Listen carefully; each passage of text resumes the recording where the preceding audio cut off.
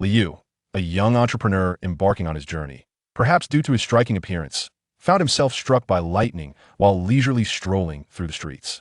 He unexpectedly traversed to the first part of the Douluo Continent, becoming the sworn elder brother of Tang San's parents, Tang Hao and Ain. Endowed with unparalleled forging abilities, witness how Liu carves out a niche for himself in the Douluo Continent, establishing the most formidable power and transforming his family into a top-tier lineage that he warns the Spirit Hall, "Do not provoke me, for I shall obliterate you regardless." Chapter 1. Transmigration and Learning. On October 2nd, 2016, coinciding with the National Day and Mid-Autumn Festival, Liu wandered aimlessly through the streets. As a representative of the post-90s generation, born in 1992, Liu found himself at a pivotal juncture in life. Having just embarked on his entrepreneurial venture, he was free from the drudgery of a monotonous salary and the daily commute via crowded buses. Shijiazhuang, the capital of Hebei Province, is a comprehensive city. While it may not rival the likes of Beijing, Shanghai, Guangzhou, and Shenzhen, it possesses all essential amenities. Passers-by occasionally cast glances at Liu, who had taken care to present himself well for the festive occasion. National Day and the Mid-Autumn Festival are celebrated nationwide, and as a proud Chinese citizen, Liu felt compelled to honor his appearance. At that moment, his phone rang. "Hey, Xiaoyu, why aren't you here yet? I've been waiting for ages. You're not still home, are you?" "I'm on my way. Just heading away now. Please wait a moment," he replied. Xiao Kong was Liu's closest friend, with whom he had grown up. However, this was his first visit to Shijiazhuang, as he was beginning his career there, and as a good friend, Liu felt it necessary to celebrate with him. Suddenly, the weather shifted dramatically, accompanied by thunder. What the heck? It was clear just a moment ago. Now the sky is overcast. A bolt of lightning struck nearby, the deafening clap of thunder resonating through the air. Liu hurriedly fled, muttering to himself, "Thank goodness it struck elsewhere. If it had come for me, I might not have survived." Just then, another bolt of lightning descended, seemingly drawn to Liu's earlier remarks. Is the heavens truly this precise? This was Liu's final utterance, as the world lost any trace of a person named Liu. In a hazy expanse, devoid of boundaries, Liu's soul meandered aimlessly. Damn it, why strike me of all people? I am the sole child of my family. Oh, Mom and Dad, I'm sorry, it appears I can no longer fulfill my filial duties. Thus, Liu continued to drift at, "Oh Buddha, Jade Emperor, Three Pure Ones, Guanyin, Nuwa, and all deities, please rescue me. How long must I float in this abyss?" This became Liu's daily lament, for without expressing his thoughts, he feared he might suffocate. Suddenly, in the distance, he beheld a resplendent palace, shimmering with gold and brilliance. Upon sighting it, Liu fervently floated towards the majestic structure, oblivious to the means by which he traversed. As Liu drifted closer, he discovered that the palace was even grander than he had envisioned, with the three-character Sun Palace inscribed on a plaque above that moment. The grand gates of the Sun Palace slowly creaked open, and Liu found himself inexplicably drawn inside. "Come forth, child," a voice resonated, authoritative yet tinged with a hint of kindness. Upon entering, Liu beheld a towering throne at the center of the palace, intricately carved with bizarre creatures, winged humans, serpentine beings with human heads, and at its center, a bird with 3 legs reminiscent of a crow. Suddenly, a figure materialized upon the throne, a middle-aged man adorned with a crown, his face framed by a prominent mustache, draped in a golden ancient robe, with a 3-legged bird embroidered upon his chest. "Who are you?" Liu inquired, to which the man replied, "I am the Demon Emperor Jun, my child." "Impossible." Liu gasped in astonishment. "Child, you are the amalgamation of the souls of my 9 sons who perished. You are unaware that it was Ho-E who felled them. All their bodies and souls were destroyed. Otherwise, even through reincarnation, I could have resurrected you. Yet, all that remained were fragmented souls. Later, Lady Nuwa gathered your spirits, but unexpectedly, the remnants coalesced into a new entity yourself. You do not belong to any of the 9, you are an independent soul. I facilitated your rebirth, and now we finally meet." Hearing the Demon Emperor Jun's explanation, Liu grasped the unfolding of events, yet the sudden revelation of a father was overwhelming. Thus, Liu took residence within the Sun Palace, where the Demon Emperor Jun imparted wisdom about cultivation. Liu applied himself diligently. Perhaps due to the lightning strike he had endured, he grasped new concepts with remarkable speed, particularly enamored with the art of crafting weapons. Captivated by ancient cold arms, as time flowed imperceptibly by, the day arrived when the Demon Emperor Jun summoned Liu before him. "Child, I have imparted nearly all that I can teach. All my knowledge resides within this sun palace for you to study. It shall be entrusted to you henceforth. Old man, what is this? Why entrust it to me? Li Yu questioned, bewildered. Throughout their time together, he had never referred to the demon Emperor Jun as father, and the sudden acknowledgement was jarring. My days are numbered. I am but a soul. My physical form was lost during the War of Sorcery. I shall use my remaining power to send you away. Are you prepared? The demon Emperor Jun stated. Very well. I shall send you forth, he continued, as he enveloped Li Yu in his dwindling magic like a tea that moment. The sun palace vanished, and Li Yu discovered it nestled within his dantian, accessible with merely a thought. The demon Emperor Jun and Li Yu floated in the void together. Just as Li Yu was on the verge of being engulfed by the black hole, he suddenly cried out, Father Emperor, and then vanished into the abyss. When the demon Emperor Jun heard the words, Father Emperor, he was taken aback. Despite their long time together, Li Yu had never addressed him in such a manner. A smile of contentment graced his lips, followed by a hearty laugh that faded into the void. Chapter 2. Rebirth in the Douluo Continent. Thus, Li Yu diligently practiced until one day, through his spiritual perception, he discovered his mother holding an instrument resembling a flute. Suddenly, a white ring-like object emanated from her, and upon witnessing her healing someone, he finally comprehended the realm he had entered. To his astonishment, he found himself in the world of Douluo Continent. Uncertain of the current era, Li Yu recalled having read the novel long ago, remembering vividly many of its earlier tales, although he had not delved into the subsequent second and third parts. Should these pertain to the later installments, he would possess no advantage. On this particular day, in the small town of Notting within the Fasno province of Douluo Continent, the Li family bustled with anticipation, for our protagonist was about to be born. The head of the Li family, Li Yi, anxiously awaited outside, listening to the cries of his wife from within. Li Yi, an 18th rank soul master with a hammer as his martial spirit, could not be compared to the renowned Haoyan sect. After all, his hammer was merely for forging iron. Hence the name. Our protagonist's mother, Lan Ji, was a 16th rank support type soul master whose martial spirit was the white flute, capable of healing others, a commendable ability indeed. However, both Li Yi and Lan Ji possessed innate soul power of merely 3 to 4 levels, resulting in their failure to reach the 20th rank in their 20s. Nevertheless, as soul masters, they led a content life.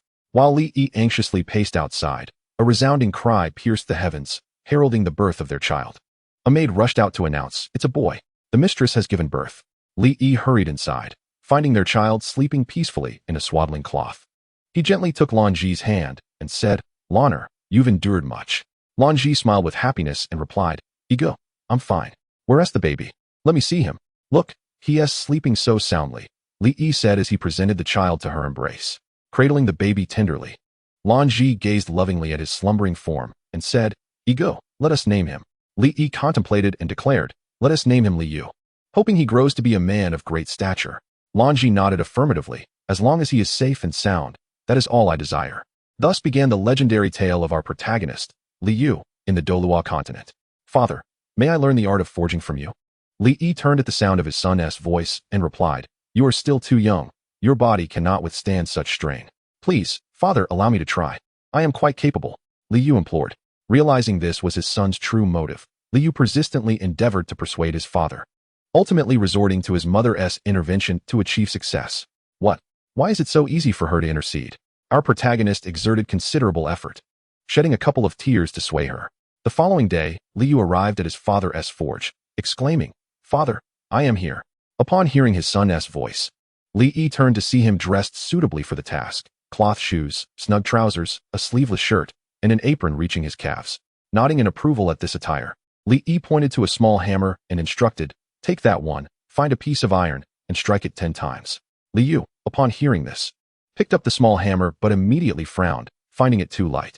He glanced around, and, upon spotting a larger hammer meant for adults, he chuckled and walked over to seize it, spinning it around twice. Li Yi, witnessing this, was taken aback and muttered, "Such innate strength, truly remarkable." The most he had learned at the Sun Palace was the art of forging. Blacksmithing was merely the foundation. With the hammer in hand, Li Yu found a piece of iron and began to strike it. His father instructed him to strike 10 times, yet he effortlessly delivered 100 blows. Li Yi, observing his son's performance, was no longer astonished, but rather resolved to pass on all his skills to his son. Thus, our protagonist embarked on his initial step in the art of forging. Chapter 3. Awakening of the Martial Soul. 3 years passed, and Li Yu was now 6 years old. On the verge of awakening his martial soul, On this day, Liu was once again training on a small hill near Nodding City. Although the Imperial Golden Crow technique had yet to reach a breakthrough, it presented an excellent opportunity to hone his foundational skills. He believed that once his martial soul awakened, his cultivation would be astonishing, and his genuine Golden Crow flame had not stagnated despite the halt in his practice. This flame was Li Yu's motivation. The more Golden Crow flame he possessed, the better, although his flames were not yet the pinnacle of solar flames. Achieving true solar flames would require Li Yu to cultivate the Imperial Golden Crow technique to the 5th level for a complete transformation. Nevertheless, in the world of Douluo, the Golden Crow flame was already invincible. Upon hearing her brother's words, Li Shaoling pouted. "It's your fault for not letting me go to that little hill with you. I can only wait here." "Humph, bad brother, not letting me go. There must be fun things on that hill."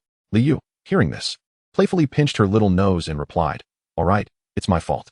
Starting tomorrow, I'll take you to the little hill to see what's there. But after that, you must behave and stay at home, okay?" "Yay, okay, brother," Li Shaoling exclaimed joyfully, planting a kiss on Li Yu's cheek. Upon returning home, at the dining table, their father, having just finished his meal, said to Li Yu, "My son, tomorrow morning you will accompany me to the Martial Soul Hall to awaken your martial soul. Make sure to rest well today and prepare." Hearing this, Li Yu felt a surge of excitement and replied, "All right, Dad." Li Yi, with a gentle smile, affectionately ruffled Li Yu's hair. Knowing his son possessed innate strength, he was determined not to disappoint his wife or himself. In merely 3 years, Li Yu had mastered all the knowledge of blacksmithing, leaving Li Yi with little else to teach. It was both a blessing and a burden to have a son with such monstrous talent, as Li Yu's rapid learning left his father feeling a lack of accomplishment. The following day, Li Yi took his son to the Martial Soul Hall. At the entrance, many parents and villagers were waiting with their children for the awakening ceremony. Upon seeing Li Yi, several villagers approached to greet him. Renowned as a skilled blacksmith in Nodding City, Li Yi produced high-quality farming tools and weapons, and his wife possessed a support-type martial soul. While this may not have held much significance in larger cities, it was quite impressive in Nodding City. As Li Yi was exchanging greetings with his fellow villagers, the grand doors of the Spirit Hall suddenly swung open. A man in his 30s emerged and declared, "The Spirit Awakening ceremony at the Spirit Hall is about to commence. All children, please enter. Your parents will wait outside." Upon hearing this, Li Yi turned to Li Yu and said, "Child, it is time to go in." Though his words were few, Li Yu could sense a hint of anxiety in his father's tone. He understood that the awakening of the spirit was a matter of great significance, one that warranted utmost seriousness. Nodding in acknowledgement, Li Yu stepped into the Spirit Hall, where he noticed that the Spirit Hall of Nodding City bore little difference from the one of 30 years hence. As Li Yu surveyed the surroundings, the young man who had escorted them spoke again. "My name is Matthews, the steward of this Spirit Hall. I will facilitate your spirit awakening. Whatever you see, do not be startled or afraid, understood?" To Li Yu's surprise, Matthews had already been in Nodding City over 3 decades ago. Some children, upon seeing Matthews, were so frightened that they immediately attempted to flee. Observing this, Matthews reassured them, "Do not run, remain calm. This is my spirit, the battle tiger. Soon, you too will transform into something like this. It is a mark of a soul master." Matthews addressed a little girl, "You will be first. Do not worry. It will be over soon." The girl stood amidst 6 awakening stones, and suddenly, a blue glow enveloped her. "Extend your right hand," Matthews instructed. Complying, the girl extended her hand, and a small blue sprout emerged from it. The subsequent children tested their spirits, revealing scythes and hoes, yet none possessed any soul power. However, one boy named Lu Yalong displayed a wolf spirit with level 4 soul power, indicating a modicum of talent. In the realm of Douluo Continent, only the flute was known. The appearance of a Shao was unprecedented. Upon recognizing the Shao, Matthews furrowed his brow, questioning, "A flute? Yet, why is it so lengthy?" The Shao was a third longer than a flute, an anomaly that left Matthews perplexed. At that moment, Li Yu spoke up, "Lord Matthews, this is not a flute. It is a Shao, another type of musical instrument." Matthews, intrigued, responded, "An instrument? If it is indeed an instrument, it may be a mutated spirit, likely of the support type. Come, let us test your soul power." Matthews was aware that Li Yu's mother was a support-type soul master known for her healing abilities in Nodding City. Approaching the crystal ball, Li Yu placed his hand upon it, and the orb erupted with brilliant light, as if on the verge of shattering. Matthews was taken aback, nearly dropping his jaw in astonishment. Innate full soul power. Remarkably, innate full soul power in a support type. How could this be? In Matthews' experience, no support-type spirit had ever exhibited such a phenomenon. Even the 7-treasure glazed tile school's pinnacle spirit, the 7-treasure glazed pagoda, reached only level 8. With palpable excitement, Matthews exclaimed to Li Yu, "Child, would you be willing to join the Spirit Hall?" To this, Liu replied firmly, Lord Matthews, I do not wish to join the Spirit Hall. It was no jest. The Spirit Hall might very well become his adversary in the future, and there was no way he would align himself with them. Matthews shook his head in disappointment and remarked, Oh, what a pity. You must understand that the Spirit Hall possesses an abundance of resources for your cultivation, enabling your innate talent to flourish to its fullest potential. Now, children, let us proceed. Liu smiled softly, indifferent to the resources of the Spirit Hall. What could they offer that would compare to the Imperial Golden Crow technique? Even if he were to ascend to divinity in this realm, his mastery of the Imperial Golden Crow technique would merely reach the pinnacle of its first level. And therein lay his greatest wealth and resource. Chapter 4. The Celestial Physique and Dual Spirits of the Three-Legged Golden Crow. Upon returning home, when his parents learned of his innate full spirit power and auxiliary lineage, they embraced Liu and wept profusely. Fully aware of the rarity and value of such a gift, one that had never before graced their family.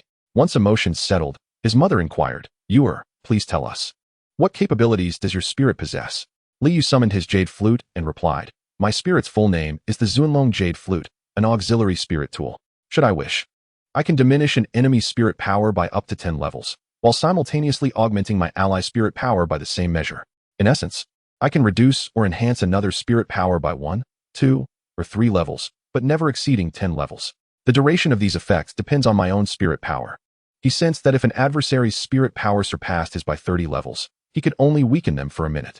Conversely, enhancing a comrade's power posed no such concerns, as allies would willingly accept his support, unlike enemies who would fiercely oppose him, creating a natural resistance. Astonished, his mother Lan Ji and father Li Yi were rendered speechless. Yet, Liu astounded them further by declaring, Mom, Dad, it seems I possess another spirit. What? His parents gasped in shock, and his father Li Yi immediately urged, Release your other spirit. Liu quickly extended his left hand, channeling his spirit power, and a bird-shaped spirit enveloped in flames manifested instantly, transforming the courtyard into a scene reminiscent of a volcanic eruption, exuding intense heat. His parents, puzzled, questioned the nature of this spirit, another unprecedented entity in the Douluo Continent. Yet Liu recognized it well, feeling a profound familiarity. The three-legged golden crow. Indeed, it is the three-legged golden crow. As the son of the illustrious demon emperor, how could I lack the talent for such a spirit? It was merely waiting for me to uncover it. In his left hand, a golden flame surrounded the equally golden three-legged golden crow, but he swiftly retracted the spirit upon noticing his parents and sisters sweating profusely, their clothes nearly igniting. Furthermore, the spirit's manifestation consumed a staggering 70% of his spirit power in that brief moment. Once liberated from their distress, his mother asked, What abilities does your second spirit possess? At that moment, his father interjected, Child, which spirit do you wish to use in battle? Upon hearing his son's words, he responded thoughtfully, Indeed, utilizing the Zunlong Jade Flute seems judicious. This way, others will remain unaware of your dual spirits. However, you must promise me not to bestow any soul rings upon your second martial spirit unless absolutely necessary. Can you do that? Though your father is a blacksmith, he possesses considerable wisdom. Upon hearing this, the father felt a sense of relief. Good child, your current task is to become thoroughly acquainted with your martial spirit. In 3 months, you shall attend the Nodding Martial Spirit Academy. Li Shaoling then smiled brightly, saying, Yes, brother, you must come to visit me often. However, you have yet to fulfill your promise from today. I don't care, you must take me to play on the small hill tomorrow. Liu chuckled and replied, All right. Brother promises you. At this, the sister's mood brightened, and she joyfully embraced Liu. Their parents, witnessing the strong bond between the siblings, exchanged happy glances and smiled. The following morning, Liu refrained from his usual training, instead honoring his promise by taking his sister to the small hill where he practiced for the entire morning. Although the hill held little appeal for Liu, merely serving as a training ground, it was adorned with wildflowers and inhabited by small creatures, making it a delightful locale for Li Shaoling. Liu took his sister on a leisurely stroll around Nodding City. As they passed a stall, Liu paused, prompting his sister to ask curiously, Brother, why have we stopped? I still wish to play elsewhere. While speaking, she pointed towards a nearby toy stall. Liu replied, In a moment, brother will take you there. First, let's step inside this shop. I have something to attend to. He led his sister into the shop. Observing that its inventory was sparse, primarily consisting of crystal balls for testing soul power and soul stones for awakening it. Approaching one of the shelves, he noticed a ring, 3 necklaces, and a bracelet. Welcome. What can I assist you with? Greeted a man who appeared to be the shopkeeper. Feel free to browse our items. The shopkeeper did not underestimate them simply because they were children. Hello, I would like to inquire about this, Liu said, pointing to the counter with the ring. Using his spiritual sense, he discerned a 3 cubic meter space within it. Although roughly crafted, it bore resemblance to the forging techniques he had learned in the Sun Palace. While it could not compare to the treasures of the Sun Palace, Liu realized he could forge one using the Jinwu True Fire. What intrigued him most was its price, 3,000 gold soul coins, indeed, a hefty sum.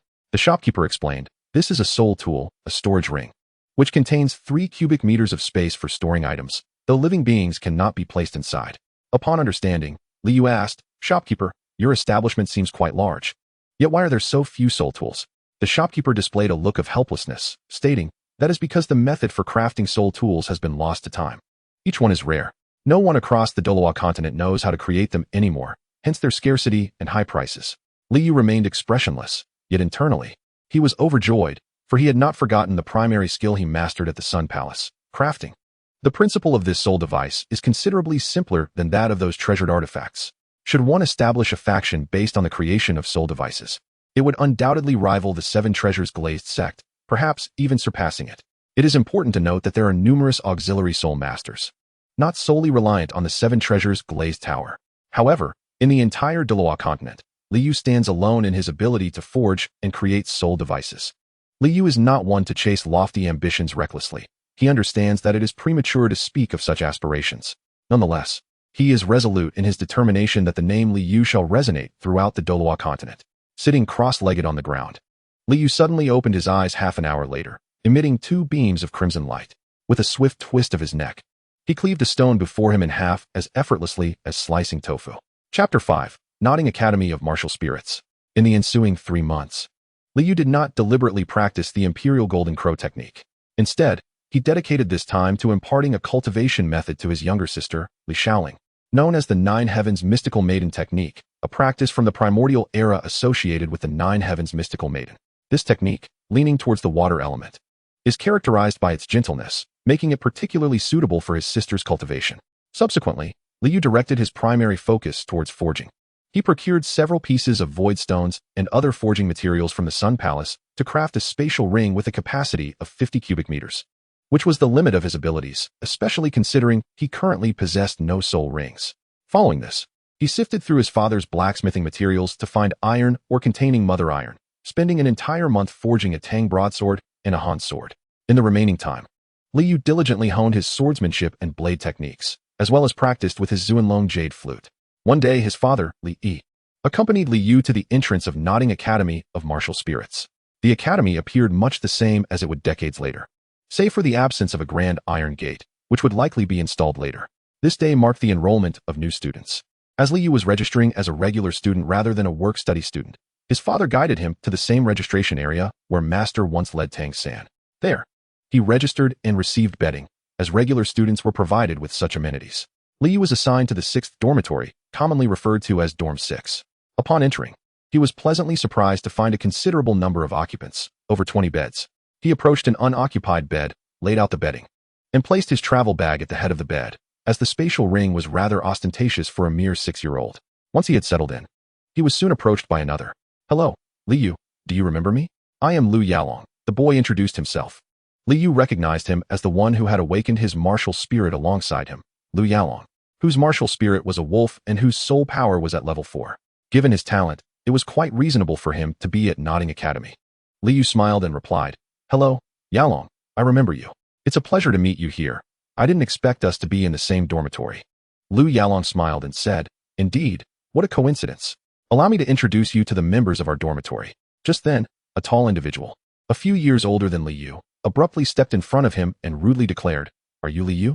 I am Wang Wei, the leader of Dormitory 6. Since you are new here, let us have a contest to see if you have what it takes to enter our dormitory. That is the rule of Dormitory 6. Before Liu could respond, Liu Yalong interjected, "Wang Wei, do not go too far. Liu is an auxiliary-type soul master. How can he compete with you?" At this moment, Wang Wei felt somewhat awkward, as he was unaware of Liu's auxiliary classification. Hearing Liu Yalong defend him, Liu felt a surge of gratitude and offered Liu Yalong a warm smile.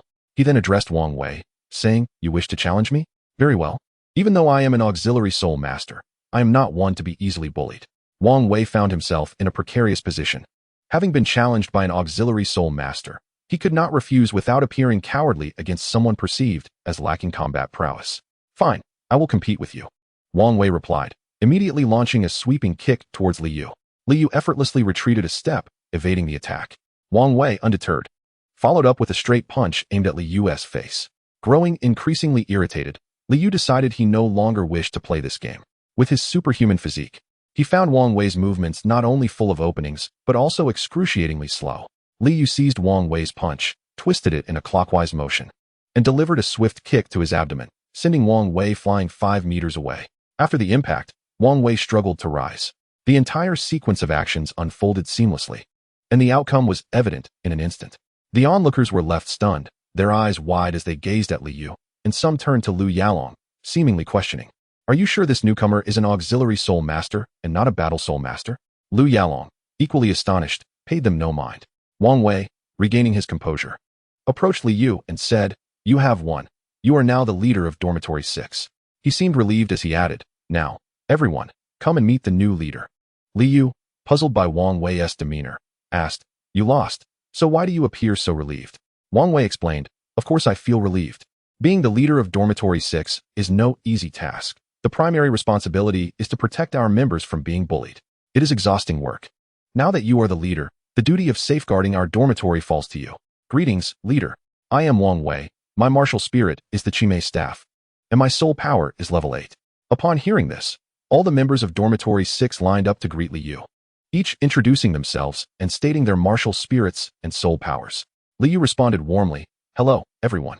Since you have recognized me as your leader, I assure you that I will not allow anyone to bully the members of Dormitory 6. My name is Li Yu, and my martial spirit is the Zunlong Jade Flute, with innate full soul power. As he uttered the words innate full soul power, the atmosphere shifted, and the breaths of all present became rapid with astonishment. Wang Wei inquired, Leader, are you truly an auxiliary type? Innate full soul power. Li Yu confirmed, yes. Upon receiving his affirmation, the only word echoing in the minds of everyone present was monster.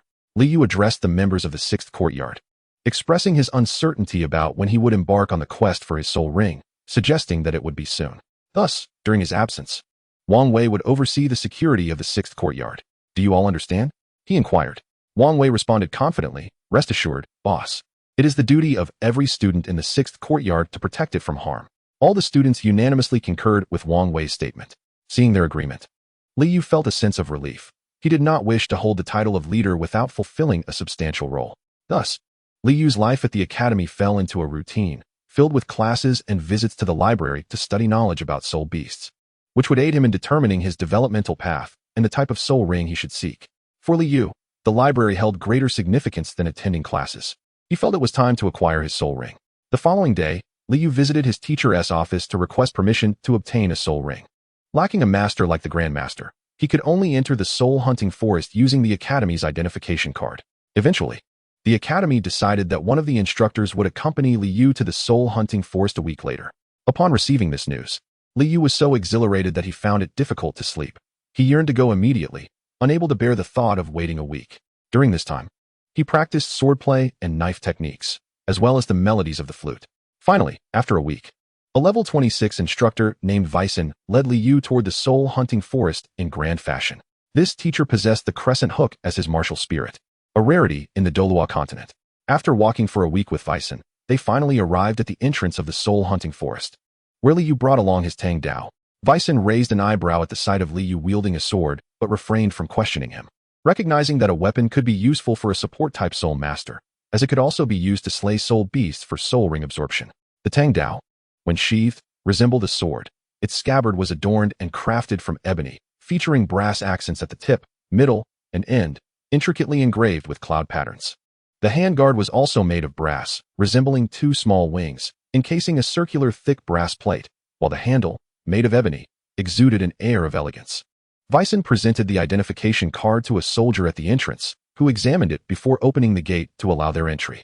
As they entered the forest, Li Yu contemplated his developmental trajectory, seeking soul beasts known for their speed or formidable attack power, so that he might weaken his enemy's speed or assault with his soul ring. Once inside, they encountered towering trees, yet both Vicen and Li Yu remained vigilant, aware that plant-type soul beasts could also be formidable adversaries. Vicen shared his knowledge of soul beasts while cautiously scanning their surroundings. Suddenly, they heard a series of chattering sounds, and upon investigation, they discovered a monkey. Upon witnessing the scene, Teacher Weissen addressed Liu, saying, "This is the wind monkey. Although it is a decade old, its speed is remarkable." They are colloquially known as blood choke due to their method of attack, which involves darting swiftly towards their prey and striking at the neck with their claws. Wind monkeys are social creatures, and a troop must be nearby. Let us not disturb them. With that, he led Liu deeper into the forest. After walking for another 10 minutes, they encountered a soul beast resembling a magnificent rose. As Liu expressed his desire to approach, Weissen immediately grasped his arm, cautioning, "This is the grudge flower. Do not venture too close, as it can emit a pink mist that induces hallucinations. This soul beast will reject your martial spirit. We should seek another location." Presently, the whereabouts of Master Yu Xiaojiang's 10 core theories of martial spirits remained a mystery. Yu Xiaojiang was likely around Liu's age, perhaps still at the Blue Electric Tyrant sect. As they traversed the forest, dusk began to settle. Teacher Weissen glanced at the sky and remarked, "It seems we shall not find an ideal soul ring today. Let us find a suitable spot to camp, for the soul-hunting forest can be perilous at night." Liu and Teacher Weissen selected a relatively open area to set up their camp. Weissen handed Liu a pouch, instructing, "Scatter the contents of this pouch around us. It will deter soul beast attacks." While Liu pondered, Weissen added, "It is getting late. We must rise early in the soul-hunting forest. I shall rest first, while you keep watch for the first half of the night. The latter half will be arduous, and I will take over then." With that, the teacher lay down and drifted into slumber. Liu, meanwhile, retrieved a silk-like cloth from his spatial ring and meticulously began to polish his Tiandou. Admiring the unique patterns of the patterned steel upon the blade, he planned to seek his own soul ring once his teacher was sound asleep, holding many secrets within him that he preferred to keep hidden. Once Weissen was deep in slumber, Liu added more firewood to the blaze, his eyes glinting with determination as he set off toward the heart of the forest, Tiandou in hand. As he walked, he searched for a suitable soul beast to serve as his soul ring.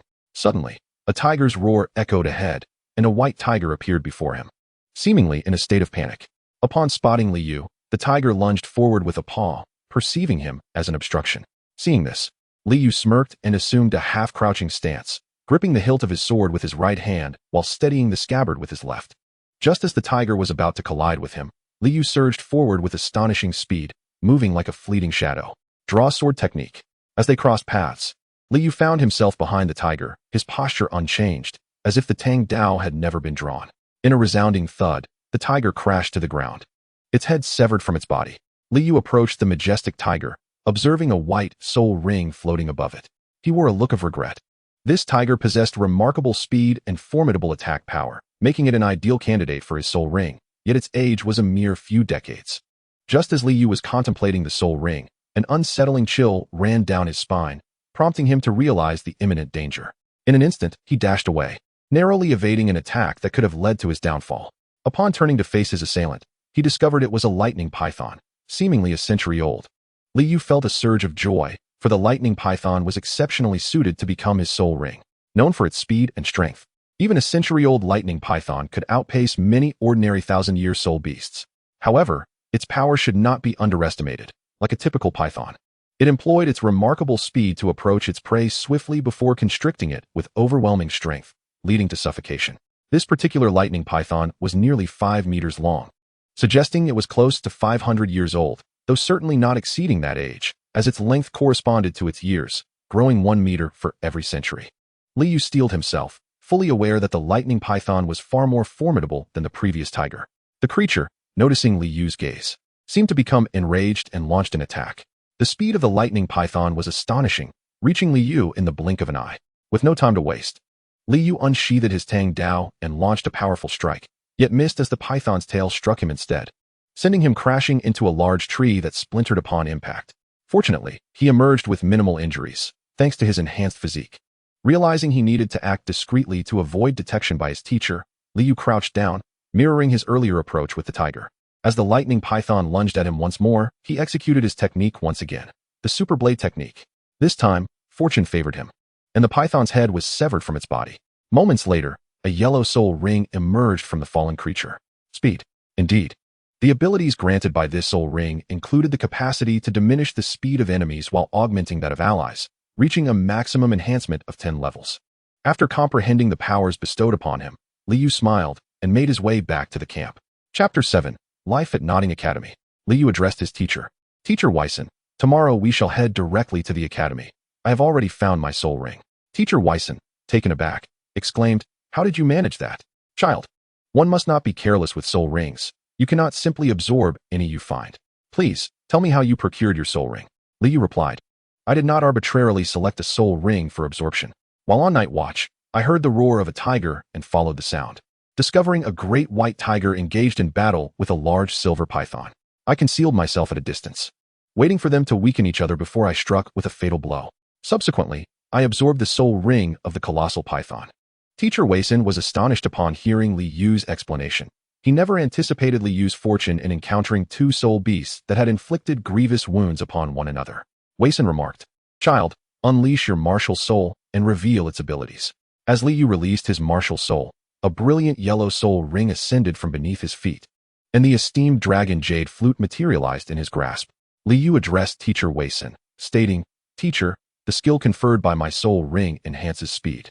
I can grant my teammates an increase of 5 levels in speed.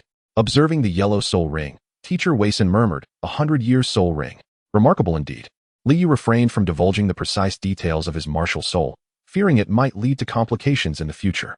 Teacher Weisin felt a sense of joy for Li Yu, and witnessing the teacher's happiness stirred a twinge of guilt within Li Yu. Li Yu guided the teacher to inspect the remains of the lightning boar and the tiger. Upon seeing the two corpses, Teacher Weisin expressed his astonishment. Although he noted the wounds on the bodies, he refrained from further inquiry, assuming they were inflicted by the tiger's abilities. The following morning, the two departed from the soul-hunting forest, heading towards the academy. One of their dormitory mates remarked, Wang Wei has issued a challenge to the first dormitory. All our injuries were inflicted by them. Their leader is a level 11 soul master. We stand no chance against him. With that, he lowered his head. Li Yu replied, What a disgrace. It is merely a matter of skill. I heard you issued a challenge to the first dormitory. When shall we compete? Wang Wei responded, It has been arranged for today after class, at the back mountain of the academy. Let us not fail to meet. As dusk fell, all members of the 6th dormitory mobilized, led by Li Yu towards the back mountain. Upon arrival, they spotted the first dormitory approaching from another direction.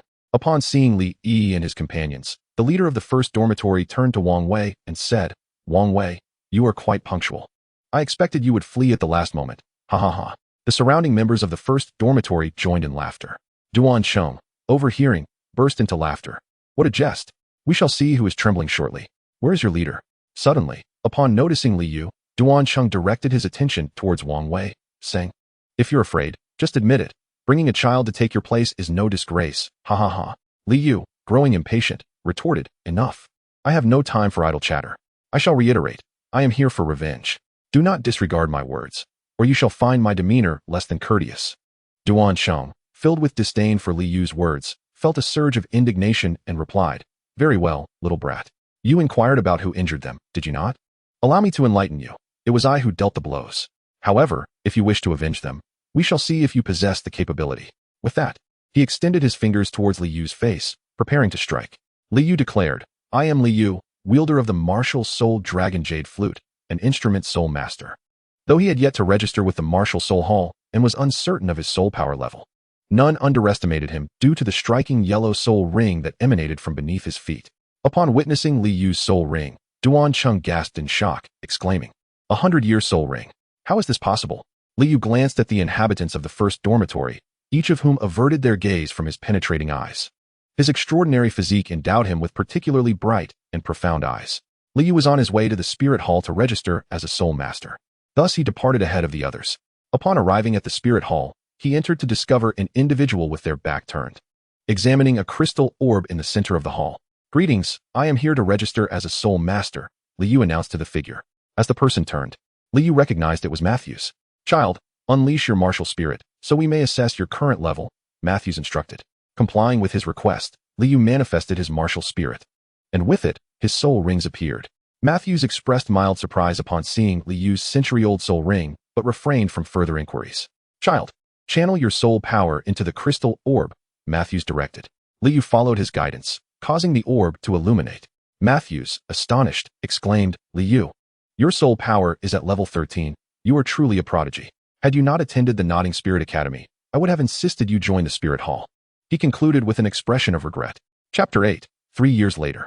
3 years hence, Li Yu had reached the age of 9, standing at a height of 1.65 meters. On this day, he opted not to attend the academy, but accompanied his parents and younger sister to the Spirit Hall. Today marked the occasion of his sister's martial spirit awakening, and the entire family had rallied to support her during this significant event. After 3 years of cultivation, Li Yu's soul power had ascended to level 22. Nearly a month prior, he had acquired his second soul ring from the Tiandou forest, which belonged to a formidable bear known as the explosive claw bear.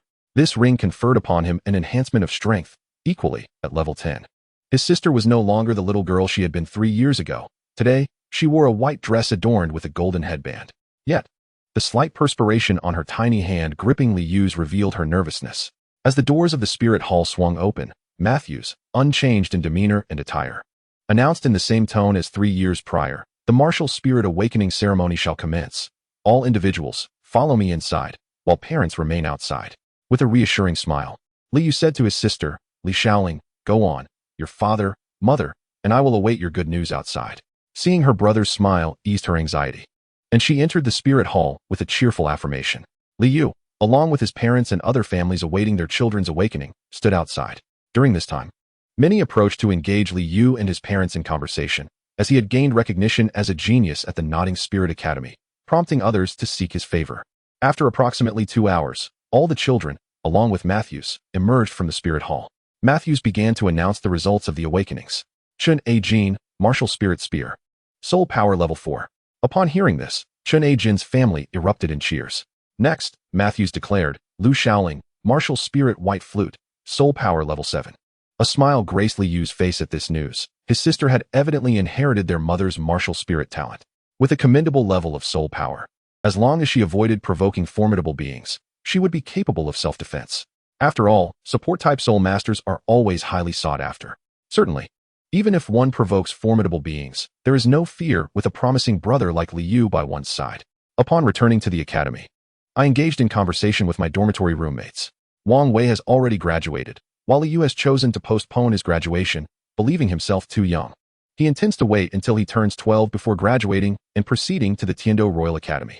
During the acquisition of his second spirit ring, Li Yu learned of a prodigy at the Tiandou Royal Junior Academy, a gifted individual endowed with innate full spirit power, named Tang Hao.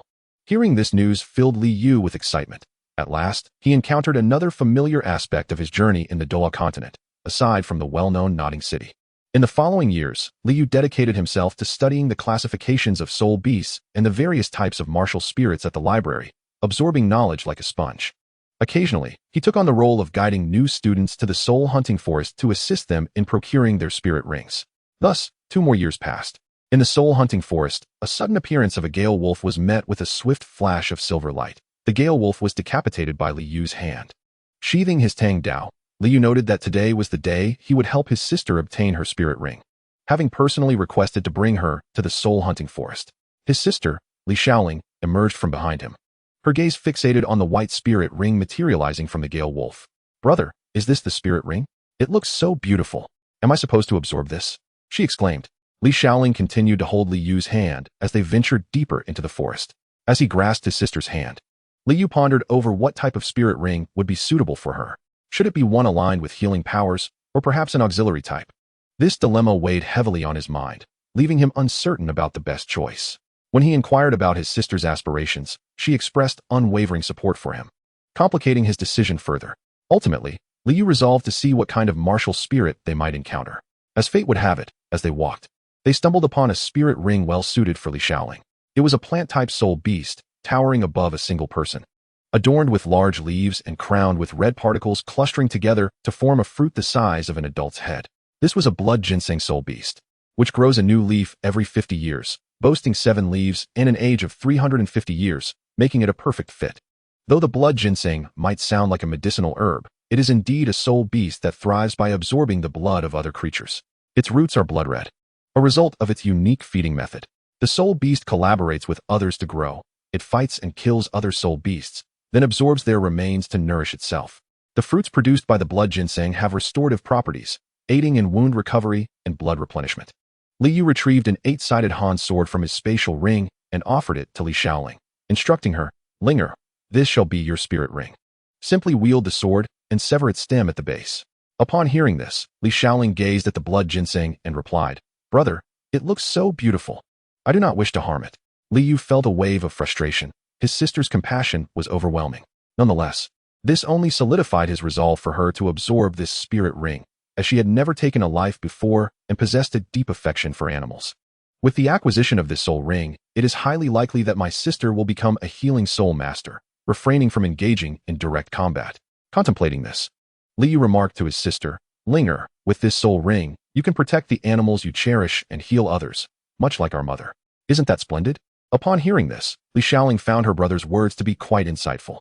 Following his guidance, she brandished her sword and struck at the blood-colored ginseng. After a moment, a yellow soul ring emerged from the ginseng. Liu instructed his sister, Linger, channel your Jiutianzuan technique and absorb the soul ring. Not disappointing him, Li Shaoling completed the absorption after an hour and, filled with joy, rushed into her brother's embrace. Liu affectionately ruffled her hair and inquired, so, what is the ability of your soul ring? Let me see. Li Shaoling replied, all right, let me show you my ability. It's quite impressive. Stepping back slightly, she summoned her soul power, unleashing her martial soul, the white transverse flute, which appeared in her hand, accompanied by a yellow soul ring. She declared to Liu, brother, the ability granted by my soul ring is to rapidly heal injuries and restore vitality. As long as the wounds are not too severe, I can recover in just a few seconds. Impressive, isn't it? She looked at Liu with a hint of pride. Liu smiled and responded, indeed, quite remarkable. You are the best, my sister. A year passed quietly, and Liu was preparing for his graduation, ready to embark for Tiandou City. Chapter 9. Tiandou Royal Academy in the imperial capital of the Tiandou Empire, Tiandou City, 12-year-old Liu, standing at a height of 175 meters, strolled along a bustling street. Clad in a pristine white outfit with a knee-length white coat and black leather boots, his raven hair was swept back to his shoulders, revealing his ears and sideburns. His angular visage lent him an air of masculinity, dispelling any notions of effeminacy often associated with his hairstyle. In 2 days, the enrollment day for the Tiandou Royal Senior Academy would arrive. Having arrived 2 days early, Liu spent his time wandering the vibrant streets of Tiandou City. His soul power had reached the 30th level, yet he had yet to acquire his third soul ring, intending to search for it after arriving at the academy. After some time of exploration, Liu discovered a hotel that appeared quite appealing. Upon entering, he admired the tasteful decor, which shimmered with golden accents without being gaudy. Approaching the front desk, he requested, could you please arrange a room for me? The receptionist glanced at the room availability chart and replied, your luck is quite favorable. Dear guest, we have only one room left, and it happens to be our finest. However, the rate is correspondingly higher. Would you like to proceed? Liu, upon hearing this, affirmed, yes, I shall take that room. Just as he completed his sentence, a voice suddenly interrupted, that room is mine. Kid, you should go elsewhere. Turning to the source of the voice, Liu saw 2 young men entering the lobby, one appearing to be of similar age to him, while the other seemed a few years older. They bore a striking resemblance, dressed in identical blue attire, exuding a similar aura as if they were brothers.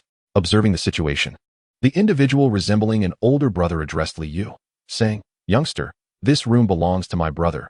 You should seek refuge elsewhere. Liu, upon hearing this, felt a surge of anger, smirked disdainfully, and retorted, what if I refuse?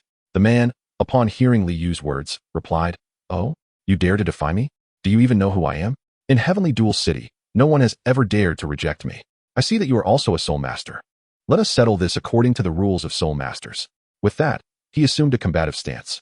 Before Liu could respond, the hotel manager rushed out, shouting, no, gentlemen, let us maintain harmony. We can discuss matters amicably. Please refrain from fighting. If you break something, the consequences will be dire. Hearing the manager's words, Liu retorted, enough of your prattle. If anything is damaged, it will be on my account. Liu was thoroughly incensed by the man's provocations. The man resembling an older brother interjected, there is no need for you to pay. I, Tang Xiao, have never made anyone pay. Upon hearing Tang Xiao's name, Liu was taken aback. He realized that this was indeed Tang Xiao, and the other was his brother, Tang Hao. With this revelation, Liu's anger subsided. He was well aware of the character of Tang Xiao and Tang Hao, but such a splendid opportunity to engage with the 2 brothers could not be squandered. Without further ado, Liu assumed a combat stance and immediately charged at Tang Xiao, delivering a swift kick. Tang Xiao, using his left hand to block, felt the gravity of the situation. From that kick, he recognized that Liu was no ordinary opponent. Liu followed up with a knife hand strike aimed at Tang Xiao, who once again blocked, with both retreating a step. Tang Xiao remarked, very well, I did not anticipate your strength to be quite commendable. With that, he planted his feet firmly, adopting a horse stance, and summoned a 1 meter 20 long Haotian hammer, as 2 yellow and 1 purple soul rings emerged around him.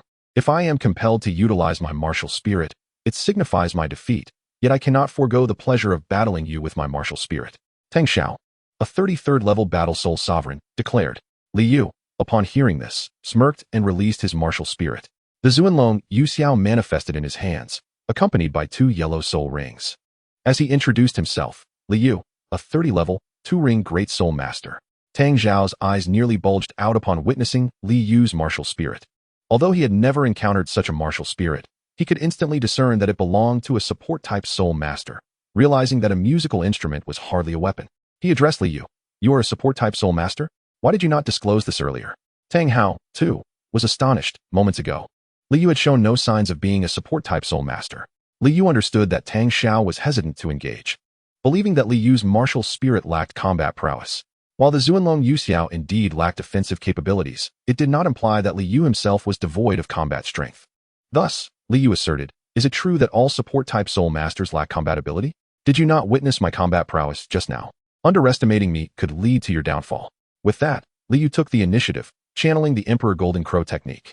In an instant, a searing wave of heat surged towards Tang Xiao, immersing him in an inferno, causing sweat to pour down his body and brow. Tang Xiao was unwilling to remain passive. He immediately activated his first soul skill, the Great Sumeru Hammer, and launched an assault towards Li Yu. In response, Li Yu employed the Jade Flute sword technique with his Jade Flute, skillfully neutralizing each of Tang Xiao's attacks without sustaining a scratch. Observing that Li Yu remained unscathed, Tang Xiao grew anxious and unleashed his third soul skill, Hammer Dominates the World, striking down upon Li Yu. Li Yu, harnessing the power of the Imperial Golden Crow technique and leveraging his superhuman physique, responded with a simple yet powerful straight punch. Upon their clash, a shockwave erupted outward, damaging everything in its vicinity, leaving no remnants intact. Tang Xiao staggered back 2 steps, while Li Yu retreated approximately 5 meters. The prowess of a Millennium Soul Ring was indeed extraordinary, Li Yu mused. As he spoke, Li Yu tossed the Zuanlong Jade Flute above him, which began to emit a melodious tune, simultaneously illuminating his second soul ring. When Tang Xiao heard the enchanting music, his Millennium Soul Ring dimmed significantly. Startled, he realized that while he could still harness its abilities, they had been reduced to a level comparable to his second soul ring. At this moment, Li Yu inquired, "Shall we continue? Continue? What for? If my Millennium Soul Ring is rendered ineffective, it is akin to being powerless. That would only be self-inflicted torment," Tang Xiao replied. Retracting his martial soul, he then addressed Li Yu. "I concede, that was quite exhilarating. You are formidable, and I hope our paths cross again in the future." Meanwhile, Tang Hao began to reveal his own talents, though he remained a rather shy young man at this juncture. It was no wonder that he would later adopt a cold demeanor following the challenges posed by Yin. After spending 2 days at the hotel, Li Yu set forth towards the Tiandou Royal Academy. Upon arrival, he presented his credentials from the Nodding Academy at the registration office. The instructors, upon reviewing the document that detailed Li Yu's capabilities, were taken aback. Ultimately, they permitted him to enroll as an elite student at the Royal Academy.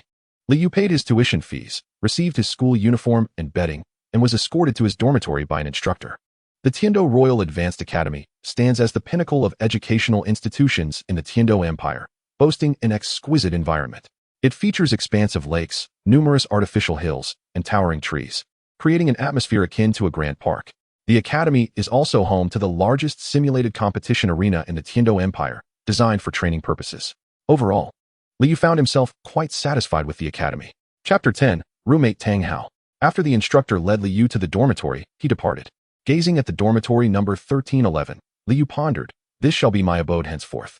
Upon entering, he discovered that he was not alone. There was one other occupant. Tang Hao had just arrived and was busy arranging his bedding when the door swung open. Upon seeing Li Yu, Tang Hao was taken aback and exclaimed, "What a surprise to see you here." Li Yu, equally astonished by the coincidence of having Tang Hao as his roommate, smiled and replied, "Why not? Allow me to introduce myself. I am Li Yu, 12 years old, hailing from Nodding City." Upon hearing Li Yu's introduction, Tang Hao responded, "I am Tang Hao, also 12 years old, from Haotian City. At present, the Haotian sect has yet to sever ties with the Spirit Hall and has not retreated into seclusion." Li Yu felt a sense of joy upon discovering that Tang Hao was his roommate. A thought flickered in his mind. At last, a connection has been established, and surely, following Tang Hao would lead to an abundance of narrative. Li Yu did not intend to rely on Tang Hao for protection, but rather recognized that with Tang Hao came the central storyline, providing him the opportunity to showcase his own abilities and aspirations. With this in mind, Li Yu smiled at Tang Hao and said, "It seems we have become acquainted through a non-confrontational meeting. Once the other roommates arrive, please call your brother. I shall treat." Li Yu observed that the dormitory was quite spacious, containing 4 beds, of which only Tang Hao's was adorned with belongings, while the others remained bare. Upon hearing Li Yu's words, Tang Hao smiled faintly, realizing that Li Yu was an amicable person. After agreeing to Li Yu's request, the two began to tidy up the beds. Once they had finished, they engaged in light conversation, just as the dormitory door swung open, admitting 2 newcomers. These 2 individuals presented a striking contrast. One was tall and stout, while the other was short and slender.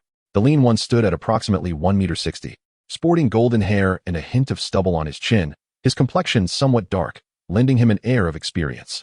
The stout one, in contrast, was fair and youthful, standing nearly 1.80 meters and weighing around 100 kilograms, with tousled brown hair and an intriguing pair of spectacles that imparted a scholarly demeanor.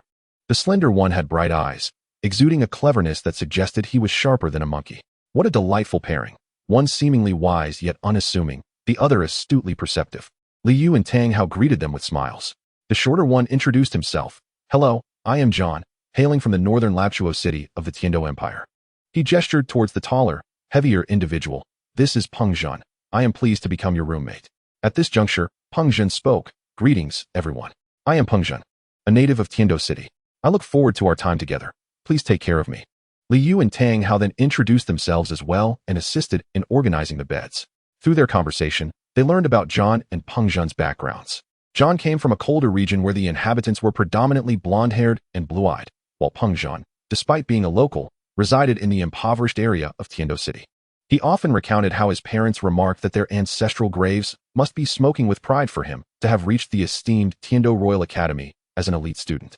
Indeed, Peng Zhen possessed remarkable talent, as he had already achieved the rank of a 28th level Great Soul Master by the age of 12. His martial spirit being that of a porcupine, which boasted formidable defensive and offensive capabilities. John was no slouch either, standing as a 27th level Great Soul Master with a martial spirit resembling a monk's staff. Li Yu contemplated how perfectly suited their soul rings were to them. Peng Zhen's physique was well matched to his martial spirit, while John's martial spirit, when summoned, elicited an exclamation of Sun Wukong. From Li Yu. In room 1131, the entire assembly had gathered. Peng Zhen with his 28th level soul power, John at 27th, Tang Hao at 29th, and Li Yu at 30, who was also the eldest. Tang Hao followed as the second oldest, John third, and surprisingly, Peng Zhen was the youngest among them. The 4 beds were tidily arranged, and the group engaged in casual banter, fostering their camaraderie. As noon approached, Li Yu graciously invited his companions to join him, asking Tang how to fetch his brother, Tang Xiao, with an arrangement to meet at the academy entrance. Li Yu and John Peng awaited Tang Hao and Tang Xiao there. After a brief quarter of an hour, the 2 brothers arrived, accompanied by Tang Xiao's hearty laughter. Approaching Li Yu, Tang Xiao remarked, "I always said we would meet again, but who would have thought, dear brother Li, that you would become Hao's roommate?" Li Yu responded with equal surprise. "Indeed, I never anticipated such a coincidence." John and Peng exchanged greetings with Tang Xiao, and the 5 proceeded to seek a dining establishment outside the academy. They arrived at a restaurant named Huihua Tower, settled into their seats, and ordered their meals. Once the dishes were served, Tang Xiao lifted a glass of wine towards Li Yu, saying, "Brother Li, I toast to you. I apologize for the previous incident. However, as the saying goes, one must engage in conflict to truly know another. I have realized today that the flood has washed away the Dragon King's temple. Henceforth, you are my brother." Hao is somewhat reserved, a bit of a closed book, so I trust you will look after him. Before Li Yu could respond, Tang Hao interjected, "Brother, I am no longer a child. I can take care of myself." Li Yu smiled at Tang Xiao and replied, "You honor me too much, Brother Tang. Rest assured, I shall treat Tang Hao as my own brother." Li Yu and Tang Xiao raised their glasses, with Tang Hao following suit. Peng and John, observing this, joined in the toast, and together they clinked their glasses. The beverage they consumed resembled wine but was low in alcohol content, as they had opted for something light. Being students, today was merely an enrollment day, with no obligations until the formal opening ceremony the following day. Otherwise, they would have been relegated to drinking juice. As the meal progressed, with wine flowing and flavors abounding, Tang Xiao became the elder brother to all, while Li Yu assumed the title of the leader of dormitory 1131. Tang Hao was now Li Yu's younger brother, and Peng and John referred to Tang Xiao as their second brother, while they simply addressed each other by their names. After their meal, the group exited Huihua Tower and meandered down the street before heading towards the academy. Upon entering the campus, a girl's voice suddenly called out from behind them, "Excuse me, are you students of the academy?" Turning around, they were astounded by the sight before them. She was stunningly beautiful, with blue hair and a white dress adorned with pink accents, her large blue eyes sparkling with anticipation. Li Yu and Tang Xiao were the first to regain their composure. Li Yu addressed the girl. "Hello, we are indeed students of the academy. How may we assist you?" She replied, "Could you please direct me to the enrollment office? I am not familiar with the layout." As she spoke, she clasped her hands together, appearing quite bashful. An enchanting sight indeed. Li Yu pointed her towards the enrollment office, and the girl beamed with gratitude, thanking them before making her way to register. The five friends watched her disappear from view, and suddenly Li Yu realized he had forgotten to ask her name, lamenting the missed opportunity. Meanwhile, Tang Hao, enchanted since the moment she approached, found himself momentarily speechless, captivated by her beauty. Even when his brother Tang Xiao bid farewell, he did not acknowledge him, and Tang Xiao was unperturbed, for he had acted similarly moments before. Although Li Yu felt a sense of familiarity with the girl, he did not dwell on it. After all, they were both students of the same academy and would inevitably cross paths again. With this thought, Li Yu soon fell into slumber. Chapter 11. The Blue-Silver Emperor, Ain. The ceremony lasted throughout the morning, culminating in a speech from the academy's principal welcoming the new students. During the intermission in the classroom, Li Yu stumbled upon an unexpected delight. The girl who had inquired about directions the previous day was, astonishingly, in the same class as them. She sat a couple of rows ahead of Li Yu, while Tang Hao, slightly taller than Li Yu, occupied a seat behind him. Yet he could not help but gaze at her intently. Tang Hao nudged Li Yu to rouse him from his reverie, and John, sensing a lull in the atmosphere, took the initiative to introduce himself. "Hello, beautiful. I am John, the third resident of dormitory 1131. He then proceeded to introduce Li Yu, Tang Hao, and Peng Zhen to Ain.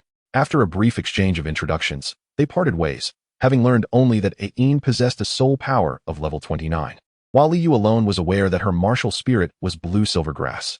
Upon returning to the dormitory, Tang Hao noticed something was amiss with Li Yu and asked, "Boss, what is wrong with you today? You seem distracted. Do you already know Ain?" Realizing that Tang Hao was becoming suspicious, Li Yu replied, "It's nothing. I just found Ain to be quite familiar. After hearing her self-introduction, I realized she is not the person I thought she was, which left me feeling a bit disheartened." The others dismissed his words. After all, the world was vast, and many bore striking resemblances. At that moment, Peng Zhen interjected, "I say, brothers, can we go grab a bite? I'm about to starve." The group chuckled at Peng Zhen's remark, acknowledging their own hunger, and made their way to the cafeteria. After 2 months of school life, the strength of the residents of dormitory 1131 had undergone notable changes. Li Yu's soul power remained at level 30, while Tang Hao had also reached the same level. John's soul power stood at 28, and Peng Zhen at 29. An unexpected development was that Ain had also achieved a soul power of 30, a testament to her formidable talent. The rapid advancement in their abilities, aside from their regular training, could be attributed primarily to the Royal Academy's simulated arena. No wonder Master Yu Xiaojiang was willing to merge Shrek Academy with the Tiandou Royal Academy, all for the purpose of facilitating Tang San and his companions' growth. Despite ultimately failing to do so, in just 2 days, they would venture into the Tiandou forest to hunt for soul rings, and this time, all members of dormitory 1131 would participate. Initially, Li Yu had planned for just himself and Tang Hao to go, but Peng Zhen and John were adamant about accompanying them, citing the dangers within the forest. Touched by their concern, Li Yu and Tang Hao reluctantly agreed. Ain insisted on joining their expedition to the Tiandou forest as well. "Please, Ain, the Tiandou forest is quite perilous. What business does a young girl have there?" Yet when Ain asserted that her soul power had reached level 30, the group could only respond with incredulity. In the end, another member joined the team, which brought about the joy that Ain displayed when greeting Li Yu and the others. After class, the residents of dormitory 1131, along with Ain, ventured into Tiandou City to procure supplies for their expedition to the Tiandou Great Forest. Today marked the final class for several of them, and the Tiandou Great Forest lies to the south of the Tiandou Empire, a considerable distance away, consuming a significant amount of time on the journey. Upon completing their procurement, Li Yu and his companions meandered through the streets of Tiandou City. As they arrived in the southern district, Li Yu noticed that Peng Zhen appeared somewhat uneasy, a mix of anticipation and tension evident on his face. Observing Peng Zhen's demeanor and then glancing at the surrounding houses, which were less opulent than those in the city center, but rather aged and full of character, Li Yu deduced that they had ventured into this area for a reason. With a knowing smile, Li Yu addressed Peng Zhen. "It seems your home is nearby. Might we be so bold as to visit?" John chimed in. "Indeed, Peng Zhen, if you neglect to mention your home, that would be rather inconsiderate." Peng Zhen, with an apologetic tone, replied, "I apologize, everyone. It's not that I am unwilling to host you, but my family's living conditions are modest, and I fear I may not be able to accommodate you properly. Li Yu then reassured him, you misunderstand, Peng Zhen. Our bond is forged through fate. Our camaraderie is not contingent upon wealth or opulent living conditions. Do you grasp this? The others nodded in agreement. Moved by Li Yu's words, Peng Zhen said, I am truly sorry, everyone. What boss you said is indeed correct. Come, I shall take you to my home. With that, Peng Zhen led Li Yu and the others toward his residence. As they approached Peng Zhen's home, they decided to purchase a few gifts. After all, it would be impolite to arrive empty-handed. Peng Zhen's house was modest, comprising 4 rooms and a small courtyard. Upon entering the narrow alleyway leading to his home, they spotted a little girl playing at the entrance. Upon seeing Peng Zhen, she gleefully shouted brother, and dashed toward him. Peng Zhen scooped up his sister, saying, you've gained some weight. Have you been behaving at home? The little girl pouted in response, declaring, brother, how can you say I'm fat? I have been very good, and I never upset mama. Peng Zhen replied, indeed, my sister Inger is exceptionally well-behaved. He then introduced her to Li Yu and the others. This is my sister, Peng Ying. She is 5 years old. Peng Zhen added, let us go inside. We shouldn't linger outside. Chapter 12, The Essence of the Soul Ring. In a small town bordering the Great Forest, a small team arrived, 4 boys and 1 girl. They were referred to as a small team, not due to their number, but rather because of their youth, each appearing around 12 or 13 years of age. This was Li Yu and his companions. And today they intended to rest for the night in this town before heading to the Tiandou Great Forest the following day. They found a hotel in the town and requested 3 rooms, 1 for Peng Zhen and John, another for Li Yu and Tang Hao, and a 3rd for Ian. They settled in the lobby, selecting a spot to order some dishes, amidst a bustling crowd of solitary adventurers living perilously. At that moment, a group entered the lobby, led by a man in his 30s, accompanied by 4 youths who appeared to be of similar age to Li Yu and his friends, all clad in blue uniforms emblazoned with the words Tsanhui Academy. Li Yu, upon witnessing the scene, chose to remain silent. Yet the individuals from Tsanhui Academy were far less discreet. While Li Yu and his companions were not averse to trouble, they also preferred to avoid it. However, Tang Hao was not as restrained. He felt compelled to act, particularly because the boys from Tsanhui Academy were brazenly fixated on Ian, causing her considerable embarrassment. Observing their rudeness, Tang Hao was inclined to confront them, but Li Yu intervened. Puzzled, Tang Hao asked, Boss Yu, why are you stopping me? I want to teach them a lesson for Ian. Li Yu responded, Second brother, do not act rashly. We do not initiate conflict unless provoked. While we are not to be underestimated, it is best to avoid unnecessary altercations. The following day, the group ventured into the Tiandou Forest, where Li Yu, Tang Hao, and Ian all sought their respective spirit rings. Due to her unique circumstances, Ian did not need to hunt spirit beasts. However, Li Yu and Tang Hao were not afforded the same luxury. As they released their martial spirits in the forest, they began their search for spirit beasts.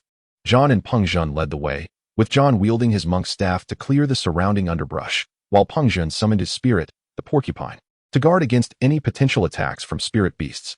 The porcupine's quills were not only sturdy but also sharp, making them formidable both in attack and defense. When John spotted a squirrel, he raised his staff with the intention to strike, but Li Yu quickly grasped his arm, imploring, let it go. The squirrel vanished before their eyes, prompting Li Yu to address the group. We are here to seek spirit rings, not to engage in slaughter. Spirit beasts sacrifice their lives to grant us these rings. We must not treat them as enemies, but rather with respect. As long as they do not attack us, we shall refrain from harming them. The group fell into contemplation, and Ian's eyes glistened with tears as she gazed at Li Yu. As dusk approached, the group had yet to find a suitable spirit ring. Li Yu suggested, let us find a place to camp. It appears we shall not acquire a spirit ring today. Tang Hao and the others agreed after glancing at the darkening sky. At that moment, Li Yu declared, I have a dream that one day I will discover a method to allow spirit masters to absorb spirit rings without causing the death of spirit beasts. I realize this may be a fanciful notion, perhaps unattainable in my lifetime, but until I achieve this goal, I will strive to protect the benevolent spirit beasts. As for those that are not, they shall become spirit rings. Darwin's theory of evolution holds its merits at times. Upon hearing Li Yu's words, Ian was moved to tears, expressing her gratitude. Thank you, Brother Yu. She bowed deeply in appreciation, and Li Yu, aware of her identity, accepted her gesture graciously. Noticing Ian's tears, Peng Zhen remarked, Ian, do not cry. You are not a spirit beast. Why are you upset? I think it should be the spirit beasts thanking Boss Yu. Ian felt a surge of anxiety at Peng Zhen's words, regretting her earlier display of emotion. Those familiar with Ian knew her immense kindness. Perhaps she simply had an affinity for small creatures. Li Yu then stepped in to alleviate her distress. Ayin quickly affirmed, yes. I adore small animals. She cast a grateful glance at Li Yu, her heart warmed by his understanding. At that moment, a sudden howl startled everyone. John exclaimed, what is that? Why is the sound so loud? Li Yu then remarked, it seems that Peng Zhen was right. A soul beast has come to express gratitude for my earlier words. Upon hearing Li Yu's statement, everyone turned their gaze towards Peng Zhen, who wore a grim expression. Aware from the beast's howl that it would not be easy to handle, the group quickly arranged themselves in formation, with Peng Zhen and Tang Hao at the front, John in the center, and Ayin and Li Yu at the rear, awaiting the approach of the fierce bear beast. Chapter 13. The Titan Giant Ape Roars. In the Tiandou forest, the fierce bear beast appeared before Li Yu and his companions, immediately launching an attack upon seeing them. Without hesitation, Peng Zhen summoned 2 soul rings that rose from beneath him, revealing the image of a porcupine behind him, its spikes shooting forth in hundreds towards the fierce bear beast. The beast winced in pain from the barrage of spikes, retreating a few meters, yet its formidable defense meant its combat prowess remained largely intact. Seizing the moment, John struck the beast's head with a staff, momentarily dazing it. However, before the fierce bear beast could recover, Tang Hao unleashed his first soul skill, the Great Sumeru Hammer, delivering a powerful blow that sent the beast crashing to the ground. The consecutive assaults from Tang Hao and the others inflicted significant damage upon the creature. Infuriated, the fierce bear beast began channeling its soul power to unleash its ultimate move, the fierce bear shockwave. Yet, a haunting melody resonated from Li Yu's martial spirit, instantly enhancing the speed and strength of his companions, instilling them with confidence even against a soul master. The beast's attack was executed nonetheless.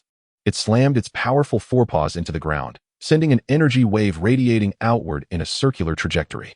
However, the force was considerably diminished, as Li Yu's soul skill had restricted the beast's power. Ayin then invoked her blue-silver shield soul skill, causing the surrounding blue-silver grass to grow wildly, forming a large shield to block the energy wave. Following this, Peng Zhen unleashed his second soul skill, Ice-Piercing Spike, alongside John's second soul skill, Staff Sweep of the World, and Tang Hao's second soul skill, Hammer Dominance, culminating in a combined assault that finally incapacitated the fierce bear beast. In this battle, Li Yu's soul skill had directly elevated Tang Hao and the others by 10 levels. Observing their ease in overcoming the foe, Li Yu contemplated whether to allow them to gain only 5 levels next time or perhaps to lessen the restrictions on their enemies. Tang Hao approached the fallen fierce bear beast and delivered a final blow, turning to Li Yu and exclaiming, "Boss Yu, your martial spirit is incredible. I dare say it surpasses even the 7 treasures glazed tile pagoda of the upper 3 sections." The others nodded in agreement. John added, "Indeed, I felt I could easily overpower a soul venerable. I would even dare to challenge a soul master. I wonder if the 7 treasures glazed tile pagoda could achieve that." Li Yu merely smiled at their remarks, knowing full well that it could not. His soul rings could elevate him to the rank of titled Douluo, while the 7 treasures glazed tile pagoda could only reach soul sage, unless it was Ning Rongrong's 9 treasures glazed tile pagoda that could compare. At that moment, the soul ring of the fierce bear beast began to materialize, a purple soul ring slowly rising into the air. Li Yu turned to Tang Hao and urged, "Second brother, quickly absorb the soul ring. We will protect you." Tang Hao immediately sat cross-legged to absorb the soul ring. As Tang Hao was absorbing the soul ring, a sudden disturbance arose from the surrounding grass. Li Yu, upon noticing, shouted, "Who is there? Step forward." An instructor then explained that it was the roar of the barbaric bear that had attracted their attention, and he prepared to depart. Yet, there was always someone eager to court disaster. One student from Tsanghui Academy stepped forward, saying, "Wait a moment," and approached Ayin. "Hello, beautiful. What are you doing with them? Why not come with me? I am the second young master of the Zhou family in Tiandou City. Follow me, and you shall indulge in luxury and delights." The other students from Tsanghui joined in the raucous jeering. Li Yu, expressionless, exchanged glances with Peng Zhen and John, both nodding in silent agreement, ready to take action. If one does not offend me, I shall not offend them, but if they offend me, I will retaliate. At this moment, Ayin stepped behind Li Yu and the others. The man continued, "I say, little beauty, why are you hiding? Associating with these filthy commoners serves no purpose. Come with me instead." No sooner had he taken a step than he was sent flying, collapsing to the ground, unconscious. It was Tang Hao, who, upon awakening from his soul ring absorption, had overheard the scoundrel's harassment of Ayin and was filled with righteous fury. The instructor from Tsanghui Academy, witnessing his student's collapse and bloodied lips, Tang Hao's strike was far from gentle, grew incensed. "How dare you? We were conversing civilly, and you leave my student grievously injured. If I do not teach you a lesson today, where shall I hide my face?" Li Yu interjected, Those who dare to insult us must pay the price. With that, he unleashed his martial spirit, followed by the others. While Tang Hao summoned 3 soul rings of 2 yellow and 1 purple, rising from below. The students from Tsanghue Academy were taken aback by the quality of Li Yu and his companions' soul rings, which were remarkably balanced. With none less than 100 years in age. In contrast, every student from Tsanghue possessed a mere 10-year soul ring. Although they were older, at 18 or 19, their capabilities paled in comparison to Li Yu and his peers. Ultimately, a confrontation was averted. Why? Because a soul beast arrived. What soul beast? The Titan giant ape. An 80,000-year-old Titan giant ape. Just as they were poised for battle, a thunderous roar shattered the air, and before anyone could react, the Titan giant ape stood before them. Li Yu was astonished upon seeing the Titan giant ape, realizing that Xiao Wu had managed to attract it, but Ain too, indeed. Li Yu surmised that the Titan giant ape must have sensed Ain's aura. As for our protagonist, Li Yu had been tracing the path of destruction left by the Titan giant ape through the forest. Initially, he had flown for 10 minutes, discovering traces of 10,000-year soul beasts, and for his safety, he navigated carefully through the woods, only to still encounter danger. What was he doing here, facing a roaring lion? Truly unfortunate. As he maneuvered through the forest, suddenly, this 2,000-year-old roaring lion sprang forth. Though not ancient, its presence in the domain of 10,000-year soul beasts signified its extraordinary nature. Realizing this, Li Yu did not dare to be careless and took up a combat stance with his Tiandou. Chapter 14. Absorbing the soul ring, abandoning the soul bone. Before Li Yu stood a roaring lion king, with a golden-yellow body and a blood-red tail. If the crimson hue of the tail of this roaring lion were to begin spreading to its body, it would certainly indicate that this majestic creature has lived for over 2 millennia. However, the lion before Li Yu, with only its tail adorned in red, is precisely 2,000 years old. The age of the roaring lion is determined by the color of its tail. If both the tail and body are red, it signifies a lifespan of 10,000 years. Should the head also be red, it would indeed indicate a staggering 100,000 years. Li Yu had never encountered a roaring lion of such ancient lineage. He must exercise caution when facing this 2,000-year-old beast to avoid a disastrous misstep. The man and the beast exchanged a few blows, inflicting minor wounds upon the lion. Suddenly, the roaring lion retreated 5 meters, tilting its head skyward without emitting a sound. Its chest expanded visibly, and just as Li Yu prepared for another attack, the lion unleashed a fearsome roar, sending a terrifying sound wave rapidly radiating outwards. Caught off guard, Li Yu was propelled 10 meters away by the force of the sound wave, crashing against a towering tree. Feeling a sharp pain for the first time since acquiring his extraordinary physique, gazing at the roaring lion, Li Yu's eyes sparkled with excitement. What a magnificent soul ring it possessed. If he could absorb the soul ring of the roaring lion, he might gain its formidable abilities, particularly the lion's roar. With this thought in mind, he decided not to linger and immediately summoned his second martial soul, the 3-legged golden crow. Upon seeing the golden crow, the roaring lion was forced to retreat, scorched by the flames emanating from its body. Without hesitation, Li Yu activated the Imperial Golden Crow technique, enveloping his Tiandou in golden flames. In an instant, he vanished from the lion's view, accompanied by a rainbow of colors, the flight technique of the 3-legged golden crow. The transformation into rainbow. Golden flames erupted around the roaring lion as Li Yu reappeared behind it, where the lion had been reduced to ashes, leaving only a gleaming skull.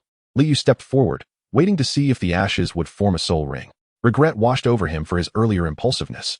Moments later, a purple soul ring materialized from the skull of the roaring lion, prompting Li Yu to sit down and begin the absorption process. However, as he started to absorb it, he was immediately struck by a searing pain throughout his body.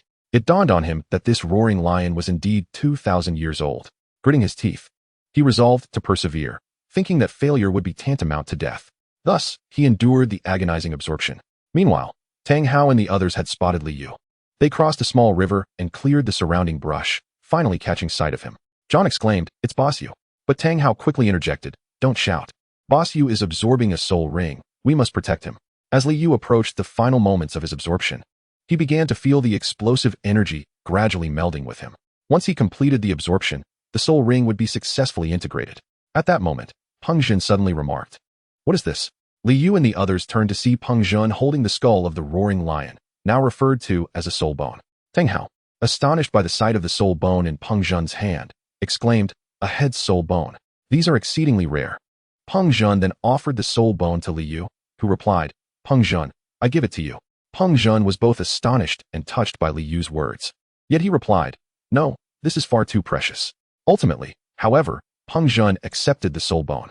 Li Yu, possessing a physique as robust as steel, could absorb the soul bone without concern. It would merely be akin to draping a garment upon an Iron Man.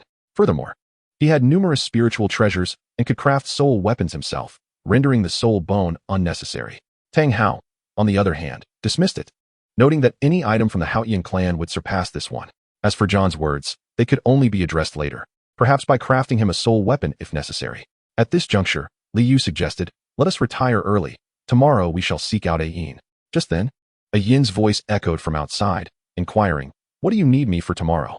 The moment Li Yu and the others spotted Yin before them, excitement surged, and they rushed to embrace one another, oblivious to the distinctions between genders, for they had long since become a family.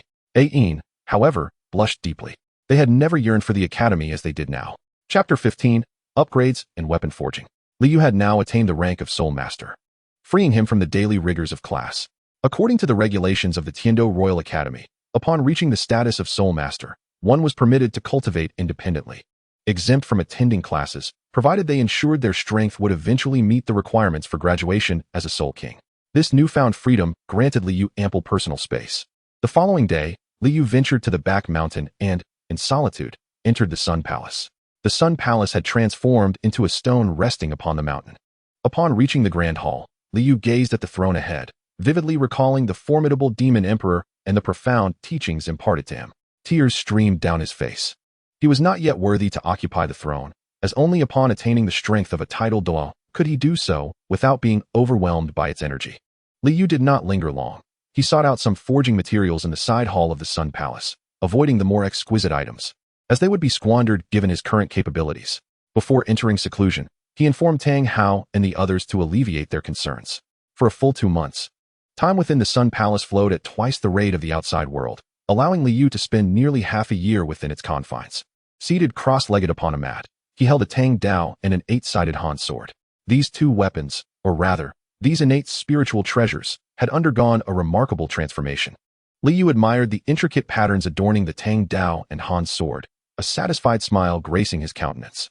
The patterns on the Tang Dao had shifted from steel to a resplendent gold, the entire blade now a vibrant red infused with golden hues, exuding an air of nobility. The blade gleamed silver, the perfect contrast between the crimson body and the shimmering edge. The 8-sided Han sword mirrored the Tang Dao, with its blade also glistening silver. The sword's body was imbued with a blend of red and gold, and Li Yu could hardly part with his newly forged weapons. These were his finest creations, both now classified as low-grade innate spiritual treasures, truly divine artifacts within the Douluo Continent. He even bestowed names upon them. He decided to call the Tang Dao Blood Shadow and the 8-sided Han sword Fire Radiance. Li Yu discovered that his soul power had ascended another level, now reaching 34. During his 4 months within the Sun Palace, he had also forged several soul weapons, which he intended to gift to Tang Hao and Yin. Li Yu utilized his spiritual perception to survey the external surroundings and, upon discovering no one present, exited the Sun Palace. He stored the Sun Palace and the Blood Shadow Fireblaze within his dantian and materialized on the rear mountain. At this moment, Tang Hao remarked, "Boss Yu, I did not anticipate your seclusion would last this long. Should you require another retreat in the future, please inform us of your timeline." Li Yu reassured him, "Rest assured. I will certainly do so next time. Oh, and by the way, here is a gift I have prepared for you." As he spoke, he produced the soul tools he had crafted during his retreat.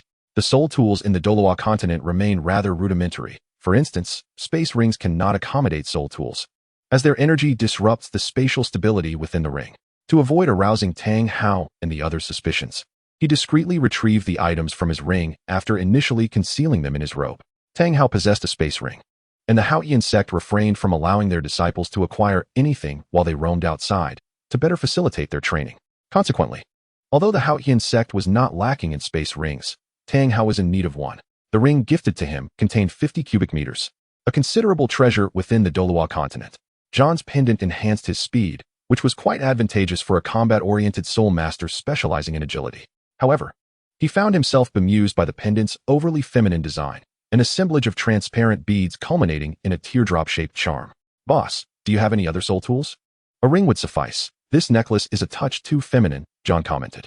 Li Yu responded, "None other. These soul tools are tailored specifically for you." "What? You crafted these? You can create soul tools?" Tang Hao exclaimed, Astonishment etched across his features, mirrored by the other onlookers. Li Yu confirmed, indeed. I can forge soul tools, provided I have the necessary materials. Not just any materials suffice. They must consist of non-repellent metals and precious rare metals. Although rare metals are not abundant, the primary requirement is to absorb soul energy, which is plentiful in the Douluo Continent, even used in military-grade iron for crafting armor. Solely due to the lack of the necessary forging techniques. Tang Hao, visibly anxious, inquired, Brother Yu, would you consider joining the Haoyin sect? Li Yu regarded Tang Hao thoughtfully before replying. I am open to collaborating with the Haoyin sect, wherein you supply the materials, and I will undertake the forging. For a modest fee. This approach would enable Li Yu to establish a steady influx of materials and compensation as he built his own influence. Peng Jun and John were ordinary individuals without any affiliations, yet their inherent talents were exceptional. Thus, integrating them into Li Yu's burgeoning faction would be a prudent decision. Chapter 16. 3 years later, preparing for the Elite Academy competition. On this day, Tang Hao escorted Li Yu to a hotel in Heavendou City, a property owned by the Haoyin sect. He led Li Yu to a chamber where a man in his 40s awaited them. The man greeted Li Yu, saying hello. You must be Li Yu. Indeed, heroes emerge in their youth. Allow me to introduce myself. I am Tang Mo, the second uncle of Xiao Hao. Li Yu regarded Tang Hao's uncle, who would eventually become the second elder of the Haoyin sect, and replied, Greetings, I am Li Yu. I trust that Tang Hao has conveyed my circumstances to you. Let us proceed directly to discuss our collaboration. Tang Mo did not anticipate Li Yu's straightforwardness. Turning to Tang Hao, he instructed, Little Hao, please stand guard outside and ensure that no one approaches. Tang Hao complied and retreated to the entrance, standing watch. Time swiftly passed, and in the blink of an eye, 3 years had elapsed. On the rear mountain of the Tiandou Royal Academy stood a figure, playing a melodious tune on a jade flute, while the surrounding flora swayed silently to the music. This was Li Yu, soon to turn 16, now standing at an impressive height of 1.85 meters. Over the past 3 years, his strength had escalated from a 33rd level soul master to a 45th level soul ancestor.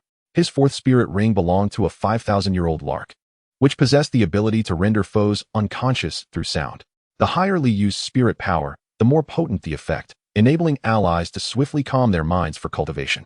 He had previously employed this ability while his friends absorbed their spirit rings. The piece he had just played was the renowned Over the Rainbow. Li Yu had transformed significantly. Merely days after concluding a soul tool transaction with the Haoyin clan, they had provided him with a supply of refining materials and 100,000 gold soul coins. 3 months later, the largest auction house on the Douluo Continent unexpectedly auctioned not 1, but 3 soul tools. Though only 2 possessed enhancement effects, albeit a modest 10%. One spatial ring boasted a remarkable capacity of 100 cubic meters. Ultimately, all were purchased at a premium by the Spirit Hall. The wealth Li Yu amassed from the soul tools, coupled with the materials from the Haoyin clan, was staggering. Just as Li Yu reached the conclusion of his melody, a figure of similar height approached. Turning around, he recognized Tang Hao. Now a 43rd level soul ancestor, Tang Hao wielded the formidable Haoyin hammer, making him a considerable force within the realm of soul ancestors. Li Yu inquired, Is there something you need? Brother Yu, Tang Hao replied. The instructors at the academy are organizing this year's Continental Academy Elite Tournament, and I wanted to ask if you plan to participate. Last year's tournament saw Tang Xiao lead their team to a commendable second place, with the Spirit Hall taking first. Tang Xiao had since graduated and ventured out with a few companions, while Li Yu and his group did not take part. Who will be participating? Li Yu asked. Tang Hao responded, There's John, Peng Jun, and 2 from Tiandou Royal Academy named Dai Shulin and Luya, along with a pair of twins, Si Wei Qing and Si Wei Yi. That comprises our current roster. John and Peng Jun had already reached 41st level soul ancestors. However, what Tang Hao had come to discuss was of greater import. He continued, The issue at hand is that Ain insists on competing, but her identity prohibits her from doing so. John and the others are against it, and Brother Yu, you may not be aware, but during your recent days on the back mountain, she has not been very cordial with us. Tang Hao concluded with a look of helplessness. Li Yu and Tang Hao were already aware of Yin's identity as a soul beast, a fact known to John and Peng Jun as well. Last year, everyone set out in search of their 4th spirit ring, but it was John, who was awakened in the night to relieve himself, who stumbled upon the discovery. To his astonishment, he found Ain condensing her spirit ring. Ultimately, however, Li Yu managed to stabilize the situation and offered an explanation to the group. Although everyone was surprised to learn that Ain was a spirit beast, the bonds forged over the years had already transformed her into their beloved sister. In the end, they all agreed to keep her secret. Now, a year has passed without incident, and rather than causing any disruption, A yin's presence has only deepened the relationships among the five. This is precisely why Tang Hao, John, and Peng Jin vehemently opposed a yin's participation in the competition. Li Yu and Tang Hao made their way to a pavilion beside the small lake, where they spotted a yin engaged in lively conversation with Li Yu's sister, Li Shaoling. Upon seeing her brother, Li Shaoling joyfully exclaimed brother, and rushed into Li Yu's embrace. Li Yu, cradling his sister's slender waist, teased her, "You're all grown up now. Yet you still rush into your brother's arms. Who will dare to marry you in the future?" Li Shaoling retorted, "No matter how grown up I am, I will always be your sister. Besides, with how beautiful I am, there will be plenty of suitors." Li Yu chuckled at her response. This year, Li Shaoling entered the Tiandou Royal Academy, and at just 12 years of age, she has already achieved the rank of a 24th level Great Spirit Master. Li Shaoling has been thoroughly spoiled by Li Yu, her long hair adorned with a headband, earrings dangling from her ears, and a necklace around her neck are all gifts from him. He refrained from giving her a spatial ring, as it would attract too much attention, but this illustrates how much he indulges her. Upon seeing Tang Hao's arrival, Yin huffed and ignored him, leaving Tang Hao feeling quite awkward. At this moment, Li Yu intervened. "All right, Yin, we have agreed to let you participate in the competition, so please do not hold a grudge against Tang Hao and the others." Yin's face brightened at Li Yu's words, yet she quickly adopted a stern expression, saying, "Why should they have a say? Whether I participate in the competition is my decision, and I shall do as I please." Understanding her underlying emotions, Li Yu smiled and replied, "Indeed, you may do as you wish. Now, what would it take for you to be happy?" Tang Hao chimed in, "Yin, please do not be upset. Our reluctance was solely for your own good." Eventually, through their persistent coaxing, Li Yu and Tang Hao managed to cheer Yin up, but as they departed, a silver hairpin had mysteriously appeared atop her head. Chapter 17. The team assembles at Tiandou Royal Academy. On this day, all members of Dormitory 1131, along with Yin, gathered at the Academy's playground. They were eager to see who their future teammates would be, as Li Yu, Tang Hao, Peng Jin, John, and Yin constituted the core of this battle team. Their prowess was evident, marking them as the strongest combatants within the Academy. Although Li Yu was nominally an auxiliary spirit master, his abilities were undeniable. Upon arriving at the playground, they observed 4 academies and 2 teachers present. Li Yu furrowed his brow. The number of participants appeared somewhat scant. Including themselves, there were merely 8 individuals, while the elite competition generally comprised 9 to 12 members, indicating a significant shortfall. Dai Xiaolin, a tall and robust individual with a mane of golden hair, and Luya, a somewhat stocky female with a cherubic face exuding cuteness, were among those present. Siblings Si Weiqing and Si Weiye possess rather ordinary appearances. However, the younger brother, Si Weiye, is notably taller than his sister, Si Weiqing. Had it not been for their striking resemblance, one might not discern that they are of the same age. Dai Xiaolin wields the White Tiger as his martial soul and holds the rank of a level 42 soul master at the age of 17. Luya, with the Crescent Hook as his martial soul, is also a level 41 soul master, sharing the same age of 17. The Si siblings each possess the sword as their martial soul, similarly ranked at level 41. However, they boast a unique martial soul fusion technique, allowing their souls to merge into an extraordinary great sword, which exhibits considerable power, also at the age of 17. Subsequently, the teacher announced that this year's captain of the Royal Academy's battle team would be Li Yu, a choice met with unanimous approval. Not only does Li Yu possess the highest soul power at level 45, but he is also a treasured support-type soul master within the Academy. At this moment, Li Yu approached the teacher, expressing concern about the team's current roster of only 8 members. The teacher acknowledged this, stating, "Indeed, it is somewhat lacking. However, do not fret, as one more student has yet to arrive. Let us wait a moment." Before long, a girl entered their line of sight, clad in a pristine white outfit. With long pink hair, a petite upturned nose, and a charming cherry-like mouth, her beauty rivaling that of Yin. She approached Li Yu and the teacher, apologizing. "I am deeply sorry for my tardiness. I was delayed by unforeseen circumstances." As she bowed repeatedly, Li Yu was impressed by her politeness. The teacher then said, "All right. It is of no concern. Allow me to introduce you. This is the captain of our Royal Academy for this year's Continental Academy Elite Competition. Please, get to know one another." The girl turned to Li Yu and said, "Hello, Senior Li Yu. My name is Li Qingwan, a level 41 control system soul master."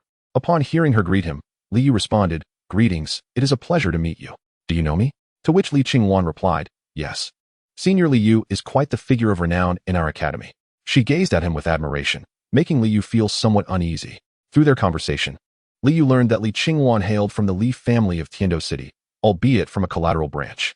The Li family's martial soul is a powerful phoenix. Yet Li Qingluan's martial soul is a firebird, representing a regression in lineage. Being part of the collateral branch, she has often been overlooked. However, her prowess has recently garnered the family's attention. Upon observing her martial soul, Li Yu exclaimed in astonishment, "This is no mere firebird. It is evidently a vermilion bird." Have you ever seen a firebird with the head of a phoenix? In matters of flames, Li Yu could confidently claim no one understands them better than he. The flames of Li Qingluan's martial soul are those of the vermilion bird, albeit with a lower temperature, leading to the misconception of it being a firebird. It is apparent that Li Qingluan's martial soul has not regressed, but rather mutated. Contrary to the fiery nature of her martial soul, Li Qingluan embodies a gentle femininity, displaying a soft demeanor and a lack of independence. Yet, she possesses a stubborn resolve, refusing to abandon her pursuits. Originally, the individual referred to by Qingluan was Zhao Wuji, a formidable soul master with the spirit of a mighty bear, currently at rank 41. In his previous state as a rank 39 soul master, he had engaged in a duel with Dai Xiaolin, ultimately facing defeat. Following this loss, Zhao Wuji declared a period of seclusion, remaining hidden until he attained the rank of soul master. However, upon his emergence from isolation, he discovered that Dai Xiaolin had advanced to rank 42, prompting Zhao Wuji to retreat once more, vowing not to emerge until he surpassed Dai Xiaolin. Li Yu was momentarily taken aback upon hearing Zhao Wuji's name. The Douluo Continent was indeed a small world, allowing for such encounters with the future unyielding king. Nevertheless, Zhao Wuji was indeed an apt candidate. Li Yu was confident in his ability to persuade him to join. With this thought, Li Yu smiled and expressed his gratitude to Qingluan, saying, "Qingluan, your information is timely. I truly appreciate it. Should you require assistance in the future, do not hesitate to ask." Qingluan, elated by Li Yu's words, eagerly responded, "Really? Then, senior, could you play a piece of music for me in the future?" That evening, Li Yu entrusted a few matters to Tang Hao before retiring for the night. The following day, the academy was abuzz with news. Tang Hao from dormitory 1131 was set to duel Zhao Wuji of the academy. Li Yu and the others gathered at the arena to witness the duel. Unsurprisingly, Zhao Wuji was defeated, revealing that, aside from Dai Xiaolin, Tang Hao possessed extraordinary strength as well. Just as Zhao Wuji was preparing to retreat into seclusion once more, Li Yu called out to him, "Greetings, Zhao Wuji. I am the captain of our academy's team for the elite tournament this year. I wonder if you would be willing to join us." Upon hearing Li Yu's proposal, Zhao Wuji replied, "The elite tournament? I have no interest. I must focus on my cultivation." Li Yu countered, "You are mistaken. Mere seclusion will not enhance your abilities. It is through continual combat that one truly evolves. Your persistent isolation has only resulted in a sluggish progression in your strength. That is the root of the issue." Li Yu's words plunged Zhao Wuji into deep contemplation. At this moment, Dai Xiaolin addressed Zhao Wuji, saying, "I am sorry, Wuji. I had no idea that our last duel affected you so profoundly. I apologize, but Li Yu is correct. Only through relentless fighting can we improve. We sincerely hope you will join us." Ultimately, Zhao Wuji decided to become a member of the team. Thus, the roster of the Tiandou Royal Academy's battle team was complete, consisting of Li Yu, with the spirit of the Dragon Jade Flute, a rank 45 support soul master; Tang Hao, with the spirit of the Haotian Hammer, a rank 43 battle soul master; Dai Xiaolin, with the spirit of the White Tiger, a rank 42 battle soul master; Ayin, with the spirit of Blue Silver Grass, a rank 43 control soul master; John, with the spirit of the Monk's Staff, a rank 42 agility soul master; Peng Zhen, with the spirit of the Porcupine, a rank 42 battle soul master; Si Weiqing, with the spirit of the Sword, a rank 41 battle soul master; Si Weiya, with the spirit of the Sword, a rank 41 battle soul master; Zhao Wuji, with the spirit of the Mighty Bear, a rank 41 battle soul master; Li Qingluan, with the spirit of the Firebird, Vermilion Bird, a rank 41 control soul master. Chapter 18. The Academy Elite Tournament commences. After a fortnight of intensive training and synergy, the overall strength of the team had significantly improved. Today, Li Yu and his companions gathered on the playground, accompanied by 5 instructors.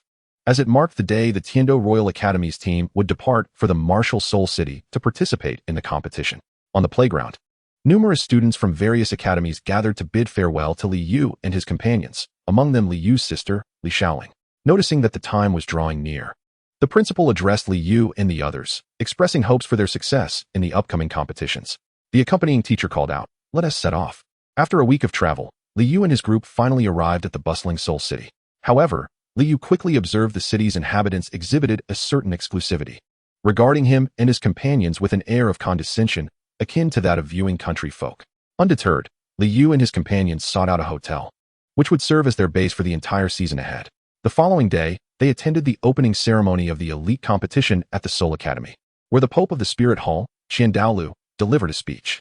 Upon seeing Tiandou, Liu noted the man had aged considerably, appearing to be in his 60s or 70s. Beside him stood a young man in his 20s, whom Liu surmised to be the next generation's Pope, Qian Xuanji. On the next day, as they arrived at the arena, Liu spotted the participants from Tsanhui Academy. A smile crept across his face as he realized the accompanying teacher was the same individual they had encountered 3 years prior in the Tiandou forest. And among the competitors were 3 familiar faces from that time. With a clear strategy forming in his mind, Liu addressed his team, stating, "For this match, I, alongside Tang Hao, Peng Zhen, Zhang, and Yin, will compete. Brother Xiaolin, Wu Ji, Qing Wan, Luya, and Sister Si Wei will wait on the sidelines.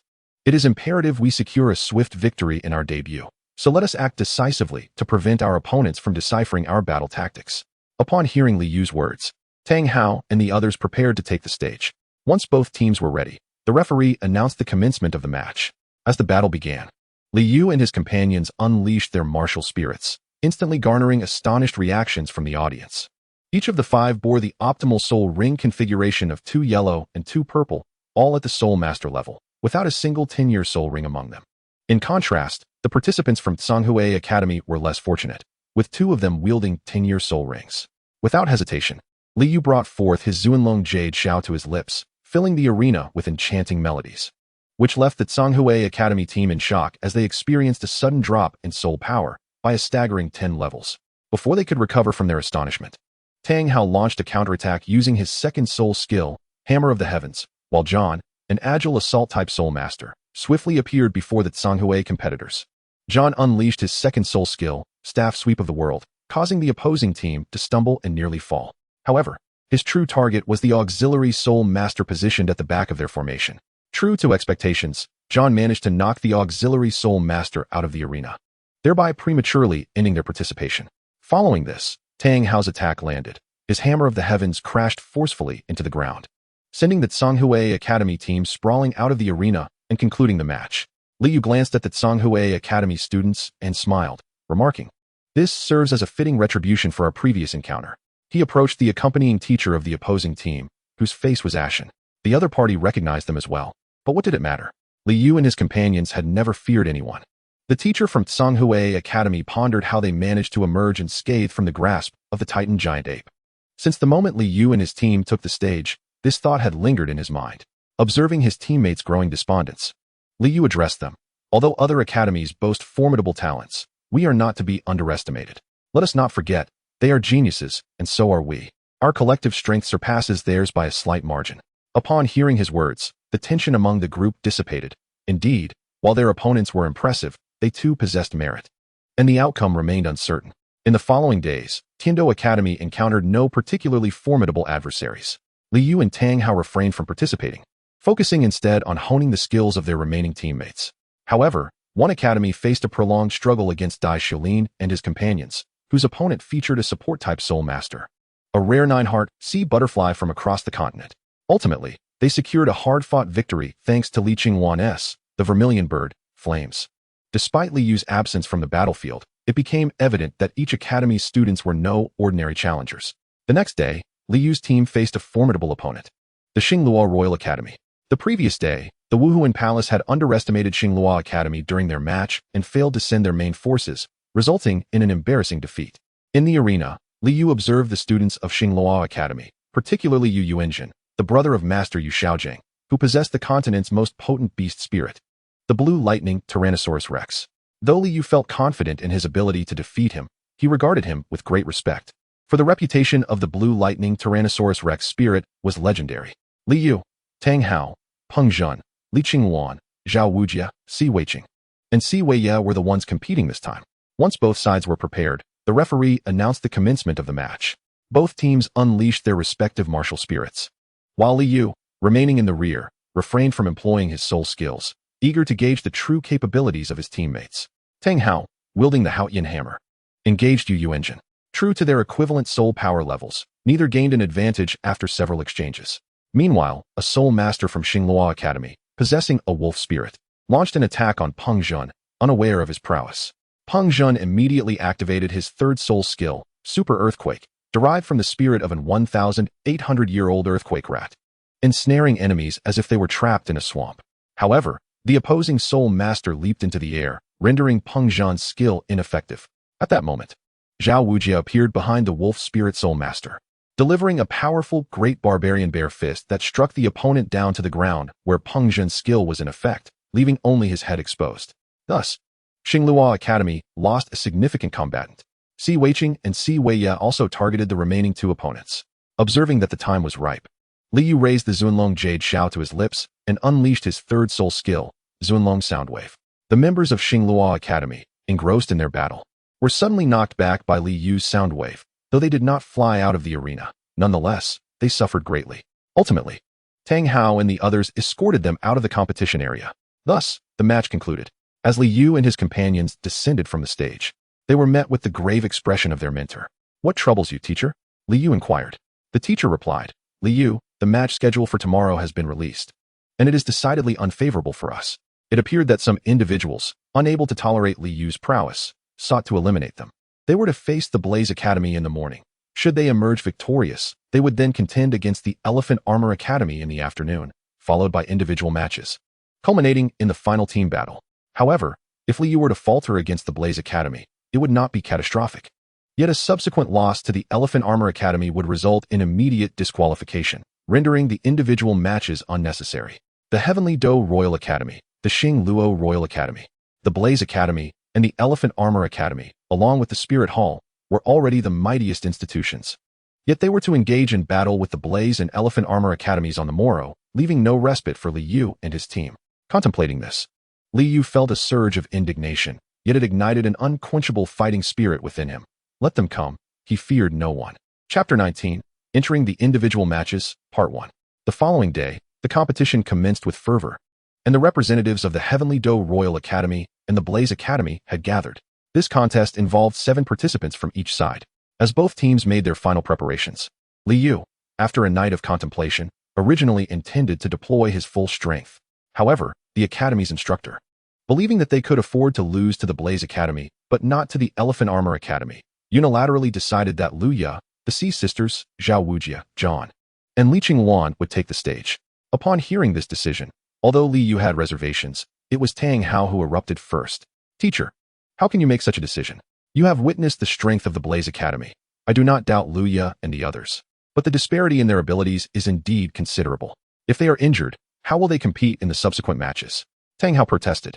The accompanying teacher responded, "This time, we must conserve our strength to the best of our ability. We can only go all out against the Elephant Armor Academy later. To be frank, I have decided that they will concede once they enter the arena, for the sake of future matches and to prevent any injuries to the students." Upon hearing these words, Li Yu could only smile wryly. It seemed that unspoken rules were omnipresent. Tang Hao, filled with indignation, declared, "In that case, I shall withdraw from the student team and cease fighting for the academy." Li Yu did not argue but approached Zhang and the others, asking, "Do you truly wish to concede this match?" Zhang immediately replied, "Of course not, boss Yu. You must think of a solution." Li Yu then turned to Lu Ya and the others, asking, "Do you wish to concede?" After a moment of reflection, they unitedly declared, "We do not wish to concede." Observing Tang Hao still arguing with the teacher, he directly stated his intention to withdraw from the team. The teacher, furious and embarrassed, consented to Tang Hao's departure. At this juncture, Li Yu also proclaimed, "Teacher, I too wish to withdraw from the academy team." The teacher, incensed by Li Yu's words, retorted, "You dare to defy us? If you wish to leave, then depart swiftly. Those of you who do not consider the academy's interests have truly disappointed us." Li Yu responded, "I know not what the academy thinks, but you are unworthy to represent it." The teacher was momentarily speechless with rage, and before he could continue, another voice interjected, "Teacher, I too wish to withdraw from the team." The speaker is Ayin, and at that moment, Peng Zhen also declared, "I too shall withdraw." The accompanying teacher realized the gravity of the situation. The main forces had all retreated, leaving little hope for the competition ahead.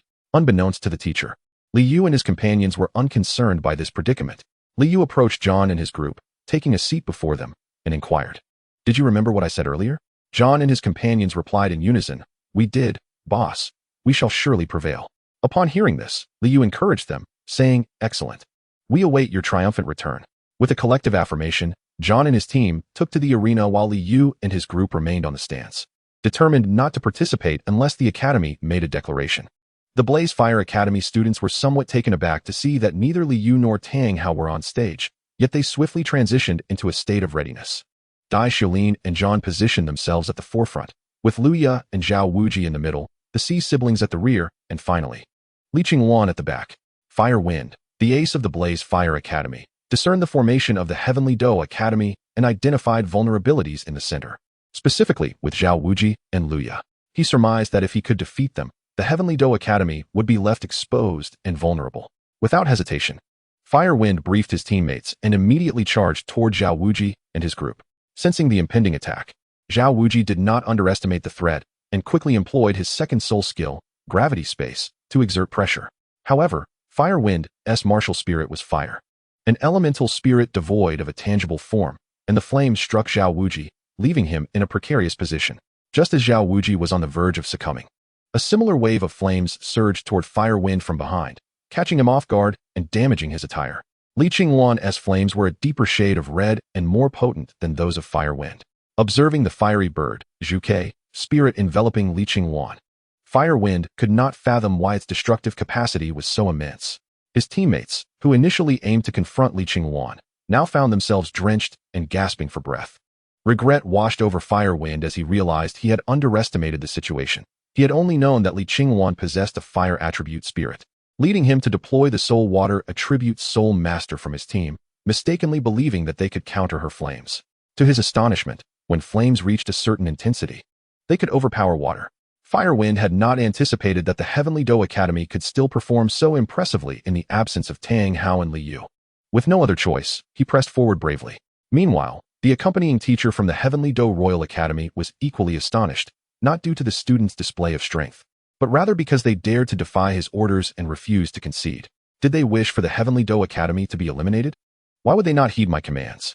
The battle raged on fervently, with Luya wielding a crescent hook against another Blaze Fire Academy student, initially at a disadvantage. The tide shifted as Li Qingwan swiftly concluded her own battle. Now, in the center, Zhao Wuji, Luya, and Li Qingwan faced off against Fire Wind and his teammate, gradually gaining the upper hand. Meanwhile, Dai Xiulin and John were locked in a fierce contest. After 15 minutes of fierce competition, Si Wei Qing suddenly shouted, "Xiao Yi!" Martial Spirit Fusion Skill.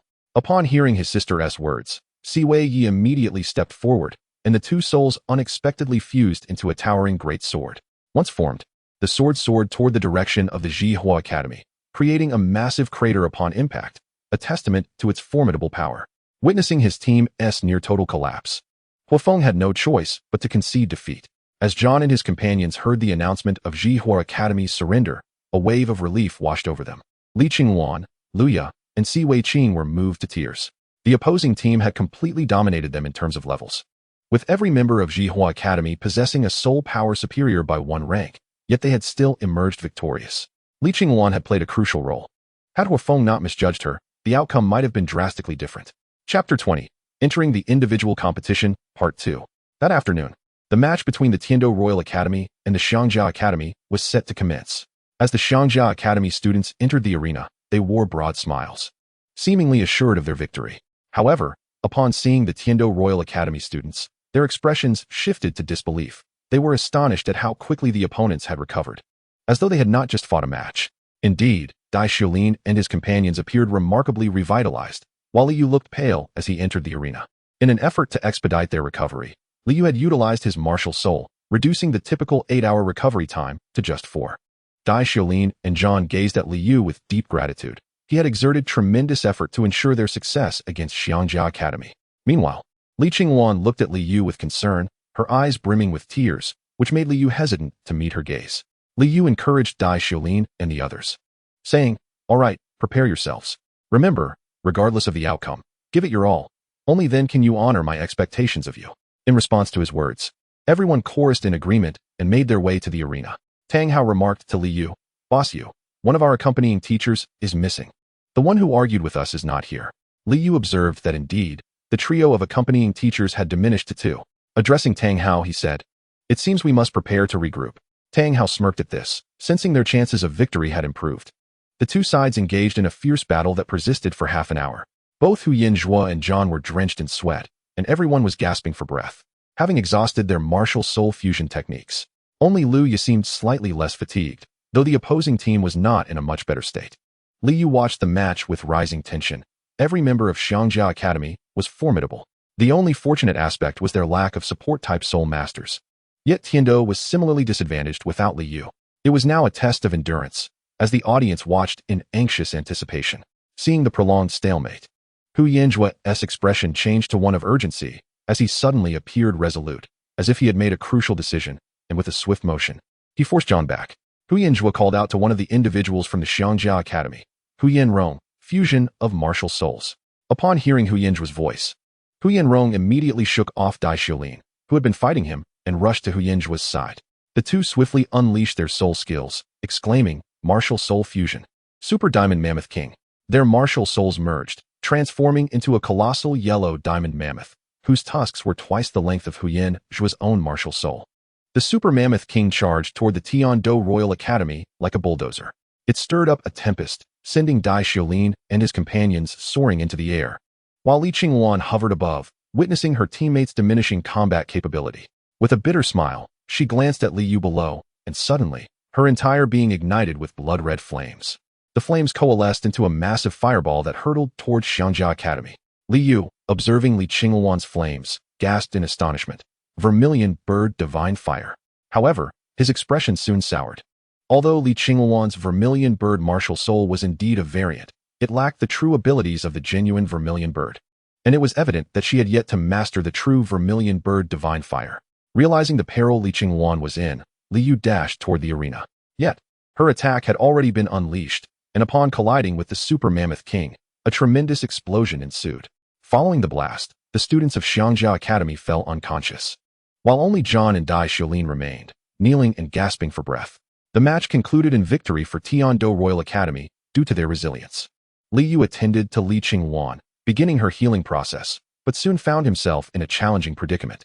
He discovered that her final attack was not a soul skill, but rather a special ability brought forth by the mutation of her martial soul, a life-saving technique that involved burning her martial soul.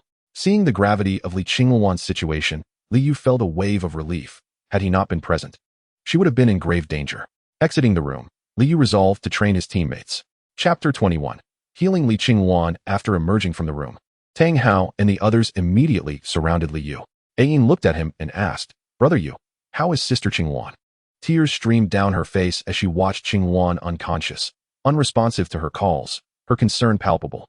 Upon entering the room and seeing Ayin by the bedside, weeping for Qingwan, Li Yu approached and comforted her. "Do not cry. I assure you, she will be all right. Weren't you indifferent to her before? How come your relationship has improved so much now?" Ayin pretended to be angry at Li Yu's words, retorting, "When have I ever been indifferent to her?" Li Yu chuckled at her response, casting a glance at Li Qingwan. Ayin then added, "To be honest, I did find her a bit annoying at first, but that was due to my lack of understanding. Now that I've come to know her, I've realized that Sister Qingwan is incredibly kind and caring toward us. Every time I thank her, she humbly replies that as the eldest among us girls, it is her duty to look after us, which deeply touches us. Oh, at times I truly yearn for a sister of such caliber." Upon hearing Ayin's words, Li Yu could not help but feel a stirring within him. He had not anticipated that Li Qingwan was such a selfless and devoted individual. As he gazed at the serene figure of Li Qingwan lying quietly on the bed, her exquisite visage filled him with admiration. However, his brows soon furrowed. Li Qingwan was currently in a state of shock, akin to a false death, and rescuing her would require considerable effort. The sole solution lay in transporting her to the Sun Palace, where her Vermilion Bird Divine Fire could be purified. Not only would this restore Li Qingwan, but it would also enhance her strength. Therefore, Li Yu needed to devise meticulous plans, for the Sun Palace was his ultimate secret. With this thought, Li Yu addressed Ayin, saying, "Ayin, please step outside. I must commence the treatment for Qingwan. As long as we remain here, no one is to enter." Ayin nodded in response and exited, conveying Li Yu's instructions to Tang Hao and the others, who would periodically guard the area to prevent any disturbances. Li Yu then turned his attention back to Li Qingwan, and in an instant, they both vanished from sight. They materialized within the Sun Palace, specifically in the main hall. Li Yu gently laid Li Qingwan upon a bed he retrieved from his spatial ring, positioned behind the throne. Numerous vials and containers materialized around him, the very items he intended to utilize. From one of the vials, he extracted a pill designed to restore spiritual energy. Yet, he encountered a dilemma. Li Qingwan was unable to swallow anything. Feeling a sense of helplessness, Liu pondered the situation, ultimately resolving to take a bold step, hoping she would not resent him for it. He placed the pill in his own mouth and leaned down, kissing Li Qingwan softly, employing his tongue to transfer the pill into her mouth. Rising back to his feet, he felt a wave of anxiety wash over him, but his determination to save her overshadowed his nerves. After a considerable duration, the surrounding vials lay empty. He then lifted Li Qingwan and entered the side chamber. Arriving at the center of the chamber, he observed a cauldron designed for alchemy, the very vessel he would use to aid Li Qingwan. He placed her within the cauldron and seated himself cross-legged beside it, invoking the Imperial Golden Crow technique. Instantly, fierce flames erupted from the cauldron, dancing around Li Qingwan, incinerating her garments almost instantaneously. Remarkably, she remained unscathed within the cauldron. Li Yu's strategy involved utilizing his Golden Crow True Fire to stimulate the Vermilion Bird Divine Fire within Li Qingwan, compelling her ordinary flames to be expelled and replaced entirely by the Divine Fire. Thus, he sat cross-legged beside the cauldron, continuously channeling the Imperial Golden Crow technique. 5 days passed, and with only 2 days remaining until the individual competition, Li Yu ceased the flow of his True Fire, entering a state of waiting. Suddenly, Li Qingwan opened her eyes, beholding the golden flames surrounding her. She murmured to herself, "Where am I? What is this place?" No sooner had she spoken than the flames within the cauldron extinguished, yet darkness did not ensue. Instead, a radiant light akin to starlight enveloped her surroundings. At that moment, a garment was tossed into the cauldron from outside, accompanied by Li Yu's voice. "Bite your finger and let a drop of blood fall upon the garment. It will automatically adorn you." Only then did Li Qingwan realize her state of undress, her face flushing with embarrassment. Without delay, Li Yu bit his finger, and as fresh blood dripped onto the fabric, the garment instantly adorned her form, fitting her exquisitely. This attire, crafted by Li Yu himself, was meant to be his own superhero suit, a preliminary experiment. Unexpectedly, it became Li Qingwan's possession, serving as a token of apology. After all, one should not underestimate the worth of a woman. Emerging from the alchemical furnace, Li Qingwan beheld Li Yu seated before her, his handsome visage causing her cheeks to flush. Moments later, as Li Yu opened his eyes and met her gaze, he smiled and inquired about her well-being, asking her to assess her recovery. Attempting to harness her soul power, Li Qingwan was dismayed to find it woefully diminished, yet she noticed her martial spirit's flames had transformed into a deep crimson, no longer the previous yellow with a hint of red. Lifting her gaze to Li Yu, she perceived an overwhelming aura of authority emanating from him, compelling her to kneel. Before she could fully grasp his words, a startling realization dawned upon her. Could he be a twin martial spirit? Shocked, she stared at him, her mind racing with the implications. Upon exiting, her astonishment deepened. Where was she? As she surveyed her surroundings, everything shattered her previous understanding. The Sun Palace was immense indeed. At its center stood the main hall, flanked by 4 auxiliary halls: the Spirit Treasure Hall, the Forging Hall, the Elixir Hall, and the Sundries Hall, with a rear palace designated for rest. This was merely 1% of the Sun Palace from the primordial era. The current edifice was the Spirit Treasure, while the remaining structures comprised what is now the Heavenly Court. Li Yu refrained from leading Li Qingwan into the main hall, aware that she had already learned too much and wished to disclose no further secrets. He addressed her, "Qingwan, your soul power is currently scant due to the purification process. It will recover in time, but you will be unable to participate in the upcoming elite competition." Alarmed by his words, Li Qingwan protested, "How can that be? Our team would lose a position. The students from the Tiandou Royal Academy are already few. Losing one place would require the remaining members to compete twice, which would be detrimental." Li Yu responded calmly, "I will step in when the time comes." Li Qingwan immediately opposed. "No, brother Yu, you are an auxiliary spirit master. How can you engage in battle?" Turning to her, Li Yu replied, "I merely registered as an auxiliary spirit master for the competition, but who said I am merely that?" Li Qingwan's mind faltered, grappling with this revelation. Li Yu did not grant her time for contemplation.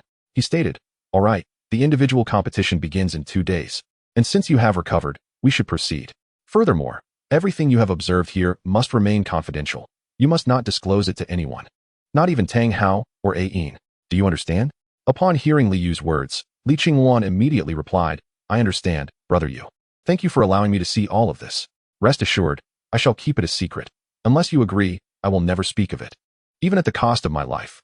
Li Yu smiled at her declaration and responded, "I believe you. Let us go." With that, he led Li Qingwan out of the Sun Palace. Chapter 22. The individual competition begins. Liu and Li Qingwan appeared in a room, where Liu, using his spiritual sense, detected Ayin guarding the door outside. He opened the door, and Ayin immediately spotted Li Qingwan following behind Liu. With tears glistening in her eyes, Ayin called out, "Sister Qingwan," and rushed to embrace her. Liu, observing their reunion, chose not to interrupt, and instead poured himself a glass of water in the living room. After a while, Tang Hao and the others arrived, with Si Weiqing also joining Ayin in an emotional embrace. Seeing that Li Qingwan was safe, Dai Xiaolin and the others finally felt at ease. At that moment, Liu remained silent, suddenly producing the Tang Dao, blood shadow, from his spatial ring. Tang Hao and Dai Xiaolin gazed at the blood shadow with brightened eyes. Tang Hao was familiar with the weapon, having used it to deliver the final, lethal strikes for all his soul rings. For Dai Xiaolin, it was the first time he had seen such a beautiful blade. Although it remained sheathed, the ornate scabbard was already impressive. As Liu drew the blade, the crimson blade gleamed before the three of them. He then took out a piece of silk, gently polishing the weapon, and remarked, "Blood shadow. In 2 days we shall fight side by side." Dai Xiaolin, captivated by the beauty of the blade, asked Liu, "Why is your sword blood red?" Liu replied, "It contains a special metal within the blade. As for how it was made, I cannot divulge that. It is far too complex." Dai Xiaolin scrutinized Liu's sword, then glanced back at Liu, utterly perplexed by the nature of his prowess as a soul master. Sheathing the Tang Dao, Liu chose not to return it to his ring, for the blood shadow would accompany him until half of the competition was completed. The remainder belonged to the Fire Radiance sword. 2 days later, the individual competition of the Elite Soul Master Tournament commenced as scheduled. All 10 participants, including Liu, appeared in the arena for the first match of the Tiandou Royal Academy. However, the inaugural bout was a formidable challenge, as they faced the Spirit Hall. The first match featured Dai Xiaolin against a student from the Spirit Hall, who summoned a chrysanthemum spirit. Liu chuckled upon witnessing the opponent's spirit, recognizing it as a fortuitous encounter with the chrysanthemum Douluo. Although Dai Xiaolin possessed a higher level of soul power, granting him a sense of advantage, the battle proved to be unpredictable. Dai Xiaolin initiated the attack with his first soul skill, White Tiger's Fierce Light Wave. The opponent staggered back 2 steps from Dai Xiaolin's assault, indicating the intensity of their ensuing conflict. Both parties expended considerable soul power. Yet Dai Xiaolin ultimately secured victory with a decisive strike. The second match featured Tang Hao against Yuanjin from the Xingluo Academy. As a representative of the younger generation among the 3 upper sects, the 3 upper sects had been subtly competing amongst themselves. Yet they had not unified against the formidable Spirit Hall. As both parties entered the arena, Tang Hao gazed at Yuanjin, reminiscing about their acquaintance from a tender age. Now, they stood ready to engage in a formidable contest to determine which was the mightiest soul, the most powerful weapon spirit, or the most formidable beast spirit. At the very least, this rivalry would reveal the strongest among their youthful generation. Meanwhile, Li Qingwan found herself lost in thought within the confines of her living room, pondering the curious existence of a girl's attire belonging to Liu. Was it perhaps Alan's? Yet, the fit seemed remarkably perfect for her. Confounded by these musings, she ultimately mustered the courage to approach Liu's room, only to hesitate at the threshold. After a moment's contemplation, as she turned to depart, Liu's voice beckoned her to enter. Upon stepping inside, Li Qingwan observed Liu meticulously polishing his Tang Dao. She watched him silently, her heart fluttering with unspoken emotions. Liu, upon noticing her presence, remained unfazed, fully aware of the intricate thoughts swirling in Li Qingwan's mind. Though he himself was not inclined to consider matters of the heart just yet, he continued his task, diligently tending to the blade known as Blood Shadow. Chapter 23, The Duel Against Bibi Dong. The following day, the tournament resumed, with the match featuring the Tiandou Royal Academy facing off against the Spirit Hall. Bibi Dong, the formidable champion of the Spirit Hall, was set to take the stage, while the Tiandou Academy had yet to announce their competitors. Having suffered a defeat the previous day, the Spirit Hall had dispatched their strongest contender, Bibi Dong, to reclaim their honor. A prodigy of the Spirit Academy, her participation attracted an unprecedented number of spectators, including the current Pope's son, who had come to witness the prowess of his student. As the Tiandou Royal Academy's participants entered the arena, Liu, wielding Blood Shadow, led the way. During the preparations, Bibi Dong frequently cast glances in Liu's direction. Liu addressed Tang Hao and the others, urging them to observe his battle closely, hoping they could glean valuable insights from the encounter. With that, he stepped onto the battlefield. Liu's entrance elicited gasps of astonishment from the crowd. Why had the Tiandou Royal Academy chosen to field a support-type soul master? Bibi Dong, equally taken aback by Liu's presence, questioned, "Is there no one else at the Tiandou Royal Academy? Why send forth a support soul master devoid of combat prowess?" Liu regarded Bibi Dong, noting her current state was yet to be tainted by the darkness that would envelop her 2 decades hence, wrought from the traumas of her mentor's betrayal and her entanglements with Yu Xiaojiang. In this moment, Bibi Dong remained an ambitious figure, driven by a quest for strength. Bibi Dong stared in disbelief at her own nails, exclaiming, "How is this possible? You have severed my nails, which are forged from soul energy. Are you wielding a divine artifact?" Without uttering a word, Liu gripped his blade and charged at Bibi Dong, executing a powerful strike aimed at her. Bibi Dong, employing the spider legs of her soul, countered Liu's assault. Yet, she felt the creeping encroachment of the Tang Dao as it began to pierce her defenses. Realizing the urgency of the situation, she swiftly activated her third soul skill. Her abdomen arched, and she unleashed a spray of silk towards Liu. In an instant, he found himself ensnared within a cocoon of webbing. Bibi Dong, retreating rapidly, allowed a smile to grace her lips, exuding confidence in her silk's efficacy. As Tang Hao and Ayin observed from below, their expressions filled with concern upon seeing Liu ensnared. Bibi Dong gazed at the silk cocoon with a smile, gradually unleashing her fourth soul skill, Spider Silk Charge. The 8 spider legs of her martial soul suddenly became rigid, each resembling a spear aimed directly at the cocoon. However, before she could release her attack, a surge of crimson light erupted from the cocoon, swiftly transforming the silk into a blazing inferno, reducing the entire structure to ashes. Liu fell to the ground unscathed. Bibi Dong, astonished, could only watch as Tang Hao and the others erupted in cheers. Initially, while trapped within the cocoon, Liu attempted to sever the silk using blood shadow, but the silk proved remarkably resilient, akin to pulling on a rubber band. Just as despair began to set in, he recalled that blood shadow had been imbued with the ability to dispel magic during its forging. Although uncertain of its efficacy, both Tang San's Xian Jade skill and Liu's Emperor Golden Crow technique could be cultivated within this realm, suggesting a connection between soul power and true essence. With this revelation, Liu invoked the Emperor Golden Crow technique upon his blade, and blood shadow was immediately enveloped in golden flames. When the fiery blood shadow made contact with the silk cocoon, it sliced through effortlessly, the Golden Crow's true fire incinerating the silk into ash. "Impossible. How could you emerge unscathed? My silk is poisonous." Bibi Dong exclaimed in disbelief, her soul skill having failed. Liu regarded her calmly, remarking, "Your ability is formidable, yet I am not lacking. Otherwise, I would not dare to participate in the individual competition." Bibi Dong stared intently at Liu, silent, as her fourth soul skill surged toward him. As the 8 spider silks launched from Bibi Dong, Liu, expressionless, gripped blood shadow, which suddenly ignited with golden crow flames. He spun and struck toward Bibi Dong, a massive blade of golden fire materializing in the arena. The fiery blade incinerated the spider silks upon contact. Yet it did not halt.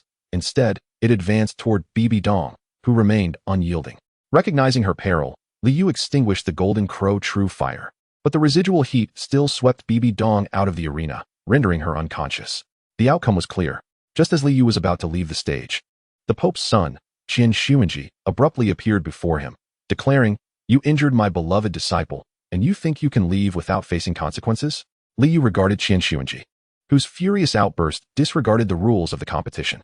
Although Liu remained unperturbed, he was aware that Qian Xuanji, a level 61 Soul Emperor, could pose a threat. It was not his fear but rather concern for Ayin and the others that prompted him to respond, "Your Highness, the young lady Bibi Dong is merely exhausted from expending her soul power and has not sustained any injuries. The elite competition is a venue for students from all academies to spar. Hence, I did not employ excessive force." This implied that the elite competition was reserved for students. And as Qian Xuanji was not one of them, he had no standing to challenge him. At this moment, the accompanying teacher from the Soul Master Academy whispered something into Qian Xuanji's ear, possibly regarding the situation with Bibi Dong. Qian Xuanji nodded and turned his gaze towards Liu. It was evident from Liu's previous remarks that Qian Xuanji understood the underlying meaning. Tang Hao and others stood beside Liu, having hurried over when they noticed Qian Xuanji's angry demeanor, which suggested he might confront Liu. Gazing at Liu and the others, Qian Xuanji regarded Tang Hao and Dai Xiaolin before inquiring, "Liu, are you not a support-type soul master? How is it that your combat prowess is so formidable?" Liu replied to Qian Xuanji, "Saint Son, my martial soul is an anomalous one, and I have yet to fully comprehend its capabilities. I cannot provide an answer to your question." Qian Xuanji believed only part of Liu's explanation, yet it made sense. He indeed had never witnessed Liu's martial soul. As Liu walked, he observed the remnants of his sleeve, scorched by the Golden Crow's true fire, and furrowed his brow. This was precisely why he aspired to forge a superhero suit. one that not only boasted high defense, but could also transform into various styles, with the most crucial feature being fire resistance. This was merely Li Yu applying the Golden Crow's true fire to his weapon. If the fire enveloped his entire body during battle, he would find himself exposed post-conflict. However, Li Yu was not inclined to create a mere approximation. He desired nothing less than perfection. The item he crafted for Li Qingwan was merely a half-finished product that did not meet his expectations. Chapter 24. Entering the Finals. In the ensuing days, the Tiandou Royal team faced off against the Flame Academy and the Elephant Armor Academy in 2 matches each, resulting in both victories and defeats. Luya competed against the Flame Academy's Huafeng, ultimately succumbing to Huafeng's prowess. Si Weiya matched up against another student from the Flame Academy, securing a victory in that encounter. The clash against the Elephant Armor sect showcased a thrilling battle between Zhao Wujia and Huyan Zhua, a fierce contest of strength. Although Zhao Wujia ultimately lost, Dai Xiaolin faced Huyan Rong from the Elephant Armor Academy, concluding with Dai Xiaolin's triumph, highlighting a significant disparity in their abilities. The following day, the competition commenced as scheduled, with the morning match featuring the Flame Academy against the Spirit Hall. The Flame Academy sent forth Huafeng, while the Spirit Hall dispatched Bibidong. The deployment of their strongest students was indicative of the stakes involved. Ultimately, Bibidong emerged victorious, leveraging her 2-level soul power advantage to advance to the finals. The identity of her opponent in the finals against the Spirit Hall would be revealed that afternoon.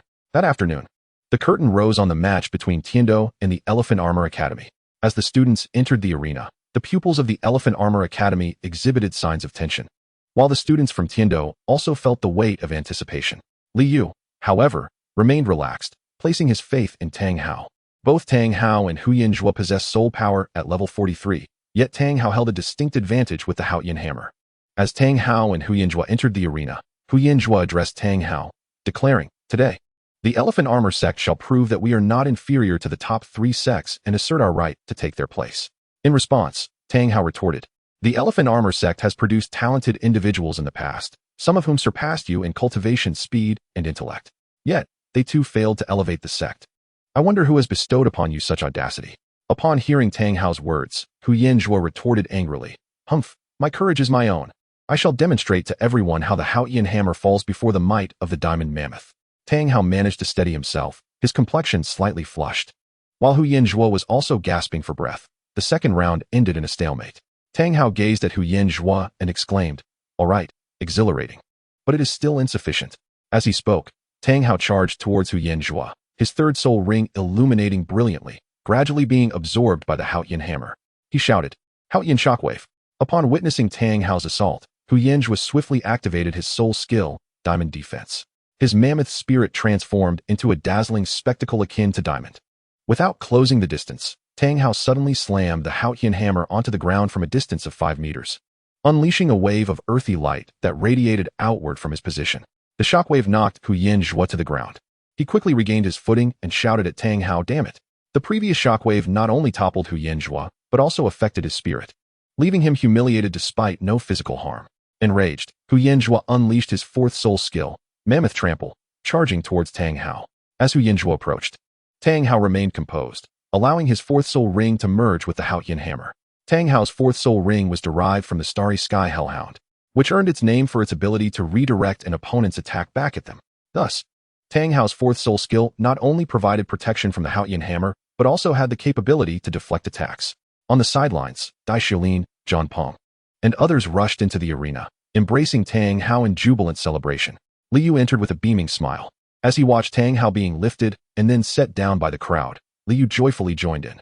Today's competition held great significance, as the Tiandou Royal Academy had secured a ticket to the finals. Though they were to face the Spirit Hall subsequently, they felt no fear with their strength.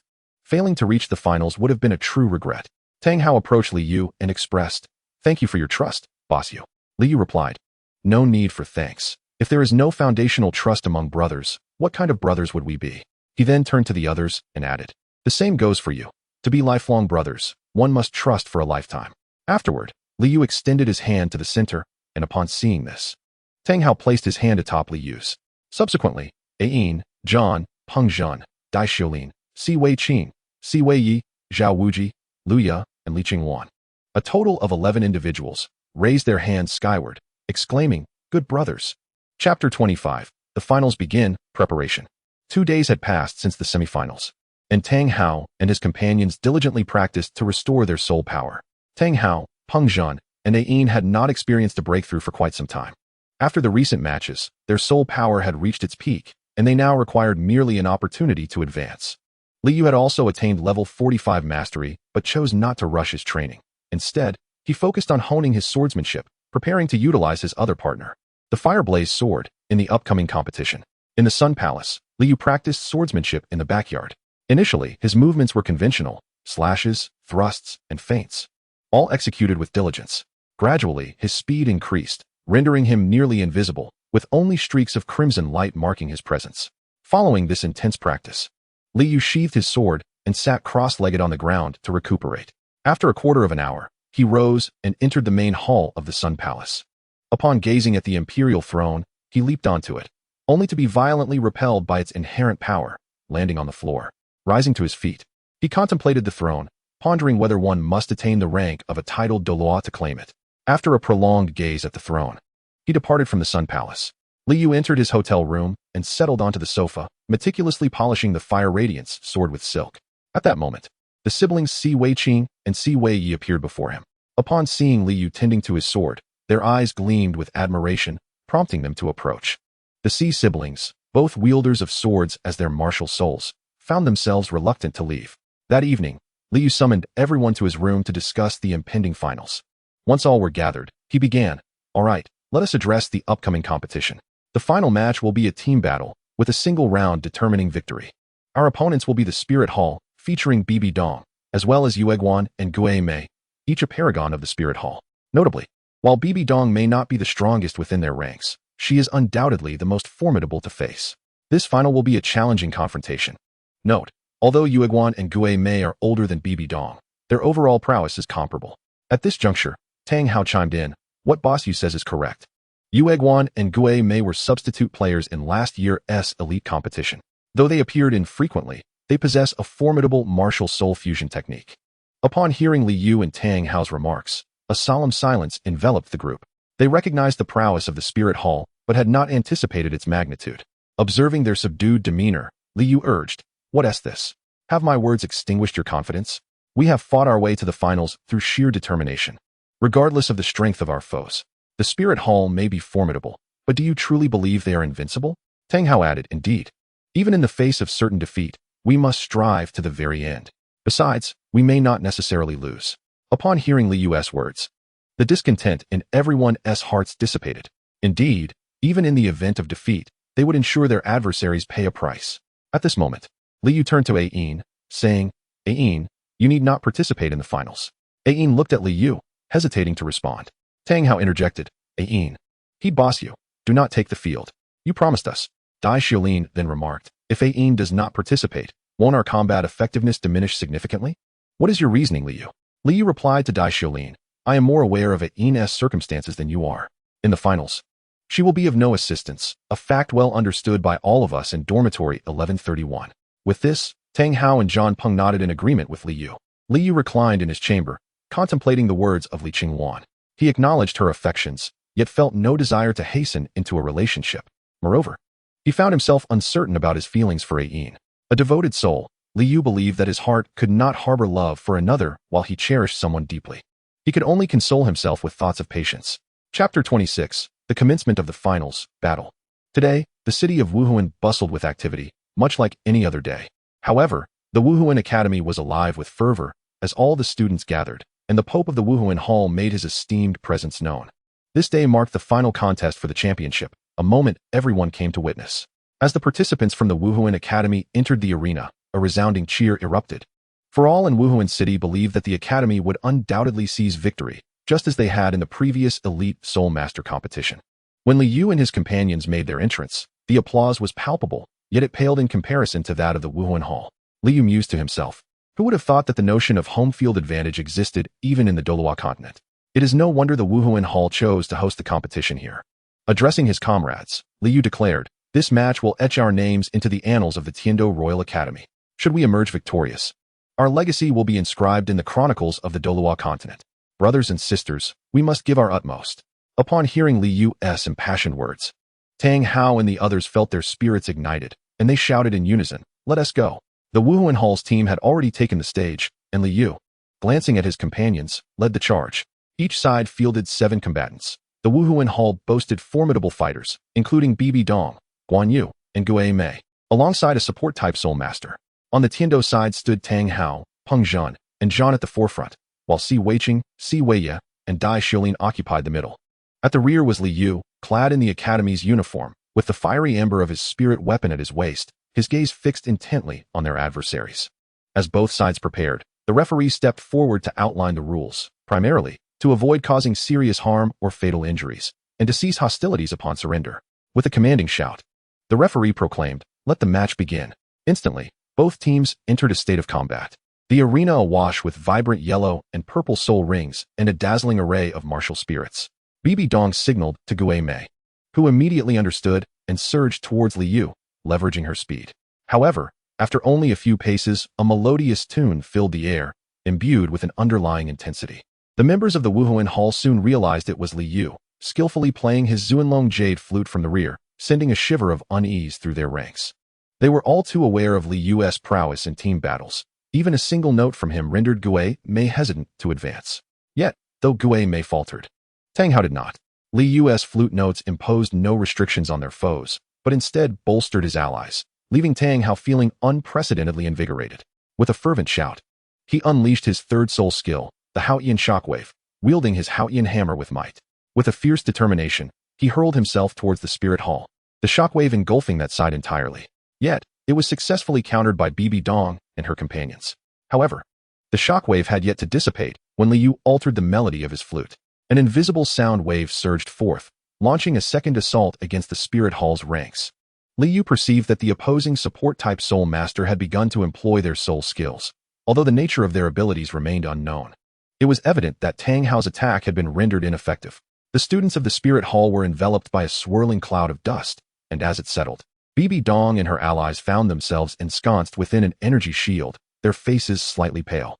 At the forefront, Tang Hao, upon seeing the energy shield, realized that his assault had borne little fruit, having been completely thwarted by the enemy's support Soul Master. Yet, Li Yu understood that while they had successfully blocked Tang Hao's attack, they had genuinely endured his own. The energy shield could deflect physical strikes, but it could not stifle sound. Guan Yu and Peng Zhan remained in a state of anxious anticipation, while Zhan felt a growing urgency as he noticed Peng Zhan beginning to sweat. After glancing back at Li Yu and receiving his tacit approval, Zhan shouted and charged forward. Observing Peng Zhan's condition, Li Yu discreetly harnessed his soul power, channeling it towards Peng Zhan, thereby elevating him to the strength of level 52. Peng Zhan felt the surge of power within him and exclaimed in exhilaration, launching himself with all his might toward Guan Yu. Instantly, the quills of the hedgehog-like projectiles on the battlefield doubled in number. Tang Hao confronted Bibi Dong directly, while Zhan faced off against the elusive Gue Mei. And Dai Xiulin, along with Si Weiqing and Si Weiye, launched an assault on the center of the Spirit Hall's formation. Li Yu recognized that they were entering a protracted struggle, with the outcome hinging upon his actions. Casting a keen gaze upon the opposing support Soul Master, he smiled knowingly. It was time for them to exit the stage. Li Yu's eyes sharpened, and he activated his fourth soul skill, charging towards the enemy's support Soul Master. The latter stumbled, on the verge of collapse, as Li Yu unleashed a powerful lion's roar, sending the opponent soaring out of the arena. Sensing the moment was ripe, he was suddenly approached by a swift attack from a melee-type Soul Master of the Spirit Hall. Having witnessed Li Yu's previous feat, the opponent sought to emulate his success. But he was about to meet his match. Li Yu regarded the approaching adversary with a smirk. The opponent's spirit was that of a shadow mouse, known as Wuhan, a natural-born assassin. Li Yu positioned his exquisite flute above his head, allowing it to emit soul power, while he drew forth a fiery blade from his waist, launching an attack toward Wuhan. Shocked, Wuhan watched as Li Yu soared into the air, unable to even graze him. Li Yu, however, merely leapt high, his feet still firmly grounded. With his sword poised as a blade, he slashed downward at Wuhan, who realized he was ensnared, unable to evade despite his best efforts.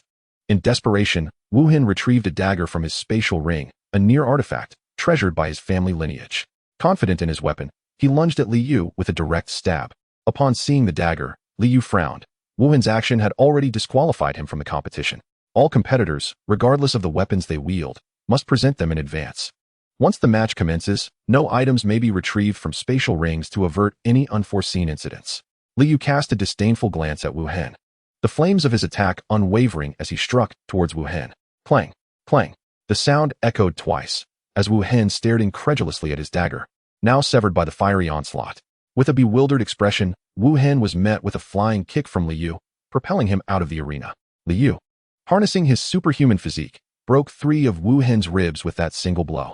Liu regarded Wu Hen, who, pointing at him, suddenly coughed up blood and collapsed. Chapter 27. The finals begin. Victory. Had Liu not intervened, the outcome remains uncertain. However, Liu could not merely observe. Instead of engaging directly, he retreated to the rear of his faction, raising the exquisite jade flute to his lips. A haunting melody, the tide of the azure sea, gradually emanated from the flute, sending a palpable tremor through the audience. While Wu Soul Hall remained bewildered, the students of the Heavenly Do team displayed expressions of delight. Bibi Dong immediately sensed something amiss and urgently exclaimed, "Be cautious. This melody is formidable. Guan Yu Guimi, do not hold back. Act swiftly." Upon hearing Bibi Dong's command, Guan Yu and Gue Mi turned their attention to the Sea siblings, declaring, "We cannot afford to linger." Gue Mi comprehended Guan Yu's intent, and they both shouted in unison, "Martial Soul Fusion Technique." Si Wei Yi, witnessing the full power of Guan Yu and Gue Mi's abilities, addressed Si Wei Qing, "Sister."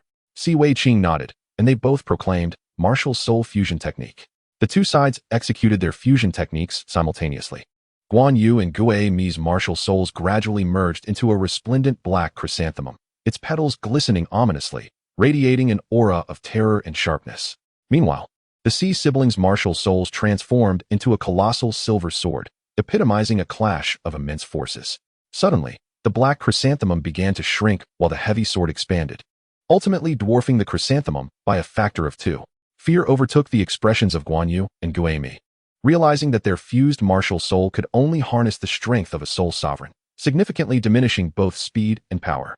Although their soul power remained intact, it could not manifest its original potential, rendering their efforts futile. In contrast, the Sea siblings reveled in their newfound power, now elevated to the level of a soul king, experiencing an unparalleled thrill. Observing the approving gaze of the Pope from the VIP section and the concerned expression of her mentor, Qian Sunji, Bibi Dong glanced at her teammates, remaining silent for a considerable time. After a moment's pause, she addressed Liu, "The Wu Soul Hall concedes. Liu, this prestigious Advanced Soul Master Elite competition belongs to your Heavenly Do Royal Academy." Upon hearing Bibi Dong's words, a radiant smile illuminated Liu's face. Tang Hao, filled with exuberance, rushed to the center of the arena, exclaiming, "The Wu Soul Hall concedes. We have triumphed." Wu Soul Hall's students looked on in bewilderment, seeking confirmation in Bibi Dong's eyes. At that moment, Bibi Dong proclaimed, "The Wu Soul Hall has lost." Upon hearing Bibi Dong's words, the disciples of the Spirit Hall immediately lowered their heads and slowly exited the arena, for it no longer belonged to them. Some of the students even broke into tears. Historically, the Spirit Hall had always secured first place in past competitions, yet this time they had lost, feeling as though they had become pariahs. The remaining cheers belonged to the Tiandou Royal Academy, to Liu, Tang Hao, Ain, John, Peng Zhen, Dai Xiulin, Luya, Si Wei Qing, Si Wei Yi, Li Qingwan, Zhao Wuji, and most notably, to the 2 accompanying teachers from Tiandou Academy. The atmosphere was filled with jubilant applause, utterly disregarding the departing audience. Chapter 28. Li Qingwan's confession on the evening following the conclusion of the competition, atop the hotel where the Tiandou Royal Academy was lodged. Liu sat on the rooftop floor, holding a bottle of wine he had crafted himself in the Sun Palace. Truth be told, the wines of this world paled in comparison to those of the real world.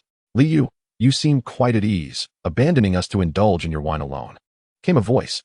Turning around, Liu was startled to see a group approaching. Tang Hao, Ain, John, Peng Zhen, Dai Xiulin, Luya, the Sea siblings, Li Qingwan, and Zhao Wuji, all present without exception. Liu smiled at them and waved his hand, causing 10 cups and 2 containers to materialize on the ground. Each cup contained liquid. 3 held a yellow beverage, while 7 contained red wine. The yellow liquid was juice, and the red was wine, with one container filled with wine and the other with juice. "Please, take a seat. The men shall have the red, while the women shall enjoy the yellow. The red is wine, so drink it with moderation," Liu instructed. The group's eyes lit up as they hurried to grab their cups, well aware of Liu's penchant for high-quality offerings. After all, it is said, what Liu produces is bound to be exquisite. Tang Hao poured the wine into his mouth and, squinting his eyes in delight, suddenly exclaimed, "Delicious. I never imagined such sweet and fragrant wine existed in this world." It instantly refreshes the spirit. Dai Xiaolin remarked. Indeed, this is my first experience with such exquisite wine. It surpasses even the royal offerings. Being a connoisseur himself, as a noble of the Xing Luo royal family, he had savored many fine wines. Everyone was enraptured by the wine's bouquet. When Ayin turned to Li Qingwan and said, Sister Qingwan, look, they're already tipsy after just a sip. I didn't realize their tolerance was so low. Even less than mine. Li Qingwan smiled at Ayin and replied, they are not drunk.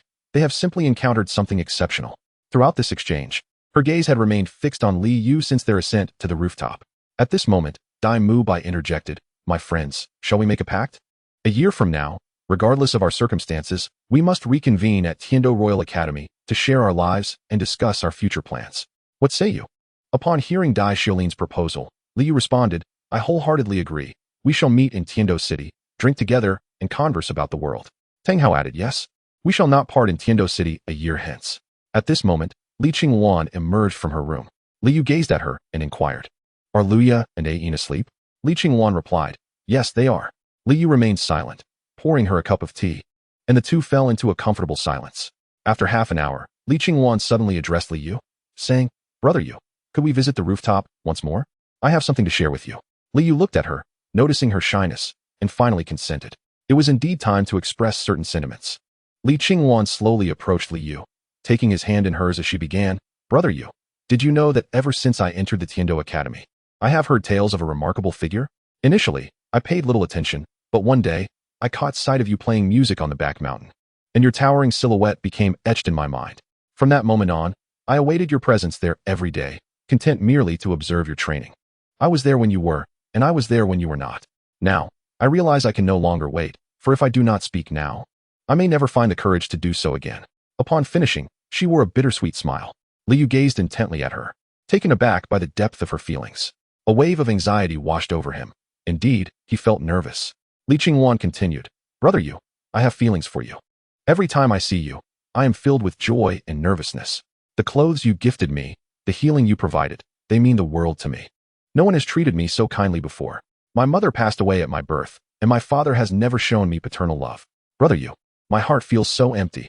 I truly yearn for love. With that, she broke into tears. Listening to Li Qingwan's heartfelt words, Li Yu was deeply moved. He embraced her, saying, Qingwan, I understand your feelings, but I am not equipped to handle this. I have never contemplated having a genuine relationship, as I fear I would betray the one who holds my heart. Thus, I must allow her to remain a figment of my imagination. Your feelings touch me profoundly, but may I ask for time to reflect? We are both still underage, and it seems premature to discuss such matters. Li Qingwan, upon hearing Li Yu's words, lifted her head and replied, I can give you time, as long as you do not reject me. Even if it means waiting a lifetime, I am willing. As she spoke, tears streamed down her cheeks, and her heart raced with the thought, he did not refuse me. Alas, the thoughts of a young girl are so pure. Li Yu shared this sentiment, recognizing that Li Qingwan had yet to reach her 16th year, while he bore the wisdom of a 40-year-old. How could he take such a step? Yet, Li Qingwan's devotion was profound, compelling him to proceed cautiously. Perhaps, in the future, she might find affection for another. Or Li Yu might eventually embrace her feelings. Li Qingwan's love for Li Yu was not one-sided. Rather, it was a vast ocean of affection. Even if this waiting yielded no immediate results, she found contentment in her devotion, unaware that this waiting would span a decade. Time, as Li Yu believed, is a purging agent that allows one to forget profound matters as it flows. Yet this time, he was mistaken. Chapter 29, Returning to the Academy. Soul respect? How could that be? Each of them is a master of the soul sect, and they are far from being novice soul sects. The most formidable among them is the leader of the 1131 group, Li Yu, who has already attained the strength of a level 45 soul sect. What? Level 45? How could such a prodigious individual exist in this continent? Everyone urged the speaker to continue. The introducer elaborated. The 1131 group is renowned for their mystery and strength. It is said that 5 of them received their first soul ring with the assistance of their teacher, while the remainder were obtained through their own efforts. This brings us to their individual circumstances. The speaker paused briefly before continuing. The leader of 1131, named Li Yu, is the soul of the group. Speaking of him is no trivial matter. His martial soul is the Dragon Jade Flute, an auxiliary-type soul master. But do not underestimate him. Senior Li Yu is the only auxiliary soul master in the Douluo Continent with innate full soul power. The crowd gasped in astonishment. The speaker continued, moreover, Senior Liyu's martial soul is quite formidable. It can assist his teammates while diminishing the soul power of his enemies. The specifics elude me, but I have heard that Senior Liyu's martial soul rivals that of the Seven Treasures Glazed Tile School, one of the top 3 sections. Wow. The audience could only express their awe with exclamations. The speaker continued. The second member is Tang Hao, a direct descendant of the Haotian sect, who also possesses innate full soul power, ranking just below Senior Liyu, with a soul power of level 33. As a disciple of the Haotian sect, one can only imagine the terrifying combat prowess he possesses. The only girl in the 1131 group is Ain. She is the youngest, but also boasts a soul power of level 33, making her the last among them to have innate full soul power. John is the third member of 1131. While he may not measure up to the top 3, he still wields a soul power of level 42. Peng Zhen is the youngest male in the 1131 group, yet he too possesses a soul power of level 42. Some students, upon hearing these statistics, became numb, their minds echoing with a singular thought. Indeed, true genius exists in this world. Perhaps one might even call them monsters. After parting ways with Dai Xiulin and the others at the academy, Liu made his way back to the dormitory, though a minor incident occurred. Li Qingwan looked at Liu with tear-filled eyes during their farewell, leaving him quite uncomfortable. The glances from everyone towards Liu changed, hinting at an illicit affair. Liu was drenched in sweat, feeling overwhelmed. When the door to the 1131 dormitory swung open, a faint cloud of dust rushed forth. The door had not been opened for 2 months, and it creaked slightly. The beds lay empty, as they had packed their bedding prior to the month-long competition and the subsequent journey. Liu, Tang Hao, John, and Peng Zhen stood outside the dormitory, lost in thought, each harboring a singular notion. They had not resided in 1131 for such an extended period and found themselves missing it. Yet, with the impending graduation, they realized that perhaps this opportunity would never present itself again. As the dust settled in the dormitory, Liu and his companions began to tidy up their surroundings and make their beds. Once everything was in order, John, Peng Zhen, and Tang Hao lay quietly on their beds, gradually drifting into slumber. Liu, however, stood by the window, observing the vibrant flora and the newly arrived students. Some sought respite in the shade, while others engaged in animated discussions, predominantly about Liu and his team's championship triumph. Taking in the scene before him, Liu mused to himself, what a splendid view. A sudden whim to take a stroll overtook him, and as he turned to inquire if anyone wished to join him, he noticed that the 3 had already succumbed to deep sleep. With a wry smile, he acknowledged that none possessed his stamina. After weeks of arduous travel, they were utterly fatigued. After tidying the beds, the sight of his friends sleeping soundly stirred his own weariness, prompting him to forego the outing. Mimicking their repose, Liu reclined on his bed and fell asleep. Chapter 30. Graduation and Return Home. Liu and his companions slept soundly until nightfall, missing the closing hours of the school cafeteria, and thus ventured out to dine elsewhere. The following morning, the school hosted a welcoming ceremony in honor of their historic victory in the elite competition at the Tiandou Royal Academy, inspiring the new students to strive for continued excellence. Upon hearing this, Liu contemplated, the Tiandou Royal Academy may no longer reign supreme, for their championship could very well be the only one in the entire Tiandou Empire's history. The days ahead may belong to Shrek Academy. The ceremony spanned 2.5 hours, culminating in Liu and the Tiandou Royal team, alongside their accompanying mentors, taking the stage to receive accolades before the event concluded. On the rear mountain of the Tiandou Royal Academy, Liu, Tang Hao, Ain, John, Peng Zhen, Dai Xiulin, Lu Ya, Si Weiqing, Si Weiye, Li Qingwan, Zhao Wujie, and Liu's sister, Li Shaoling, gathered in a pavilion, engaging in conversation. After a 2-month separation from the school, they found it challenging to reintegrate, relying solely on the camaraderie of a few comrades. Noticing a hint of unease in Ain, Liu addressed her. Are you concerned about not having the chance to meet again? Ain glanced at the group before responding, yes. I am uncertain when I will be able to come out again. John, detecting the hint of insecurity in her voice, quickly interjected, what does it matter? If you wish to see us, you can always come to find us. It's not far, is it? With a wink towards Liu, John's playful demeanor prompted Liu to reassure, indeed, there is no need for such melancholy. I have a solution. From his spatial ring, Liu produced 11 jade pendants, each modest in size, distributing 1 to each person. At this moment, Peng Zhen inquired, Boss Yu, what intriguing creation do you have now? Observing the puzzled expressions on everyone's faces, Liu chuckled and explained, these are communication talismans. From now on, you can reach out to me whenever you need assistance. You will contact me directly, and I will relay any messages to the group. It's akin to a communication device, with my consciousness embedded within the pendants, allowing for seamless interaction. By inputting your own consciousness, you can communicate freely. Just joking, they probably don't even know what consciousness is. In this world, there exists but one essence for them. That is the soul force, which cannot be substituted by divine consciousness. Li Yu presented Li Xiaoling with a brooch, a soul artifact, deciding not to give her the jade pendant as compensation instead. The training ground was bustling with activity. Even the principal was present. The teachers of the elite class looked upon Li Yu and others with pride, for they were the fruits of his teaching. He approached them and declared, "The graduation test begins. Release your martial souls."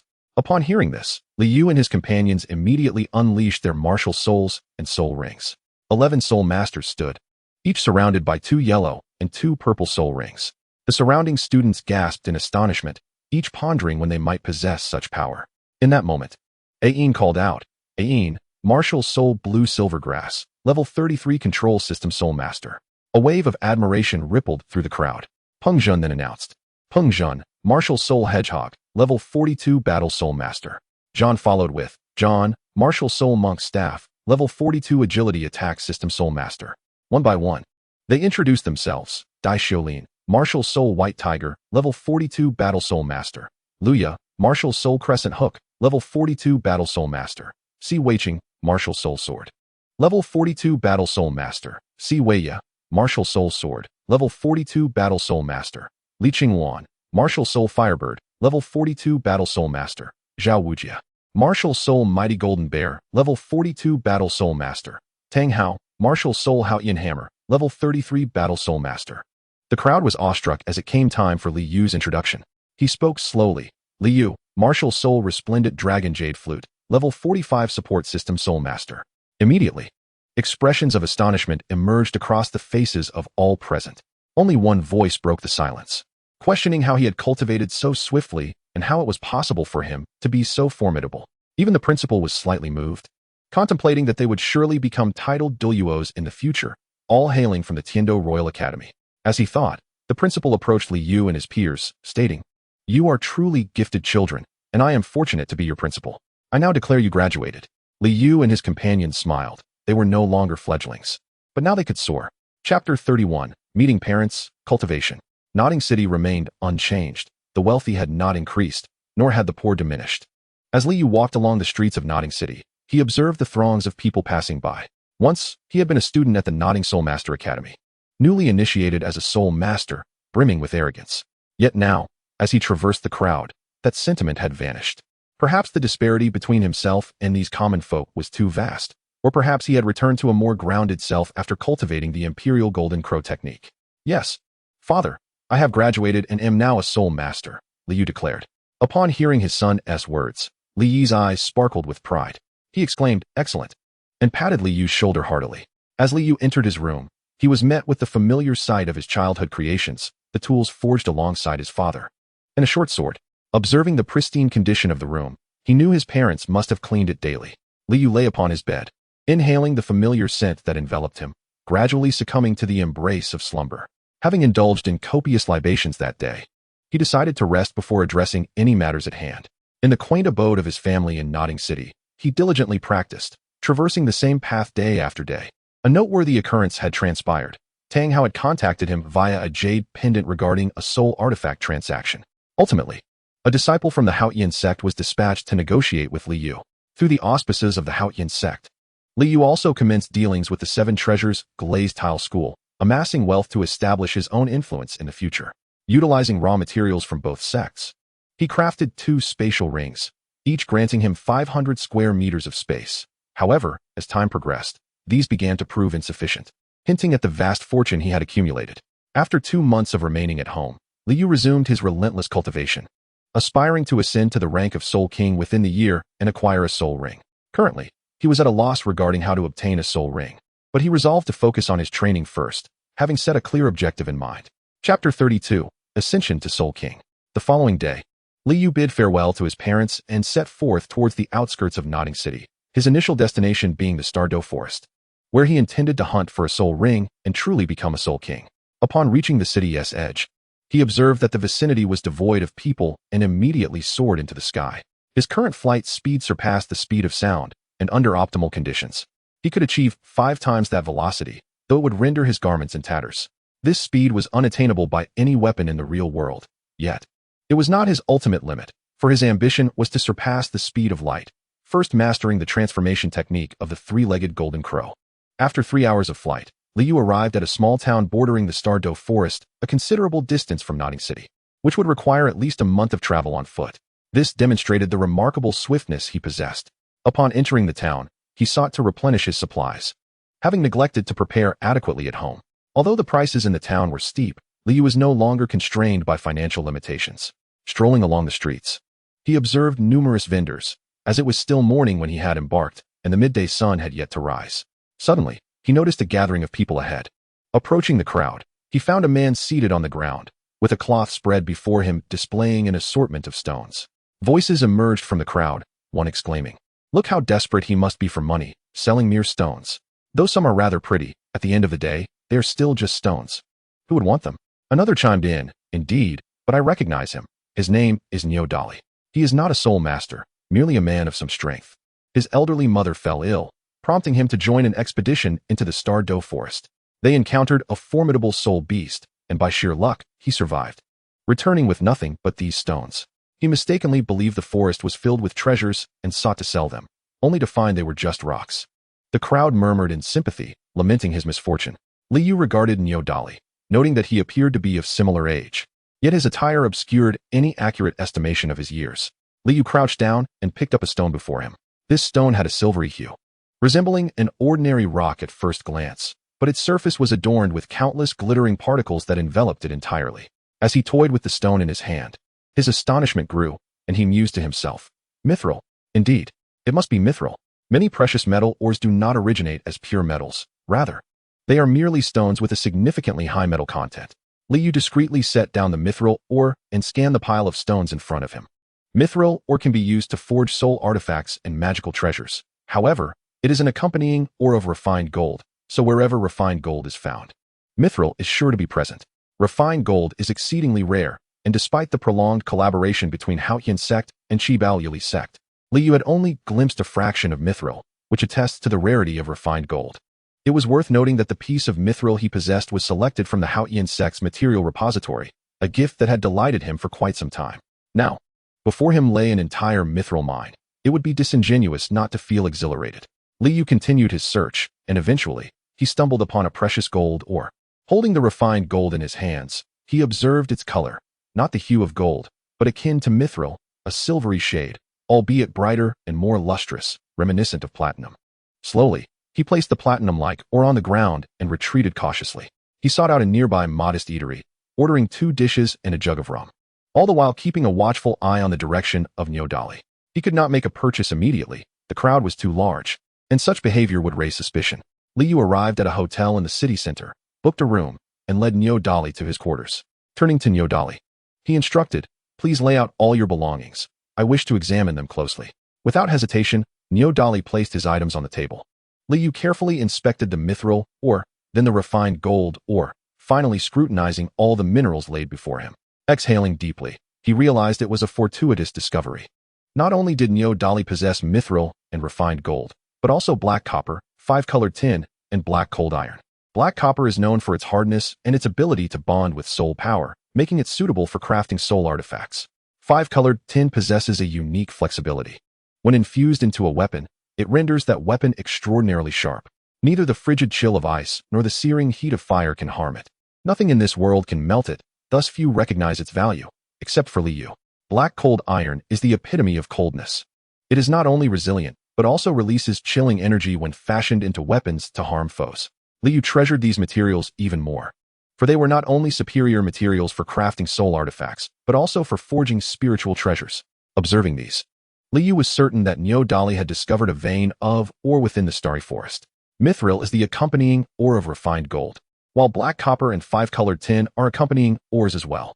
Black cold iron also has an accompanying ore, known as purple gold sand, which could be considered more precious than any of the materials before Liu. The purple gold sand cannot be fashioned into soul devices. However, it is undoubtedly a prime material for crafting. With purple gold sand, Liu could forge any spiritual treasure. Its melting properties provide formidable defense. And should Liu possess purple gold sand, he would finally be able to create the superhuman attire he has long desired. This thought filled him with exhilaration. Just as DouluoDalu was about to leave, Liu interjected, saying, "If you can escort me to the location where you discovered these items, I will reward you with an additional 100 gold soul coins." DouluoDalu immediately turned around, brimming with excitement. "Really? Of course it's true. I have no intention of deceiving you," Liu replied. DouluoDalu continued, "Very well, sir. I shall return tomorrow to guide you to the spot where I collected stones." After exchanging farewells, he exited. Liu resumed his place at the table, poring over the ores until deep into the night. The thought of soon witnessing those mineral veins left him restless with anticipation, yet all would remain uncertain until the morrow. Chapter 33. Acquiring the Soul Ring. At the break of dawn, Liu awoke from his slumber, freshened up, and prepared to venture out. Upon reaching the entrance of the inn, he spotted DouluoDalu dozing at the door, prompting Liu to wonder why he was there.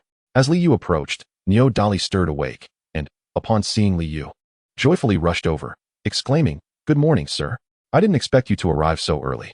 Liu, observing him with curiosity, inquired, "I suppose it is early. But what brings you here at such an hour?" DouluoDalu bashfully confessed, I feared arriving late, in such a prestigious place. I would surely be thrown out the moment I stepped inside."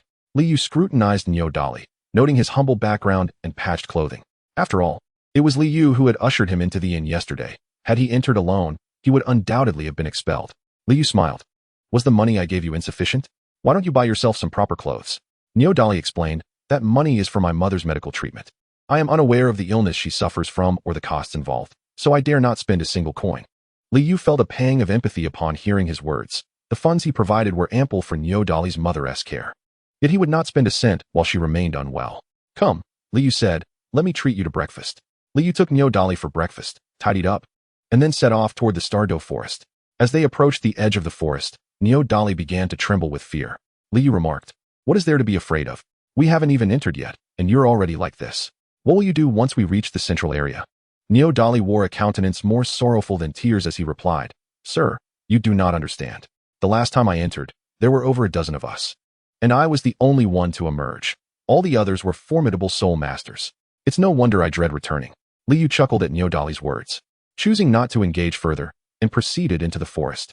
From DouluoDalu's account, the last expedition into the Tiandou forest featured only a level 20 soul master among the group, and considering the proximity of their destination, Liu surmised that the mineral veins must lie on the outskirts of the forest. Liu followed DouluoDalu, and after a 30-minute trek, DouluoDalu parted the thicket ahead, only to be confronted by a wolf that suddenly appeared. Overcome with fear, DouluoDalu fell to the ground as the wolf lunged towards him, its menacing breath palpable in the air.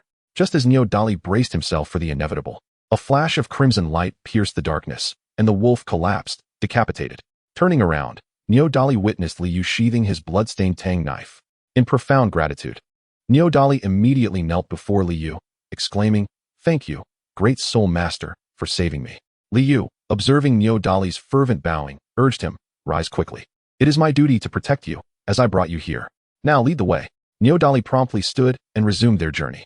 After approximately another hour, he halted abruptly, pointing towards a distant hill and stating, "It was at the foot of that very hill that I collected the stones."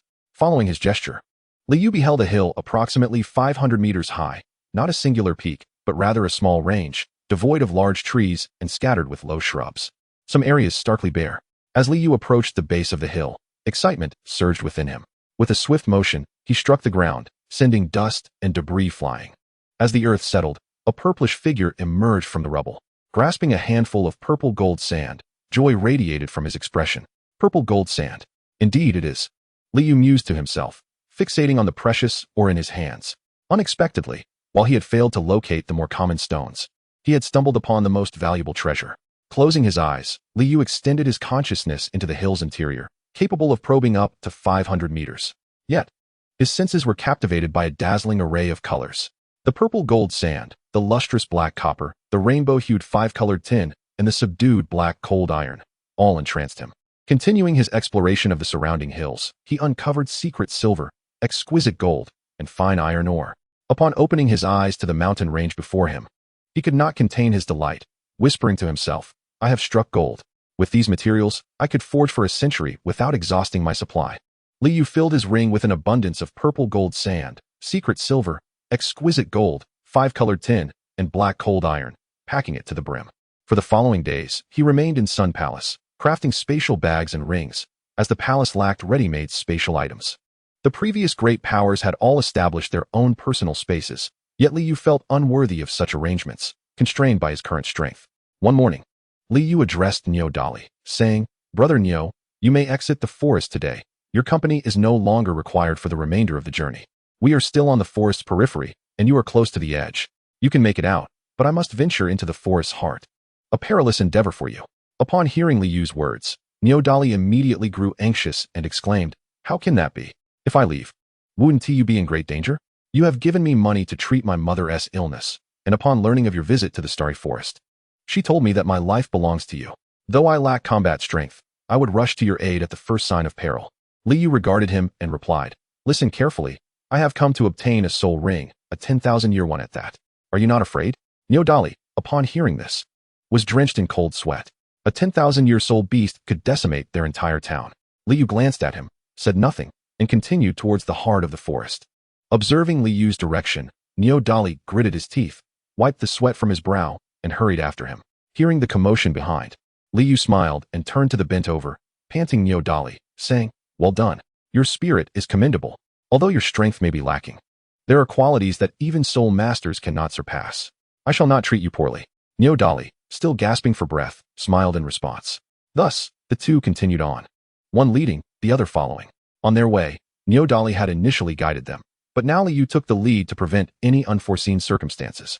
They journeyed for 3 days, gradually approaching the center of the forest, where the underbrush began to thin out, revealing towering ancient trees. Liu proceeded cautiously, with DouluoDalu trailing behind. Liu was on the lookout for his target. He sought a soul ring that could enhance soul power. Although his Xuanlong Yuxiao possessed the ability to augment soul power, he had yet to acquire such a soul ring. Currently, the Xuanlong Yuxiao could only diminish an opponent's attack power. He contemplated the implications of possessing a soul ring capable of reducing an opponent's strength from a title Douluo to a soul Douluo. Combined with his other supportive abilities, the outcome would be unequivocally decisive. As they continued deeper into the forest, Liu soon halted due to an impending predicament. He found himself in a troubling situation. Chapter 34. Battle with the Xiantian glass snake, absorbing the soul ring. Liu observed a colossal serpent resting beside a golden cicada flower and began to retreat cautiously. He turned to DouluoDalu and whispered, "Brother Niu, retreat slowly. As far as you can. Find a place to hide, and remember to remain silent, avoiding any heavy breathing." Trembling, DouluoDalu replied, "Understood, I will not disturb you. Please be careful." With that, he began to back away slowly in search of a hiding spot, yet his nervousness caused him to create quite a racket. The giant serpent seemed to have heard DouluoDalu's noise and gradually raised its head to look in his direction. All snakes are nearsighted. After scanning for a moment without spotting anything, the serpent flicked its tongue and began to move towards DouluoDalu. Realizing the danger, Liu thought to himself that this was not good. Snakes possess an acute sense of smell. He cautiously observed the giant serpent as both man and beast locked eyes. Liu was on guard against the Xiantian glass snake's venom, while the snake was searching for the opportune moment to strike. Suddenly, the Xiantian glass snake opened its mouth, and Liu realized the gravity of the situation. He immediately dodged with utmost speed. A stream of white liquid erupted from the mouth of the Xiantian cobra, yet Liu, quick on his feet, remained unscathed. The flora that was splashed by the venom immediately withered, turning black before ultimately becoming ashes. Witnessing this, Liu felt a surge of alarm. He had not anticipated the potency of the Xiantian cobra's venom. With unwavering focus, he fixed his gaze upon the serpent and leaped into the air, wielding his Tang Dao, which unleashed a 10-meter blade of light aimed directly at the Xiantian cobra. The serpent's attack speed was astonishingly swift, yet its mobility was considerably sluggish. Liu's blade struck true, sending the Xiantian cobra hurtling away.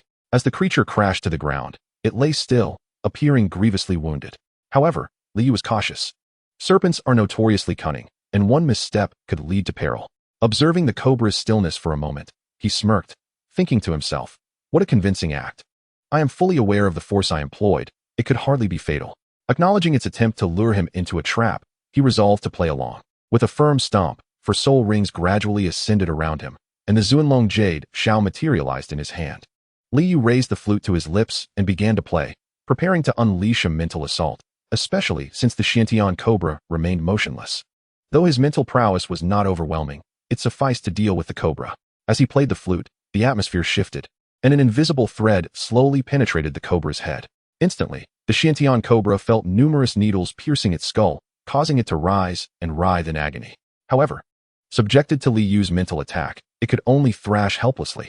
Hidden in the shadows, DouluoDalu was utterly astonished. When the four soul rings emerged around Li Yu, he nearly gasped aloud, but recollecting Li Yu's warning to remain silent, he quickly covered his mouth, eyes wide in disbelief as he observed the battlefield. Li Yu's mental assault continued unabated, and the serpent, which had initially struggled fiercely, gradually succumbed to a state of stillness. Not relenting, Li Yu employed his spiritual awareness to ascertain the cobra's condition, discovering that it was breathing shallowly. Armed with blood shadow, he swiftly approached the Xiantian cobra and struck at its head, ending its life. Li Yu's complexion paled slightly, and beads of sweat dotted his brow, a testament to the exertion from his earlier mental strain. Glaring at the decapitated body of the Xiantian cobra, he kicked it in frustration, exclaiming, "Really? Is it necessary? I had no intention of using your soul ring. Was it worth your life? Look where you ended up, your life for nothing, and now I kick you." As Li Yu continued to vent his ire, DouluoDalu cautiously approached his side. Noticing DouluoDalu's approach, Li Yu quickly retracted his foot. Clearing his throat in embarrassment over his earlier display, he retrieved a dagger from his spatial ring and handed it to DouluoDalu, instructing, "Skin this serpent and extract its fangs. Remember to remove the fangs last. After you're done, discard the dagger to avoid poisoning." With that, he settled down cross-legged to recuperate. DouluoDalu stared at the serpent's corpse, hesitating to draw near. After a moment, he thought, "What am I afraid of? It's just a corpse now. Treat it as if it were the remains of any ordinary animal." DouluoDalu slowly approached the serpent's carcass and began to skin it. Murmuring to himself, "I am preparing a dish. I am preparing a dish." Beads of sweat glistened on his forehead.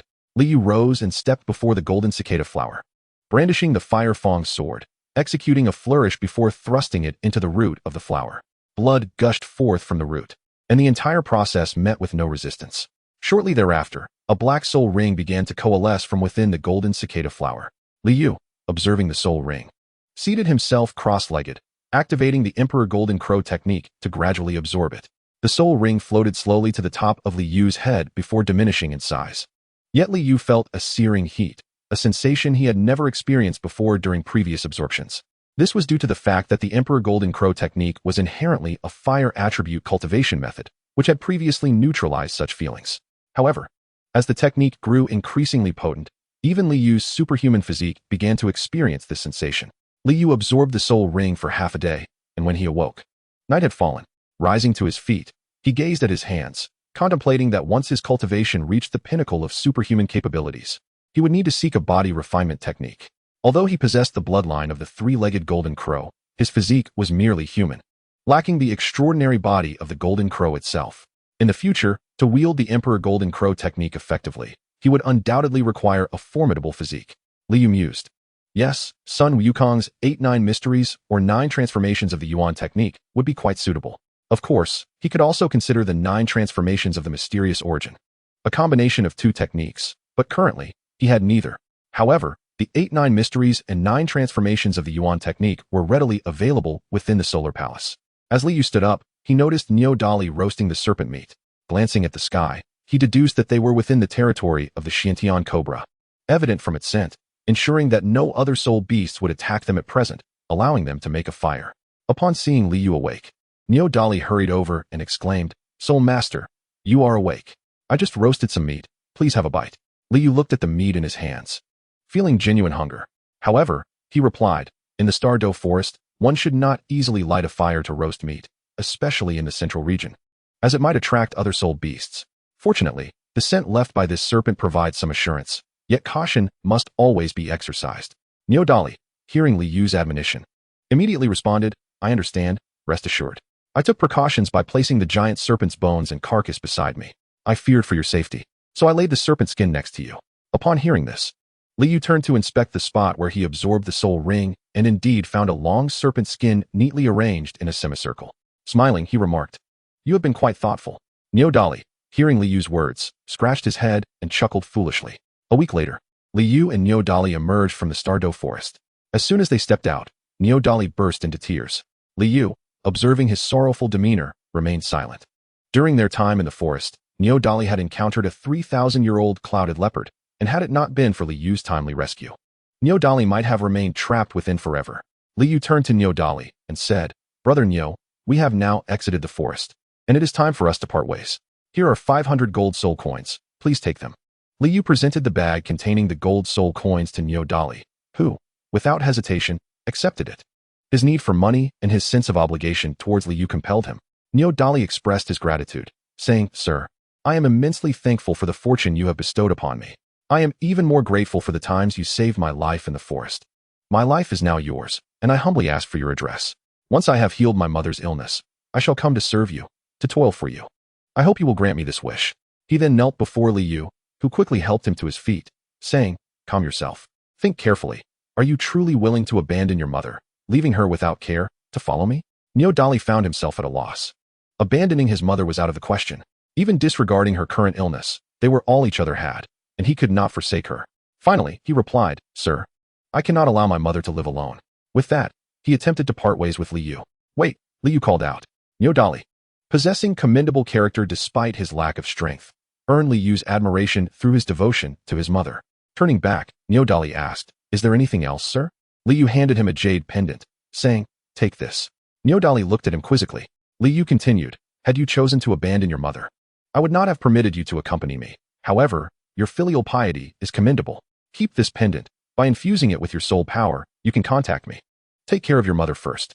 Once she recovers, reach out to me with the pendant, and I shall also use it to contact you." With that, he walked away, leaving DouluoDalu to watch him fade into the distance. Although uncertain of Li Yu's sincerity, it provided him with hope. In DouluoDalu's heart, how could a powerful soul master like Li Yu deceive an inconspicuous individual like himself? Li Yu recognized DouluoDalu's virtues, in modern terms. DouluoDalu was not cut out to be a leader or a silver-tongued individual, but he was certainly a good employee. Chapter 35. Li Yu's journey into the world. On this day, Li Yu journeyed across vast distances to reach the capital of the Star Luo Empire, Xingluo City. Strolling through the bustling streets, he took in the sights. With 6 months remaining until his reunion with Tang Hao and the others, Li Yu intended to utilize this final half-year for personal growth. Truth be told, most of Li Yu's current strength stemmed from his own diligent practice, as he had never undertaken worldly cultivation. Thus, he resolved to explore the world independently during the remaining 6 months. Dressed in a white hanfu and black leather boots, Li Yu adorned traditional attire. The hanfu he wore was casual, with narrow sleeves and a hem reaching his ankles. His long black hair cascaded over his shoulders, complemented by a similarly styled white outer garment, whose hem reached his knees, and a traditional sword hung at his waist. Though his attire appeared somewhat out of place in the Douluo Continent, attracting curious glances from those around him, Li Yu remained unfazed, choosing to wear what he liked and allowing others to speak as they wished. Hanfu is the most cherished traditional attire of Li Yu, embodying the essence of Han nationality in his heart. Although the modern Zhongshan suit and qipao are aesthetically pleasing, the Zhongshan suit emerged only during the Republic era, while the Han nationality boasts a rich history spanning millennia. The qipao, too, evolved from the garments of concubines in the Qing dynasty's imperial court. Despite its exquisite design, it is the hanfu that Li Yu regards as the true attire of the Han people. The hanfu worn by Li Yu is a creation of his own making. After acquiring the Soul Ring, he dedicated a month at the Sun Palace to forge a superhero suit that he found satisfactory.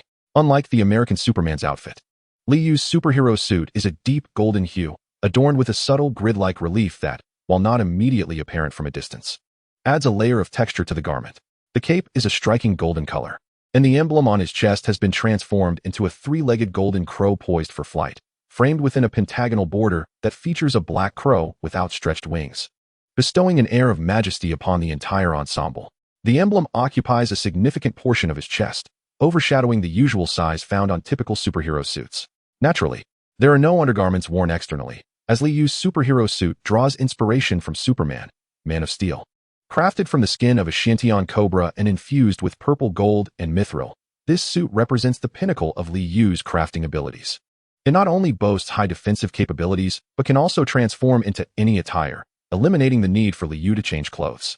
Additionally, it is impervious to the true fire of the Golden Crow, allowing Li Yu to soar to great heights without fear of damaging his outfit. As Li Yu strolls through the streets of Xingluo City, he encounters numerous vendors engaged in trade alongside many upscale establishments. In truth, the Douluo Continent is quite advanced, with certain inventions powered by soul energy surpassing those in the real world. Li Yu approaches a location reminiscent of the Western Roman Colosseum, marked with the words Royal Auction. He muses that this auction house must be affiliated with the Xingluo royal family, explaining its grandeur. With a smile gracing his lips, he steps inside.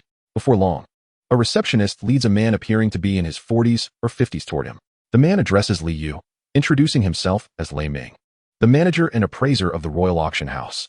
Greetings, I am Lei Ming. What valuable item do you wish to auction? May I have a glance? Li Yu thinks to himself, I am indeed electrifying, but replies, Hello, Mr. Lei Ming. What I wish to auction is of considerable worth. Do you not verify items just anywhere? Upon hearing Li Yu's words, Lei Ming quickly responds, I apologize for the abruptness, as your item has yet to be appraised. However, we do have an appraisal room. Please allow me to escort you. Lei Ming perceives that despite Li Yu's youth, he speaks with conviction, and his attire is a rarity on the continent, exuding an air of nobility. Consequently, Lei Ming deduces that Li Yu is a soul master, prompting his respectful demeanor. Crossing the reception area, they enter a spacious hall filled with numerous vendors displaying an array of peculiar items. Lei Ming invites Li Yu to a room on the second floor, which is ample in size, measuring over 20 square meters. The room contains only a large tea table surrounded by 4 sofas. Please, have a seat, sir, Lei Ming says as Li Yu settles into one of the sofas.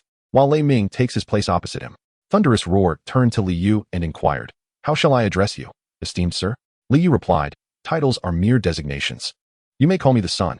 Upon hearing this, Thunderous Roar responded, Very well, Mr. Sunday, might I request you to present the items for auction? We can commence the appraisal. Li Yu retrieved a 10-centimeter square box and a belt from his spatial ring. He then informed Thunderous Roar, This belt is a soul artifact, adorned with 10 gemstones, each possessing a spatial capacity of 5 cubic meters. As for the contents of this box, you shall discover them upon opening. The belt was a replica of the 24 bridges on a moonlit night, originally intended for trade with the 7 treasures, glazed tile school. But the deal fell through due to an unresolved price. Li Yu refrained from completing the transaction, primarily because his asking price was excessively high, compounded by the item's inherent rarity. He sought to exchange the belt for an opportunity to access the treasury of the 7 treasures, glazed tile school. Ultimately, the school declined his proposal, opting instead to trade a 25 cubic meter belt for several precious materials. Any transaction invariably involves haggling, and thus the origin of this belt is elucidated. The reason behind Li Yu's audacious request to the 7 treasures, glazed tile school primarily stemmed from his connections with the Haotian sect and his brother Tang Hao. The 7 treasures glazed tile school recognized Li Yu's significance. Otherwise, they would hardly regard him, a mere soul king, with such esteem. Upon hearing Li Yu's description of the belt, Thunderous Roar immediately rose, exclaiming in astonishment, This belt truly possesses a capacity of 50 cubic meters. The tone of his voice shifted dramatically, for the fact that Li Yu could make such a substantial demand from the 7 treasures, glazed tile school underscored the belt's exceptional value. Currently, the finest spatial storage soul artifacts on the Douluo Continent barely exceed 30 cubic meters. As for why the master possessed the 24 bridges on a moonlit night, Li Yu speculated it was linked to his affiliations with the Blue Sky Tyrant sect and the Spirit Hall. Frowning at Thunderous Roar's skepticism, Li Yu remarked, I have no need to fabricate such tales. As for the veracity of my claims, I trust you possess your own appraisal methods. Thunderous Roar, feeling slightly embarrassed yet understanding, recognized the belt's significance, which was a rare opportunity for him. Reluctantly placing the belt aside, he turned his attention to the inconspicuous box belonging to Li Yu. The box appeared unremarkable, readily available anywhere. However, upon opening it, a radiant cascade of colorful light emerged. Thunderous Roar was rendered speechless, gazing in astonishment at the contents within the box. Cloud diamond. Indeed, it is a cloud diamond. So large. Inside the box lay a gemstone slightly smaller than an egg, shimmering with a kaleidoscope of colors and possessing a luster akin to that of diamonds. As for how Li Yu came to possess it, that was due to his discovery of a small mine in the Tiandou forest. Though modest in size, the cloud diamond's exterior dazzled with vibrant hues, while a delicate white filament-like substance was visible within. While it bore no practical utility, it was regarded as a pinnacle of luxury on the Douluo Continent, akin to diamonds and various gemstones in the real world, valued solely for their aesthetic appeal and symbolic significance. This particular cloud diamond could be considered the most prestigious gem on the Douluo Continent. Although the world presents a myriad of technologically advanced marvels, it is also riddled with outdated practices, particularly in the realms of mineral extraction and exploration, which remain reminiscent of ancient Chinese methodologies. The current approach is limited to the surface mining of visible deposits, with many resources going unrecognized. This negligence can be attributed to the prevailing indifference towards such materials in the Douluo Continent. For instance, iron ore is primarily utilized for crafting agricultural tools and weaponry. Surely, one can rely solely on their martial soul. At this juncture, Lei Ming found himself at a loss for words in front of Li Yu. To him, merely presenting one extraordinary item was already astonishing. Yet Li Yu produced two. The interior of the cloud diamond resembled a galactic expanse, particularly significant for the Xingluo Empire, where the royal crown prominently features this precious gem. The value of the cloud diamond is, therefore, immeasurable. Gradually regaining his composure from the awe inspired by the cloud diamond, Lei Ming addressed Li Yu, saying, "Mr. Sun, please hold for a moment. These two items are exceedingly precious. I must report to our president for a decision." Li Yu responded, "Certainly." After signing the necessary documentation with Dai Xiong, Li Yu retained the belt and the cloud diamond. Just as he was about to depart, Lei Ming called out to him. Li Yu turned to Lei Ming and inquired, "What is it? Do you have further business, Mr. Lei?" From his pocket, Lei Ming produced a purple card and handed it to Li Yu, stating, "Mr. Sun, the president instructed me to give you this card. When the auction commences, you may use it to access the VIP lounge. Moreover, presenting this card grants you a 50% discount on all purchases made at our auction." Li Yu took the card in hand. It was entirely purple, emblazoned with the name of the Royal Auction House and the white tiger emblem of the Xingluo Empire. Holding the card, Li Yu expressed his gratitude. "I shall accept this card. Please convey my thanks to your president." Lei Ming replied, "Certainly." After bidding farewell to Lei Ming, Li Yu wandered through the auction venue, which featured not only the main auction hall, but also small vendor stalls and mini-auction areas where a handful of individuals gathered to auction off items in a more casual setting, devoid of a professional auctioneer. As Li Yu meandered through the bustling hall, he eventually found himself captivated by a particular stall. Chapter 36, The Fiery Wind-Tail Feather. Before Li Yu stood a man in his 30s, whose stall was filled with a plethora of items, including numerous minerals of little value, as well as various obscure objects such as animal bones, feathers, and scales, all of minimal worth. However, it was a single feather on this vendor's table that piqued Li Yu's interest. Approaching the vendor, Li Yu crouched down to examine the items closely. The vendor, noticing Li Yu's presence, immediately greeted him. "Greetings, esteemed customer. Please feel free to browse." After inspecting all the items, Li Yu finally picked up the feather and inquired, "How much is this?" Upon seeing the feather in Li Yu's hand, the vendor displayed an expression of regret, as if to suggest that Li Yu had chosen something of little value. The vendor replied, "This is a feather from a red crane, though I cannot specify its exact origin. If you wish to purchase it, it will cost you 10 gold soul coins." Li Yu regarded the feather he held. The vendor may have been somewhat oblivious, but Li Yu was not. The feather exceeded a meter in length and was a vibrant crimson hue. The tip of the feather bore a break, indicating that it could have been even longer. In Li Yu's hand rested a feather, the tail plume of a fire phoenix, an exceedingly rare soul beast. To possess any weapon spirit associated with the fire phoenix was to belong to a distinguished lineage, much like the family of Li Qingwan. Soul beasts were even scarcer, and to this day, Li Yu had yet to hear of any soul beast linked to the fire phoenix, let alone a genuine fire phoenix soul beast. Li Yu observed that this tail feather had undergone a significant passage of time. The fiery elements within had become subdued, and the characteristic whirl at the tip of the feather was absent. This led some to mistake it for the tail feather of a red crane, which bore a striking resemblance, particularly when the iconic phoenix swirl was missing. However, the red crane was merely a relatively common soul beast, lacking substantial value. Hence it never graced the auction house. Holding the feather, Li Yu addressed the merchant, stating, "I shall take this feather. Here is your payment." With that, he retrieved 10 gold soul coins from his ring. Upon receiving the coins, the merchant replied, "Perfect. Might I inquire if there is anything else you desire?" To which Li Yu responded, "No, that will be all," and proceeded to leave. As Li Yu walked away, the merchant hastily packed up, muttering to himself, "What fortune! To find such a worthless feather in the wild, and still make a profit. Ah, I shall enjoy a drink today." Li Yu, unaware of the merchant's remarks, would have merely smiled, for anything in the hands of an appreciative observer holds true value. He felt he had indeed made a splendid acquisition. As he ambled along, Li Yu scrutinized the tail feather, noting the abundant fiery essence within, a genuine phoenix flame. If refined, he could purify the bloodline of a less pure phoenix weapon spirit, potentially yielding a powerful phoenix soul master to serve him. Continuing his stroll through the auction hall, he failed to find anything that piqued his interest. Muttering to himself, he mused, "Indeed, these items are unworthy of the auction house. They are far too mundane. I had hoped to stumble upon a hidden gem, but it seems that fortune eludes me." Li Yu possessed numerous treasures from the Haotian sect and the 7 treasures glazed tile sect, rendering the offerings before him rather unimpressive. By afternoon, the auction for Li Yu's items was soon to commence. He entered the VIP room designated for him, where everything was adorned in shades of red walls, red sofas, and a red coffee table. He settled onto the central sofa, which featured 4 buttons on the armrest, corresponding to the units of 10, 100, 1,000, and 10,000. Should the total exceed the 1,000 unit, a a shout would be required. Before him, the coffee table was laden with an assortment of fruits native to the Star Luo Empire. As he surveyed the room's opulent decor, he mused. This space must be curated specifically for those seeking exceptional services. Before long, the vast auction hall filled with patrons, and the number of empty seats diminished steadily. At that moment, a woman in uniform, appearing to be no older than 30, ascended the auction stage and addressed the audience. Greetings, everyone. My name is Huayu, and I am the auctioneer for the Royal Auction House. It is my pleasure to serve you all. At that moment, a voice from the ordinary seating called out.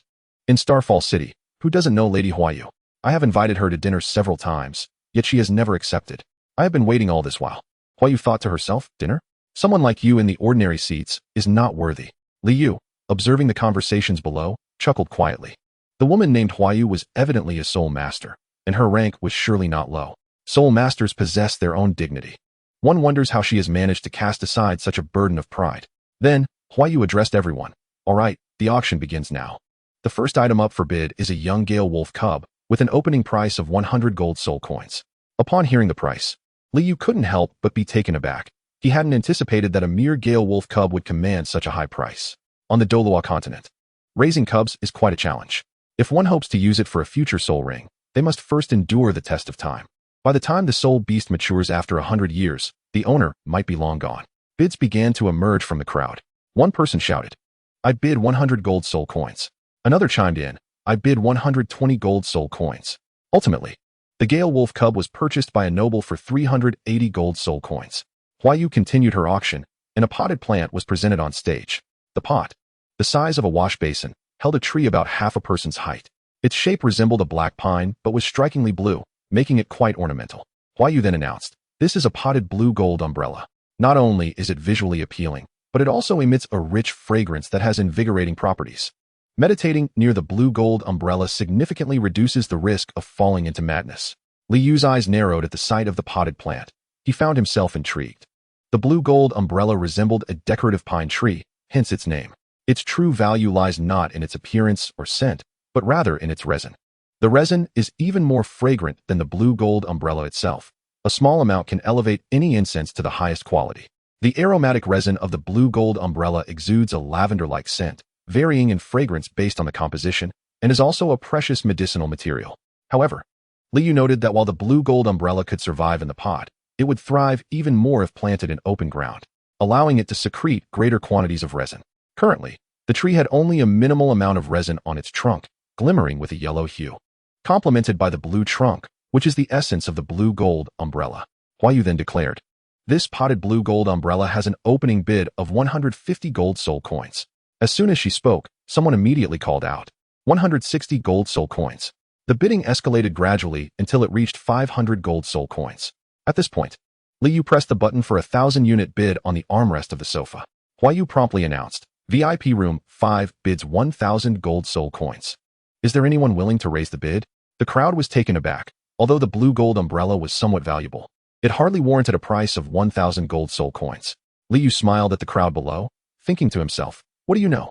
The blue gold umbrella is merely a decorative item for the people of Douluo Continent. However, for Li Yu, it holds a deeper significance.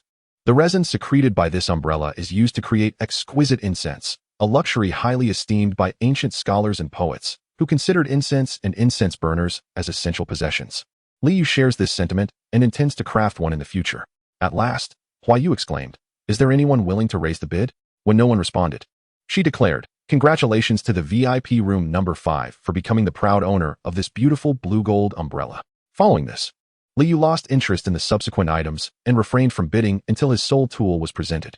Huayu announced, next is the final item of this auction, which will be the pivotal piece of today's event. Please welcome the bidding item.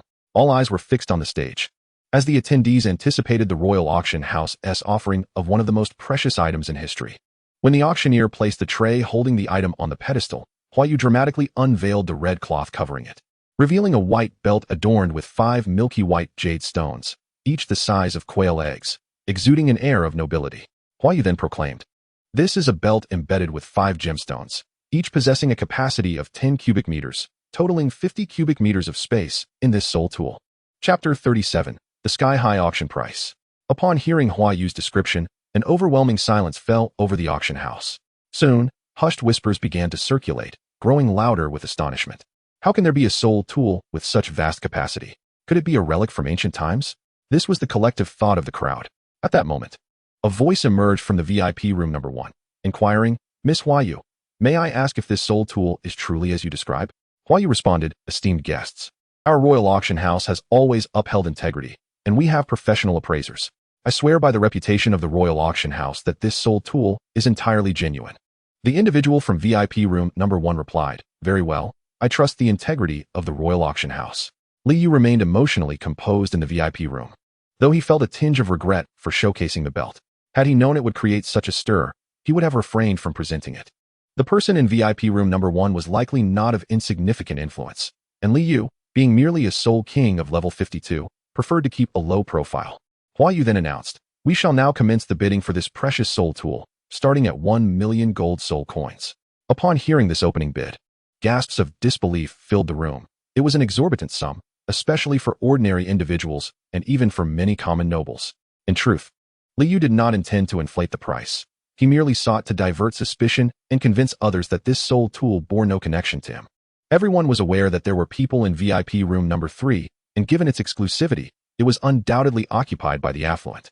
However, it is rather peculiar that there is no bid placed on the most valuable item, which would strike anyone as odd. The astute might conjecture a connection between Li Yu and this precious soul artifact, as Li Yu announced a staggering price of 140,000. The second VIP room exclaimed, 2 million. Huayu immediately declared, "The second VIP room bids 2 million. Is there any further bidding?"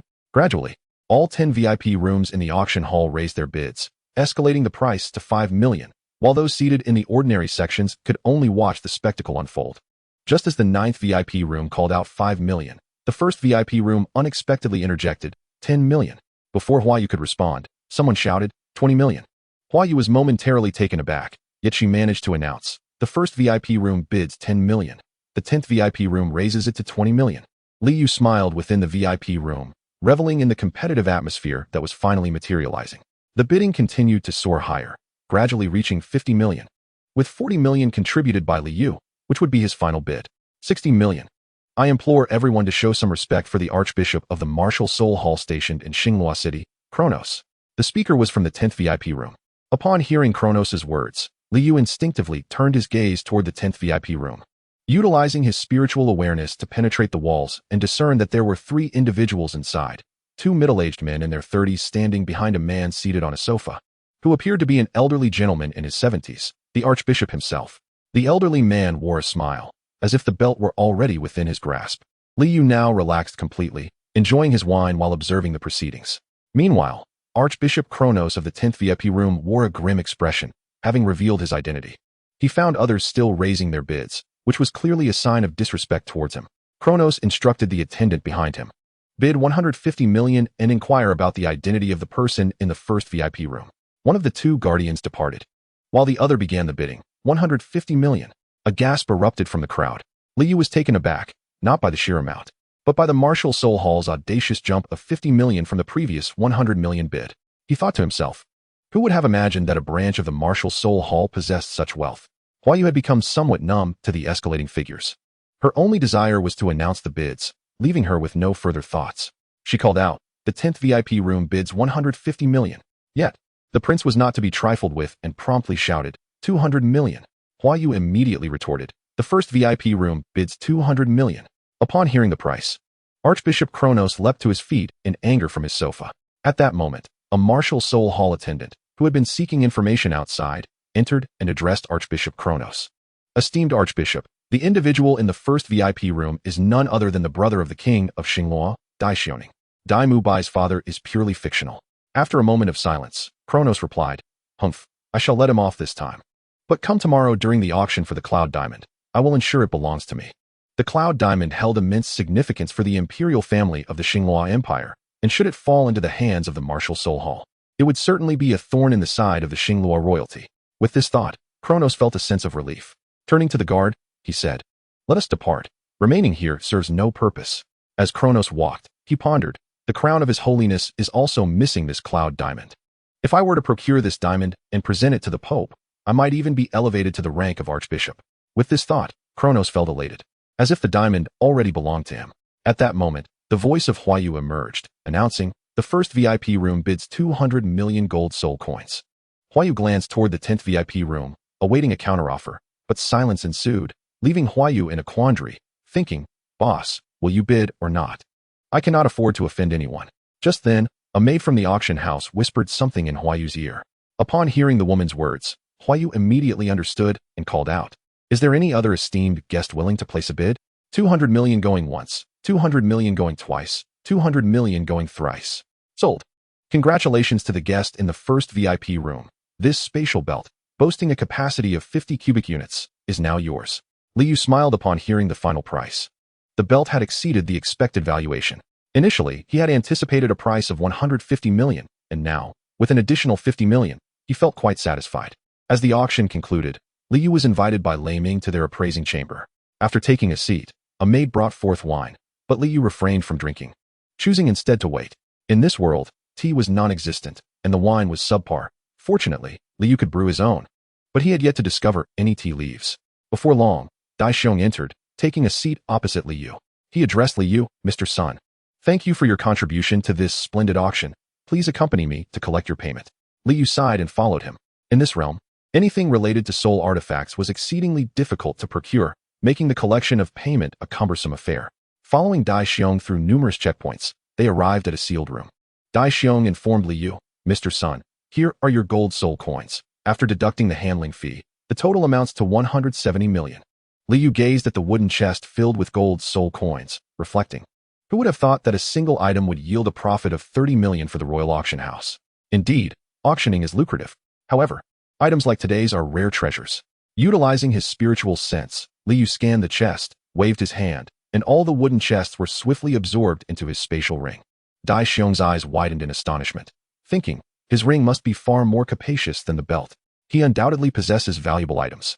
Realizing the implications of Dai Xiong's gaze, Liu inwardly cursed himself but quickly regained his composure, stating, "Chairman Dai, I appreciate this collaboration. I possess quite a few valuable items, should my family permit it. I will prioritize your royal auction house for future auctions." This remark was meant to convey to Dai Xiong that he was an enigmatic figure. Collaboration would yield mutual benefits. But if animosity arose, he was not to be trifled with. Upon hearing Liu's words, Dai Xiong snapped back to attention and replied, "Mr. Sun, I humbly ask for your continued patronage. Your card is always valid. You shall enjoy VIP treatment at any branch of the royal auction house." Liu refrained from indulging in pleasantries and addressed Dai Xiong directly. "Very well, I shall take my leave now. I will be present at the auction for the Cloud Diamond tomorrow." With that, he departed. As he walked along the path, Liu reflected on his somewhat simplistic thoughts, relieved that no unforeseen events had transpired. Chapter 38. The Cloud Diamond Auction returned to Nodding City. The following day, Liu rose early and strolled through Xingluo City. He noticed a plethora of unfamiliar faces, all of whom arrived in carriages indicative of influential nobility. The streets buzzed with discussions surrounding the Cloud Diamond. Observing the ebb and flow of people, Liu mused, the royal auction house possesses significant influence. Within merely a day and a half, the news of the Cloud Diamond has permeated the entire continent. After meandering through the market and purchasing a few items, he made his way to the auction house, hoping to uncover some treasures within the hall. However, his expectations were dashed as the morning yielded little in terms of valuable finds. The majority of items on display were antiques, which he deemed mere refuse. Artifacts from the Douluo Continent held no allure for him. At last, at 2 o'clock in the afternoon, the auction commenced, and Liu re-entered his VIP room number 3. He noted that even the ordinary seats were now occupied by individuals dressed in luxurious silks. At that moment, Huayu entered, visibly exhilarated. This was her second opportunity to oversee a sky-high auction in her lifetime, and both occasions were conducted under her auspices, securing her place in the annals of the royal auction house. Huayu then announced, "Welcome, esteemed guests, to this auction. Today's event will be the most valuable auction on the Douluo Continent. Each item presented will be extraordinarily precious. I invite you all to anticipate the offerings." At that juncture, a maid approached the stage, carrying a tray. As Huayu unveiled the red cloth atop the tray, all eyes turned toward her. With a smile, Huayu declared, "Behold, this is a guogang long. It is a plant, yet the hardest known flora on the Douluo Continent, surpassing wrought iron in durability. The guogang long can serve as a weapon or be fashioned into a scepter, symbolizing authority. It is said that this particular guogang long predates the scepter of the Grand Bishop of the Spirit Hall by a considerable margin." Liu was astonished by Huayu's words, not expecting the Royal Auction House to present such a significant botanical specimen to complement the Cloud Diamond auction. The Guogang Long, with its spiral patterns and a texture of remarkable hardness, bore a yellow-green hue reminiscent of a python, and had long been a symbol of nobility. This specimen measured over a meter in length and was estimated to be a millennium old. However, to Li Yu, the Guogang Long held little value in his mind. It was merely a medicinal herb for treating rheumatism, of which he possessed 2 or 3 specimens in his ring, each older and of superior quality than the one being auctioned. The Guogang Long was only suitable as a scepter for a bishop of the Spirit Hall, far beneath the status of a Pope's scepter, which was crafted from the exceedingly rare purple gold and held far greater worth. Naturally, items fashioned from Guogang Long could be wielded by any capable individual, unlike the uniquely revered Pope's scepter. Hua Yu initiated the bidding. The starting price for this Guogang Long is 1,000 gold soul coins. Let the auction begin. The nobles in the audience began to bid in succession, and soon the price soared beyond 10,000. At that moment, the first VIP room called out 50,000 gold soul coins. Upon seeing this, Hua Yu immediately announced, the first VIP room bids 50,000 gold soul coins. Is there anyone willing to raise the bid? Although the bid came from the VIP room, it did not deter those in the regular seating, particularly those in the front rows, from continuing to increase their offers. 55,000. Hua Yu promptly shouted, the second seat offers 55,000 gold soul coins. Is there any further bidding? 100,000 gold soul coins. Following the voice, Hua Yu looked over and declared, the 10th VIP room bids 100,000 gold soul coins. Li Yu, using his spiritual sense, recognized that the individual in the 10th VIP room was none other than Bishop Kronos, and he smiled faintly. Hua Yu continued, is there anyone else wishing to bid?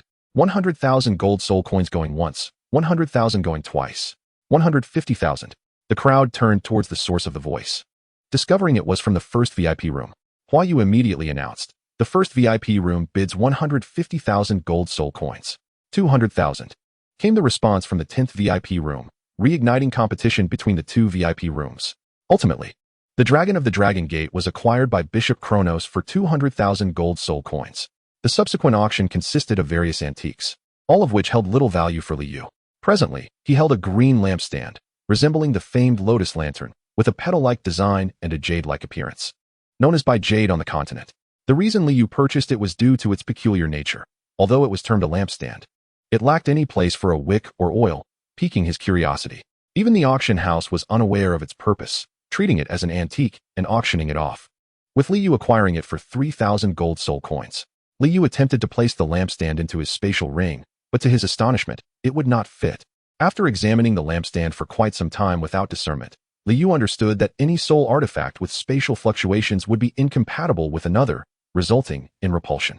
This was why spatial rings could not contain other spatial rings or bags. Yet, this seemingly innocuous lampstand possessed spatial properties. Li Yu could not fathom it. Even his spiritual sense proved futile. Eventually, he decided to try placing it in the Sun Palace, and to his surprise, the lampstand vanished from his grasp. Li Yu was left speechless, never anticipating that the lampstand would be so selective about its resting place. At that moment, Hua Yu announced, we now come to the final item of the auction. All eyes were fixed on the stage, as 2/3 of the audience had come solely for this last item, eagerly awaiting its reveal after such a long wait. Hua Yu unveiled the red cloth from the tray brought by the maid, revealing a golden base upon which stood an oval cloud diamond. Upon seeing the cloud diamond, Li Yu thought to himself, I never imagined the auction house would provide a base for the cloud diamond. How thoughtful. Hua Yu proclaimed, this is the largest cloud diamond ever discovered on the Douluo Continent, and it is also the most perfect one.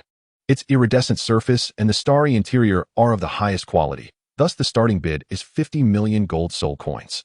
When the crowd heard Hua Yu's opening bid, they collectively gasped in astonishment at the exorbitant price. However, some deemed it reasonable, as there was only one such item on the entire continent. The first VIP room immediately responded with a bid, 50 million. Hua Yu promptly declared, the first esteemed guest bids 50 million. At this moment, the second esteemed guest chimed in with an offer of 80 million. A murmur swept through the crowd, as everyone wondered who this formidable individual was. Boldly increasing the bid by 30 million, Li Yu then interjected with a bid of 90 million. His offer elicited no reaction, which was precisely the effect he desired, to distance himself from the Yun diamond while remaining inconspicuous. Ultimately, the bids escalated sequentially from 100 million to 130 million, 150 million, 200 million, and then 220 million. Finally, the 10th esteemed guest shouted, 300 million.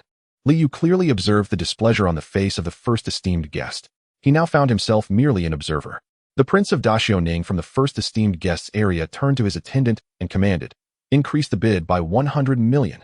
He had come under the king's orders to secure the Yun diamond at all costs, even mobilizing the nation's resources. The attendant shouted, 400 million. Hua Yu immediately reported, "The first esteemed guest bids 400 million. However, the 10th esteemed guest promptly countered with 500 million.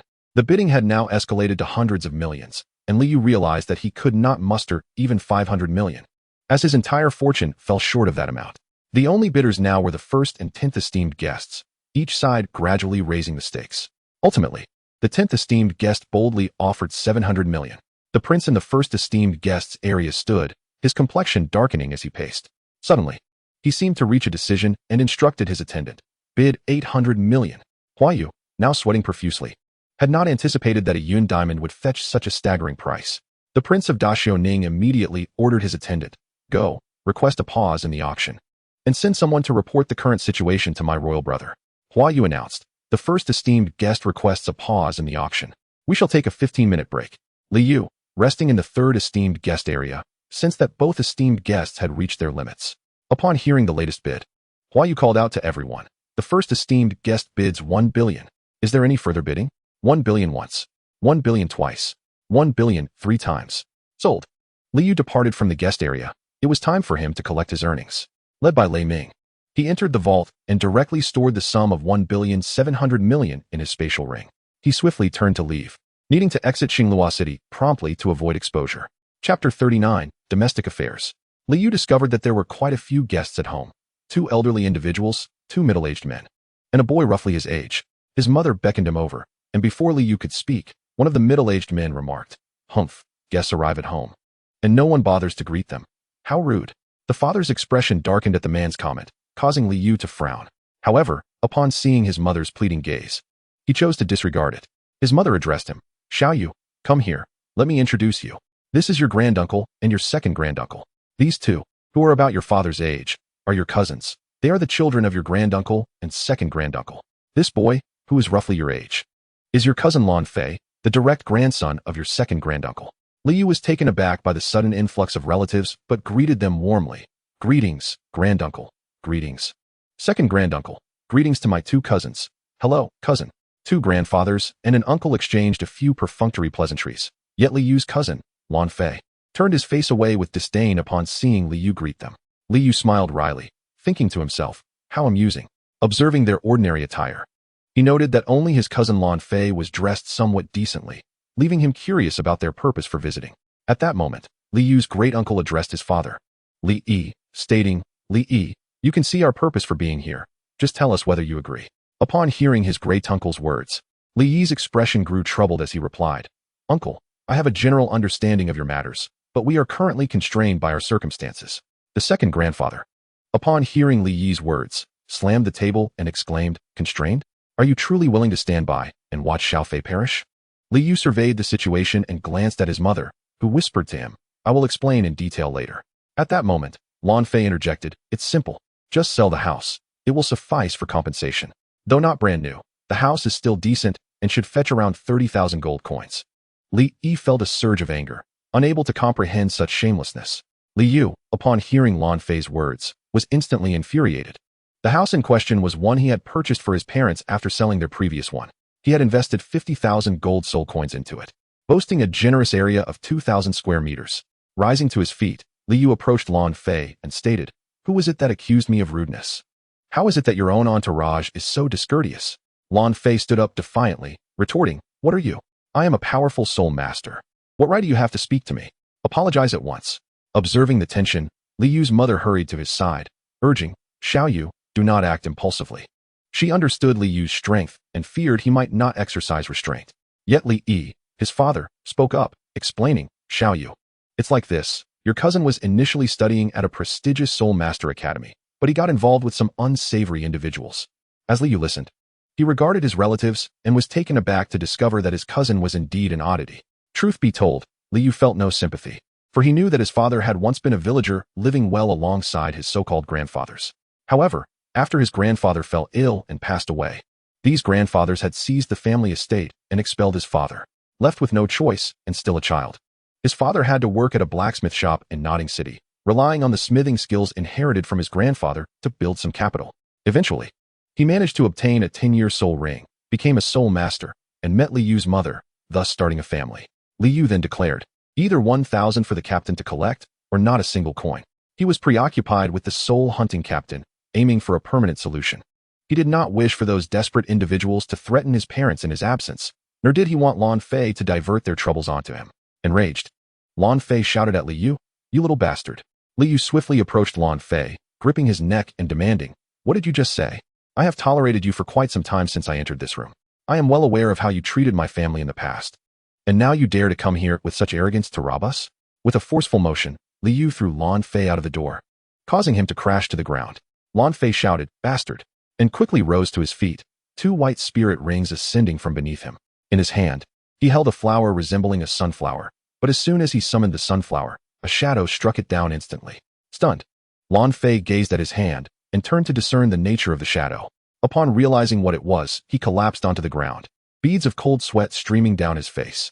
Before Lan Fei hovered Li Yu, adorned with 5 spirit rings and wielding a fiery sword, 2 yellow, 2 purple, and 1 black ring left everyone speechless with astonishment.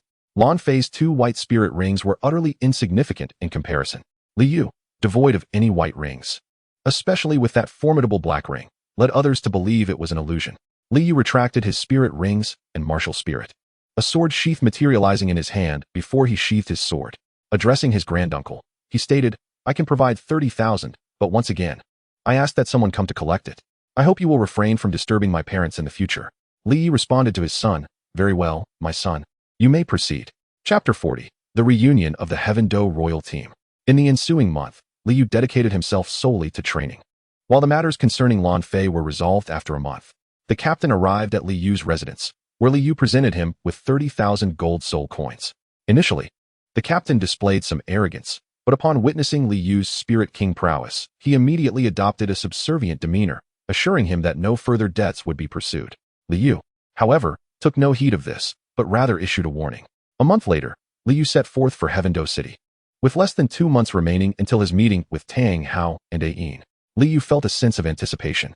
Having not seen his sister in quite some time and wishing to pay her a visit, after a month of travel, Li Yu arrived at Tiandou City, having journeyed on foot, taking his time to appreciate the scenic views along the way. Moreover, arriving early would allow him to see his sister without having to wait for Tang Hao and the others. As Li Yu observed the star-studded students within the academy, he recalled how he once shared their experiences, though they appeared far more joyful than he had been. In those times, he had been solely focused on cultivation, neglecting the bonds with his peers, resulting in friendships limited to those in his dormitory. Taking out a jade pendant, he used his spiritual awareness to contact his sister, and after their communication, he waited at the entrance. Before long, a girl, approximately 1 meter 60 tall and dressed in a white dress, hurried towards him. Her long black hair danced in the wind. Upon seeing her, Li Yu smiled, and the girl rushed into his embrace, exclaiming, "Brother, why have you taken so long to visit me? Don't you know how much I have missed you?" Caressing his sister's head, Li Yu replied, "I am sorry. Dear sister, it was not my intention. I have been at home with our parents. I can imagine you have missed them dearly during this time." Li Shaoling looked up at Li Yu and said, "Yes, I miss them very much, but I cannot see them." Li Yu remarked, "Then you should diligently cultivate and strive for graduation, so that you might meet them." Li Yu and his sister, Li Shaoling, embraced each other, drawing curious glances from those around them, who wondered who it was that was holding the academy's little fairy. Noticing the attention, Shaoling extricated herself from her brother's embrace. Though she seemed indifferent to the stares, Li Yu, too, paid little mind, but it was then that he realized his sister was not alone. Someone was accompanying her. Li Shaoling turned to her brother and said, "Brother, let me introduce you to my friend." She pulled Li Yu over to her companion, pointing at a blonde girl and saying, "Brother, this is Samantha, one of my good friends." Li Yu observed Samantha, with her long golden hair, blue eyes, and a prominent nose, and guessed she must be from John's circle. Nervously, Samantha addressed Li Yu, "Hello, Senior Li Yu. I am Samantha. You have always been my idol, and your deeds continue to be spoken of in the academy." Li Yu replied, "Hello, it is a pleasure to meet you." Shaoling then introduced another girl, who had short hair and a somewhat aloof gaze, though she exuded a certain charm. An earring adorned her right ear, and Li Yu could discern her nervousness from the rise and fall of her chest. "Brother, this is another good friend of mine, named Fei Fei. We all affectionately call her Tomboy." Upon hearing this introduction, Fei Fei shot Xiaoling a look of annoyance before turning to Li Yu and saying, "Hello, Senior Li Yu. I have long wished to meet you, and today that wish is finally fulfilled." Li Yu, impressed with Fei Fei's forthrightness, commended her. "Hello, thank you for looking after my sister." Xiaoling chimed in. "Indeed, brother, you have no idea. Whenever a boy bothers us, Fei Fei is always the first to step in and teach them a lesson." Li Yu chuckled at his sister's words, while Fei Fei appeared somewhat bashful. Li Yu then smiled at the three of them and stepped forward to embrace each one. However, when he reached Li Qingwan, he noticed her eyes were brimming with tears. He enveloped her in a warm hug and said, "Do not let those precious golden tears fall. No one will pick them up." Li Qingwan immediately broke into a smile. Observing the trio, Li Yu noted that Tang Hao had matured and bore a hint of bloodlust, albeit not overwhelming, indicating he had yet to fully master his killing domain. Peng Zhen had gained some weight, but remained robust and fair. Li Qingwan had blossomed. Dressed in a green top paired with a knee-length black lace skirt, her developing figure sparking the imagination, and her slender waist was delicate enough to be grasped with one hand.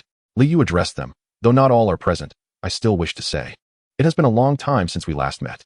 In the ensuing days, Li Yu used a jade pendant to contact Ain and Dai Mubai, and the group was on their way. As the one-year deadline approached, Li Yu, Tang Hao, and the others awaited the reunion with Dai Xiulin and the rest at the entrance of the Tiandou Academy. As they stood there, a voice called out, "Handsome guys and beautiful ladies, after a year apart, have you missed us?" Li Yu and his companions turned to see Si Weiqing, Si Weiye, and Lu Yajing approaching them with smiles. They immediately walked over to greet each of them. Li Yu and Tang Hao embraced Si Weiye, while Li Qingwan hugged Si Weiqing and Lu Ya. Li Yu remarked, "What brings you all here together?" Lu Ya replied, "We ran into each other on the way and decided to come together." "Hello, boss you, everyone." At that moment, another voice chimed in. As Li Yu and his friends turned around, John dashed over, leaping onto Li Yu and clinging to him. Li Yu hurriedly pulled John down, feeling at ease hugging women, but somewhat awkward with men. He said to John, "Get off. I have no particular preferences." His words elicited laughter from those around. Peng Zhen teased, "Monkey, come here. Bossy doesn't he want you?" John then went over to Peng Zhen to greet him. At that moment, Tang Hao gazed into the distance with a worried expression. Li Yu understood his feelings, as he shared the same sentiment. He approached Tang Hao and said, "Are you worried about Ain?" "I am too. I wonder where she is now. Dai Xiulin is coming from far away, so he might arrive a bit late. I've contacted Ain, so don't worry too much." Hearing Li Yu's words, Tang Hao finally relaxed, yet still looked out into the distance. Just then, they spotted Dai Xiulin walking towards them from afar, apologizing, "Sorry, everyone, I live far away and arrived late." Li Yu responded, "Not late at all. We just gathered, and we hadn't waited too long for you. Your speed is impressive." As he spoke, Li Yu embraced Dai Xiulin. Dai Xiulin greeted Tang Hao and the others, saying, "It seems everyone hasn't changed much, except the girls have become even more beautiful." His remark prompted laughter from the group. John quipped, "What change could there be?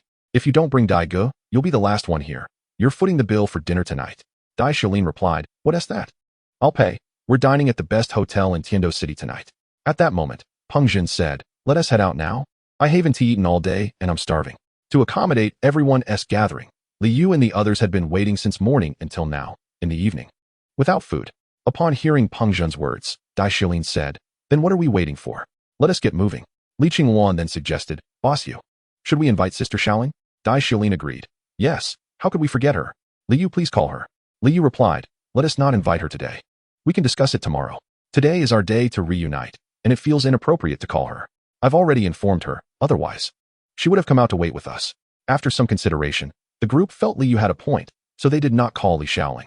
They reserved a room at the finest restaurant in Tiandou City, where they dined and chatted together. Through their introductions, they learned what everyone had been up to over the past year. After a year of rigorous training, Lu Ya and the Si siblings have ascended to level 49. Likewise, John and Peng Zhen have reached the same level, while Tang Hao and Ain have attained the distinguished rank of Soul King at level 52. Ain possesses her own advantages, and it is evident that Tang Hao's experience in the City of Slaughter over the past year has not been without its challenges. Dai Xiulin has also progressed to level 51. Surprisingly, Li Qingwan has achieved level 52, a development that Li Yu attributes to the enhancement of her martial soul, resulting in a late-blooming advantage. Initially, the group was taken aback by Li Yu's strength, but their expressions quickly shifted to one of understanding, prompting Li Yu to feel somewhat speechless. As the drinks flowed, the conversation became more animated, and John remarked, "Speaking of which, I have heard of a rather significant event involving the Star Luo Empire, particularly from your side, Dai Ge. During an auction, 2 extraordinary items were sold." Dai Xiulin added, I am quite familiar with this matter. It was conducted at the royal auction house. The original owner of the items remains unaware. And the total amount raised was over 10 billion gold soul coins.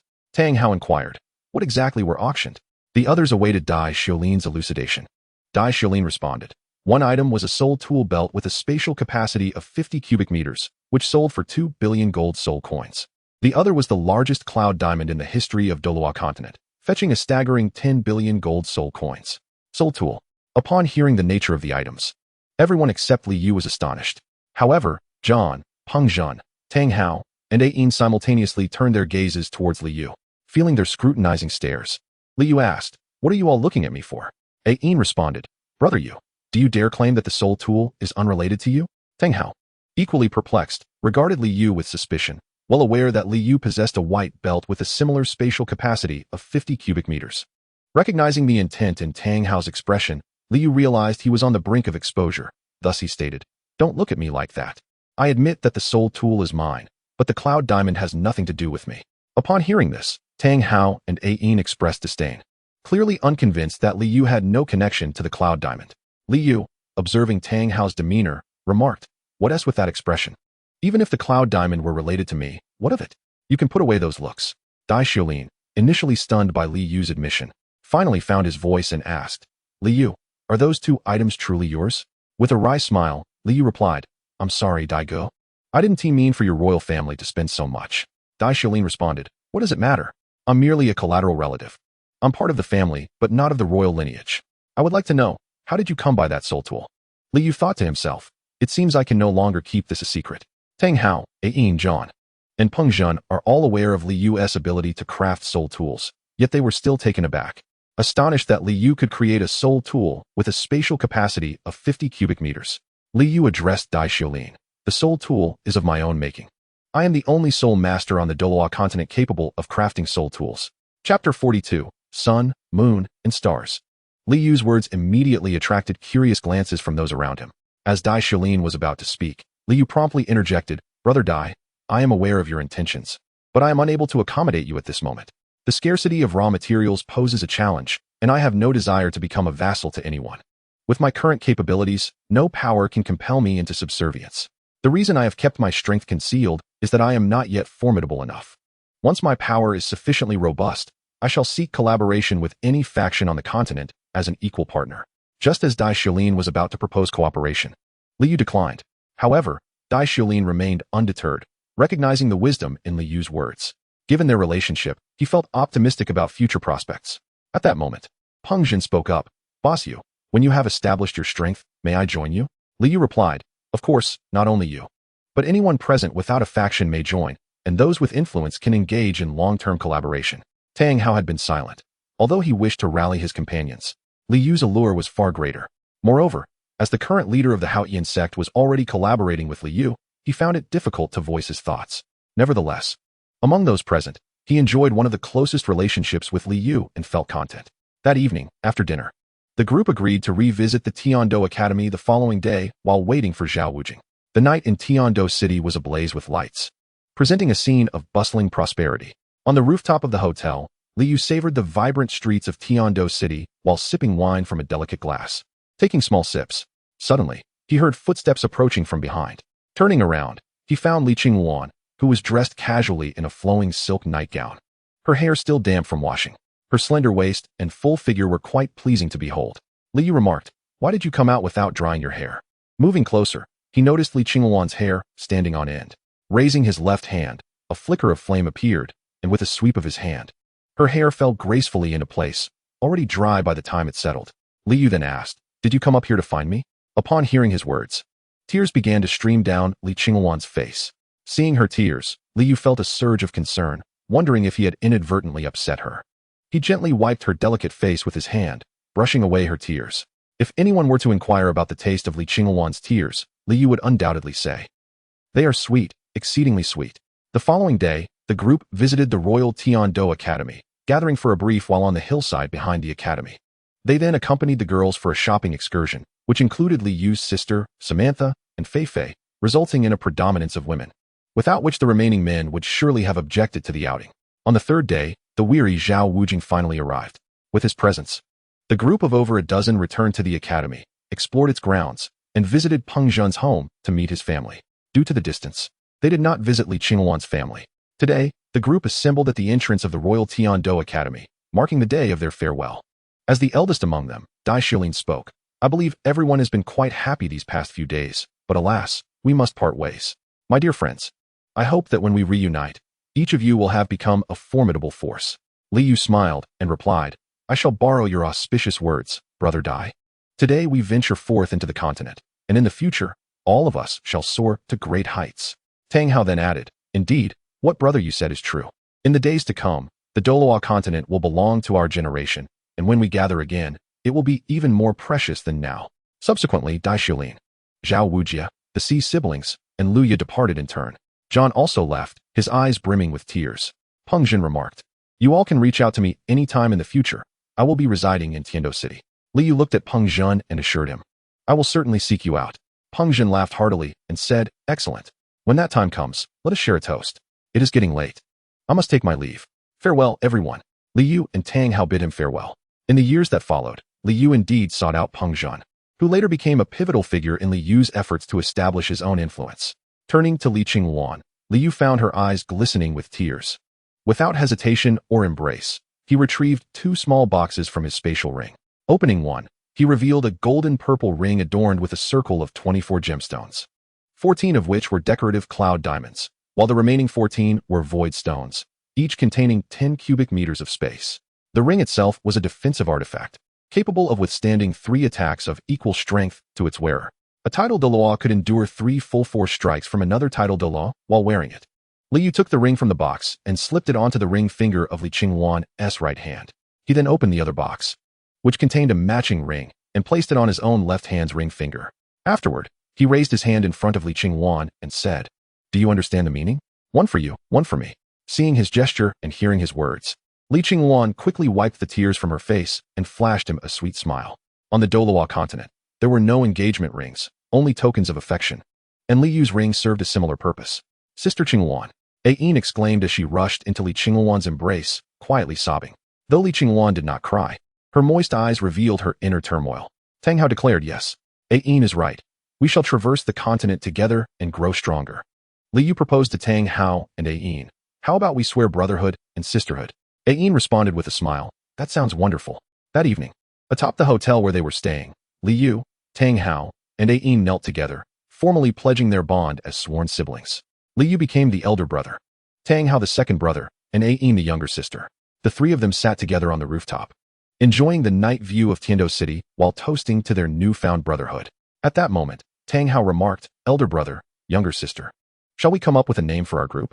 Ayin suggested, Why not call ourselves the Xiao Chui Lan group, as it reflects the 3 of our martial souls? Li Yu's mind was flooded with a swarm of wild thoughts, leaving him momentarily speechless. Tang Hao was particularly forthright, stating, I propose we call ourselves the Yin-Yang combination, as we are comprised of both a male and a female. Li Yu smacked his forehead in disbelief. Who are these people? He mused. Yin-Yang. Such an unappealing name. It pales in comparison to the name Xiao Chui Lan. Ayin shot Tang Hao a disparaging glance. Turning to Li Yu, Ayin inquired, Brother, what do you think we should be named? After a moment of contemplation, Li Yu recalled his martial spirits and had an epiphany. He looked at them and said, A Yin's idea of naming based on our martial spirits is intriguing, albeit too straightforward. I have come up with something, the Sun-Moon Star combination. What do you think? Sun-Moon Star? Tang Hao and Ayin gazed at Li Yu in confusion. Li Yu explained, This name is inspired by our martial spirits. Besides my dragon jade Xiao martial spirit, I possess another known as the 3-legged golden crow, which symbolizes the sun, hence sun. Tang Hao's martial spirit, the Hao Yin hammer, is a majestic black adorned with silver light, representing the moon, as it illuminates the night sky. A Yin's martial spirit, the blue silver grass, shimmers with silver glimmers, reminiscent of a starry sky. Thus, when combined, it becomes the Sun-Moon Star. Upon hearing Li Yu's rationale, Ayin and Tang Hao found it remarkably fitting, with Tang Hao promptly agreeing, What a splendid name. Our combination shall henceforth be known as Sun-Moon Star. Ayin concurred wholeheartedly with Li Yu's assertion. Li Yu raised a toast, proclaiming, To celebrate the birth of our combination, let us drink. Ayin and Tang Hao echoed, Cheers. From that moment on, the name Sun-Moon Star resonated throughout the Douluo Continent. Li Yu, representing the sun, symbolized wisdom. Tang Hao, embodying the moon, represented strength, and Ayin, as the star, signified compassion. Everyone regarded the sun-moon-star combination as an idol, inspiring some to imitate them. Among these imitators, a group known as the Golden Iron Triangle became particularly renowned. Chapter 43, The First Battle of Sun-Moon Star. 3 months had passed since their last reunion, and Li Yu, Tang Hao, and Ayin found themselves at the border between the Tiandou Empire and the Douluo Kingdom. The Douluo Kingdom, a small nation occupying merely 1/50th of the Tiandou Empire's territory, was even smaller than the Balak Kingdom, which housed Shrek Academy. However, a decade prior, a significant gold mine was discovered here, with substantial reserves. The Douluo Kingdom initially sought to amass wealth quietly, but the news inevitably leaked, rendering it a victim of larger nations, plunging it into a decade-long vortex of war. The streets were rife with refugees, bands of thieves, and even evil soul masters. On that day, Li Yu and his companions arrived at a small town bordering the Douluo Kingdom and the Tiandou Empire. Observing the remnants of buildings and the multitude of refugees, they felt a pang of sympathy. Tang Hao remarked, "This place, once bustling with merchants traveling between the two nations, has become unrecognizable in just 10 years. Even the town's name has been forgotten." Ayin, surveying the desolation, said, "It is shocking to realize that not only soul beasts are being slaughtered and turning against each other, but humans are suffering the same fate." Li Yu, listening to their discourse, replied, "Wherever there are profits to be made, there will always be bloodshed." Li Yu turned to them and said, "Today, we have come here because the boundary between this small town and the heavenly dual empire is marked by a mountain range known as the Soul Mountains. There are numerous bandit groups, both large and small, residing upon it. We may have to linger here for some time. We must eradicate them before we depart." Tang Hao responded, "To my knowledge, the leaders of the ordinary bandit groups on the mountain possess the strength of soul kings, while some of the more formidable ones may even be soul saints. However, it is uncertain whether there are any soul Douluos among them. There are no titled Douluos here, as they have all become offerings to various powerful factions." Li Yu and his companions had already inquired about this upon their arrival. Had there been any titled Douluos, it would have certainly come to light. A titled Douluo could unify the entire Barlevi kingdom, yet the kingdom remains fragmented, with remnants of the former royal family's influence, numerous local factions, and external forces at play. Li Yu addressed Tang Hao and Ayin. "Bandit groups differ from local factions. They are comprised of desperate outlaws, each with blood on their hands. Thus, we need not hold back. They must be completely annihilated." Tang Hao concurred. "Indeed, these individuals are capable of any atrocity, and mercy is unwarranted." At that moment, a filthy little child approached them, pleading, "Big brother, big sister, please, could you spare some food?" Upon seeing the child's blackened face and beseeching eyes, Li Yu sighed. Ayin knelt down, wiped the child's face, and retrieved a gold soul coin from her ring. Observing Ayin's action, Li Yu immediately interjected, "Do not give him money. He cannot spend it, and it would only be stolen. Food is far more practical." He then took out his own rations and stuffed them into the child's arms, also handing him an apple. The child gathered all the items received from Li Yu and his companions into his embrace and ran away. Ayin remarked, "Why doesn't that child eat immediately?" Li Yu gazed in the direction the child had fled, stating, "That child likely has companions. Otherwise, he would not survive at such a tender age. He collects resources to share, ensuring that everyone can eat and thus survive." Before long, Li Yu and his companions encountered many more beggar children and elderly individuals. Their supplies nearly depleted, prompting them to find a place to rest. After this commotion, it was nearly evening. Although the town was dilapidated, a tavern could still be found. It was the only one in the area and had few patrons, resulting in many vacant rooms. That night, just as Li Yu and the others were about to sleep, they were suddenly startled by a cacophony of chaos outside, accompanied by laughter and screams. Li Yu immediately rose and stepped outside, followed closely by Tang Hao and Ayin. The tavern's common room was occupied solely by the three of them, and the front door remained tightly shut. Li Yu exchanged a glance with Tang Hao, who then smashed the door open with a powerful punch. What they witnessed was a scene of sheer horror, corpses strewn about, flames flickering, the cries of children, and the wails of women. They beheld approximately 30 riders, laughing heartily as they brandished their blades. A fierce flame ignited within Li Yu and his companions. At that moment, a man who appeared to be the leader noticed their presence. His eyes gleamed with excitement, especially upon seeing the beautiful Ayin. He shouted, "Brothers, we have a delightful surprise here, and a great treasure awaits." The surprise mentioned how each of them appeared to be quite affluent, with de Baobei referring to Ayin. Tang Hao exclaimed loudly, releasing his martial spirit, and 5 soul rings shone brilliantly as he dispatched one foe after another with a single strike. Ayin, too, swiftly utilized her martial spirit to ensnare and eliminate 3 or 4 adversaries at once. Witnessing Li Yu and his companions display their formidable prowess, the band of thieves was immediately struck with terror, causing one to cry out, "This is bad. They are soul masters. Retreat at once." Among the thieves, there were indeed soul masters, but they were of low rank, scarcely a threat. One such individual encountered Li Yu, who was now consumed by rage. Soul masters, as esteemed figures on the Douluo Continent, typically do not prey upon the weak. Yet Li Yu was infuriated by the blatant disregard for life displayed before him. He summoned the 3-legged golden crow, and a crow-shaped martial spirit manifested behind him, transforming Li Yu into a blazing figure. Channeling the imperial golden crow technique, he soared towards his opponent, incinerating the enemy soul master into ashes upon contact. Everywhere Li Yu passed was left charred. Both thieves and their belongings were reduced to cinders by the true fire of the golden crow. In a brief span, of the 30 foes, only 2 remained. Just as Tang Hao was about to finish them off, Li Yu interjected. Approaching the 2 survivors, he inquired, "Tell me, are you from the mountain?" One of them, rendered speechless by fear, stared blankly, while the other, realizing the futility of his situation, summoned his courage and declared, "Yes, so what? Our leader is a powerful soul king. He will avenge us." Tang Hao replied, "Oh, you possess quite the confidence. Then tell me where your headquarters is. We are indeed interested in meeting this soul king of yours." The man replied, "I will tell you. We are from the right foothills of the soul-severing mountains. Our leader will." Before he could finish, Li Yu eliminated him with a laser strike. Having learned the precise location, Li Yu surveyed the devastated surroundings, littered with corpses. Suddenly, he noticed a body and approached it, with Tang Hao and Ayin following closely. Upon closer inspection, Ayin gasped, covering her mouth as tears streamed down her face. Before Li Yu lay the body of a child, a grotesque wound marring their neck, clutching a half-eaten apple. Their mouth agape in terror, still holding the bite of apple they could not swallow even in death. They had begged for alms just hours before. Now separated from the world, Li Yu stepped forward and gently closed the child's eyes, saying nothing, and began to collect the bodies. Tang Hao joined him in this somber task, turning to gaze at the distant soul-severing mountains. Li Yu addressed Tang Hao and Ayin. "Let this band of thieves be our first target for annihilation." In unison, Tang Hao and Ayin responded, "Yes, brother." With that, the trio set forth towards the soul-severing mountains. Let us observe a moment of silence for all the bands of thieves in the soul-severing mountains. Chapter 44. Unexpected Gains. At the right foothills of the soul-severing mountains, there existed a band of thieves, relatively obscure, overshadowed by many stronger groups within the mountains.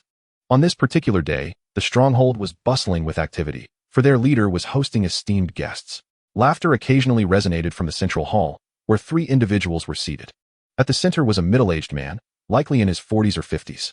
To his left sat another man of similar age, while on his right was an individual who bore the air of a strategist, his small eyes occasionally glinting with mirth. The man on the left raised his goblet and addressed the esteemed guest. "It is indeed a rare honor to have you, Leader Lei, gracing us with your presence today. Allow me to toast to you." Leader Lei replied, "Not at all. As we coexist in the soul-ending mountains, we should indeed engage more frequently. My territory is the closest to yours, Tumun leader. We must foster our acquaintance." The implication of Leader Lei's words was clear. Interactions could yield both advantageous and detrimental outcomes. Tumun, well aware of this, chose not to voice the underlying tensions, especially considering that Leader Lei had recently ascended to the rank of Soul Sage, while Tumun himself remained a mere Soul King. Previously, when Leader Lei had not yet broken through, Tumun had managed to hold his own, but now, with the widening chasm of their strengths, Tumun found himself compelled to acquiesce. At that moment, the stronghold's doors were suddenly flung open, one of them crashing to the ground. The guard was sent flying along with the door, as Li Yu and his 2 companions strode in, with Li Yu still clad in his superhero attire, his golden cape billowing in the wind. Tumun and Leader Lei were startled by the commotion and emerged from the hall to witness 3 youths standing amidst the wreckage. Upon spotting Ayin among them, Tumun nearly drooled, and even Leader Lei was taken aback. Tumun then exclaimed, "How dare you trespass upon my stronghold? You possess quite the audacity. However, if you relinquish that lovely young lady, I may choose to overlook this incident." "Ha ha ha." Tumun laughed heartily, joined by his subordinates. Recognizing the glint of a blade as Li Yu's handiwork, Leader Lei quickly intervened. "Stand down. I am merely attempting to prevent further hostilities." Li Yu retorted, "Your intentions are unknown to me, but today, this band of thieves shall vanish from this world. If you are wise, you will depart. If not." Li Yu left his sentence unfinished, prompting Leader Lei to respond, "Such bravado. You 3 are hardly worthy." With that, he summoned his martial soul. A shark-like manifestation appearing behind him, accompanied by 6 soul rings, 100 yellow, 3 purple, and 1 black. Leader Lei had only just ascended to Soul Sage and had yet to acquire additional soul rings. Li Yu then inquired, "Are you also a thief?" Leader Lei answered, "And if I am, today, I intend for you to pay with your lives, even if you hail from the Haotian sect." Upon hearing this, Li Yu released his martial soul, revealing 5 soul rings. Leader Lei, observing the 5 rings, felt a sense of relief.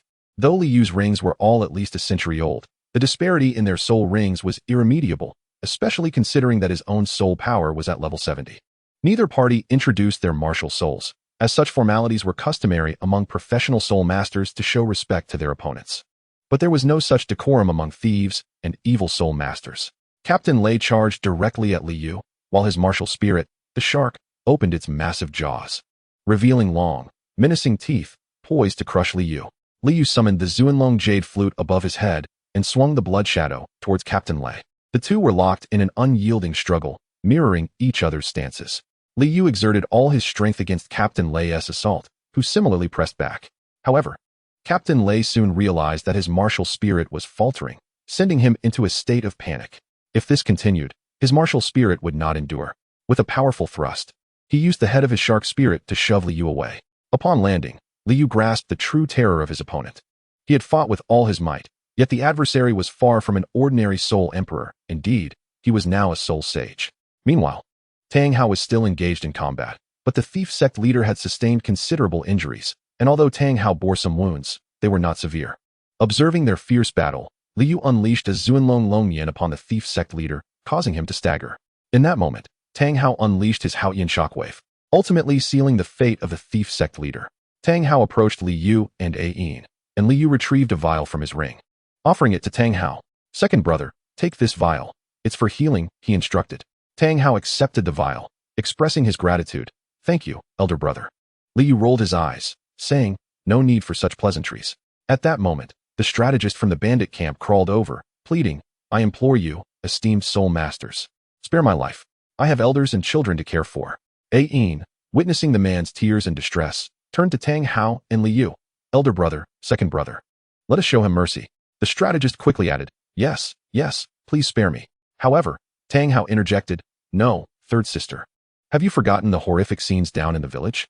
Ayin's expression revealed her inner conflict. Indeed, each bandit deserved their fate. The strategist trembled at Tang Hao's coldness. Suddenly, a dagger appeared in his hand, aimed at Ayin, accompanied by the emergence of 2 soul rings, 1 yellow and 1 black. It became clear that the strategist was a soul master, explaining his refusal to flee. Upon witnessing this, Li Yu conjured a ball of fire in his left hand and directed it towards the dagger aimed at Ayin. The dagger met the flames and melted into molten metal, scorching half of the strategist's arm. The strategist collapsed to the ground, wailing, "Ah, I beg you, spare me." Without further ado, Li Yu flicked his hand, releasing the flames toward the strategist, who was instantly reduced to ashes. Li Yu utilized his clairvoyance to survey the surroundings of the bandit camp. The common thieves had long since fled. Yet, this was of little concern, for their only fate would be to ally with other rogue groups, inevitably crossing paths with Li Yu and his companions again. Li Yu turned to Ayin, saying, "Third sister, there is no need to pity these thieves. Although the Bailwi kingdom is engulfed in turmoil, the continent remains in an age of relative peace. With a little effort, one can still find sustenance, albeit scant. Thus, no thief is innocent. They have stained their hands with blood that cannot be washed away. We need not show them mercy. In this world, the most common are not the thieves themselves, but those who stab others in the back, engaging in black-on-black dealings. What poses the greatest danger, much like earlier, is that should any unforeseen incident occur, neither I nor your second brother would truly know what actions we might take." Upon hearing Li Yu's words, Ayin responded, "I understand, elder brother, thank you." Tang Hao then addressed Ayin, saying, "Third sister, once we resolve matters in the soul-cutting mountain range, we shall venture into other territories. We may explore the Tiandou forest or wield our weapons to aid the weak and redistribute wealth, thus minimizing bloodshed." Li Yu concurred with Tang Hao's sentiments, affirming, "Indeed, second brother is correct. Once we have dealt with our current predicament, we shall head to the Tiandou forest, where we can cultivate and engage with soul beasts. Rest assured, we will not harm them." After their discussion, Li Yu and his companions located the stronghold's treasury, subsequently setting the stronghold ablaze, reducing it to ashes.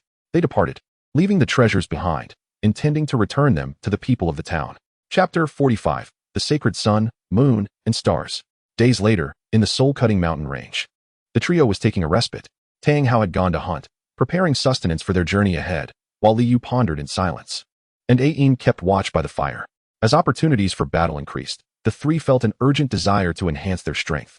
This was especially true for Li Yu, who had noted the frequency of unforeseen events in the future. During the previous day's skirmish against a band of thieves, the leader, a mere fire-type soul master, had revealed a formidable life-preserving technique akin to Li Qingluan's, igniting his own martial spirit. Due to their carelessness, Li Yu and his companions nearly allowed Ayin to be burned by the enemy's flames. Thus, Li Yu found himself in deep reflection, plagued by the anxiety of yesterday's near miss. Once the meat was roasted and devoured, the day's misfortunes seemed to dissipate. They gathered firewood for the night, nestled by the fire. Gazing at the stars and engaging in conversation, Li Yu observed the celestial bodies overhead. Although lacking the myriad constellations of Earth, the night sky of Douluo Continent was adorned with numerous galaxies, both grand and minuscule, creating a breathtaking sight. Turning to Tang Hao, he inquired, "Second brother, have you ever contemplated what you wish to pursue in the future? Do you have any plans for your destiny?" Taken aback by Li Yu's question, Tang Hao glanced at him and noticed that Li Yu was fixated on the sky. He, too, directed his gaze upward and slowly articulated, "I have no concrete plans for the future. Many presume that my birth into the esteemed Haotian sect grants me a glorious destiny. Yet, I am no different from others. Their envy merely reflects their ambitions, which I lack. I have no desire to inherit the position of sect leader. Perhaps I shall become an elder in the future." A bitter smile graced Tang Hao's face as he continued, "However, many are unaware that I do not even wish to be an elder. Perhaps in the future, I will find someone I love, who loves me in return, and we shall lead a simple life. That, in fact, is what I desire." After expressing his thoughts, Tang Hao occasionally glanced at Ayin, who, absorbed by the natural ambience, paid him no mind. The blue-silver emperor is inherently the sovereign of nature. Ayin then turned to Li Yu and asked, "By the way, elder brother, what is the name of your second martial soul? I have never heard of it before." Tang Hao remarked, "Indeed, I have always known you possess a twin spirit, yet you never mentioned it, and we never inquired. However, the mere fact that you can present the formidable Zunlong Yuxiao speaks volumes. It undoubtedly suggests that your second spirit surpasses even that." Li Yu, smiling at Tang Hao and Ayin, replied, "Very well. As we are united as siblings, I shall reveal my greatest secret. The final card that you both are unaware of." His words stirred emotions in Tang Hao and Ayin. Slowly, Li Yu opened his left hand, his gaze intensifying as a flame manifested upon it. Strangely, neither Tang Hao nor Ayin felt the slightest warmth. This was the result of Li Yu's control. Otherwise, the temperature of the Jinwu true fire would have surely scorched them. The flames gradually expanded, eventually enveloping his entire hand. As the fire swelled, they beheld its true form. A golden bird perched atop Li Yu's palm, gently flapping its wings. Tang Hao and Ayin leaned closer to marvel at the bird within the flames, their astonishment evident. After Li Yu spoke, noticing Tang Hao and Ayin in deep contemplation, he refrained from elaborating further, having said enough for the moment. He gazed at the three-legged golden crow in his hand. Appreciating its beauty, Ayin, emerging from her reverie, exclaimed, "Brother, how mischievous you are. After all this talk, you still haven't revealed the abilities of your second spirit." Tang Hao, realizing the same, chimed in, "Brother, please enlighten us. Consider it a lesson." Li Yu chuckled at Tang Hao's comment, reminiscing about his days at the Tiandou Royal Academy, where he often visited the library. Whenever his companions encountered difficulties, they would seek his counsel instead of constantly bothering their teachers, and he would frequently share knowledge not covered in class. Li Yu lifted his left hand, and the three-legged golden crow took flight, transforming into the size of a rooster, gracefully circling around him. The flames did not extinguish. They simply lacked energy projection, as Li Yu had yet to master the ability to contain the fire's intensity. Tang Hao and Ayin gazed in astonishment at the crow soaring around Li Yu, surprised to witness his spirit manifesting externally. Li Yu addressed them, saying, "The three-legged golden crow is the embodiment of the sun, a symbol of divinity, and the progenitor of all flames. Upon reaching maturity, it will be surrounded by true solar fire and is a representation of speed, possessing the unique spirit skill. The rainbow technique, capable of covering 290,000 miles with a single flap of its wings." In awe, Tang Hao and Ayin murmured, "How could such a powerful spirit exist in this world?" Li Yu responded, "It is not as formidable as it seems. It is still in its growth phase. The flames it wields are Jinwu true fire, which, while not as potent as solar true fire, would overwhelm even a title Douluo. At present, it lacks the rainbow technique. which is why I have refrained from revealing my spirit. It's still developing. Tang Hao, gazing at the three-legged golden crow beside Li Yu, inquired, Brother, can this spirit also grow? Similar to soul beasts? Li Yu replied, in a sense, yes, but I suspect it may not fully mature even when I become a titled Douluo. The three-legged golden crow evolves in accordance with Li Yu's prowess. At the very least, it cannot mature in this world. For the three-legged golden crow to transform into its mature form, all the true fire it possesses must be converted into the true fire of the sun. However, even now, despite being a soul king, Li Yu has only managed to cultivate a mere wisp of solar fire. Perhaps he will ascend to godhood one day? Perhaps. After a brief conversation, Li Yu and his companions prepared to return to the sanctuary for rest.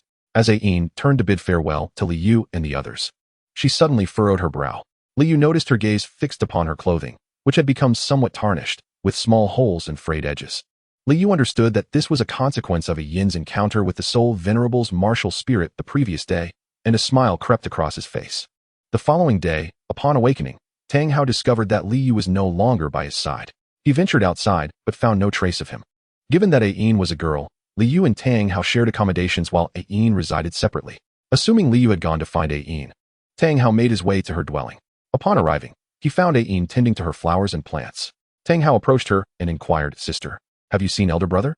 Ayin responded with confusion, No, isn't he with you? Tang Hao replied, I woke up this morning and did not see him at all. The two continued to wait for Li Yu. After approximately half an hour, they finally spotted him approaching. Tang Hao dashed over, exclaiming, Elder brother, where have you been? We've been waiting for you for quite a while. Li Yu quickly apologized, I'm sorry to have worried you. I was preparing something for you. With that, he retrieved items from his space ring and tossed them to Tang Hao and Ayin. As they examined the objects they held, both Tang Hao and Ayin looked at Li Yu in bewilderment. Ayin asked, Elder brother, what are you planning to do with these? She gazed intently at him, her large eyes wide with curiosity. At this moment, Tang Hao also regarded Li Yu with a peculiar expression. Feeling a bit uneasy under their scrutiny, Li Yu promptly clarified, Do not misconstrue my intentions. These are soul weapons, defensive in nature, intended to minimize your injuries.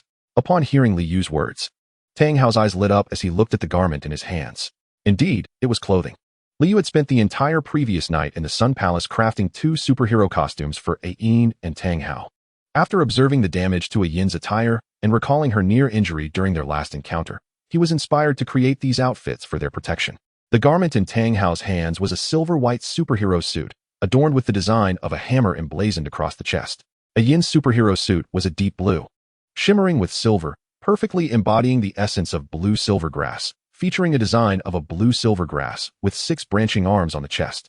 Li Yu instructed them, You need only to drip a drop of blood onto the clothing to learn how to control it. Ayin was the first to press her finger until a drop of blood emerged, which she let fall onto the superhero suit. Instantly, the suit enveloped her. But she promptly turned away, lowering her head. Li Yu chuckled softly, for Ayin's figure was now beautifully accentuated, revealing her budding curves, a delicate waist, and long, graceful legs. He stood at a modest height of approximately 165 centimeters. Tang Hao donned the superhero costume, which imbued him with a palpable sense of strength, his muscles distinctly visible beneath the fabric. However, he also felt somewhat exposed. Upon hearing Li Yu's words, Ayin exclaimed in delight and dashed away, constantly altering the style of his attire, shifting from white to blue. Tang Hao transformed his outfit to match Ayin's previous appearance and remarked, It is truly astonishing. I never imagined that your craftsmanship with soul weapons had reached such an advanced level, elder brother. Li Yu replied, Of course, as my strength increases, I shall create even superior soul weapons. Li Yu and Tang Hao set off in search of Ayin, who had wandered off.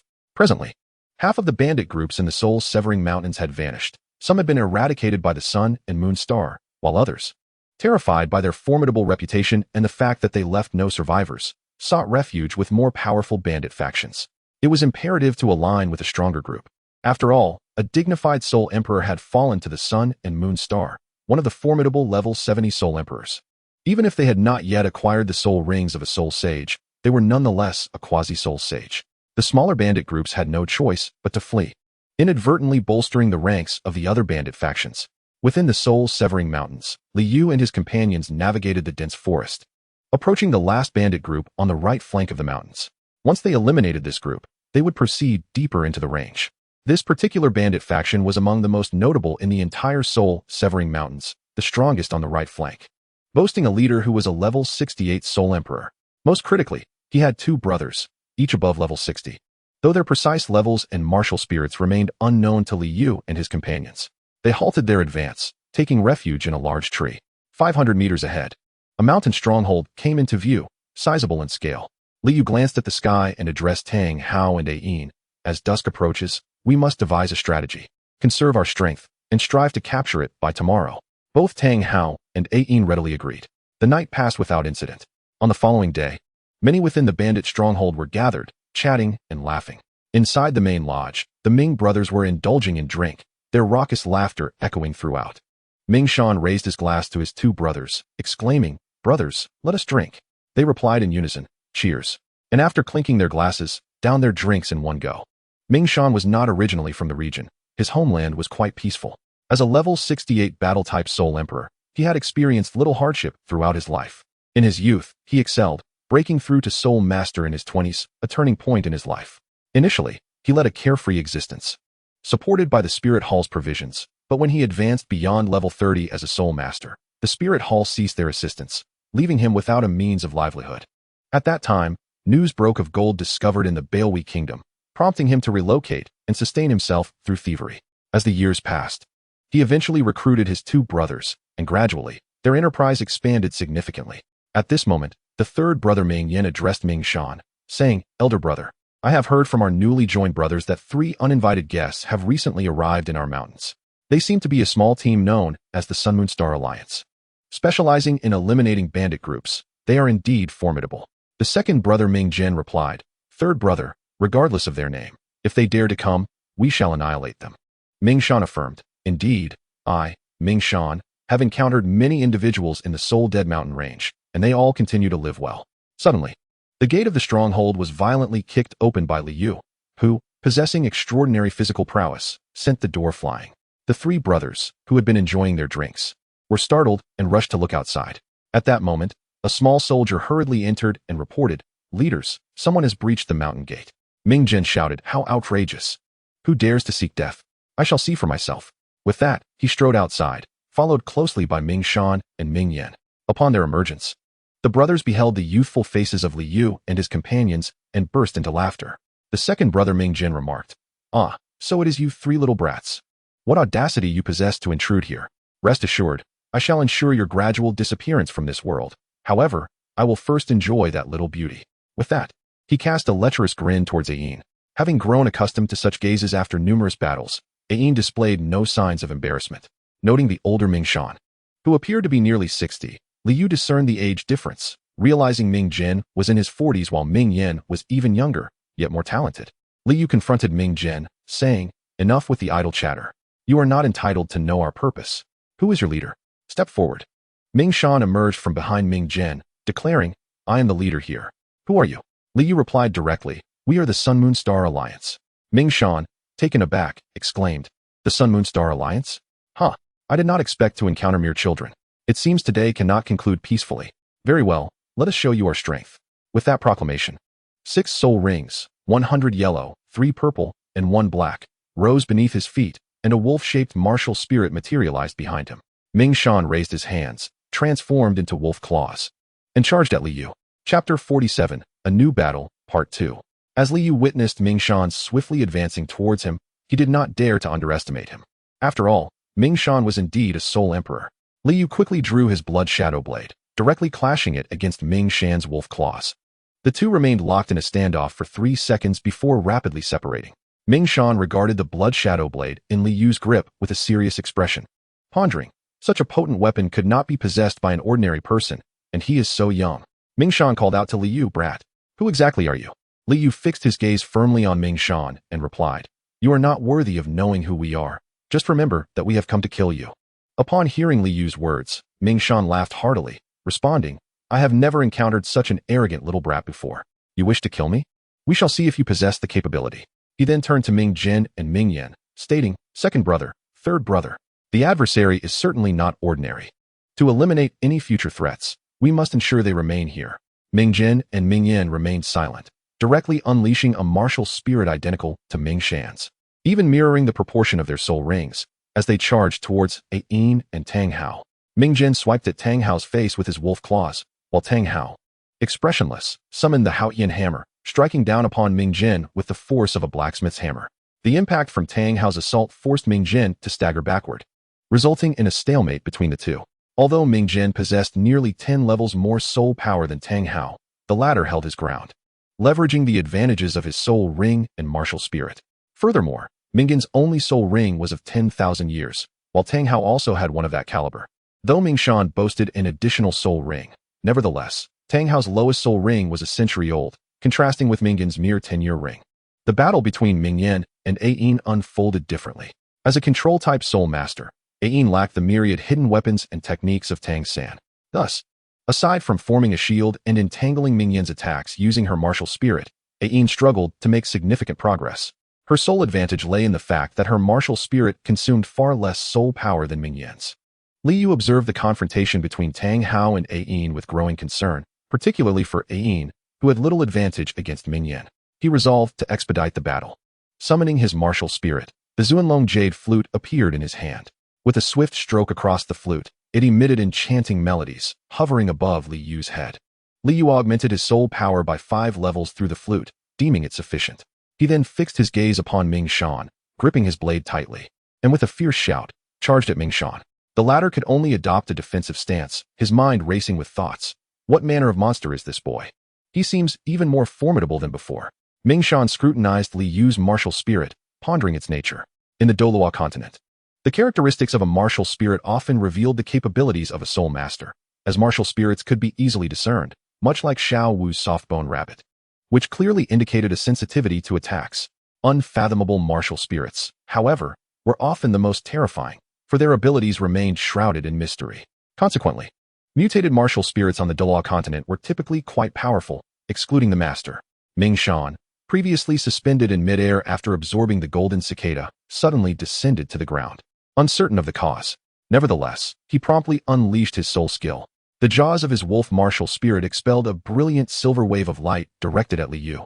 Before crashing to the ground, half kneeling and panting, Ming Shan gazed in astonishment at the golden light enveloping him.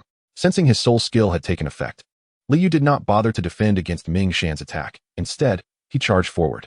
Ming Shan's soul skill had already been restrained by Li Yu, significantly diminishing his soul power by 10 levels. Thus, Li Yu confidently employed his superhuman suit to withstand Ming Shan's assault. Indeed, Ming Shan's attack proved ineffective against the superhuman suit, merely creating a momentary sensation of pressure in Li Yu's chest that quickly dissipated. Casting a satisfied glance at his superhuman suit, Li Yu wasted no time in dashing toward Ming Shan. The latter, seeing Li Yu's blade approach in the blink of an eye, broke into a cold sweat and exclaimed, "Old ghost." Upon hearing Ming Shan's words, Li Yu immediately became alert. Sensing a gust of wind blowing from behind him, ignoring the shadow behind, he continued to strike at Ming Shan. However, due to his momentary distraction, Ming Shan seized a fleeting opportunity, sustaining a gash to his arm, and even losing part of his shoulder in the process. Simultaneously, the dark figure behind Li Yu revealed itself. It was clad entirely in black, with a scarf wrapped around its head, leaving only its eyes visible. Reminiscent of a ninja from the real world. In its hand, it wielded a weapon resembling a trident. The shadow, noticing Li Yu's lack of defense, bore a glint of amusement in its eyes, as if it could foresee Li Yu's imminent demise. Yet, with a sudden clang, an expression of disbelief crossed the shadow's face. Its weapon, upon striking Li Yu's clothing, failed to penetrate, instead producing a sound of metal clashing. Recognizing the 2 yellow, 2 purple, and 1 black soul rings adorning the shadow, Li Yu understood that this was Ming Shan's ultimate trump card.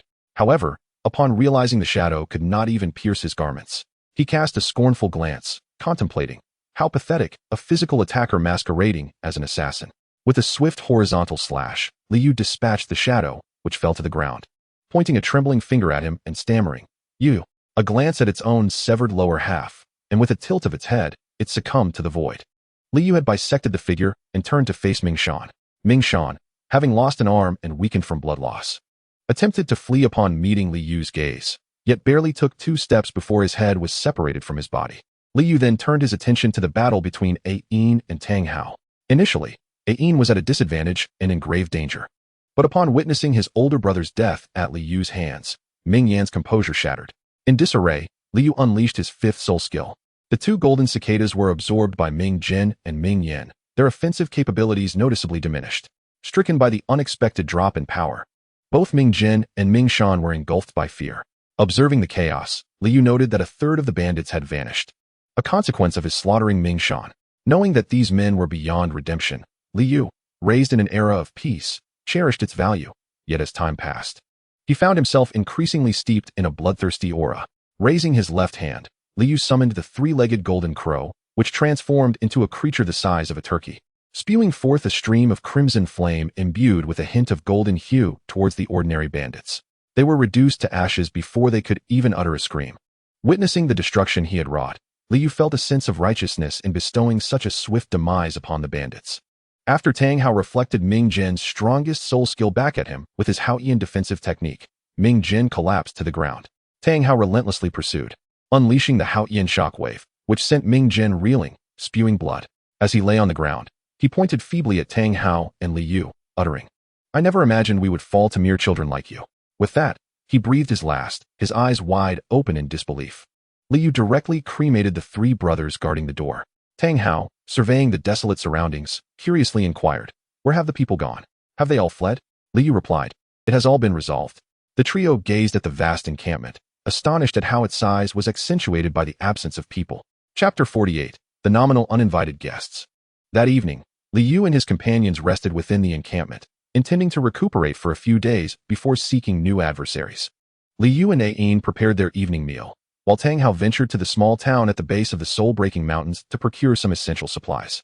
The town had recently been renamed Sun Moon Star Town, located on the right foothills of the mountains, with half of the mountain region now free of bandits. The townsfolk had begun to diligently rebuild their homes, which were no longer in the dire state they once were. The residents of Sun Moon Star Town were well aware that it was Liu and his companions who had ushered in this era of peace, and in commemoration, they chose to rename their town accordingly.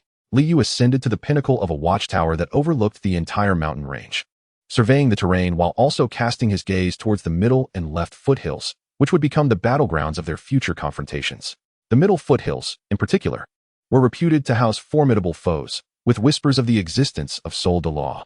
Liu and his companions firmly believed in these tales, which is why they had paused their journey to fortify their strength before facing such challenges. As Liu admired the nocturnal beauty of the mountains, he mused to himself, "The soul-breaking mountains are indeed quite splendid, both in terms of geography and future potential." His mind began to stir with ideas. Spurred by the peace that had settled around Sun Moon Star Town, the curiosity of those around him grew. And upon learning that the name Sun Moon Star was the result of a collaborative effort, all the warlords of the Pale Wheat Kingdom began to seek and court them. Yet Liu and his companions remained elusive, hiding within the soul-breaking mountains. Liu took out a communication jade pendant and contacted Tang Hao, imparting a few instructions before tucking the pendant away and continuing to gaze at the mountains. The soul-breaking mountains were indeed expansive, ranking among the top 10 mountain ranges of the Douluo Continent.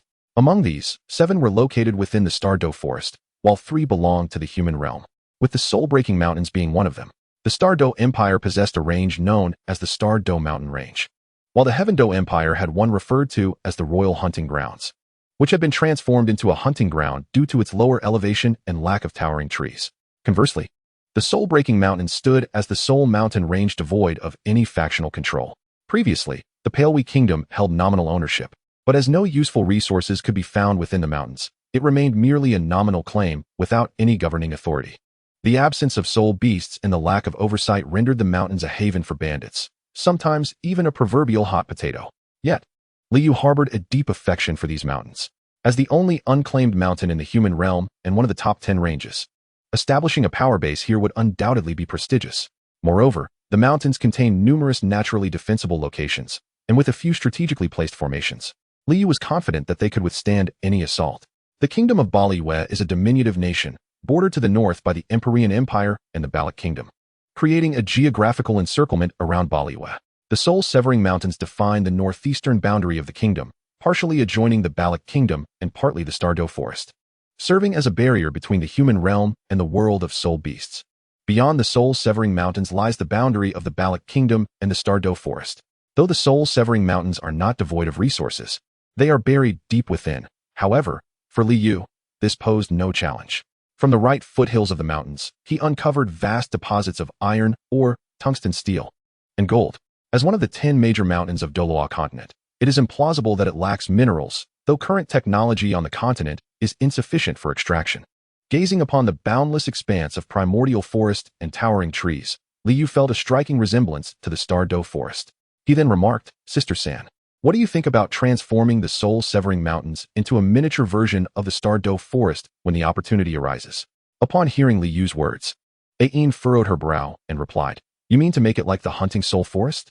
To Aine, the hunting soul forest represented a human-controlled slaughterhouse. Although the soul beasts there had lost the wildness found in the Tiandou forest, it still felt cruel to her. Realizing Yin's misunderstanding, Liu smiled and clarified, Of course not. You know who I am. I aspire to create a paradise for soul beasts here. To be more explicit, I aim to establish a sanctuary where soul beasts can thrive, complete with their own food chain, allowing their populations to flourish. The soul-severing mountains are vast. Liu requires only a small section to establish his influence, while the remaining areas could serve as territories for ordinary beasts and soul beasts, which would also provide a protective buffer.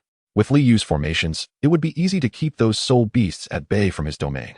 In truth, Liu harbored another ambition. While it is impossible to entirely halt human predation of soul beasts, he envisioned transforming the soul-severing mountains into the soul beast mountains, allowing him to study the formation and absorption of soul rings, seeking a method for humans to condense their own soul rings. Though this goal is somewhat long-term, he reassured himself that he is still young. Liu's soul power has reached level 58, while Tang Hao and Aine stand at 55. As their strength has grown, the trio prepares to cultivate and break through to the rank of Soul Emperor before continuing their efforts to cleanse the soul-severing mountains. After a fortnight, following Tang Hao's dissemination of their location, numerous warlord factions sought their assistance, yet Liu declined, perceiving most of them as duplicitous. He merely expressed goodwill without engaging in extensive dialogue. After 3 hours, they encountered an open area ahead, unveiling an unfamiliar structure that, were there earthlings present, would surely elicit exclamations of wow. A Sihiyuan. The current compound bore little resemblance to its original form, save for the towering watchtowers on either side. The rest was lost, leaving only a courtyard constructed of timber and stone. One might inquire about the stones, but where do the bricks come from? These were crafted by Liu, using the essence of the sun's fire to forge the bricks, a most extravagant endeavor indeed.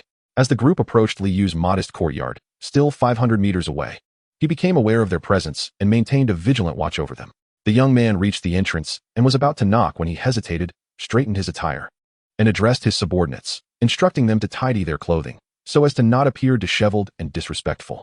Observing his prince's various gestures, the elder felt a sense of satisfaction and nodded with a smile. Inside, Liu mirrored the nod, reminiscent of Liu Bei from the Three Kingdoms during his earthly existence. He turned to Tang Hao and said, Second brother, we have guests. Please go and greet them. Tang Hao promptly exited the room to open the door. Chapter 49, Collaboration. Just as the young man was about to knock, Tang Hao swung the door open. The young man immediately clasped his hands in greeting, saying, I am Yi Lingyu, here to pay my respects to the sun, moon, and stars. I humbly request your forgiveness for any disturbance I may cause. Might I inquire your name? Noticing Yi Lingyu's courteous demeanor, Tang Hao returned the gesture. I am Tang Hao. My elder brother has sent me to welcome you all. Please, come in. He ushered them into the courtyard, where Yi Lingyu observed the surroundings, a compound comprising 3 residences, Liu's in the center, flanked by the abodes of Tang Hao and Aine. Yi Lingyu's subordinates awaited in the courtyard as he and the elder entered the house, where they found Liu seated and preparing tea. Having heard tales of Liu, the esteemed elder brother of the sun, moon, and stars, Yi Lingyu was struck by the sight of him in elegant white hanfu, gracefully making tea. Although he had never encountered tea leaves before, the noble and harmonious motions of Liu made him reluctant to interrupt. Once the tea was prepared, Liu addressed Yi Lingyu. Forgive my lack of a proper welcome for such esteemed guests. Please, take a seat. Yi Lingyu and the elder settled before Liu, while Tang Hao took a place beside him. Liu poured the crimson tea into a white cup he had crafted and offered it to Yi Lingyu. Please partake. Yi Lingyu and the elder lifted their cups and took a sip. The aroma filled their mouths instantly. Tang Hao savored his cup, slowly closing his eyes. Yi Lingyu, observing the fragrant cup in his hands, remarked, such a unique and refreshing scent. It brings a sense of tranquility. What is this delightful infusion? With a smile, Liu replied, this is tea, a rarity in these lands due to its intricate preparation. Upon hearing this, Yi Lingyu expressed his gratitude. I am truly honored that you would indulge us with such a precious offering. In truth, this tea was discovered by Liu within the soul-ending mountain range. He was unaware of its specific origin, having merely fashioned it from what appeared to be tea leaves. To his surprise, the outcome was remarkable. blending the richness of black tea with the depth of green tea, yet distinct from all other Chinese varieties. Fortunately, he had stumbled upon a good yield, as numerous tea trees thrived within the mountains. The elder reluctantly set down his cup, observing Yi Lingyu still savoring the tea. He introduced himself. "Greetings, I am Yi Yuesheng, an elder of the Baolivai Kingdom's royal family and its sole elder." He revealed a bittersweet smile as he continued. "Our visit is to seek your assistance in restoring our kingdom." As the conversation turned to serious matters, Yi Lingyu set down her teacup and addressed Li Yu, saying, "As long as you assist me in restoring our nation, all conditions shall be dictated by you, even if it means sharing the realm with the sun, moon, and stars." Li Yu, upon hearing her words, chuckled and inquired, "Oh, assist you in restoring your nation? Do we possess such remarkable capabilities?" Yi Lingyu, visibly anxious, retorted, "You may judge our potential by our actions. The Pahlavi kingdom has been embroiled in turmoil for decades due to the gold mines. They are now depleted, and all foreign powers have departed. We are, after all, in a time of relative peace, yet the Pahlavi kingdom is rife with local warlords. Powerful nations have arrived under the pretense of restoring peace, but secretly they are extracting gold, and once they have stripped the land bare, they vanish, leaving the Pahlavi kingdom in ruins. The royal family has become a casualty. How many still remember the dynasty that founded the Pahlavi kingdom?" Li Yu fell into a contemplative silence after hearing Yi Lingyu's words.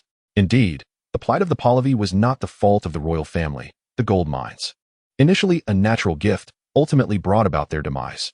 The situation in Pahlavi mirrored that of the Middle East on Earth, a chessboard for the machinations of great powers, with its people as mere victims. Li Yu believed that even after the oil in the Middle East runs dry, peace would remain elusive. For decades of conflict have instilled a profound skepticism towards peace among the refugees. Even if all forces withdrew, they would continue to fight, having grown accustomed to such a life, finding discomfort in the notion of peace. Yi Yuesheng, too, was struck into silence by Yi Lingyu's words. He had once witnessed the splendor of the Pahlavi kingdom, yet he had not anticipated its fragility. The memories of that peaceful era lingered vividly in his mind. But now he had transitioned from youth to old age, with only Yi Lingyu remaining of the once great royal family, all others having perished in battle. He had adapted to the chaos of war, let alone the ordinary citizens. Still, Yi Yuesheng harbored a yearning for the bygone era of peace, having experienced it firsthand. While the children born amidst the turmoil had never known such tranquility, the Yi family's martial spirit was that of the mantis, though not entirely lacking. Their innate talent was rather modest, never exceeding level 7. The king who established the Pahlavi kingdom possessed only a level 7 innate soul power, founding the kingdom only after attaining the rank of soul saint. He was currently the most gifted among the royal family. Both Yi Lingyu and Yi Yuesheng lacked exceptional talent. Yi Lingyu had only reached the rank of Soul Master and was a year older than Li Yu, while Yi Yuesheng had only attained the rank of Soul King. Li Yu pondered for a moment before addressing Yi Lingyu and Yi Yuesheng, asking, "What is your ultimate goal in restoring your nation?" Elder Yi responded first, and Yi Yuesheng, reflecting for a moment, replied, "The old man has lost the fighting spirit of youth. I merely long for the peaceful Pahlavi of my younger days. Thus, for every member of the royal family, it is our duty to restore peace to Pahlavi." Li Yu nodded upon hearing Yi Yuesheng's words. To be frank, he was somewhat dissatisfied with this answer. While it expressed a longing for peace, it was still shackled by the constraints of royalty. Gazing intently at Yi Lingyu, Li Yu slowly articulated, "Would you still be willing if it meant the annihilation of your family?" The night was cold, and without a moment's hesitation, Yi Lingyu declared, "I cannot agree. The Yi family is not solely represented by me. I cannot speak for them. However, I assure you, as long as we can restore peace to the Baolivai kingdom, the Yi family is willing to live as a humble civilian family, forsaking the illusory dream of royal glory." "Your Highness," Yi Yuesheng attempted to intervene, hoping to prevent Yi Lingyu from continuing.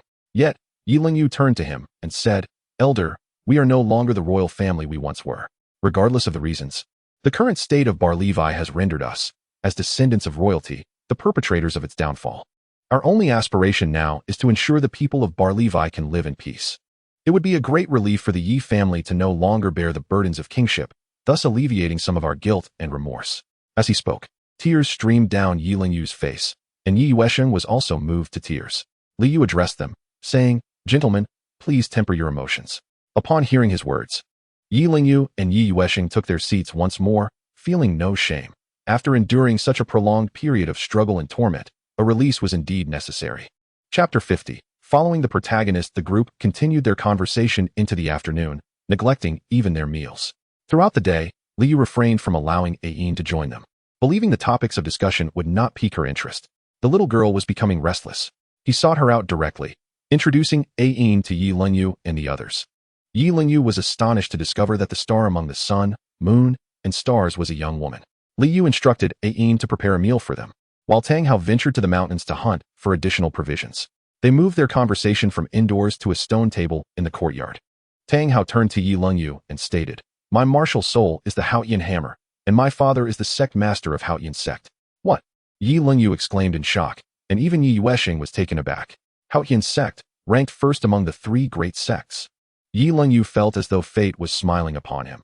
Forming a connection with the son of the sect master could make his aspirations for restoration considerably easier. He glanced at Liu, uncertain of his true identity, but too apprehensive to inquire further. Fearing he might discover that Liu was yet another figure from one of the 3 great sections, Liu remained silent, leaving him to ponder. The unknown is often the most daunting. Yi Lingyu addressed Liu, saying, "Sir, I have a question.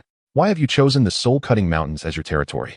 Liu responded, "The location of the soul-cutting mountains is quite advantageous. I plan to establish a sect there." Yi Lingyu, intrigued, asked, "Oh, what scale do you intend for your sect?" Liu looked at him and smiled, saying, "Who can say? Everything lies in the future. However, rest assured, the internal affairs of the sect will not interfere with the kingdom's governance." Yi Lingyu gazed at Liu in confusion, unsure of the significance of the book he had given him. Liu explained, "This book contains the principles of statecraft and military strategy. If you wish to conquer the world, you must study the military tactics within. Once you unify the kingdom, you will need to delve into governance. It is imperative to memorize it thoroughly, yet do not simply replicate it. Instead, draw inspiration for practical application during real battles."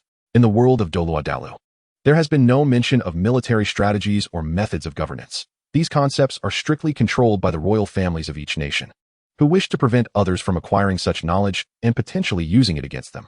When Ayin saw Liu enter the room, she poured him a cup of tea. Liu accepted it, took a sip, and gradually closed his eyes, perhaps due to a yin's unique constitution.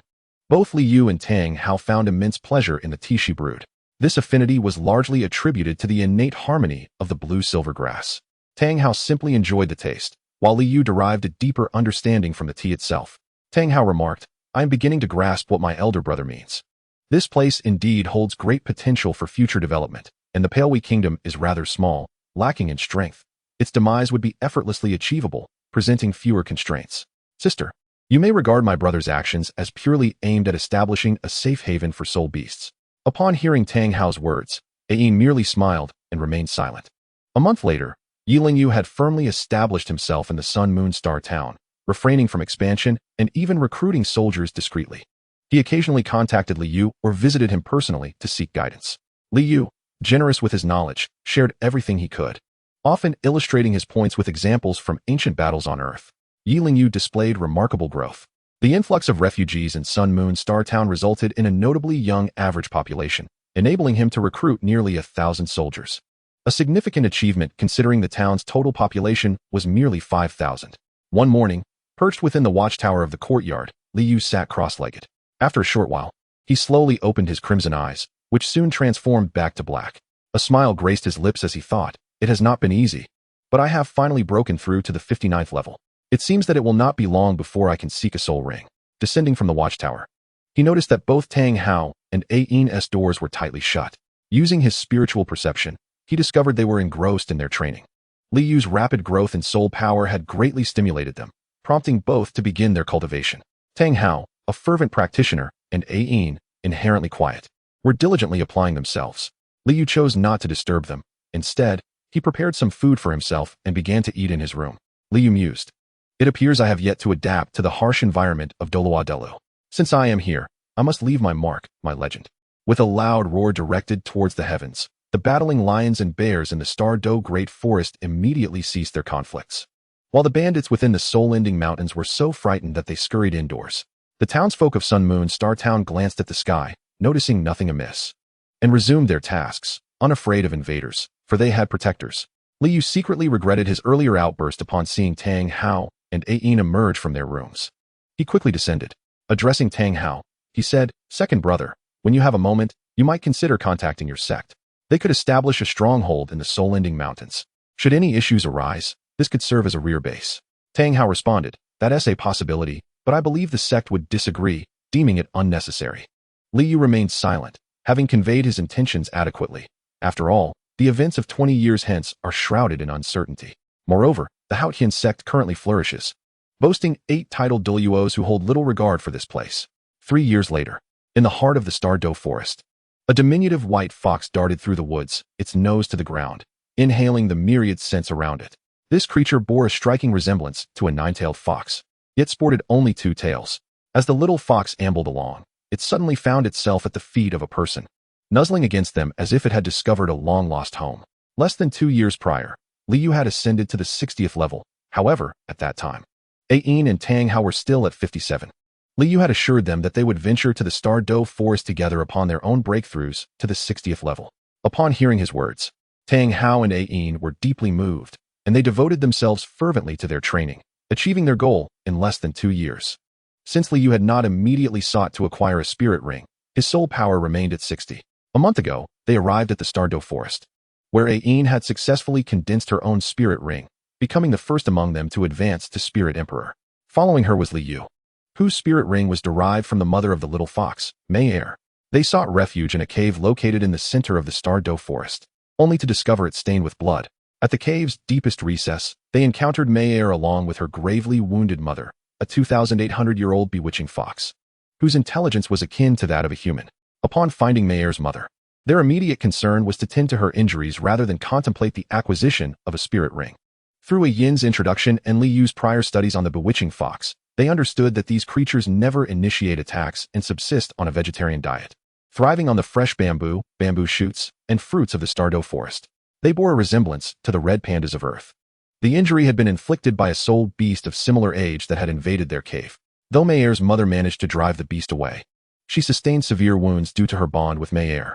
Fortunately, with Ain, a humanoid spirit beast, they were able to communicate with the bewitching fox. Ain assured Mayor's mother that she would protect her child, which deeply moved the fox matriarch. Ain, being a 100,000-year-old spirit beast, inspired great confidence in Mayor's mother regarding her child's safety. However, no one anticipated that Mayor's mother would willingly offer herself in sacrifice, targeting none other than Li Yu. After some contemplation, Li Yu speculated that the mother fox had sensed his soul power was saturated, devoid of the murderous intent that characterized Tang Hao. The sudden turn of events left Li Yu astonished, as he had not expected such a fortuitous outcome. The bewitching fox is considered one of the rarest spirit beasts, predominantly existing as a singular lineage, thus their numbers are exceedingly scarce. Despite residing in the heart of the Tiandou forest, their territory was confined to this cave, which explained the mother fox's desperation to defend it. It was her only domain. The abilities of the bewitching fox can be broadly categorized into 2 skills, the power to induce illusions and the capacity for mental assault. Li Yu acquired a soul skill from the soul ring of the enchanting fox that allows one to induce illusions. His 3rd soul skill already encompasses a soul attack. Acquiring another would lead to a conflict. The mother of Manor left behind only a head soul bone, with nothing else remaining. Li Yu directly ascended to the Soul Emperor rank, coupled with his previous breakthrough to level 62 years prior, and during these 2 years, he diligently cultivated, absorbing the soul rings, which propelled his soul power to level 63. Having obtained the soul ring from Mayor's mother, Manor became quite attached to Li Yu, even disregarding Ain's concerns, ultimately relying on Li Yu for her upbringing. Ain acquiesced without displaying any displeasure. Over the years, Ain has become even more enchanting, standing at 1.70 meters, embodying the grace of a refined lady, possessing a remarkable understanding of others. She is the antithesis of the later character Xiao Wu. Not only was Tang Hao moved, but so too was Li Yu. They resolved to use the soul ring of the Iron-Beak Griffin as Tang Hao's 6th soul ring. For a month, they sought the Iron-Beak Griffin, but conjectured that it must have sustained significant injuries during its battle with Mayor's mother and was currently recuperating in a hidden location. Through this experience, Li Yu's greatest gain was not merely the acquisition of his own soul ring, but rather the insights he gleaned into the method of condensing soul rings through the sacrifice of Mayor's mother, which he has yet to experiment with, intending to explore it further when the opportunity arises. As Li Yu watched Ain smilingly cradle Manor, who was narrowing her eyes contentedly in a Yin's embrace, a wave of emotion surged within him. His feelings for Ain began to transcend the innocence typically associated with sibling affection. Yet, he dared not dwell on such thoughts, for he knew another girl awaited him, Li Qingwan. Although polygamy is permissible in the Douluo Continent, Li Yu, having come from the great celestial empire, was accustomed to monogamy. He did not aspire to emulate the characters in certain novels who marry numerous wives, which may seem glamorous but would induce apprehension in reality. Li Yu was also untroubled by the prospect of continuing his lineage, as his longevity remained uncertain. Moreover, his father, the Demon Emperor, had 10 sons, not counting Li Yu. Once Li Yu perfects the Imperial Golden Crow technique, possibilities would abound. Is the writing somewhat askew? Chapter 52, The Final Battle with the Iron-Beak Griffin. While Li Yu and Ayin awaited Tang Hao, Li Yu suddenly sensed a powerful fluctuation emanating from the jade pendant used for communication. He grasped his pendant and penetrated its interior with his spiritual sense. Elder brother, come quickly to assist. It was Tang Hao's voice. Li Yu immediately exclaimed, this is bad. Second brother is in trouble. Without delay, he soared towards Tang Hao's direction, with Ayin closely trailing behind. Each jade pendant he had gifted contained a trace of his spiritual essence, enabling him to pinpoint their locations accurately. Li Yu flew at low altitude, as soaring too high would lead to countless towering trees and potentially provoke formidable flying soul beasts. He also needed Ayin to see him. After 10 minutes of flight, he discerned clear signs of battle in the vicinity, along with soul beasts caught in the crossfire. Li Yu followed the traces of the battle, soaring ahead until he soon spotted Tang Hao. However, numerous towering trees obstructed his view, preventing him from discerning what creature was engaged in combat with Tang Hao. At that moment, Manor in his arms began to tremble violently, her snow-white fur standing on end. Li Yu descended to the ground and gazed at Manor, inquiring, is it her? Manor lifted her head to meet Li Yu's gaze, and he first perceived a plea in her eyes, followed by determination. Li Yu comprehended her intentions. The spirit of the enchanting fox was exceptionally powerful and astute. This place is unsafe. I shall take you to a secure location, Li Yu declared. As he spoke, Manor vanished from his arms, transported to the Sun Palace, where Li Yu sensed her bewildered exploration of the surroundings. From his ring, Li Yu summoned Blood Shadow and cautiously approached the site of Tang Hao's battle. Concealing himself behind a large tree, he finally discerned the nature of his adversary. It was a soul beast, resplendent in golden hues, possessing a lion-like body and tail, yet adorned with an eagle-like head, its 4 talons firmly gripping the ground, complemented by wings thrice the size of its body. Its black beak glistened ominously. Li Yu recognized it as a steel-beak griffin. The century-old variant bore black feathers. The millennium-old was grayish-white, while the millennium-old was golden, symbolizing the king of the steel-beak griffin. Observing Tang Hao's disheveled hair and a streak of blood gracing his face, Li Yu felt assured in the efficacy of the superhuman attire he had crafted for him. Conversely, the steel-beak griffin appeared to be in disarray, its feathers ruffled, with remnants scattered upon the ground. Li Yu held his breath, patiently seeking an opportune moment to strike. As the steel-beak griffin gradually turned its back to him, Li Yu recognized that his chance had arrived. With both hands gripping his blade, he charged toward the steel-beak griffin, leaping into the air to deliver a decisive strike. The creature, caught off guard by Li Yu's sudden appearance, was momentarily stunned, as was Tang Hao. Unfazed, Li Yu shouted, "Heavenly Slash!" with a downward arc of his blade. Accompanied by a flash of crimson light, the steel-beak griffin collapsed to the ground. Li Yu landed beside Tang Hao and inquired, "Are you unharmed, brother?" Tang Hao replied, "I am fine. I could have managed it, but I feared it would take flight. I still have no means to counter those wings." Li Yu grasped the essence of Tang Hao's words as the steel-beak griffin rose once more. Its right wing drooped limply, its ability to soar thwarted, and a deep gash on its hind leg bled profusely. Li Yu sheathed his blood shadow and summoned the Zunlong jade flute, 6 soul rings, 2 yellow, 2 purple, and 2 black, rising from beneath his feet. Upon witnessing Li Yu's soul rings, the steel-beak griffin was immediately invigorated, swiftly turning to charge at Ayin. From the earlier skirmish, the steel-beak griffin had discerned that both Li Yu and Tang Hao were formidable foes, leaving only Ayin as a potential target. Having previously only been subjected to the first soul skill, Blue-Silver Bind, the steel-beak griffin sensed that Ayin was also a soul beast, prompting it to pursue a breakthrough through her before making its escape. Yet, it was still a moment too late. Li Yu's 6th soul ring was absorbed by the Zunlong Yuxiao, which not only emitted a melodic sound, but also radiated an extraordinary brilliance. Li Yu pondered that he must employ the soul ring and soul skills sacrificed by Mayor's mother to confront the iron-beaked griffin, thus indirectly avenging Mayor's mother. Suddenly, a wall of rock appeared before the iron-beaked griffin, causing it to come to an abrupt halt. Ayin and Tang Hao, unaware of the griffin's sentiments, merely observed as it initially charged towards Ayin before coming to a stop. Li Yu approached the iron-beaked griffin and, glancing at it, addressed Tang Hao, "Second brother. The remainder is now your responsibility." Upon hearing Li Yu's words, Tang Hao immediately unleashed the Haotian strike upon the iron-beaked griffin, which succumbed to unconsciousness and ultimately perished. Liu released Manor from the Sun Palace, and upon seeing the iron-beaked griffin, she rushed forward, clawing and scratching while utilizing her illusion skills. Liu swiftly cradled her in his arms. The little one was filled with rage upon encountering her mother's killer. However, the iron-beaked griffin had yet to condense its soul ring, and thus its oppressive aura lingered. Manor, with merely 500 years of cultivation, could hardly withstand it for long, and the brief encounter had nearly pushed her to her limits. Witnessing Mayor's determination to avenge her mother despite the griffin's pressure brought Liu great solace. After a brief wait, a black soul ring gradually manifested around the iron-beaked griffin. Without needing a prompt, Tang Hao seated himself cross-legged beside the griffin, commencing the absorption of the soul ring. Liu observed as the black soul ring floated slowly above Tang Hao's head, diminishing gradually as it was absorbed. Tang Hao's face contorted in pain. Yet Liu and Ayin could do nothing to assist. It was only deep into the night that Tang Hao completed the absorption.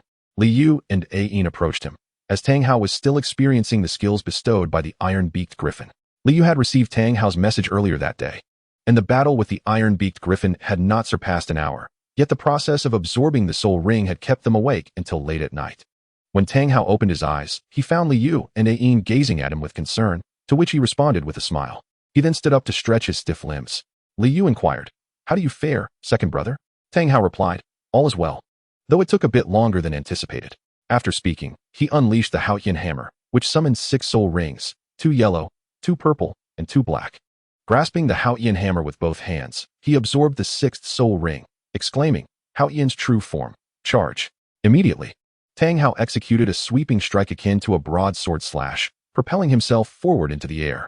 An ethereal shadow resembling the iron-beaked griffin materialized alongside him, with the Haotian hammer positioned precisely where the griffin's beak would be. In a decisive horizontal strike, the shadow of the iron-beaked griffin surged forth, uprooting even the sturdiest trees in its path, which fell to the ground as Tang Hao forged a clear path ahead. Ayin stood in stunned silence, while Liu's face broke into a smile. He had long been anxious about the alteration of Tang Hao's soul ring, but now it was evident that the current Soul Emperor Tang Hao was far more formidable than the one depicted in the novels. Tang Hao gazed in astonishment at all that he had created, surprised by its formidable power, albeit recognizing the considerable consumption of soul energy it demanded. Yet, he understood that one must invest effort to reap rewards. The soul ring of the iron-beaked griffin elevated Tang Hao to the rank of a 61st level Soul Emperor. In Chapter 53, Life in the Soul Mountain Range, Liu and his companions observed their surroundings, after being away for over a month. The vibrant atmosphere of the courtyard had faded. Tang Hao ventured to a nearby stream to fetch water, while Liu tended to the weeds in the courtyard, and Ayin organized the interior. With a mere wave of his hand, Liu incinerated the weeds with the true fire of the Golden Crow, transforming the area into a charred expanse. After 3 arduous hours, they finally restored order.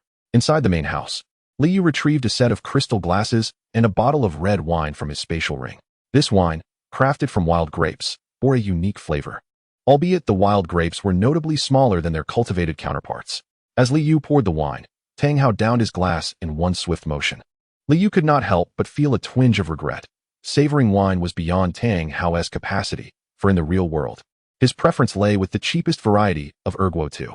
As night fell, Liu, with a serious demeanor, held Manor close. Moments ago, he had given her a third-turn golden pill, the most basic offering from the Sun Palace, as he dared not allow her to consume the superior 6th or 9th turn varieties. Upon ingestion, Manor exhibited a pained expression, prompting Liu to quickly administer a nourishing pill, which lulled her into a deep slumber in his embrace. Liu sensed Manor absorbing the spiritual energy from the third-turn golden pill and felt a wave of relief wash over him. He placed her within the Sun Palace, where time flowed at half the speed of the real world, ensuring her safety and comfort. Only after confirming her well-being did Liu dissolve into a moment of trepidation, resolving never to allow Manor to consume such potent substances again. It was clear that crafting his own elixirs would be a wiser path. The Soul Mountain Range, the Tiandou Forest, and all the desolate regions of the Douluo Continent were replete with countless medicinal herbs. On this continent, when injured, one could rely on soul masters. When unwell, soul masters were also at hand, rendering the profession of a doctor unnecessary. The wild herbs of Douluo Continent constituted Liu's wealth. With an abundance of medicinal plants aged 1,000 or even 10,000 years, Liu entered the refining hall of the Sun Palace, gathering materials to forge a personal alchemical furnace. Although the alchemical chamber housed a superior postnatal spiritual treasure, its high grade imposed numerous restrictions upon him. He utilized some secret silver, tungsten steel, and the copper from Shoshan. In a short while, a tripod cauldron, 20 centimeters in diameter, manifested in his hands. Inspired by the great Kuding, the entire furnace glimmered in a dark red hue, reminiscent of blood amber rather than metal. 11 flying golden crows appeared to flicker over the cauldron, each in a unique pose.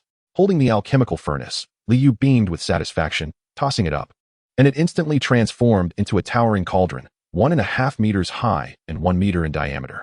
Liu gazed at the alchemical furnace and proclaimed, "From henceforth, you shall be known as the Blood Amber Fusong Furnace." The Fusong tree is the sacred realm of the 10 golden crows, and the 11 golden crows adorning the furnace serve as a tribute to Liu's nominal elder brother. Thus, he placed his own representative golden crow upon it as well. Upon concluding his words, Liu stored the Blood Amber Fusong Furnace within his spatial ring. He then turned his attention to Manor, noticing that she had already absorbed a portion of the energy within her body. Liu was astonished, not expecting her to assimilate it so swiftly. At this rate, she would awaken in no time. He informed Ain that there was no need to prepare food for Manor in the morning, as he had already fed her some sustenance, and she had succumbed into a deep slumber, likely not to awaken anytime soon. Ain, upon hearing Liu's words, paid it no mind, for he trusted that Liu would never harm Manor. Every soul beast undergoes a brief period of dormancy during their ascension. As the sun reached its zenith, Tang Hao finally awoke. Lung Yeyu also made an appearance, having matured significantly over the past 3 years.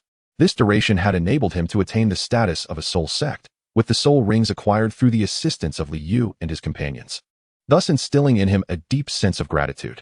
Over the course of 3 years, the Sun and Moonstar town had transformed into the Sun and Moonstar city. Although not a vast metropolis, it rivaled Nodding City in stature, a considerable achievement amidst the turmoil of war. Initially, Lung Yeyu intended to develop the Sun and Moonstar city further, but Liu declined, believing that in the future, it would serve as the domain of his own established power, requiring no grand expansion. Consequently, he urged Lung Yeyu to commence outward expansion. Throughout the 3 years, even as they prepared to venture into the Star Do Forest, Liu and his companions were engaged in the conquest of territories for Lung Yeyu. Currently, the entire Bailwi kingdom had entered an era of feudal lords, with the most formidable power being Zhuama City in the northwest, which controlled roughly 1/3 of the kingdom's territory. In second place was Lung Yeyu in the northeast, whose status as a royal heir alleviated many constraints, allowing him to coalesce with Zhuama City in governing 2/3 of the Bailwi kingdom's lands, thereby earning the favor of the populace. The remaining powers included Xuanming City in the southwest and Tianluo City in the southeast. Though they could not compare to Zhuama City or Lung Yeyu, they were nonetheless recognized as local lords. In the Bailwi kingdom, the Sun and Moonstar City stood as the most tranquil of cities. It was currently the sole city within the kingdom that hosted a branch of the Spirit Hall, a testament to its peace. Due to certain limitations, the city would not undergo significant development at this time. Heeding Liu's counsel, Lung Yeyu established his administrative center in the Sun City, located 130 kilometers from the Sun and Moonstar City. Although not bustling with activity, its geographical advantages offered ample room for growth. Lung Yeyu's sphere of influence extended beyond the Sun City, encompassing Starry Sky City and Moonlight City, clearly expressing his gratitude for the aid rendered to the Sun and Moonstar. In the main courtyard, Liu, Tang Hao, and Ain gathered to host Lung Yeyu. Liu addressed him, saying, "Your Highness, the entirety of the Bailwi kingdom has now entered a brief period of peace. Therefore, it is prudent to refrain from expansion at this moment. Instead, one should firmly establish and assimilate the territories acquired, transforming them into your true dominion." On a chilly night, Yi Lingyu addressed Liu, stating, "What you say is indeed correct. We have also had discussions and decided to first swiftly consolidate our acquired strength before considering the expansion of our forces. With a surge of refugees arriving, we must create a sense of home for them here. Only then will they be inclined to safeguard this hard-won peace." Liu, in agreement with Yi Lingyu's insight, replied, "Your Highness, your words hold great wisdom. Following your counsel will undoubtedly yield fruitful results. In the coming days, our Sun-Moon-Star alliance shall commence the cleansing of the soul-ending mountain range. Once we have thoroughly eradicated its influence, it will be time for you to reclaim your homeland. After all, the bandits in the soul-ending mountain range are akin to a dagger poised at our back. Their existence poses a significant threat." Yi Lingyu concurred with Liu, as he too preferred not to have any powers overshadowing him. Although Liu's faction could be considered one, they would not easily meddle in Yi Lingyu's internal affairs. Unlike the bandits, whose greed was their defining trait, After bidding farewell to Yi Lingyu, Liu turned to Tang Hao and Ayin, saying, "You too. Practice diligently over the next few days, for we shall soon pay a visit to the legendary DouluoDalu." Tang Hao, upon hearing Liu's words, was filled with excitement, exuding a palpable sense of battle spirit, while Ayin, with her pure-hearted nature, harbored no apprehensions, which rendered her fearless against any opponent. Liu cautioned them. This will undoubtedly be a formidable adversary. Not only may they possess a soul Douluo, but also 3 soul emperors and 2 soul kings, making them the most powerful faction within the soul-ending mountain range. Should we vanquish them, 2/3 of the mountain range will fall under our dominion, leaving only minor characters to contend with. Thus, this battle is of utmost importance, and we must give our all. Upon hearing Liu's words, Ayin and Tang Hao immediately regained their composure, recognizing that rewards and sacrifices are proportional. Tang Hao inquired, "Elder brother, with such a powerful force, even if we manage to conquer them, the cost may be exorbitant. Might it not be a case of gaining less than we lose?" Liu reassured him, "No, we cannot confront them head-on this time. Otherwise, we would undoubtedly inflict 1,000 casualties upon the enemy while suffering 800 losses ourselves. Hence, I intend to employ an alternative strategy." A hint of a smile graced Liu's face, leaving Tang Hao and Ayin puzzled. Liu was well aware that such formidable bandits would not be easily subdued, thus he resolved to utilize a different approach: poison. Chapter 54, The New Decisive Battle, Part 1. At the base of the soul-ending mountain range, there lies a magnificent waterfall at the heart of the mountains, a sight of grandeur, surrounded by towering trees. Upon closer inspection, one would find that although the waterfall is enveloped by a vast forest, it is also situated on a plain, providing an excellent stronghold. Approximately 500 meters from the waterfall lies the territory of the largest bandit group within the soul-ending mountain range, sprawling over several acres, dotted with countless structures both large and small. Should one venture within, they would discover that the bandit group resembles a military base, a reflection of its leader's past as a soldier. Unlike other areas rife with chaos, this bandit stronghold is devoid of female slaves. Rather, any woman captured and deemed desirable by the bandits is honored through marriage, showcasing a level of respect for women that is indeed rare within the bandit realm.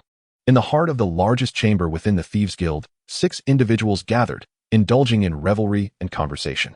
At the center sat a man in his 40s, whose physique appeared unremarkable, yet the murderous intent emanating from his violet eyes was unmistakable. Chao Chongqing, the founder of the soul-ending mountain Thieves' Guild, famously known as the General and internally referred to as the Chief, was an imposing figure at level 82 as a soul Douluo, wielding the formidable martial spirit of a Black Panther. It would not be an exaggeration to assert that he was the most powerful force within the entirety of the soul-ending mountain. Chao Chongqing hailed from a lineage of soldiers, his family having served the Pahlavi kingdom for generations. However, at the tender age of 10, he witnessed the deaths of his grandfather and father in battle for this very nation. In that instant, he matured, and his mother instilled in him the duty to serve his country. Tragically, the Chao family was later falsely accused of treason and annihilated, leaving only Chao Chongqing to survive. Disillusioned with the kingdom, he felt not hatred but disappointment, for harboring animosity would render the sacrifices of his loved ones meaningless. Ultimately, he resolved to restore the honor of the Chao family through his own endeavors. Yet, by a twist of fate, he became a thief. Chao Chongqing's greatest virtue was his patience. Being a thief posed little challenge for him. Initially, he joined a band of thieves, but as rival factions clashed and external pressures mounted, the guild he belonged to dwindled to nothing. Undeterred, he led the remaining members to establish a new guild in a secluded area of the soul-ending mountain. With exceptional talent for cultivation, he ascended from the furthest reaches of the mountain to become the leader of the largest thieves guild in the region, evolving from a novice thief to a soul Douluo. Seated to Chao Chongqing's right, a middle-aged man raised his glass and proclaimed, "Today marks the chief's 45th birthday, a momentous occasion for us all to celebrate. Chief, I raise my glass to you." He drained his cup of rum in one swift motion, eliciting cheers from those around him. Chao Chongqing, equally pleased, finished his drink and remarked to Helin, "Let us remain vigilant. I have heard that the Sun and Moon Star has been inactive for 3 years, focusing their efforts on quelling unrest in the Pahlavi kingdom. The current state of Sun and Moon Star City is a testament to this. Recalling its former state reveals much." Upon hearing Helin's words, Chao Chongqing responded, "Indeed, the Sun and Moon Star has consistently eradicated thieves without exception. Their methods may be ruthless, yet they do not harm civilians. Should they venture into the mountains, we possess sufficient strength to make them retreat. However, as a local thieves guild of the Pahlavi kingdom, most of our members are former refugees. The Sun and Moon Star still holds a favorable reputation in their hearts. Thus, if they invade, We can injure them, but must strive to avoid taking lives. Is that understood? The assembly responded affirmatively to Cao Changqing's directive. Several hundred meters above the ground, Li Yu hovered in the air, effortlessly eavesdropping on the discussions among Cao Changqing and his companions. Upon witnessing the formidable strength of this notorious band of thieves, Li Yu was genuinely astonished. As the most powerful bandit group in the soul-ending mountain range, their reputation was well-deserved. With fewer than 3,000 ordinary members, their ground facilities were more than adequate to accommodate this number. Initially, Li Yu and his companions had planned to ensure that Cao Changqing's birthday celebration would be unforgettable. However, after some deliberation, they decided to first assess the situation, a decision that proved to be pivotal. Had they charged into the mountain unprepared, they might have met with disaster. As dusk settled, the festivities for Cao Changqing's birthday reached a crucial moment. The evening would feature the grand celebration, during which the entire bandit group would indulge in lavish feasting, while the daytime was reserved for preparations. Li Yu stealthily incapacitated a low-ranking soldier within the bandit camp, donning the soldier's attire using his supernatural abilities, and slipped into the kitchen. There, he observed numerous individuals busily preparing dishes for the evening banquet. Exercising caution, he quietly exited the kitchen in search of the wine cellar. Before long, he discovered the wine cellar situated at the rear of the kitchen, stocked to the brim with rum. Li Yu discerned that not all rum was of equal quality, and he selected a few barrels of the finest variety, mixing in a potent powder of his own concoction. This powder was a high-strength narcotic. Once consumed by a soul master, it would initially elicit no noticeable effects. But upon the release of soul power, the individual would be rendered utterly incapacitated, reduced to the state of an ordinary person, devoid of strength. Subsequently, he infused all the wine barrels with a powerful sleeping draught to ensure that the common thieves would succumb to slumber, thereby preventing any unforeseen complications. Once he completed his task, Li Yu seized an opportune moment to stealthily retreat and took refuge in a nearby tree to observe. Tang Hao and Ayin were also present. Shifting focus back to the bandit group, Cao Changqing and his companions reveled in their feasting. A jubilant affair that lasted for 2 hours, marking a satisfactory birthday celebration for Cao Changqing. At that moment, a junior leader rushed in, reporting to Cao Changqing, "Sir, all our brothers have collapsed. We are unaware of the cause. You should investigate." The junior leader, having consumed a different type of wine, remained unaffected. Initially dismissing the junior leader's concerns, Cao Changqing assumed that his men were merely intoxicated. He, along with everyone else in the hall, stepped outside, only to be confronted with the alarming sight of all the members in such a state. At this juncture, Mark remarked, "These rascals have utterly failed to control their drinking. Look at them." He punctuated his statement with a belch. Cao Changqing, his expression grave, cautioned, "Brothers, do not take this lightly. Something is amiss." At his words, the remaining 5 began to take the situation seriously. He then approached one of the unconscious soldiers, tugging at him, but the soldier remained unresponsive. He then quickly turned to Cao Changqing and said, "Sir, there may be an ambush, but it does not make sense. Why are we unharmed?" The others, puzzled by Helin's assertion, questioned why, if the intent was to eliminate them, the assailants hadn't simply incapacitated the 6 of them, which would have been far simpler. Cao Changqing addressed Li Yu and his companions. "I never anticipated that my illustrious life would be thwarted by a few young children. You may do with me as you wish." After consuming the elixir, Cao Changqing gradually felt as though he had recovered. Li Yu remarked, "Now that you have been detoxified, the 3 of us will challenge you in succession. Should any one of you emerge victorious, we shall depart and forever withdraw from the soul-ending mountain range." Li Yu's words were resolute in their intention. Cao Changqing summoned his martial spirit, and a black leopard materialized behind him, accompanied by 2 yellow, 2 purple, and 4 black soul rings that appeared beneath his feet. He proclaimed, "I am Cao Changqing, the martial spirit of the nether leopard, an 82nd level battle spirit Douluo." Upon revealing his rank, he was met with the intense gazes of Feng Yuan and the others, as if they were acknowledging, "This is our leader." Li Yu and his companions were astonished by Cao Changqing's soul rings, realizing they were proportionally identical to their own.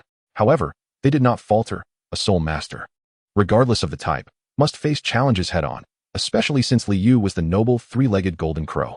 They unleashed their martial spirits, announcing, "I am Li Yu, martial spirit of the resplendent dragon jade flute, a 63rd level support type soul emperor. Tang Hao, martial spirit of the Haotian hammer, a 61st level battle soul emperor, and Ayin, martial spirit of the blue silver emperor, a 62nd level control type soul emperor."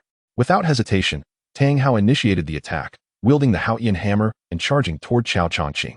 The sound of a resounding clash echoed. Cao Changqing, taken aback by Tang Hao's strength, thought to himself, "I did not anticipate this youth's formidable power." My hands are beginning to tingle. It became evident that Chao Changqing was not entirely unscathed. Li Yu urged Tang Hao, "Younger brother, unleash all your abilities.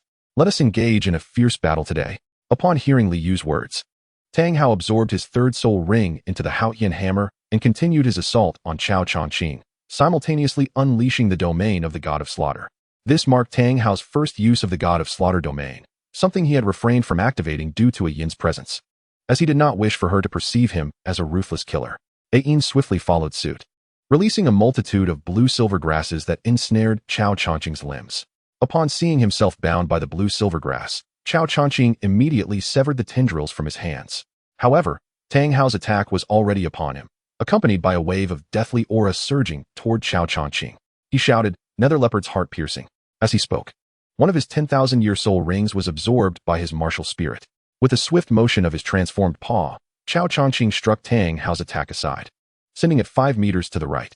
Just as Chao Changqing prepared to press his advantage, he suddenly noticed that Feng Yuan and Lin, who had been nearby, had vanished. Looking around, he discovered they had reappeared 10 meters to his left, alongside Li Yu. Li Yu reassured him, "Do not worry. I merely wish to prevent them from being affected by the shockwaves of our duel." Chao Changqing cast a grateful glance towards Li Yu, realizing he had momentarily overlooked the well-being of his comrades who had fought alongside him through thick and thin. Yet, Li Yu, as an adversary, had performed an act that was unexpected. A thought crossed Chao Changqing's mind. Perhaps they are indeed here to challenge us? A flicker of uncertainty began to stir within him. Lin had been attentively monitoring the battlefield. When he noticed that Li Yu was not engaging in combat like Tang Hao and Yin, but instead remained in the rear, continuously playing music with his martial soul, he instantly grasped the situation. His expression shifted as he exclaimed, "This is bad." The opposing support type soul master undoubtedly possesses formidable soul skills. "Commander, we're in trouble." He then shouted to Chao Changqing, "Commander, eliminate the enemy's support type soul master." Chao Changqing immediately understood the gravity of Lin's words. As he dashed towards Li Yu's position, just as he was about to reach him, a sudden pain struck his head and his vision darkened. Upon regaining his sight, Li Yu had vanished, and before he could comprehend the situation, he found himself ensnared by Yin's blue-silver grass, which emitted a blinding light that left him disoriented. This was Yin's 6th soul skill, blue-silver holy light. Having only just restored his vision, Chao Changqing felt a wave of frustration as the dazzling blue-silver grass further impaired his sight. While he struggled to free himself, he suddenly heard Tang Hao's voice, "Get out of my way." As Chao Changqing turned around, he witnessed a golden griffin phantom rush past him. Tang Hao's 6th soul skill sent Chao Changqing flying, crashing against a nearby building. Half reclining on the ground with blood trickling from the corner of his mouth, he coughed repeatedly. Astonished as he addressed Tang Hao, "When did the Haotian hammer manifest such a martial soul avatar?" "No, you haven't even reached Soul Sage. It's impossible for you to possess a martial soul avatar." Tang Hao and Yin approached Chao Changqing. In this world, no 2 soul rings are identical, and thus, no 2 soul skills are the same. At that moment, Li Yu descended from above and said to Tang Hao and Yin, "You too, recover your soul power. Leave the rest to me." Li Yu stood before Chao Changqing, who gazed at him, lost in thought. As Li Yu looked back at Chao Changqing, his eyes suddenly transformed into a striking gold. Upon seeing Li Yu's golden eyes, Chao Changqing experienced a spasm, his own eyes mirroring the same golden hue, rendering him immobile on the ground. Li Yu was hypnotizing Chao Changqing, awakening the secrets within his heart for him to revisit. The secrets harbored within one's heart often reveal their most vulnerable side, and Li Yu's intention was for Chao Changqing to confront his inner demons. If he emerged from this experience, he would advance further. If not, he would remain stagnant at level 82 indefinitely. Li Yu aimed to see if this method could subdue Chao Changqing and the others. Transitioning back to the real world, Chao Changqing emerged from his consciousness, meeting Li Yu's gaze as he smiled at him, while Tang Hao and Yin practiced on the ground. Chao Changqing touched his face, bewildered by his previous state, when suddenly he froze, as if struck by lightning, upon feeling the tears on his cheeks.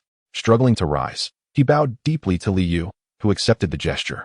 Knowing well that dispelling someone's inner demons was no simple task, Chao Changqing expressed his gratitude to young Master Sun, stating that he felt an unprecedented clarity and tranquility. He resolved to abandon his life of thievery and leave behind the affairs of the Pahlavi kingdom, yearning instead for a secluded existence as an ordinary man. Li Yu, taken aback by Chao Changqing's epiphany, inquired about his subordinates and brothers. Chao Changqing replied that he would relinquish them if anyone desired their allegiance. as his foremost wish was to pay respects at the grave of his caretaker. Li Yu candidly shared that his motive for eliminating the bandits of the soul-ending mountain range was due to its current status as his territory, where he intended to establish his influence. He was assisting in the restoration of the Pahlavi royal family, but would refrain from interfering in internal matters. He extended an invitation to General Chao to join his faction, revealing that he was the sole soul master capable of crafting soul tools in the entirety of the Douluo Continent, promising a prosperous future ahead. Chao Chongqing, astonished by Li Yu's declaration, queried what his role would entail should he join. Li Yu smiled and reassured him that no specific duties were required, merely the protection of the power he was building, as he would not provoke others. Should Chao become a titled Douluo, he would ascend to a revered position, free to disregard any orders except for Li Yu's. Li Yu acknowledged that he currently lacked the strength to command Chao, who could choose to heed his words or not.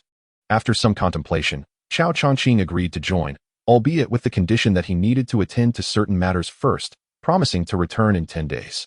Li Yu nodded in affirmation and then touched his own head before doing the same to Chao Chongqing, who regarded him with confusion. Li Yu explained that he had implanted a strand of divine consciousness in Chao's mind, allowing for direct communication through thought. He then taught Chao how to utilize this newfound ability, though he did not disclose that this consciousness could serve as a death warrant, able to incapacitate Chao should Li Yu so desire, provided that Chao did not resist. Having effectively influenced Chao Chongqing, Li Yu was able to implant the consciousness with ease. Chao then asked if, now that they had triumphed, Li Yu would spare his subordinates and facilitate their healing. Li Yu assured him not to worry, as they had come to challenge according to the established rules, and he would ensure no fatal harm would befall them. He glanced at Feng Yuan and the others, a slight smile playing on his lips, which sent shivers down their spines. Li Yu intended to engage in one-on-one duels, allowing each of his companions to face Feng Yuan and the others, thereby enhancing their combat experience. He was resolute in not abandoning his objectives midway. In the 56th chapter, titled A New Duel, Part 3, Li Yu instructed Chao Chongqing to stand aside and recuperate his strength. At that moment, Tang Hao and Ayin had awakened, and Li Yu took the opportunity to recount the recent events and introduce Chao Chongqing, elucidating how he had come to pledge his allegiance. Tang Hao and Ayin were taken aback upon hearing this, yet they refrained from asking further questions. They held a profound confidence in Li Yu, and Ayin, who inherently abhorred bloodshed, found solace in the absence of casualties. Li Yu approached Feng Yuan and Lin, declaring, "We shall continue our challenge. Rest assured, as challengers, we will undoubtedly accord respect to you, the Soul Masters." With that, he administered an antidote to Zhu Ji. As Zhu Ji gradually regained his soul power, he promptly approached Chao Chongqing, inquiring, "Are you all right, Commander?" Chao Chongqing reassured him, "I am fine. They will not harm us. Just engage in battle as per the ways of the Soul Masters." Comforted by Chao Chongqing's words, Zhu Ji expressed his gratitude to Li Yu, stating, "Thank you for your mercy. Who shall challenge me next?" Although Chao Chongqing and his companions were not ordinary thieves, they still bore the essence of thieves, who never left survivors in battle, save for women. Thus, Zhu Ji felt a deep sense of appreciation for Li Yu's leniency. Ayin stepped forward, introducing herself. "I am Ayin, with the martial soul blue silvergrass, a level 62 control system soul emperor." 6 soul rings materialized beneath her feet. Recognizing Ayin as his opponent, Zhu Ji remained vigilant, aware from the previous skirmish that she was not to be underestimated. He replied, "I am Zhu Ji, wielding the martial soul silver chain gun, a level 65 control system soul emperor," as 2 yellow, 2 purple, and 2 black soul rings appeared around him.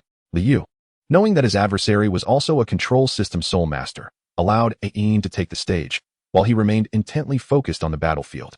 Zhu Ji's martial soul manifested as a silvery short gun, approximately 1 meter in length, adorned with a lengthy chain that could extend and retract, serving as a formidable weapon akin to a meteor hammer. Zhu Ji, being in his late 30s, displayed exceptional martial talent. Aware that her opponent held a 3-level advantage in soul power, Ayin took the initiative, launching a direct assault with her blue silver grass. Zhu Ji, older and possessing extensive combat experience, deftly evaded while simultaneously severing Ayin's blue silver grass with his chain gun. Seizing the moment, he thrust the chain gun toward Ayin with blinding speed. Realizing the imminent danger, Ayin swiftly conjured a wall of blue silver grass, which successfully halted the chain gun's advance. Zhu Ji was astounded to see his formidable weapon thwarted by the woven wall of blue silver grass. Though the grass appeared fragile, Ayin's martial soul, the blue silver emperor, was far superior to ordinary blue silver grass. With his initial attack thwarted, Zhu Ji quickly initiated another assault, exclaiming, "White Dragon Bind." As his fifth soul ring was absorbed by the chain gun, the chains began to whirl around him like a dance, the gun's muzzle pointed skyward. Enveloped within the spiraling chains, Zhu Ji ascended into the air, hurtling towards Ain with his gun aimed directly at her. This was Zhu Ji's soul skill that allowed him to combat like a battle soul master, often resulting in significant disadvantage for multiple opponents. Ain was taken aback by Zhu Ji's soul skill, yet she maintained her composure. She unleashed her fifth soul skill, the blue-silver cage. Countless strands of blue-silver grass suddenly materialized before her, forming a formidable wall that slowed Zhu Ji upon contact. Initially mistaking the blue-silver wall for the soul skill Ayin had just employed, Zhu Ji quickly sensed something amiss. The blue-silver wall began to envelop him like a soft blanket, ultimately encasing him completely. Although Zhu Ji's soul skill remained active, he found himself unable to break free. As if he were confronting not mere grass, but a vast expanse of water. The cage woven from blue-silver grass gradually constricted, prompting Zhu Ji to panic. In a final moment of resolve, he unleashed his soul skill within the confines of the cage, causing the blue-silver grass to explode. After such an intense battle, Ayin's complexion had paled somewhat, a consequence of the lesser soul power consumed by her blue-silver grass martial spirit. Zhu Ji, however, was not as fortunate. This was precisely why Li Yu had initially refrained from allowing Tang Hao to participate. The more potent the martial spirit, the greater the soul power expenditure. Li Yu and Tang Hao observed the clash between Ayin and Zhu Ji with rapt attention, as both competitors showcased their true prowess. Despite Li Yu's unwavering confidence in Ayin, the battlefield was rife with uncertainties. Zhu Ji sensed that his remaining soul power was dwindling, prompting him to seek a swift conclusion. His sixth soul ring absorbed into his chain spear martial spirit, which emitted a brilliant white light as he shouted, "Flying chain heart piercer." The chain spear lunged directly at Ayin, but this time the thrust was unlike the previous one. The silver spear spun as it charged forward, creating a sharp airflow akin to a blade. Tang Hao watched Ayin with deep concern, and even Li Yu's expression mirrored apprehension. Upon realizing Zhu Ji had exhausted his final trump card, Ayin's expression turned grave, and her sixth soul ring was absorbed by the blue-silver grass. As she regarded Zhu Ji's advancing martial spirit, she remained motionless. In the next moment, a multitude of blue-silver grass erupted around her, each strand as thick as a tree. The robust blue-silver grass emanated a blinding white light, momentarily blinding everyone present, including Li Yu, who experienced a brief flash of white. Then, Ayin shouted, "Blue-silver holy light," followed by Zhu Ji's anguished cries. When visibility returned, everyone was astonished, particularly Tang Hao. Ayin knelt on the ground, panting heavily, beads of sweat cascading down her face. In stark contrast, Zhu Ji was suspended in midair, his limbs bound by the blue-silver grass, which constricted around his neck, tightening progressively as he writhed in pain. The outcome was clear. Li Yu hurried to Ayin's side, grasping her shoulders. Upon seeing him, Ayin smiled and said, "Brother, I won, right?" Li Yu responded with a reassuring smile, "You did. Little sister. Our little sister is the best." Tang Hao approached Ayin, his eyes filled with concern for her well-being. Li Yu promptly retrieved a pill from his spatial ring and placed it in Ayin's mouth. After Ayin was consumed, she was lifted by Li Yu and brought to the side, where he set her down to allow her to regain her soul energy. In the recent battle, only Li Yu had witnessed how Zhu Ji was defeated. He had seen Ayin unleash her luminous blue-silver grass, which clashed with Zhu Ji's silver chain spear. Instantly, Zhu Ji's sixth soul skill was disrupted by the blue-silver grass and the light it emitted, leaving him momentarily blinded. Seizing the opportunity, the blue-silver grass swiftly ensnared Zhu Ji. Li Yu's astonishment was palpable. Indeed, the blue-silver emperor lived up to its name. For the attack from the first generation of the blue-silver emperor was formidable. The blue-silver grass harbored many secrets. Seeing that Ayin was unharmed, merely exhausted, Li Yu called upon Tang Hao to attend to her. He then approached Feng Yuan and administered an antidote, declaring, "Next, it shall be a battle between the two of us." Feng Yuan, puzzled by Li Yu's words, questioned, "Aren't you an auxiliary-type soul master?" Li Yu replied, "Who told you that an auxiliary-type soul master lacks combat prowess? Be wary, do not underestimate me." With that, he stepped into the center of the courtyard. Feng Yuan was the most powerful soul master beneath Cao Changqing, boasting a soul power level of 68. And his ghost mastiff martial soul was one of the rare dark-type martial souls. Li Yu was unaware of how Cao Changqing had the fortune of befriending such formidable soul masters. Knowing that many of them had grown up alongside Cao Changqing, Li Yu attributed this to his good fortune. As Feng Yuan entered the arena and gazed at Li Yu, their impending duel captivated the attention of all present. Feng Yuan unleashed his martial soul, summoning a gray-black mastiff with red eyes, resembling a lion, which emerged from behind him, shrouded in layers of dark mist. He announced, "I am Feng Yuan, wielding the ghost mastiff martial soul, a battle soul emperor of level 68. Li Yu also manifested his martial soul, the Zuanlong Yuxiao, which appeared above him, with 6 soul rings rising beneath his feet. He proclaimed, "I am Li Yu, with the Zuanlong Yuxiao martial soul, a soul emperor of level 63. Although Li Yu displayed his martial soul, he held the blood shadow blade in his hand. Noticing the weapon, Feng Yuan dismissed it, considering Li Yu to be merely an auxiliary-type soul master.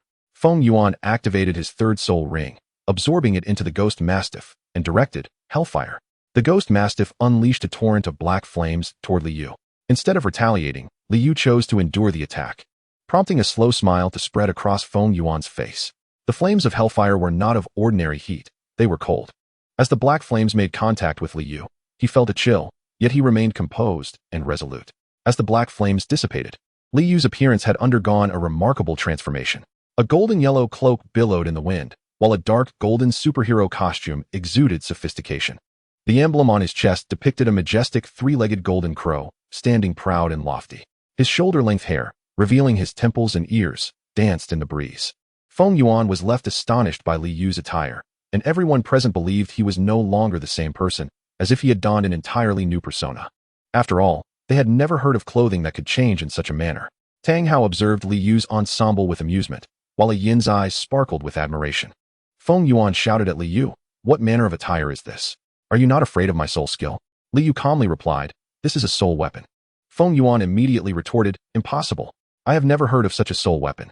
With a slight smirk, Li Yu remarked, "It is quite normal that you haven't heard of it, for I crafted it myself. You have made your move. Now it is my turn." With that, he gripped his blade and charged at Feng Yuan, exclaiming, "Severing in one stroke." As Chapter 57, A New Duel, Part 4, unfolded, Feng Yuan covered his right hand, glancing at it in shock. He then looked at the blade in Li Yu's hand, baffled by how such a slender, short weapon could inflict such a grievous wound, particularly to his most vital hand.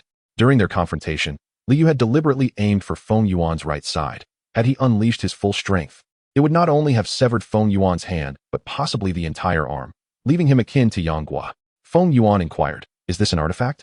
Li Yu responded, "This blade is called the Blood Shadow Blade, crafted with my own hands. It is indeed a divine weapon." Though Li Yu spoke with a calm demeanor, his words sent ripples of astonishment through all present, save for Yin and Tang Hao. Chao Chongqing muttered to himself, "He is capable of forging divine artifacts. How old is he?" Feng Yuan looked upon the Blood Shadow Blade with mounting trepidation. Understanding that Feng Yuan was intimidated by his Tang Dao, Li Yu sheathed it and retrieved another weapon from his ring, a sword with a pitch-black sheath and a dark yellow hilt that sparkled. Indeed, it was the Firelight Sword. With a flourish, Li Yu drew the sword from its sheath, performing a dazzling display before lunging at Feng Yuan. Though the Firelight Sword was a two-handed weapon, it lacked the straightforward slashing techniques of a knife. Its value lay in its ability to slash and thrust, which were the most effective maneuvers for a sword. This was precisely why Li Yu had forged both the Blood Shadow and the Firelight. As Li Yu charged at him again, Feng Yuan hastily summoned his martial soul for defense. However, Li Yu did not strike with malice. Rather, he continuously pressed his assault with a flurry of slashes, jabs, and thrusts, leaving Feng Yuan in a state of disarray. His garments reduced to tatters. Seeing Li Yu's dazzling onslaught filled him with both astonishment and fury. Seizing a moment of distraction, Feng Yuan forced Li Yu back. He unleashed his 6th soul skill, absorbing the Black Soul Ring with the Ghost Hound. "Dreadful ghosts roar," he bellowed.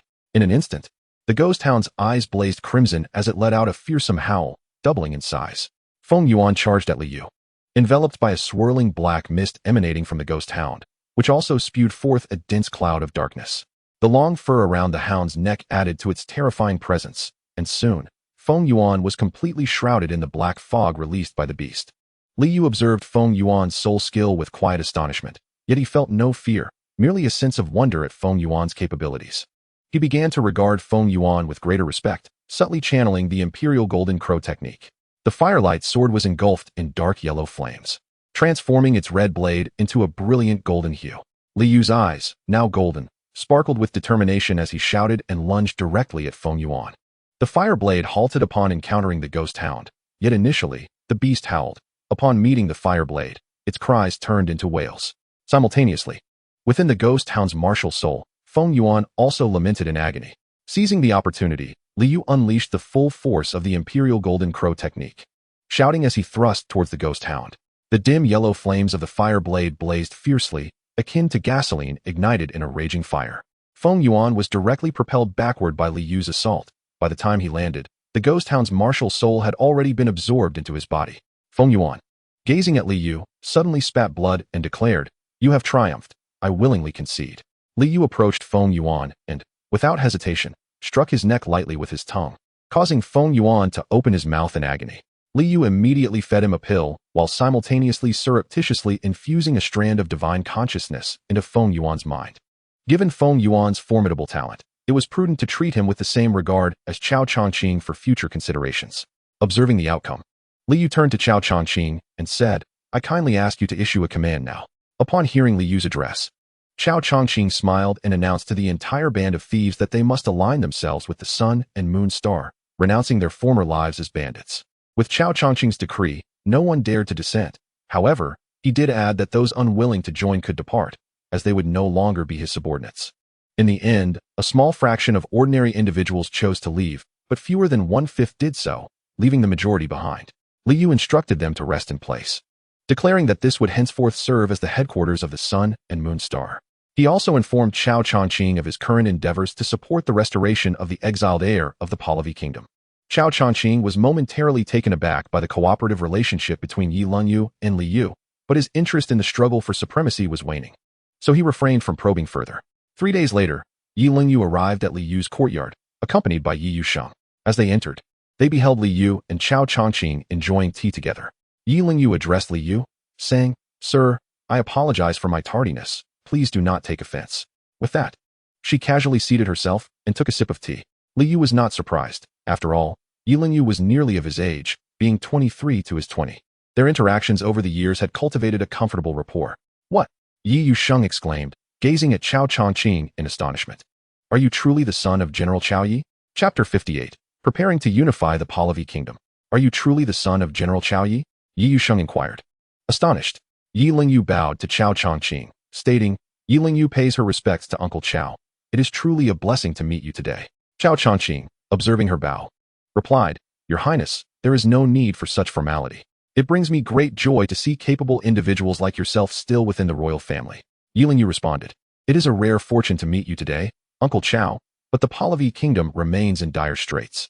I humbly request your assistance." Under the moonlit night, Yi Yu looked at Chao Chongqing with eager anticipation. He was aware that Chao Chongqing was once hailed as the most gifted soul master of the Barlevi Kingdom in his youth. With Chao Chongqing's assistance, their strength would undoubtedly be significantly enhanced. Initially, Chao Chongqing intended to decline, for as a soul Douluo, he could be considered the most formidable soul master in the entire Barlevi Kingdom. Even the mightiest among the remaining factions was merely a soul emperor. However, having achieved enlightenment, Chao Chongqing no longer wished to engage in worldly matters. Li Yu discerned Chao Chongqing's thoughts and said, "Uncle Chao, I believe you should help Yi Lingyu." Chao Chongqing looked at Li Yu in astonishment and inquired, "Xiao Yu?"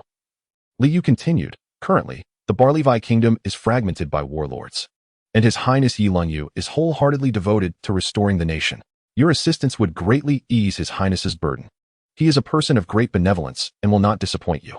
Moreover, by aiding him in unifying the kingdom, you honor the bond between your ancestors and the Yi family's forebears. Once the nation is on the right path, you may retreat in peace." Chao Chongqing, swayed by Li Yu's words, turned to Yi Lingyu and said, "I will assist you, but once you have unified the kingdom, I shall withdraw and refrain from meddling in state affairs."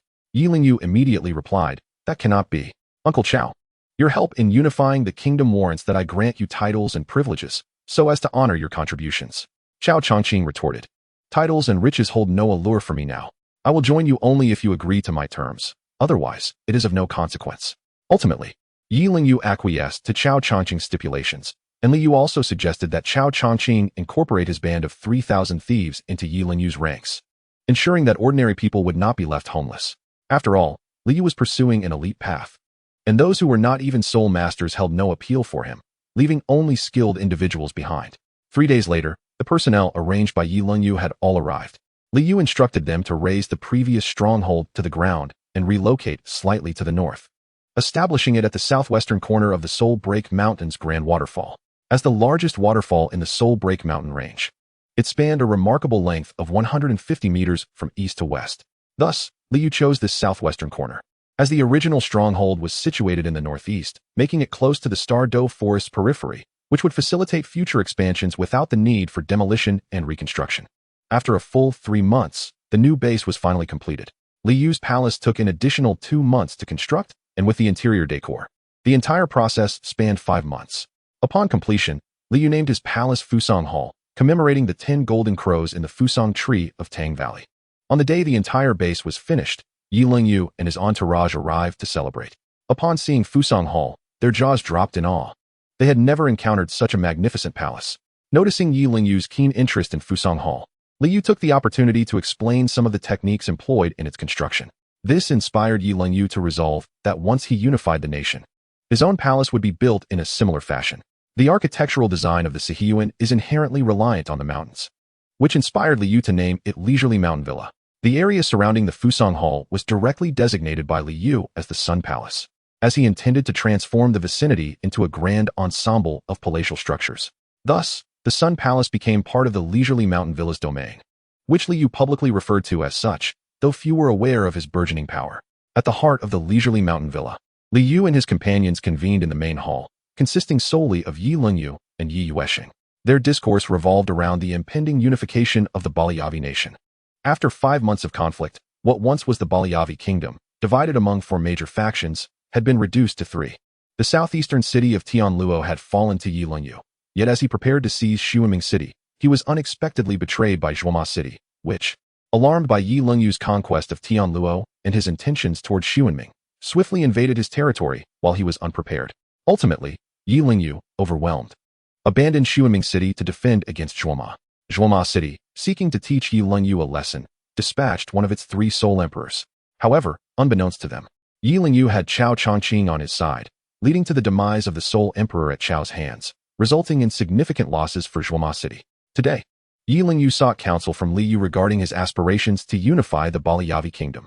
Sir, Yi Lingyu declared, I am prepared to ascend the throne, thus gaining the people's support to eradicate Zhuoma and Xuanming. Liu cautioned him, now is not the appropriate time. Though you are of royal lineage, the Baliavi royal family has been defunct for decades, and few remember the Yi clan. I assure you, if you were to ascend, Zhuoma and Xuanming would surely follow suit, leading to considerable complications. Yi Lingyu, perplexed, inquired, do Zhuoma and Xuanming possess such audacity to declare themselves? Liu chuckled, why wouldn't they? What difference does it make for them now? Yi Lingyu pressed on, what course of action should I pursue next? After a moment's contemplation, Liu advised, Your Highness, with Zhuoma City currently reeling from the loss of a sole emperor, you must swiftly recruit soldiers, as your forces are somewhat diminished. Capture Xuanming City expeditiously, providing Zhuoma no chance to react. Allow yourself 2 months to fully comprehend Xuanming, while also incorporating Tianluo City into your plans. Then, divide your forces into 3 routes to assault Zhuoma City. Upon hearing Liu's strategy, Yi Yuexing immediately exclaimed in approval, and Yi Lingyu cast an admiring glance at Liu. In times of peace, Yi Lingyu would undoubtedly be a wise ruler, yet during wartime, he struggled. Yi Lingyu continued to inquire, what follows after seizing Xuanming City? Liu replied, the subsequent phase is straightforward. Once your forces are divided, the first contingent will feign an attack on the western flank of Zhuoma City. The second will launch a full-scale assault on the eastern front, which is closest to Zhuoma City, but should avoid excessive casualties. The final contingent, composed of elite troops, will circumvent the soul-breaking mountains and strike directly at the enemy's heart, delivering a decisive blow, while the eastern forces will primarily provide support. The night was cold, and the rain fell silently, leaving Chao Chongqing and Yi Yusheng at a loss for words. Following Liu's methods, could there still be hope for Zhuoma City? In the world of Douluo, battles were devoid of strategy, relying solely on brute force. Liu's approach marked a novel introduction to tactics for the indigenous people. Upon hearing this, Liu felt a sense of agreement, recognizing the many advantages of such designs. He then inquired if Ain had taken notice, to which she innocently replied, Big brother, if you do not wish to stay here, then reside elsewhere. Although her response was na-ve, it sparked a profound inspiration within Liu, leading to the establishment of the current Fusang Hall. Chapter 59, The Return to Heaven's Fight City. On this day, Liu sat in a pavilion by the shore of the back sea, playing melodious tunes on his jade flute. Before him lay an exquisite tea set, from which wisps of steam rose gently. It had been 2 months since Yi Lingyu and the others had arrived. After 2 months of diligent training, Li Yu's soul power had ascended to the 64th level. Upon concluding his seclusion and arriving at the back sea, he felt that something was amiss. The once barren lake now bore a pavilion of 40 square meters and a bridge leading to its center. At the lake's heart rested a small island, upon which stood a square palace, his alchemical sanctuary, filled with various herbs, including the blood-amber Fusang furnace. Having finished his tea, Li Yu gazed contentedly at the pavilion adorned with golden silk draping gracefully in the breeze, while behind him, the wall displayed a silk painting of a sun with a golden crow poised to take flight. He contemplated planting bamboo around the pavilion and tea trees in front, as the color of the tea blossoms was quite delightful. As he turned to approach the Fusang Hall, he noted that Tang Hao had exited his seclusion a month prior, only to retreat once more, hindered by the fact that he held the lowest soul power among the sun, moon, and stars. Arriving at the Fusang Hall, Li Yu found it empty, puzzled by Yin's absence, as she typically tended to the flowers and plants within the courtyard, almost preferring to sleep there. Not finding anyone, he took to the skies and waved his hand, conjuring 3 palaces around the Fusang Hall, one to the left, one to the right, and one behind. The left palace bore a crescent moon atop which rested the Haotian hammer, a structure Li Yu named the Moonlight Hall. The right palace was crowned with a pentagram. At its center a blue-silver grass, which Li Yu named the Starlit Hall. These palaces were prepared for Tang Hao and Ayin. For although the Fusang Hall was spacious, their shared living and training space was fraught with limitations. Thus, Li Yu crafted 2 palaces for them. Observing the Fusang Hall, Li Yu waved his hand, and 3 symbols, a sun, a crescent moon, and a star, emerged atop the hall, mirroring the designs of the Moonlight and Starlit Halls. Save for the sun symbol, which matched that of the pavilion by the back sea. Behind the Fusang Hall stood another smaller palace, designated as a treasure vault, housing manuals for soul masters, elixirs, and soul artifacts. This narrative is a collection of events meticulously gathered and crafted by Li Yu over recent years. Addressing his 2 companions, Li Yu expressed, "I have 2 matters to discuss with you. Firstly, I have constructed a pavilion by the edge of the back sea. Please, exert yourselves a little and plant some bamboo behind the pavilion, while leaving a pathway leading to the Sun Palace." Tang Hao responded, "No problem. After being in seclusion for so long, it's time to stretch our limbs." Li Yu cautioned Tang Hao, "Do not plant them too densely. Maintain a distance of 3 meters apart." Ayin promptly inquired, "What shall we do with the empty spaces?" Li Yu, with a smile, replied, "Let us plant some blue silvergrass there." Upon hearing Li Yu's suggestion, Ayin became excited and declared, "Great. I will take charge of planting the blue silvergrass." Ayin possessed a unique ability to make blue silvergrass thrive anywhere, a task that was effortlessly within her capabilities. Li Yu's arm remained enveloped in Ayin's embrace, and her gentle touches stirred his emotions, though Ayin remained oblivious to his feelings. A week later, the trio arrived at Tiandou City. As it was already noon, they sought out a restaurant for a meal. After indulging in a hearty feast, Tang Hao addressed Ayin and Li Yu, saying, "Big brother, third sister, let us part ways here. I shall return to Tiandou City in a month." Li Yu responded, "Very well, take care on your journey. If you require anything, use the jade pin to contact me." Tang Hao nodded in acknowledgement and fell silent. Subsequently, Li Yu and Ayin bid farewell to Tang Hao at the restaurant's entrance and proceeded to their parents' residence. As they strolled along one of Tiandou City's bustling streets, Li Yu observed the surrounding architecture, surmising that his parents were likely living comfortably, and his sister, Li Xiaoling, was enjoying favorable treatment at the Spirit Hall. After some inquiries, they arrived at a house that resembled European architecture, complete with a conical spire akin to a castle. Li Yu knocked on the door, and soon after, his mother, Wanji, opened it. Upon seeing Li Yu, she burst into tears, having not seen him for 4 long years. Li Yu smiled at his mother. Though she appeared unchanged from 3 years prior, it stirred a complex mix of emotions within him.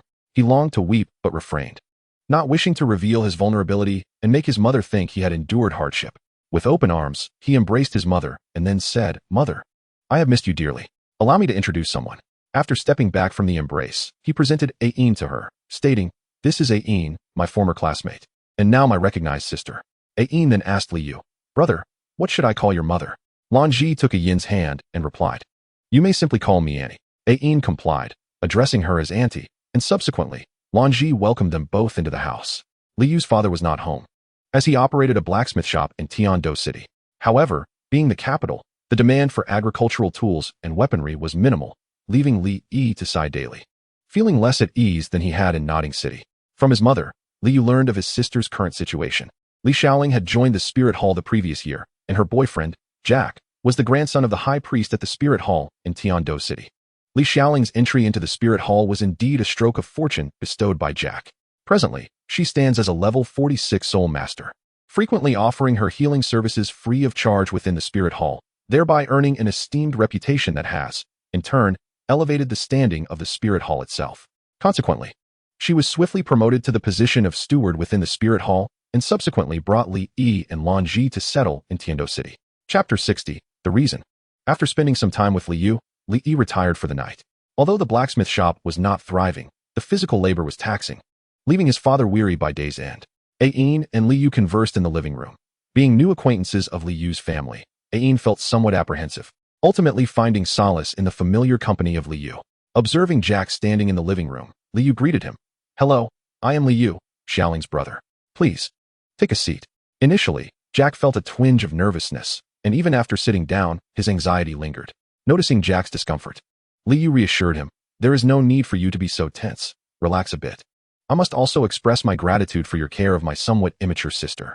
Although Li Yu was unaware of Jack's character, he recognized the necessity of extending basic respect, especially as Jack was Xiaoling's boyfriend.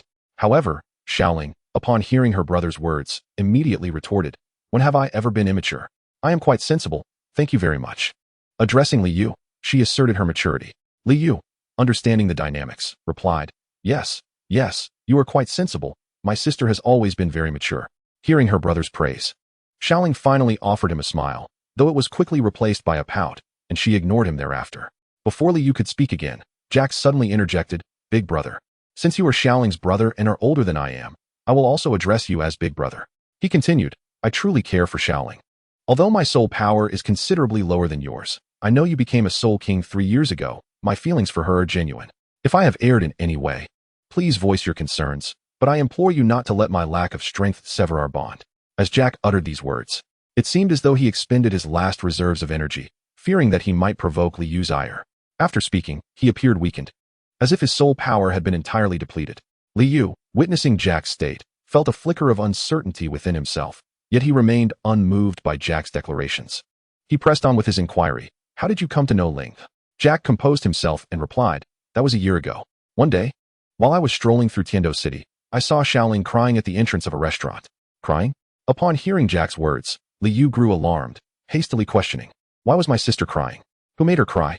His anxiety surged, as logically, Xiaoling should have already graduated from the Tiandou Royal Academy a year prior. Why had she returned to Tiandou City? Noticing Li Yu's agitation, Jack hurriedly continued. At this point, Li Yu's fists clenched in anger, the sound of cracking knuckles echoing in the air. Xiaoling had always been the jewel of Li Yu's heart. In the tangible world, he had once had a younger brother, but the boy had succumbed to illness at the tender age of 11, leaving Li Yu to grapple with the anguish of losing a loved one, while also witnessing the heartbreak of his parents. It was during this harrowing time that Li Yu had abruptly matured. Upon hearing the tale of his sister's plight from a year prior, he found himself unable to restrain his own spiritual energy. Jack was abruptly thrust away, and upon landing, he beheld the fury blazing in Li Yu's golden eyes. A spectral image of a three-legged golden crow manifested, sending shivers down Jack's spine. In that moment, Li Xiaoling suddenly called out to Li Yu, "Brother." Hearing her voice, the three-legged golden crow dissipated, and Li Yu began to regain his composure. Turning to face his sister, he offered her a gentle smile.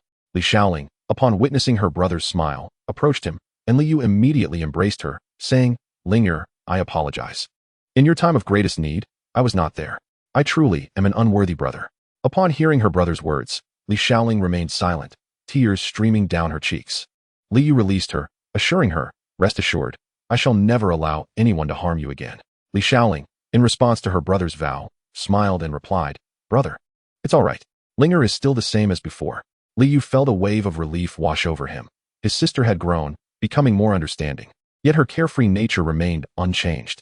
Subsequently, their parents, upon observing that Li Yu was unharmed, refrained from further inquiries and instead rearranged the disordered furniture in the living room. As Li Yu and Jack resumed their seats, Li Yu said to Jack, "I sincerely apologize for the earlier incident. Please continue." Jack proceeded, "I took Xiaoling out for a meal at a restaurant and inquired if she had a place to stay. When she replied that she did not, I arranged for her to stay at a hotel and provided her with some soul coins. I assumed I would never see her again, but then she asked me where I lived, stating she would repay me once she had the money. I told her it was unnecessary, but she insisted on not being in debt to me, explaining that she had come to Tiandou City to find her brother and would repay me once she obtained funds from him. At that moment, Li Yu felt a flicker of confusion. Why had his sister come to Tiandou City in search of him? Chapter 61, Revenge. Li Yu pondered the matter for quite some time, ultimately deciding to inquire further with his sister when the opportunity arose. Jack continued to recount the events concerning Li Shaoling, revealing that he had not expected her to repay the debt, hence he did not disclose his address, merely mentioning his origins from the spirit hall. He learned that his sister was earning a living in Tiandou City by treating patients and gradually gaining recognition. Once she had saved enough soul coins, she intended to visit the spirit hall to find Jack. As fate would have it, on the day she arrived at the spirit hall to seek Jack, he was there visiting his grandfather but was bullied by the spirit hall's personnel. Li Shaoling intervened, rescuing Jack from his predicament. Although she lacked combat prowess, the 4 soul rings from the soul sect she bore were sufficient to intimidate those who had been tormenting Jack. Jack was deeply touched by Li Shaoling's defense of him, and the two gradually grew closer, eventually developing feelings for one another. 3 months prior, while introducing Li Shaoling to his grandfather, Jack's grandfather encouraged him to persuade Li Shaoling to join the spirit hall. Given the long-standing bond he shared with his grandfather, Jack found it difficult to refuse and thus urged Li Shaoling to join the spirit hall. At that moment, Jack remarked, "In truth, I somewhat regret allowing Shaoling to join the spirit hall." Upon hearing Jack's words, Li Yu's eyes brightened, and he inquired, "Why is that?" Jack responded, "After I joined the spirit hall, my status remains largely unchanged. I still endure bullying, albeit less frequently, thanks to my grandfather's presence. However, I am still looked down upon. Since Shaoling joined, she has been tirelessly attending to patients daily, and each time I see her, my heart aches. Moreover, every patient healed brings a substantial sum of soul coins to the spirit hall as a token of gratitude. On the surface, it appears that Shaoling is providing free treatment. Yet the reality is starkly different. The gratitude is directed toward the spirit hall, leaving Shaoling with no connection to it. She is unable to aid the impoverished, and the oppressive atmosphere of the spirit hall weighs heavily on both of us. Nevertheless, I understand that she joined the spirit hall for my sake, which has burdened me with guilt ever since." After conversing with Jack for a while longer, Li Yu found no further valuable insights to extract. Ultimately, he stated, "In our home, there is no discrimination, regardless of one's strength. Even if one is an ordinary person, as long as my sister is fond of you, that suffices. However, one must possess good character and virtue." Upon hearing Li Yu's words, Jack felt a sense of relief and took his leave. Shaoling accompanied him out, and as Jack departed, Li Yu mentioned that he would visit Jack's grandfather in a few days, asking him to convey the message. The following day, Li Yu received communications from the 7 Treasure, Glazed Tile School, and Tang Hao. This was the result of inquiries Li Yu had made the previous night, aimed at uncovering information about Jack's family and character. Ultimately, the information he received allowed him to set his mind at ease. Jack was quite well known in Spirit City, though not for commendable reasons. As the least gifted direct descendant of the Bryant family in Spirit City, he had become somewhat of a laughingstock. However, under his grandfather's protection during his upbringing, he had not suffered greatly, leading to a relatively pleasant childhood without a warped character. When Jack's grandfather was appointed as a bishop in Tiandou City, he brought Jack along, purchasing a residence for the two of them to live in, fearing that his grandson would be bullied in his absence. Upon reviewing this information, Li Yu recognized that Jack was akin to Master Yu Shaojiang. Yet such individuals are numerous on the Douluo Continent, who possesses the knowledge and fortune of a master, though. That day, Li Yu, Shaoling, and Ayin strolled through Tiandou City. Observing the jubilant expressions on their faces brought Li Yu joy, especially since he bore no burden of carrying their purchases, which all seamlessly vanished into his ring. However, he harbored another objective, vengeance. Indeed, he was determined to unearth the identity of the person who had deceived his sister, Shaoling. Each jade pendant crafted by Li Yu contained his spiritual consciousness, allowing him to ascertain that the pendant's location remained within Tiandou City. Otherwise, he would have been unaware of the significant ordeal his sister faced, as the pendant's geographical position remained unchanged unless its bearer perished, at which point his consciousness would dissipate, alerting him to the loss. As Li Yu and Ayin wandered down a specific street, intentionally chosen to lead Shaoling there, his gaze fixated upon an individual clad in blue. Suddenly, Shaoling exclaimed, "Brother, that person is the fraud who deceived me. Look, the jade pendant you gave me is right on him." Li Yu indeed noticed that the jade pendant he had crafted was hanging from the waist of the individual before him. However, he refrained from approaching immediately. He turned to his sister and remarked, "There are too many people around. Let us follow him." With that, the three of them trailed the swindler to the entrance of a casino. The con man, eyeing the grand doors, contemplated entering, but upon patting his pockets, he discovered he was devoid of funds. At that moment, he noticed a wealthy-looking individual approaching and quickly made his way over, bumping into the affluent person while exclaiming, "I beg your pardon, I beg your pardon. The wealthy man, perceiving the swindler as a mere commoner, paid him no mind and continued on his way. Seizing the opportunity, the trickster hastily ducked into an alley to count his ill-gotten gains. Observing the conman's entrance, Liu followed closely behind. Upon noticing Liu and his companions, the swindler exclaimed, "What do you want? Why are you following me? You'd best leave, for I am not one to be trifled with." However, upon recognizing Li Shaoling, he grew visibly anxious and stammered, "What are you doing here?" Li Shaoling confronted the swindler, declaring, "You deceitful rogue, you swindled my money, and I naturally must seek you out." It was important to note that due to her young age, Liu had previously refrained from giving her a spatial ring, so all her soul coins were carried on her person. This swindler had pilfered nearly 1,000 gold soul coins, a considerable sum indeed. Liu remained silent, swiftly appearing beside the conman and snatching the jade pendant from him. With a flick of his wrist, he ascended into the air, vanishing into the sky before anyone could comprehend what had transpired. As for the swindler, Liu deemed him an ordinary person and chose not to take his life, as he was not worth such an effort. Thus, he delivered this particular punishment instead. Liu descended before Li Shaoling and Ayin, for his speed in flight was such that few could perceive him. The two women felt a sense of relief upon seeing Liu, not out of concern for his safety, but rather due to the unsettling feeling of his sudden disappearance.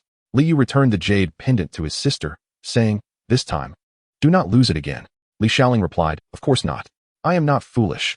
Having been deceived once, I would not fall for it a second time." Liu did not take her words to heart, but instead provided her with a spatial ring to store her valuables. Upon receiving the spatial ring, Li Shaoling was filled with curiosity, for she had often observed Liu using one, but had never possessed one herself. She delighted in the playful nature of the pendant appearing and disappearing in her hands. Liu, seeing his sister's amusement, paid it no mind and continued to accompany them on their shopping excursion. Chapter 62, Overbrand. A night passed without incident. The following day, Li Shaoling attended the martial spirit hall, though she was reluctant to remain there any longer. Nevertheless, one must fulfill their duties. Ayin was conversing with Liu's mother, Lanji, who was quite fond of her. In the afternoon, Jack arrived at Liu's parents' home, accompanied by an elderly gentleman. This was part of Liu's arrangement with Jack, after all, to facilitate his sister and Jack's departure from the martial spirit hall. A transaction was necessary, one that might incite envy in others. The elderly man addressed Liu, saying, "I never imagined that Xiaoling's brother would be you."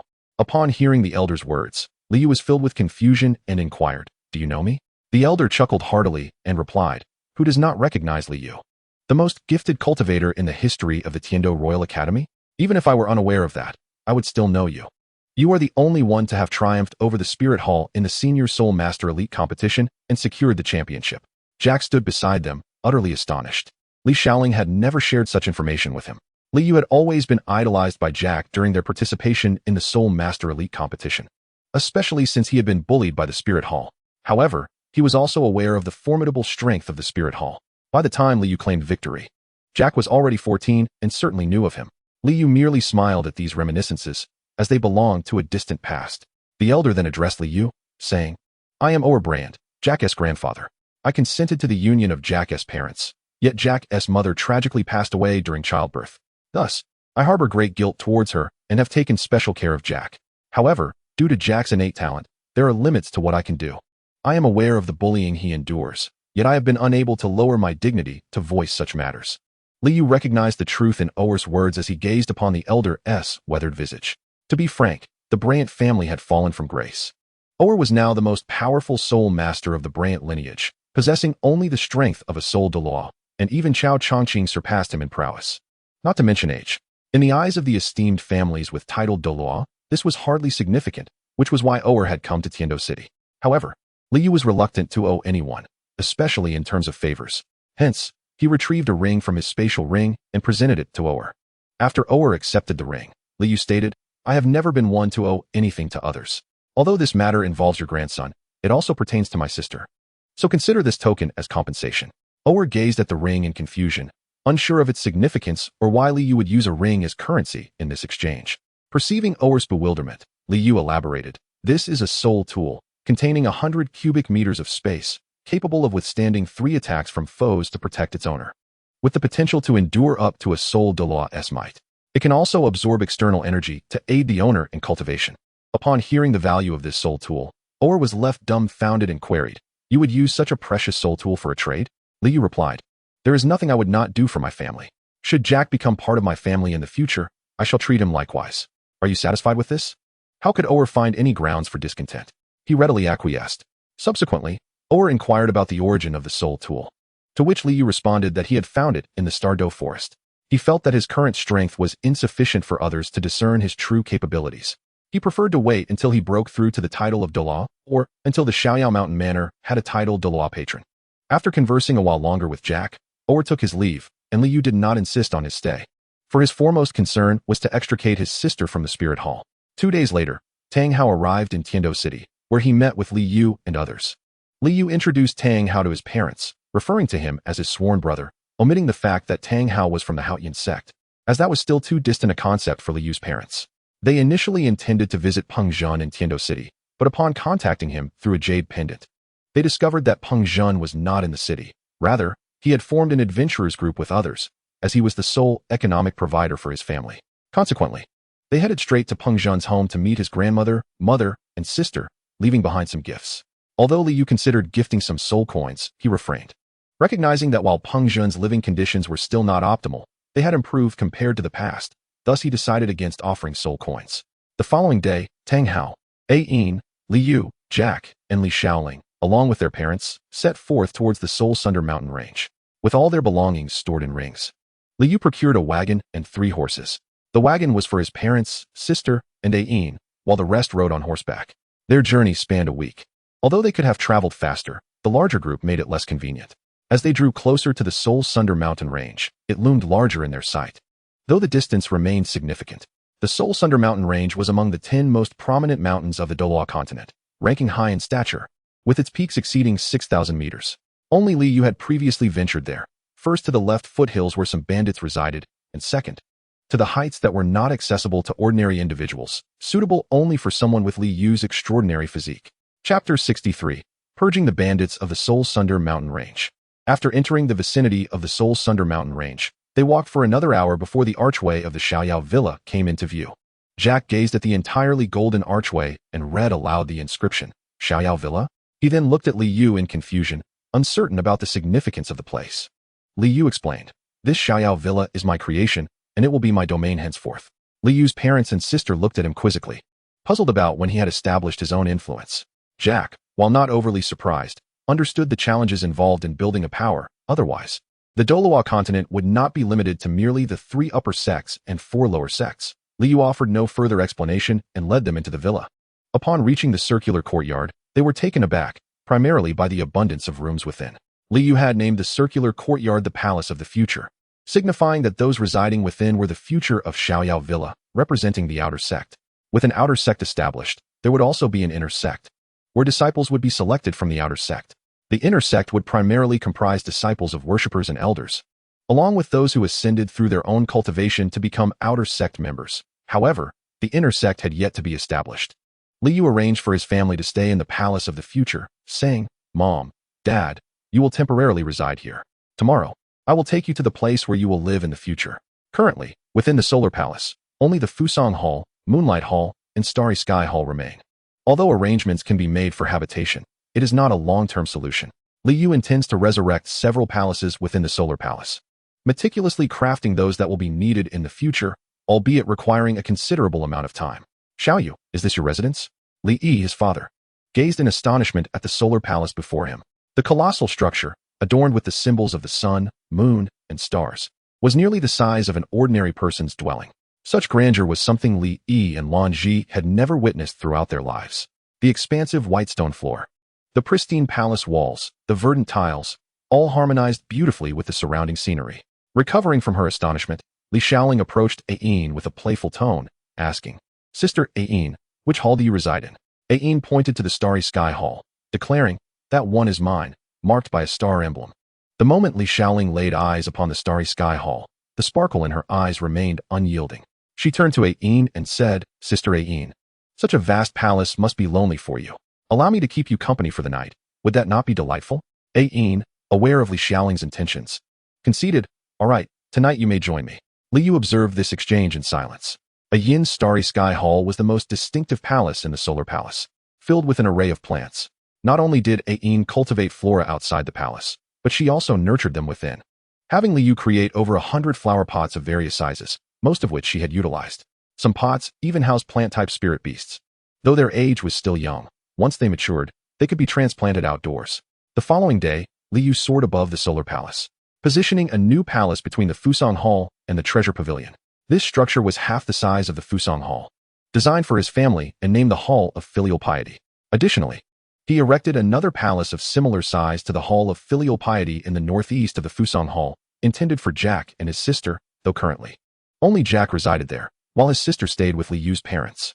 Liu also constructed a Hall of Worship and an Elder's Hall, though these remained unused as there were no occupants.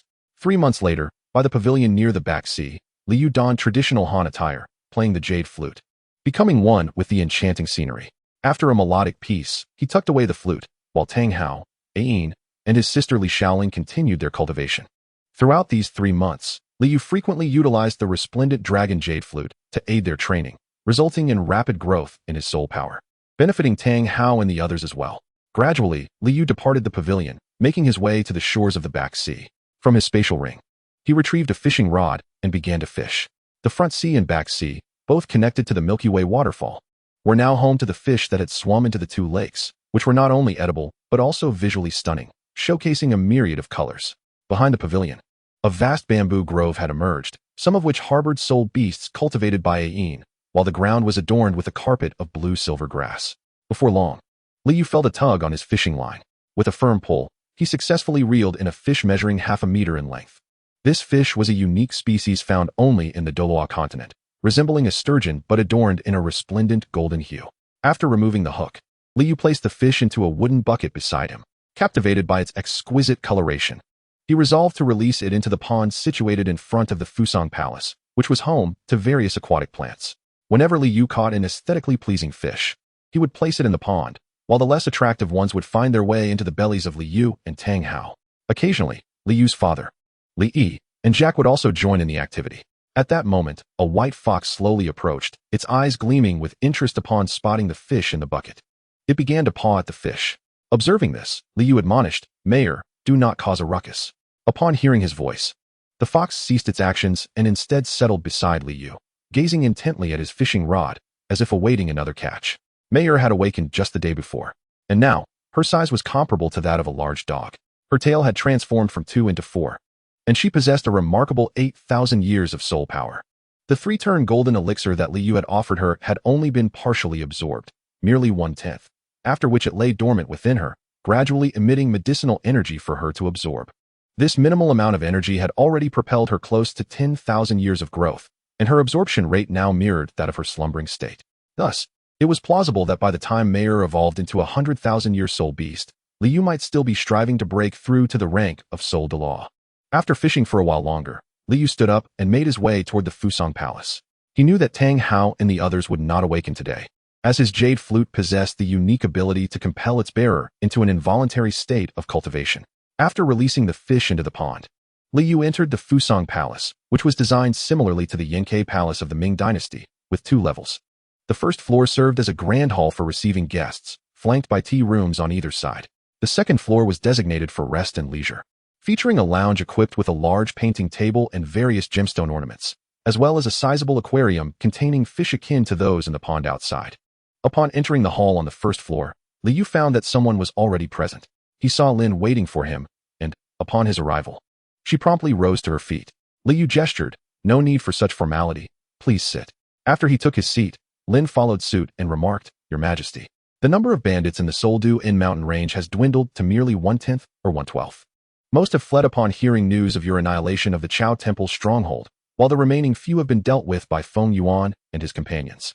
Only a small faction remains, and we have learned that this remnant has united under the leadership of a soul sage with a peacock martial spirit, currently at level 78. Indeed, Liu's influence had begun to solidify, and progress at Yi Lungyu's location was proceeding smoothly without requiring his intervention, as long as adequate supplies were provided to her. In the past, Yi Lungyu, due to her nascent stage and lack of strength, relied heavily on Liu for all her equipment, soul coins, and provisions. However, now that she has conquered half of the Bailwi kingdom, her dependence on Liu's supplies has significantly diminished. Currently, she requires only Liu's exquisite weapons, allowing him to focus solely on his role as a strategist. It is high time to eradicate the bandits in the soul-severing mountains, as the entire region now lies within Yi Lingyu's sphere of influence. Thus, Liu commenced his plans. After some contemplation, Liu turned to Heilin and said, "Please find someone to speak with this soul saint. Perhaps we can negotiate a peaceful assimilation without resorting to violence." Heilin furrowed her brow upon hearing Liu's words and replied, "That may not be feasible. Although there is only one soul saint among the bandits, they are supported by 2 soul emperors and 5 soul kings, a formidable assembly indeed. I fear they may not yield." Liu responded, "One must first extend courtesy before resorting to arms. If negotiation fails, we shall storm the mountain directly." Heilin nodded in agreement. "Very well, I shall convey your message." Liu added thoughtfully, "Take Feng Yuan with you for additional support." Heilin acknowledged and departed. Liu lingered in the parlor for a while before ascending to the second-floor corridor, gazing into the distance, pondering. It seems that the sun, moon, and stars are on the brink of battle once more. This shall be the final confrontation here. Chapter 64, The Battle. Ain, upon hearing this, frowned and remarked, "After a hard-won year of peace, we are to engage in combat again. I find myself reluctant to fight."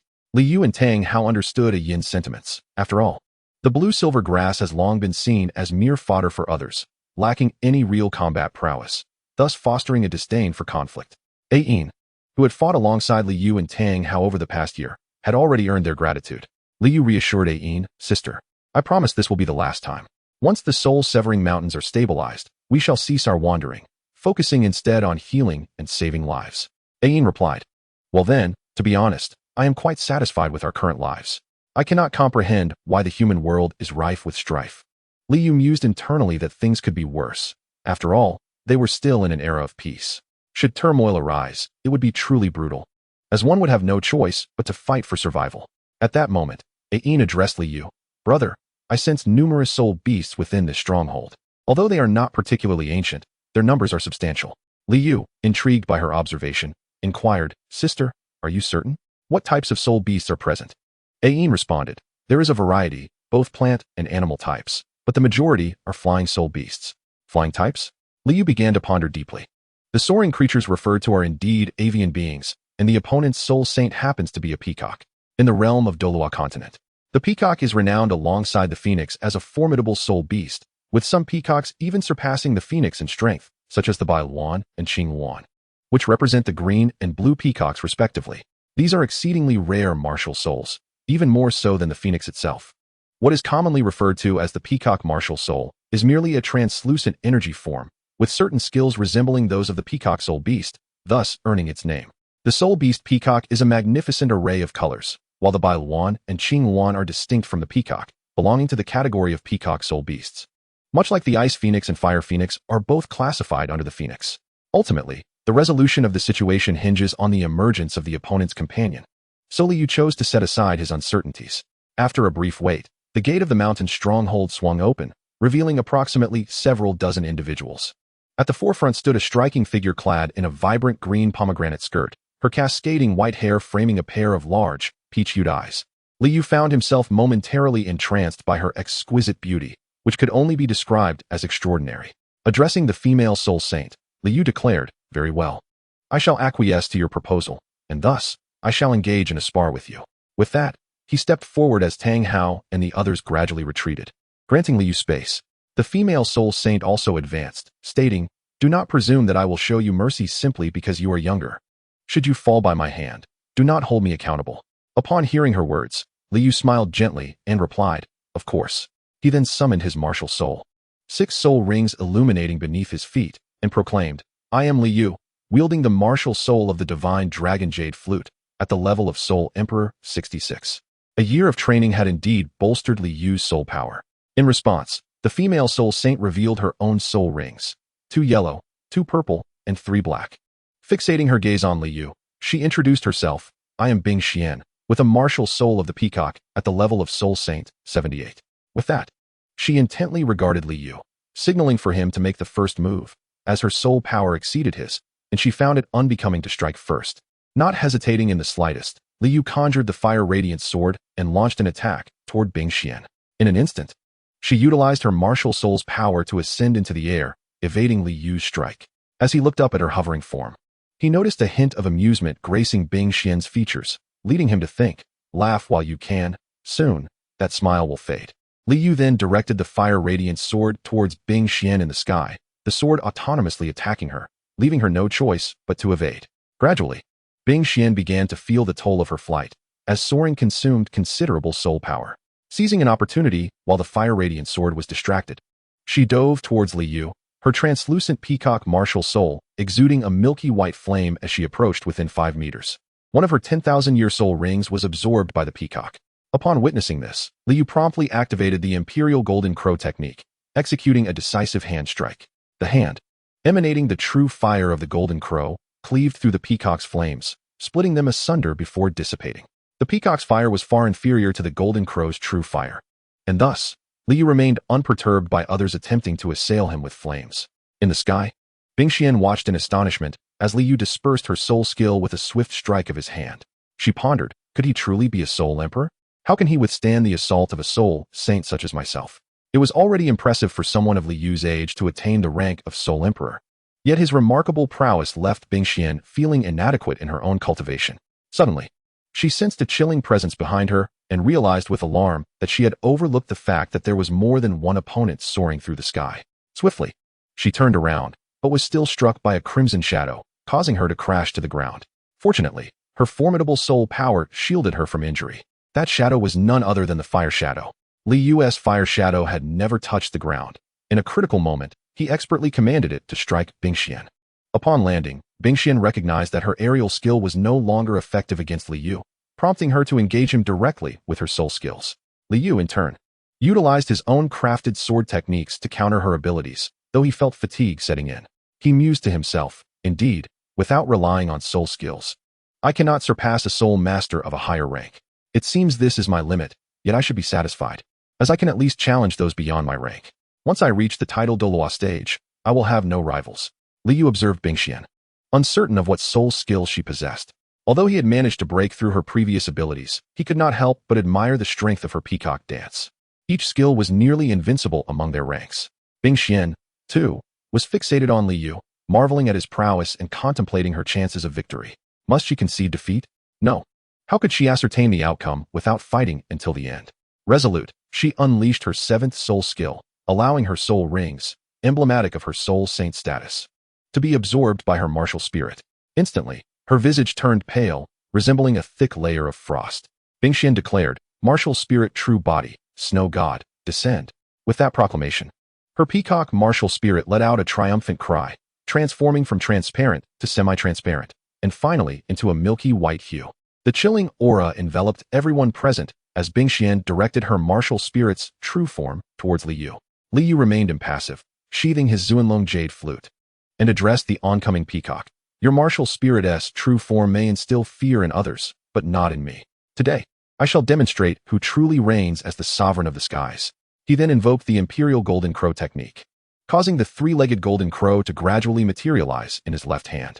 Gazing at the Golden Crow and then at the approaching peacock, he thought, Peacock, you would do well to submit before the 3-legged Golden Crow. As the 65th chapter unfolds, Li Yu exerted all his strength into the Imperial Golden Crow technique, causing the silhouette of the 3-legged Golden Crow to expand and solidify. With a resounding cry, the golden creature unleashed a torrent of flames towards the oncoming peacock, whose milky white form faltered as it collided with the inferno. The 3-legged Golden Crow suddenly separated from Li Yu and soared directly towards the peacock, trailing a vibrant rainbow behind it, a manifestation of the rainbow transformation technique. Unlike other martial souls, the 3-legged Golden Crow was not merely a weapon of Li Yu. Rather, it was akin to his second soul, possessing its own wisdom and the ability to detach from Li Yu's body. Li Yu stepped forward and proclaimed, upon joining the free and easy mountain manor, you shall no longer be thieves. Soul masters will enjoy an excellent cultivation environment, while ordinary individuals will experience improved living conditions. I shall impose no restrictions upon you, as long as you abide by the manor's rules. You may continue your lives just as they are. After delivering his speech, Li Yu fixed his gaze upon them, leaving the choice entirely in their hands. With this thought, Li Yu felt a sense of clarity within. The Imperial Golden Crow decision within him began to operate involuntarily, and suddenly a sound of something shattering echoed in the air. Li Yu's soul power surged to the 67th level, and the speed of the Imperial Golden Crow decision intensified. Elated by his newfound strength, he took a sip of wine and continued to gaze at the moon. At this moment, Bing Xian gracefully approached and settled beside Li Yu, asking, "May I sit next to you?" Li Yu welcomed her, replying, "Please, have a seat." Bing Xian sat close to him, occasionally stealing glances in his direction. Li Yu retrieved a wine cup from his ring, filled it, and inquired, "Sister Bing, do you drink?" "Of course," she replied confidently. "After all, I was once a thief." With that, she lifted the cup and drank it all in one go, smacking her lips afterward before extending the cup towards Li Yu, indicating she desired more. Li Yu chuckled and refilled her cup. Bing Xian emptied it once more, but this time she savored it slowly. Observing her demeanor, Li Yu felt no sense of restraint. Bing Xian's figure was striking, with alluring curves that could only be described as perfect. Li Yu found it perplexing that such a beautiful and formidable woman would choose a life of thievery. Thus, he asked, "Sister Bing, could you share why you became a thief?" "Of course, if you prefer not to, I shall not press." After a moment of silence, Bing Xian responded, "I was born in Spirit City. My mother had a relatively stable life until my arrival changed everything. I have never known my father. It was my mother who raised me alone. From a young age, I was shunned by others, and while my mother had golden hair, mine was white, leading everyone to call me a bastard. At the age of 3, I discovered I could communicate with animals and plants, but I kept this secret, fearing it would mark me as an outcast. When I was 6, just as I was about to awaken my martial soul, my mother passed away, never witnessing my transformation into a soul master. As I awakened my martial soul, I was told that I possessed a rather inferior soul, the glazed chicken. Fortunately, I was born with innate full soul power. However, when others learned of my martial soul, no relatives came forth to assist me. Left with no alternative, I ventured into the Tiandou forest to acquire my soul rings. One fateful day, after encountering danger, an elderly man saved me. He would later come to be known as my grandfather. At the time of our meeting, he was already in his 80s. After rescuing me, he revealed that my martial soul was not the glazed chicken, but rather a peacock, a powerful entity. Subsequently, my grandfather aided me in obtaining my soul rings and invited me to live with him. He resided within the Tiandou forest, and I grew up there as well. It was only after my grandfather's passing that I set forth on my own journey, ultimately becoming a rogue in the Soul Dead Mountain range 3 years ago. Li Yu listened attentively as Bing Xian recounted her experiences with a seemingly casual demeanor.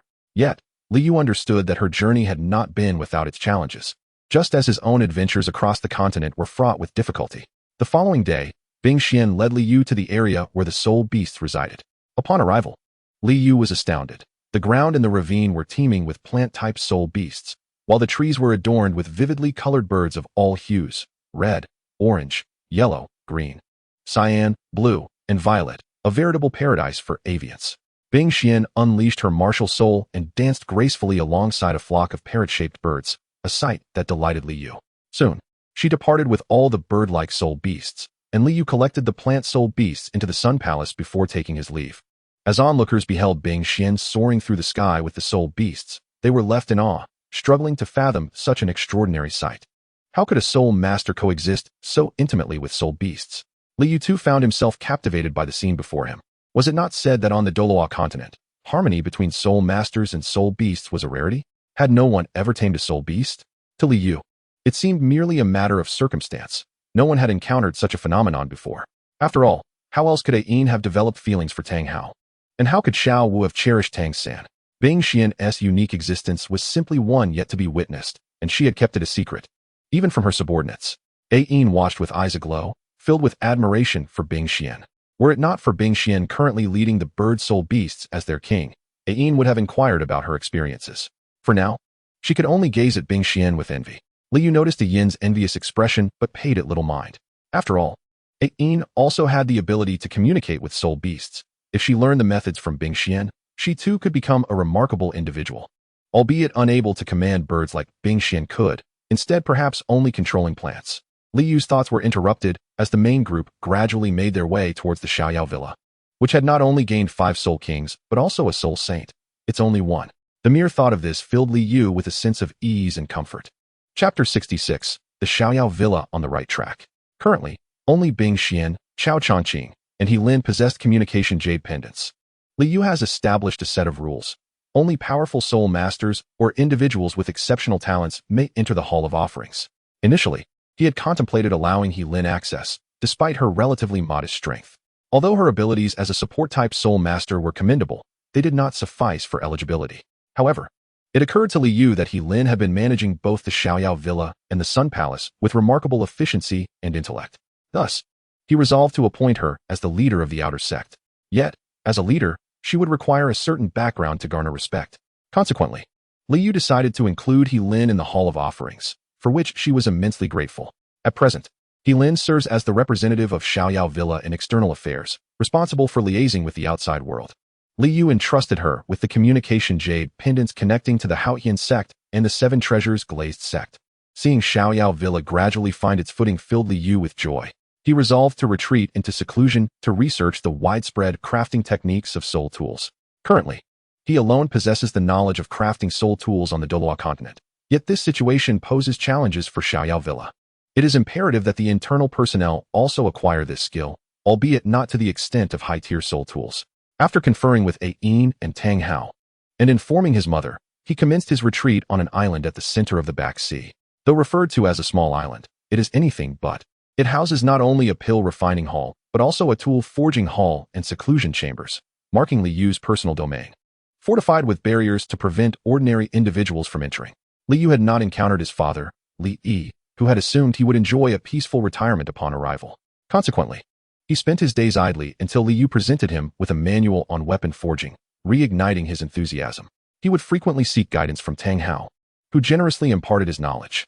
After all, Tang Hao is destined to become one of the 3 master craftsmen of the Douluo Continent and had long mastered the art of forging within the ranks of the Haotian sect. Li Yu arrived at the tool forging hall, contemplating how to simplify the forging process. In truth, the soul tools crafted by him bear no resemblance to those traditionally known on the continent. They are an entirely different matter.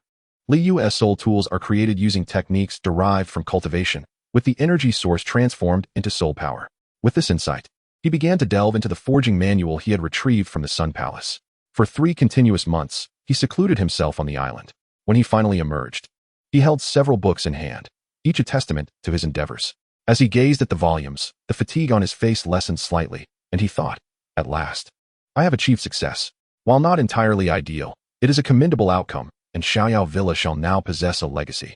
Li Yu's collection consists of 8 volumes, categorized into 4 types, 2 foundational texts, one for beginner and another for advanced levels, alongside manuals for crafting spatial soul tools, defensive soul tools, and enchanting weapons. There is also a volume that remains a work in progress, exploring methods to acquire soul rings from soul beasts without sacrificing their lives. Though this remains a theoretical proposition yet to be practically tested, Li Yu aptly named the 3 volumes detailing the methods of soul weapon crafting as the art of soul weapon forging, while the final volume was designated as the art of soul ring extraction. He proceeded directly to the treasure pavilion, placing the 6 tomes concerning weapon refinement within, alongside some rudimentary cultivation techniques and weapon forging methods sourced from the Sun Palace. These were intended for those fortunate individuals who might one day emerge from the Xiaoyao Villa. As Li Yu pondered the potential for exceptional talents to arise, as he surveyed the treasure pavilion, filled with countless books, he mused that it finally bore the semblance of a true treasure trove. The tomes within were procured by Li Yu from the Spirit Hall and the Heavendou City, with a portion replicated from the collections of Yu during the turmoil of war. Regardless of their utility, Li Yu ensured to copy every book Yu gathered, adding them to the pavilion. The treasure pavilion was divided into an inner and outer hall. The outer hall housed ordinary weapons and texts, while the inner sanctum contained soul weapons and various manuals for soul masters. He also placed fundamental cultivation techniques within a separate structure at the Xiaoyao Villa, which he named the library. In due course, some of the books from the treasure pavilion would also find their way into the library. The soul weapons within the pavilion were crafted by Li Yu himself during his years of study and leisure. Over the span of a decade, aside from selling a portion to the Haotian sect and the 7 treasure glazed tile sect, the remainder was stored in the pavilion. Upon arriving at the Fusang Hall, Li Yu informed his parents and younger sister of his emergence from seclusion, yet he noted the absence of Ain and Tang Hao, which puzzled him. He utilized his jade pendant to contact He Lin, who soon arrived at the Fusang Hall. Li Yu inquired directly about his younger brother and sister, expressing his concern over their whereabouts. He Lin gradually recounted the unfolding events. Upon hearing the details, Li Yu furrowed his brow, sensing that something was amiss. During his meditation, Yu had sought him out. Unable to find Li Yu, she confided in Tang Hao, pleading for assistance. Indeed, it was a call for help. After over a year of conflict, Yu had expanded her territory significantly, capturing Xiuming City. Advancing northward, she initiated an assault on Zhuoma City, adhering to Li Yu's strategic directives. However, upon witnessing her formidable prowess, the commander of Zhuoma City began to consolidate forces, retreating all troops to the city center in preparation for a decisive confrontation with Yu. As Yi Lengyu observed the enemy's maneuvers, she assembled her troops to besiege Zhuoma City, which had begun to falter under her assault. Excitement surged within her as she neared the prospect of unifying the kingdom. Yet, unexpectedly, a few days prior, Zhuoma City was reinforced by a soul Douluo, a soul sage, and 2 soul emperors. Although Yi Lengyu had Chao Chongqing by her side to contend with the soul Douluo, she found herself overwhelmed. When Chao Chongqing and the opposing forces suffered mutual destruction, she swiftly ordered a retreat and sought refuge at the Xiaoyao villa. Discovering Li Yu in seclusion, she relayed the situation to Tang Hao and the others, prompting Tang Hao, Ayin, Bing Xian, and her 5 Soul King subordinates to rush to Yi Lengyu's aid. For days had passed since then, and still, no news had emerged. Li Yu soared directly into the air, his traditional hanfu transforming into a resplendent golden superhero suit as he sped towards Zhuoma City. The entire Bailwi kingdom was no larger than an ordinary province in China, and Zhuoma City was less than 300 kilometers from the Xiaoyao villa. In no time, Li Yu found himself hovering above the city walls of Zhuoma. Below, he beheld a battlefield teeming with soldiers engaged in fierce combat. The black-armored warriors of Yi Lengyu clashed exuberantly with the silver-armored soldiers of Zhuoma City. Li Yu chose not to dwell on the ongoing skirmish, but instead ascended directly above the city, where he spotted Tang Hao employing his soul technique, Haoyan Strike, against his opponent. Ice Xin also soared into the sky, using her soul skill to encase her adversary in ice, while Ayin was equally engrossed in her own battle. As Li Yu observed the fray, he noted that aside from Ice Xian, whose prowess surpassed that of her opponent, the remaining fighters were evenly matched, with Tang Hao leveraging the might of his martial soul to dominate his adversary, while the others experienced a mix of victories and defeats.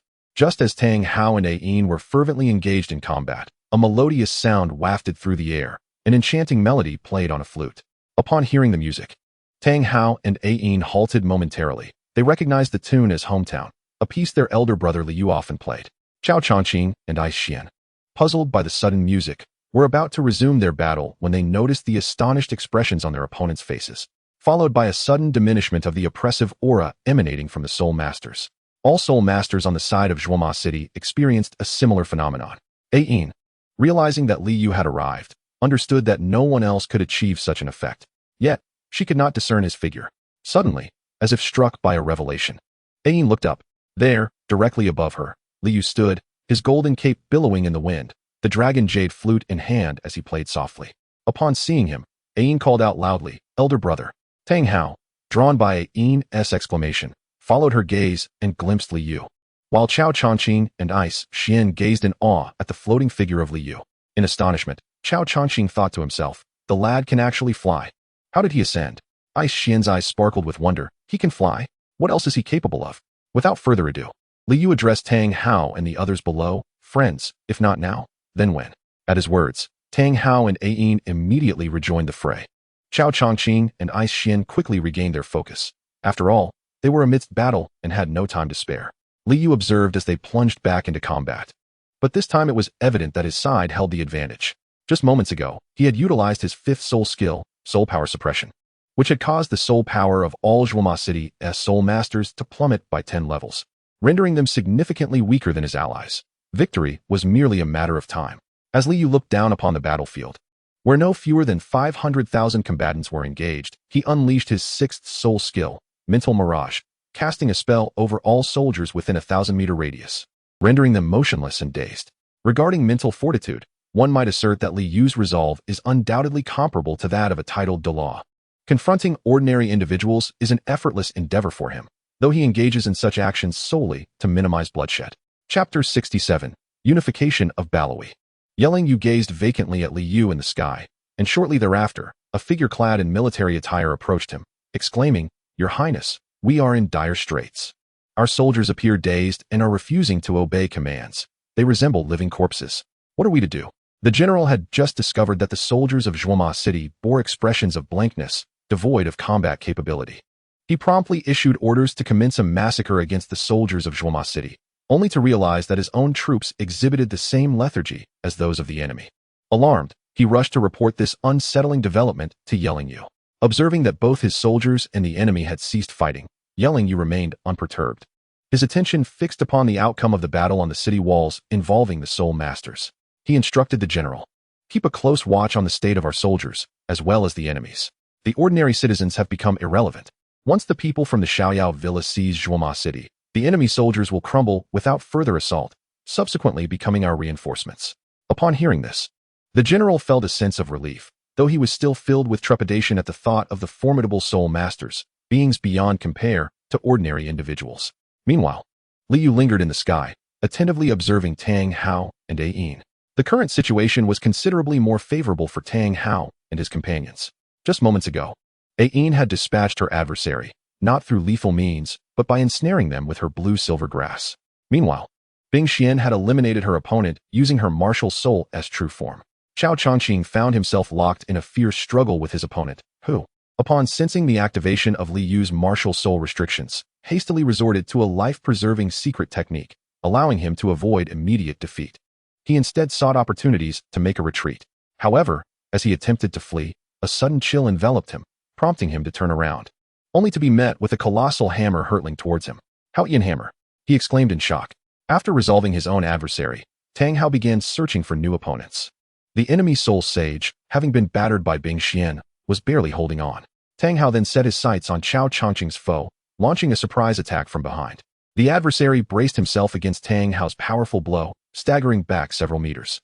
Just as he regained his composure, he was confronted by a black leopard charging through the air, its eyes reflecting Qiao Changqing's bloodthirsty gaze. The soul Douluo swiftly summoned his martial soul's true form to defend against Qiao Changqing. At that moment, Tang Hao unleashed his Haoyan true form, with a massive griffin, comparable in might to a martial soul's true embodiment, barreling forward. The enemy's soul Douluo, witnessing this scene, could not help but smile wryly, astonished that the seemingly insignificant Balawi kingdom harbored such a plethora of powerful soul masters. Had he known, he would not have been so greedy for the riches of Zhuoma City. They were originally an adventurous group, hired by the leader of Zhuoma City with promises of gold. They believed that this venture would not entail significant peril, unaware that both Qiao Changqing and Li Yu were present. Under the dual assault from Qiao Changqing and Tang Hao, the opposing soul Douluo was grievously injured, hurtling backward, finding it difficult even to speak. As the soul Douluo prepared to rise and defend against the impending second wave of attacks from Tang Hao and Qiao Changqing, he suddenly heard a bird's call. A resplendent peacock soared through the wind, revealing the frost-laden visage of Bing Xian within. The clash between the peacock's martial spirit and the soul Douluo resulted in an immediate encasement of the area in solid ice, silencing the soul Douluo within. As Bing Xian descended, her gaze fell upon the frozen soul Douluo, her expression devoid of emotion. In this tumultuous battle, two of her former subordinates, both soul kings, had already perished, victims of the soul Douluo's tyrannical assaults. Thus, Bing Xian's fury was palpable. As the high-stakes conflict gradually subsided, the war approached its conclusion. Within half an hour, Yi Lingyu's forces breached Zhuoma City, capturing its leader, an elderly man named Andon. Once a minor lord in the Balawi kingdom, Andon had rallied a group to establish a power of his own amidst the chaos of war, eventually rising to become a formidable lord. Had it not been for Yi Lingyu, Andon might have unified Balawi. A soul master of rank 48, Andon found himself no match for Feng Yuan's overwhelming strength. Swiftly rendered incapacitated, Yi Lingyu, mounted on horseback, approached the frail elder, now nearing 80, his heart heavy with mixed emotions. It was not hatred he felt for Andon, but rather an awareness that when Andon seized Zhuoma City, he had yet to reach 30. Now, in his advanced years, Yi Lingyu could discern the toll that years of strife had taken on the Balawi kingdom. The people of Balawi desperately yearned for peace, hoping it was not too late. Before his soldiers and those of Zhuoma City emerging from Li Yu's illusion, Yi Lingyu personally severed Andon's head. A young soldier raised the trophy for all to see, and Yi Lingyu remounted, proclaiming to the gathered crowd, "The kingdom of Balawi is unified." Instantly, a jubilant cheer erupted from all soldiers. Even those of Zhuoma City joined in the celebration. Li Yu, hearing the joyous clamor, felt elated for Yi Lingyu and the people of Balawi, recognizing that true peace had finally arrived. Subsequently, Qiao Changqing tendered his resignation, wishing to retreat into seclusion. Despite Yi Lingyu's fervent pleas to retain him, he ultimately conceded, promising to bestow upon Qiao Changqing the title of Duke of the Founding when he officially ascended as King of Balawi. Qiao Changqing accepted the honor, recognizing it as a fitting tribute to his family. In the ensuing month, Li Yu replaced the ordinary inhabitants of the Xiaoyao Mountain Manor with a new batch, transferring all of Qiao Changqing's former subordinates to Yi Lingyu.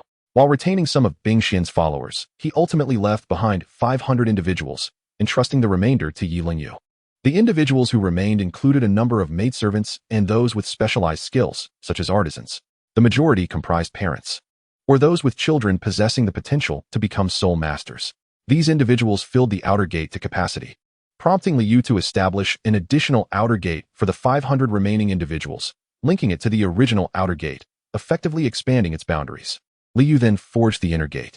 With Yi Lingyu having unified the Pahlavi kingdom, he was poised to ascend as king, while Yi Lingyu's craftsmen busily constructed the royal palace. Consequently, Liu was compelled to undertake the creation of the inner gate himself. The inner and outer gates were designed in entirely distinct styles. Liu opted for a garden-inspired aesthetic, some elements reminiscent of the architectural grandeur of the old summer palace, endowing the inner gate with an air akin to a castle within that magnificent garden. When establishing the outer gate, Liu had already reserved a location for the inner gate, perfectly situated on either side of the Qinhai Lake. The outer gate was adjacent to the lake, allowing both gates unfettered access to it. He divided the inner gate into a men's section and a women's section. According to Liu's regulations, the two areas could interact freely, yet cohabitation was strictly forbidden. While romantic relationships were permitted, Liu would not disrupt moral integrity. Designated quarters for married couples would be provided. Liu instituted a series of regulations, forbidding treachery against the Xiaoyao villa and conflict among peers. Although dueling was allowed under the condition that it did not result in death, a paramount rule was the prohibition of discrimination, particularly within the inner gate, where superiority in strength over the outer gate was utterly intolerable. Any infraction, regardless of one's cultivation talent or prowess, would result in expulsion from the Xiaoyao villa. This ensured that those of lesser strength could access all resources, a measure Liu enacted in preparation for nurturing talents akin to masters. Once the inner gate was completed, Liu pondered for an extended period before deciding on names. He had previously designated the outer gate as the future gate, symbolizing that its disciples represented the future of Xiaoyao villa. The women's section of the inner gate was named Kuining Gate, while the men's section was dubbed Qianing Gate. In the context of the five elements and the Bagua, Qian and Kuin represent yin and yang, serving as symbols for masculinity and femininity. Both Qianing Gate and Kuining Gate belong to the inner gate, and at the southernmost part of the Sun Palace area, Liu constructed a castle-like arena for martial arts practice, destined to become a venue for combat exchanges within the inner gate and, in the future, a virtual competition arena. By the time Liu completed all arrangements, a month had elapsed. On this day, Liu and his companions received an invitation from Yi Lingyu, announcing that he would ascend the throne in 7 days. Upon receiving the invitation, Liu began preparing gifts, as it was essential to arrive bearing offerings. In the ensuing days, Liu contemplated the perfect gift for Yi Lingyu. Ultimately, he forged a magnificent sword, crafted in accordance with the rank of Qing dynasty princes, resembling the renowned Longquan sword, albeit a 4-sided blade rather than his signature 8-faced flame sword. Given the Pahlavi kingdom's reverence for black, Liu fashioned the sword's scabbard from ebony, imparting an aura of noble elegance. Later, Liu contemplated and forged a staff-like soul artifact. The staff, entirely obsidian in hue, was crafted from secret silver, which Liu had treated using a unique technique to oxidize it, resulting in a black surface flecked with silvery gleams. This staff contained a spatial capacity of 100 cubic meters and could withstand 3 assaults from the soul Douluo, making it a remarkable creation. Although the sword could not match the prowess of Liu's fire ember sword, it could still be deemed a divine weapon within the Douluo Continent. With all preparations complete, Liu, along with Tang Hao, Ayin, and Chao Chongqing, set forth towards the capital of the Balawi kingdom. After 2 days of travel, they arrived at Balawi City, the capital aptly named after the kingdom itself. This city was uniquely positioned, encircled by the Sun City, Moonlight City, and Starry Sky City, and not only boasted an excellent geographical location but was also destined to become a significant political center, with the 3 surrounding satellite cities supporting its economy. As they entered Balawi City, Liu and his companions began to observe their surroundings. The streets were bustling with people, yet half of them were not locals, drawn in by the recent ascension of the king. When they reached the royal palace, Liu was momentarily entranced. Why? Because the palace bore a striking resemblance to a miniature version of the Sun Palace, predominantly in black, reminiscent of the Xianyang Palace of Emperor Qin Shi Huang, which also favored dark tones. However, the resemblance was merely superficial, as the two were not comparable in grandeur. Before long, Yi Lingyu arrived at the city gate, her expression brightening upon seeing Liu and his companions. Dressed in a long black cloak embroidered with her martial spirit, the mantis, she elicited a cold sweat from Liu. A king adorned with a mantis motif? While the mantis appeared quite formidable, Liu couldn't help but find it somewhat comical. Yi Lingyu approached, exclaiming, "At last, I have awaited your arrival. Greetings, Uncle Chao, and to you all, good sirs. Please, follow me." With that, She led them to the central palace. Upon entering the largest hall, which Liu estimated to be around 500 square meters, they found it already filled with numerous guests, including generals accompanying Yi Lengyu and representatives from various minor sects within Baluyi Kingdom. Notably, a middle-aged man from the Spirit Hall caught Liu's attention, rumored to be the future bishop of the Baluyi City branch. Yi Lengyu invited them to take their seats and remarked, "Although tomorrow marks my official coronation, the presence of so many esteemed guests today brings me great joy. Allow me to raise a toast to you all." She drained her cup, and Liu and the others followed suit. As the wine flowed and the dishes were served, Liu and Tang Hao grew increasingly bored. The atmosphere felt ill-suited to them, and even Bing Xian exhibited signs of impatience. Nevertheless, they felt compelled to maintain decorum for Yi Lengyu's sake. At that moment, the bishop from the Spirit Hall addressed Yi Lengyu, stating, "Your Highness, today, Nifo represents the Spirit Hall to congratulate the Baluyi Kingdom on its restoration of peace, and to commend your Highness on your forthcoming ascent to the throne. Our esteemed Pope has graciously sent a volume of the papal scriptures and the Baluyi crown as tokens of goodwill." The mention of the Baluyi crown stirred intrigue. As the cold night enveloped the surroundings, Yi Lengyu swiftly rose from his seat and hurriedly approached the individual from the Spirit Hall who was presenting a gift. Fixating intently on a circular crown, Liu cast a brief glance at the crown but soon averted his gaze. The Pahlavi crown, crafted solely from gold, was a mere circular object that rested upon the head, akin to the tight-fitting headgear of Sun Wukong. In terms of aesthetics, Liu found the crown utterly unappealing.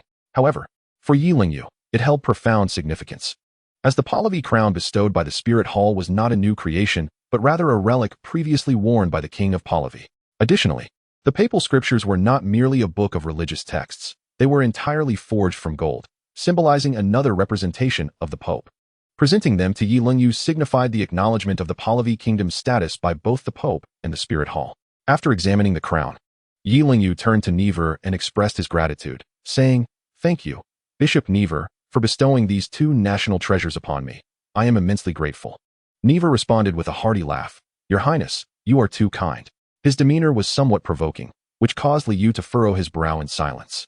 Nevertheless, Never noticed Liu and inquired of Yi Lengyu, "Your Highness, may I ask who the esteemed individuals entering just now are?" Upon hearing Never's question, Yi Lengyu promptly replied, "Allow me to introduce Bishop Never to you. This is Chao Chongqing, my uncle, and these are Mr. Liu, Mr. Tang Hao, and Ms. Ayin. They are collectively known as the Sun, Moon, and Stars." Yi Lengyu continued with further introductions regarding Feng Yuan and the others, but Never seemed preoccupied. His gaze fixated on Liu, Tang Hao, and Ayin. He remarked, "I did not expect the three of you to be the illustrious Sun, Moon, and Stars. Might I inquire if you have any interest in joining the Spirit Hall?" Yi Lengyu's expression darkened at this proposition, for it was well known that once the Spirit Hall set its sights on something, it was notoriously difficult to extricate oneself. The trio deliberated until the late hours of the night, during which Liu revealed a gift he had initially intended to present to Yi Lengyu during the day. Having noticed that Never was attentive to him earlier, he had refrained from unveiling it until now. Upon receiving the sword and staff from Liu, Yi Lengyu expressed profound gratitude, especially upon learning that the staff was a soul artifact, which he was reluctant to part with. Liu advised him to maintain discretion regarding the staff's true capabilities, suggesting that they present it merely as a symbolic item to preserve an element of surprise for future contingencies. The following morning, Liu and his companions attended Yi Lengyu's coronation ceremony. As Yi Lengyu ascended the throne, he donned the Pahlavi crown and held the staff gifted by Liu. After the ceremony concluded, Yi Lengyu began to confer titles upon his loyal subjects. Observing the proceedings, Liu felt somewhat like an outsider and prepared to take his leave as the rewards were being distributed. Just then, he heard Yi Lengyu proclaim from the Grand Hall, "I bestow upon Liu the title of National Master, granting him the fief of the soul-ending mountain range." Liu gazed in astonishment at Yi Lengyu, who, noticing his expression, offered him a smile. Liu understood that this gesture was intended to draw him into Yi Lengyu's faction, and the fief was merely a fulfillment of a prior agreement between them. Without hesitation, Liu accepted the honor. Chao Chongqing was also conferred the title of Duke of the First Rank, the highest noble rank, with Liu being designated as National Master. He realized he could not depart immediately. Ultimately, one could only endure the wait until the conclusion of the grand coronation ceremony. Chapter 69, Life in the Tiandou Forest. Time swiftly passes. In the heart of the Tiandou Forest, a spirit beast plummets from the sky, crashing to the ground. Upon closer inspection, it is revealed to be a gale cloud leopard. The gale cloud leopard appears unscathed, yet it remains on the ground as if resigned to its fate. At this moment, Liu descends from the heavens and approaches the gale cloud leopard, saying, "All right, rise quickly. I have great confidence in my abilities and know that you are perfectly fine." With that, Liu displays a look of exasperation. However, the gale cloud leopard pays him no heed, seemingly oblivious to his words. Understanding the creature's sentiment, Liu retrieves a pill from his ring and tosses it toward the leopard. Upon seeing the pill, the gale cloud leopard immediately stands up and consumes it with an expression of delight. Observing this, Liu casts a disdainful glance and remarks, "Do not present yourself in such a manner. It almost makes me think of you as a pet." The gale cloud leopard returns a look of contempt before letting out a roar and departing. After watching it leave, Liu ventures deeper into the forest. This gale cloud leopard is a spirit beast of 5,000 years. 5 years have elapsed since Liu and his companions departed, and he is now 26 years of age, having attained the rank of a 78th level spirit sage. Following their exit from the Xiaoyao villa, Liu and Tang Hao arrived directly at the Tiandou forest, where they have resided for 5 years, devoting their days to training and sparring with the spirit beasts within. This particular gale cloud leopard was originally a 30,000-year-old spirit beast, but after encountering Liu a year ago and engaging in battle, it was ultimately defeated. Rather than taking its life, Liu chose to nourish it with a primordial pill. For an entire year, Liu sought out the gale cloud leopard for sparring, honing his skills. And as a result, the leopard progressed from a 30,000-year-old spirit beast to one of 50,000 years. The leopard, being astute, recognized the benefits of Liu's primordial pill and would seek him out every few days, enduring a thorough thrashing in the process. Gradually, the gale cloud leopard and Liu formed a bond, eventually becoming friends. After dining, Liu engaged in conversation with Ain, third sister. He said, "I have experienced some insights in the past few days and may engage in further cultivation. If you find yourself bored, you may visit the Moon Lake. The Moon Lake is the habitat of the Titan giant ape and the sky blue bull python, both of which are now acquainted with Liu and Tang Hao. Their contributions have even played a role in the formation of Liu and Tang Hao's 7th spirit ring." However, during the acquisition of the spirit ring, Liu attempted the spirit ring extraction technique, albeit unsuccessfully. It cannot be deemed a complete failure, as the lives of the spirit beasts were preserved.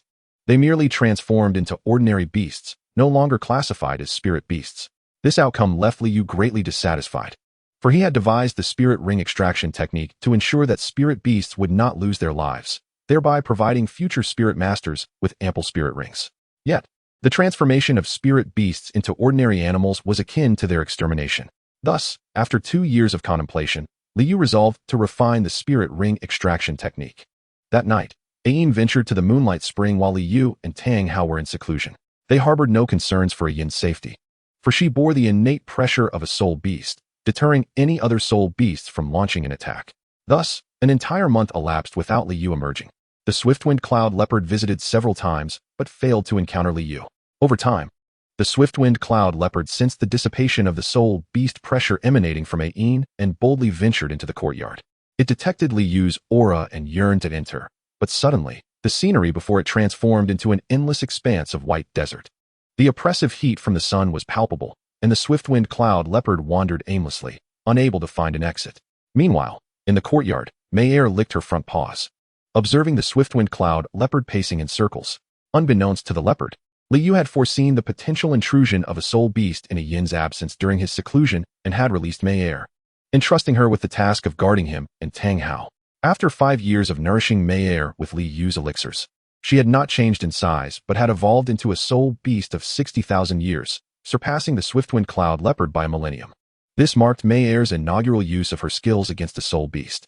The swift-winged cloud leopard, however, found itself tragically ensnared in an illusion for an entire month. Liu's figure manifested in his dwelling, the very place of his retreat. During the month of seclusion, he had spent his time within the Sun Palace, where 2 months had allowed him to nearly perfect the soul ring extraction technique, though it still required testing. Upon stepping outside, Liu was taken aback by the sight before him. The once vibrant yellow-brown leopard lay half-conscious on the ground. Had it not been for its visible breaths, Liu might have mistaken it for a corpse. Turning his gaze, he spotted Manor perched on the wall, her mouth slightly agape as she watched him. Liu cast her a reproachful glance. Manor sprang to his side, standing on her hind legs for support. Liu addressed her directly.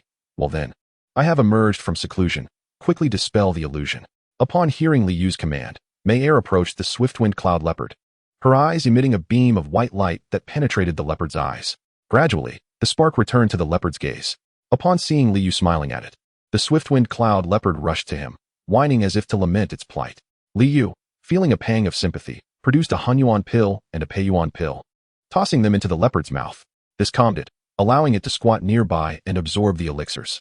On the fringes of the forest, the colossal swift-winged cloud leopard surveyed its surroundings as if searching for something.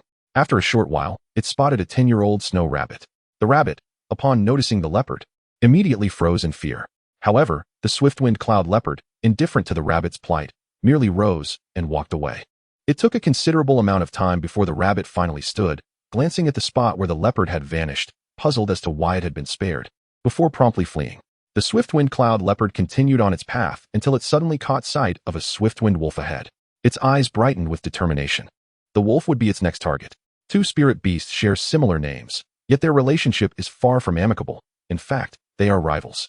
Given that both possess comparable skills, encounters between them invariably lead to conflict. The Gale Wolf relies on sheer numbers to prevail, while the Gale Cloud Leopard operates as a lone wolf. With a swift leap, the Gale Cloud Leopard seized the Gale Wolf in its jaws. The Gale Wolf struggled valiantly, but to no avail. The Gale Cloud Leopard, firmly gripping its prey, dashed towards the center of the forest. After running for over 20 minutes, they arrived at the location where Li Yu and his companions resided. Following their departure from their dwelling, Li Yu, along with Tang Hao and Ayin, ventured to the outskirts of the Tiandou forest. Their purpose for coming here was for Li Yu to validate the soul ring extraction technique, with the Gale Wolf captured by the Gale Cloud Leopard serving as the experimental subject. Upon seeing the Gale Wolf held in the Gale Cloud Leopard's mouth, Li Yu chuckled and remarked, "Well done, you've caught quite the adversary." The Gale Cloud Leopard dropped the Gale Wolf onto the ground and, utilizing its spirit beast pressure, rendered it immobile. Li Yu approached the motionless Gale Wolf and, turning to the Gale Cloud Leopard, said, "Didn't I mention it should remain alive? There's no reward for a dead one." The Gale Cloud Leopard then turned the Gale Wolf onto its back with its claws, seemingly saying, "Hey, buddy, stop pretending. I see through you." The Gale Wolf, indeed, shifted its body slightly, gazing up at the Gale Cloud Leopard with an expression of sheer terror. Disregarding its fear, Li Yu proceeded to restrain the Gale Wolf and initiated the soul ring extraction technique. This Gale Wolf, being a 400-year-old spirit beast, was perfectly suited for the experiment. A transparent circular ring materialized above Li Yu's head, gradually descending towards the Gale Wolf. The Gale Wolf exhibited no signs of discomfort, but soon, yellow energy began to converge from its body towards the transparent ring. As the ring absorbed the energy, it morphed in shape, transitioning from a translucent state to that resembling a soul ring. It first shifted to white, then pale yellow, and eventually transformed into a vibrant yellow.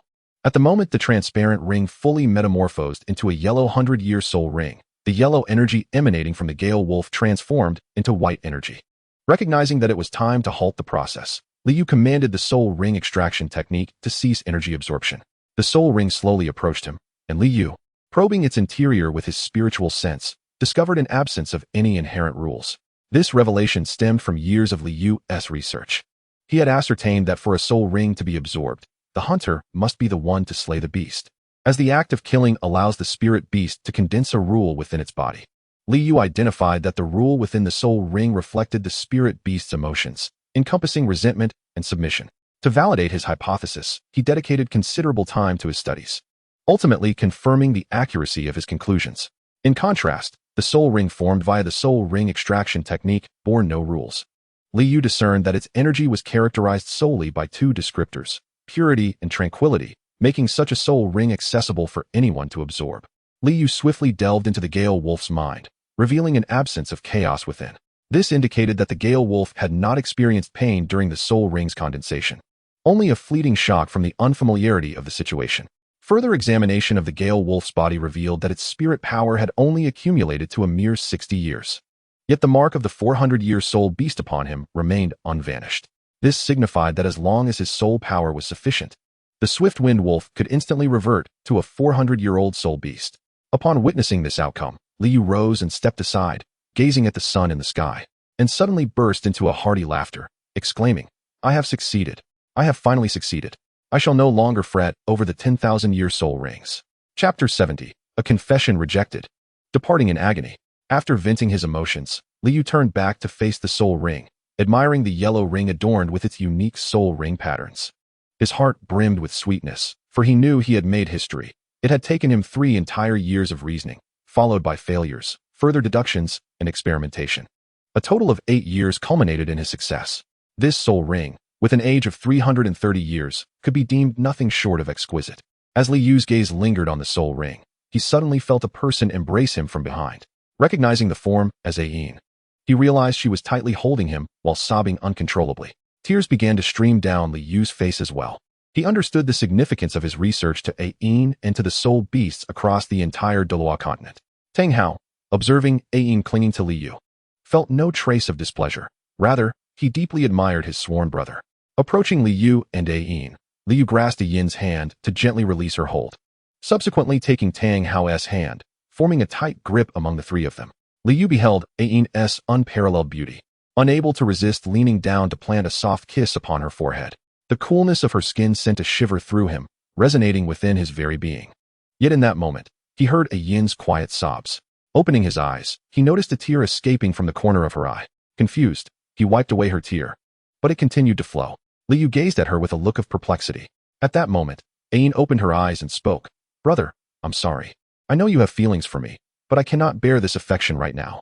Li Yu was bewildered by her words and asked, "Why? If you do not harbor feelings for me, you could simply say so. Why mention that you cannot bear it?" Ayin replied, "Brother, you have always taken care of me, and second brother, we genuinely regard you as our elder brother. I am aware of your feelings for me. But when I think of Sister Qing Luan still waiting for you, I cannot bring myself to speak openly. Just a month ago, second brother confessed to me, and I have already accepted him. I hope you will not be saddened, which is why we have kept this from you." Upon finishing her words, Ayin began to weep, while Li Yu remained frozen in shock, as if struck by lightning. Hearing Li Yu's words, Ayin slowly nestled into his embrace, softly sobbing. Yet her expression was one of happiness. Li Yu held Ayin close, but his heart was filled with profound sorrow. A single tear slowly slipped from the corner of his eye, but was quickly caught. He did not wish for Ayin to notice. Li Yu gazed at the tear in his hand, acutely aware that this drop was likely born of bitterness, a manifestation of his own suffering. Yet, it could also be sweet, a tear shed in blessing for the happiness of Tang Hao and Ayin. At that moment, Tang Hao leaned against the door of Ayin's room, having intended to check on her well-being. Instead, he overheard the conversation between Li Yu and Ayin. Silent and standing outside, he found himself engulfed in a tumult of emotions, uncertain whether he felt liberated or guilty towards Li Yu. Suddenly, clarity dawned upon him. Whether it was he, Tang Hao, or his elder brother Li Yu, both were ultimately concerned with Ayin's happiness. Since Ayin had chosen him, he resolved to bring her joy and bliss, for only in doing so could he honor Li Yu and prove himself a worthy companion in his elder brother's eyes. After reading the letter, Ayin collapsed into Tang Hao's embrace, weeping profusely, and tears streamed down Tang Hao's face as well. They then tucked away the letter and the soul device, embarking on their intimate world together. However, they meticulously maintained Li Yu's room, ensuring that nothing within it was disturbed.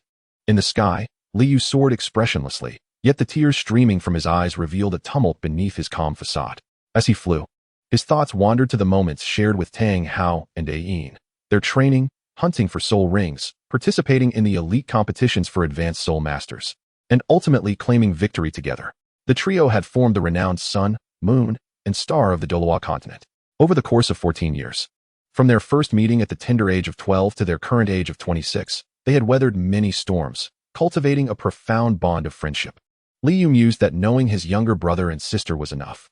Once, he had drawn close to Tang Hao for the sake of the protagonist Tang San, but now, Tang San held no place in Li Yu's heart. Rather than departing immediately from the Tiandou forest, Li Yu chose to gather soul rings within its depths. He had devised a container for storing these rings, a task that proved simple for him. Utilizing secret silver and crystal, he crafted a vessel reminiscent of a snuff bottle. The secret silver possessed enchantment and sealing properties, capable of containing soul power, while the crystals served to seal the contents, ensuring that time within the vessel remained suspended, preventing the soul rings from dissipating. In total, Li Yu fashioned 20 such containers, which he named soul bottles.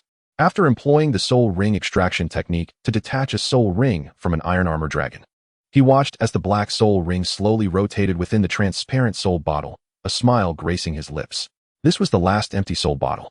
And now among the 20, 5 contained 300-year rings, 5 held 1,000-year rings, 5 were filled with 5,000-year rings, and 5 housed 10,000-year rings. Li Yu placed the soul bottle into his ring, casting a glance at the depths of the forest before departing.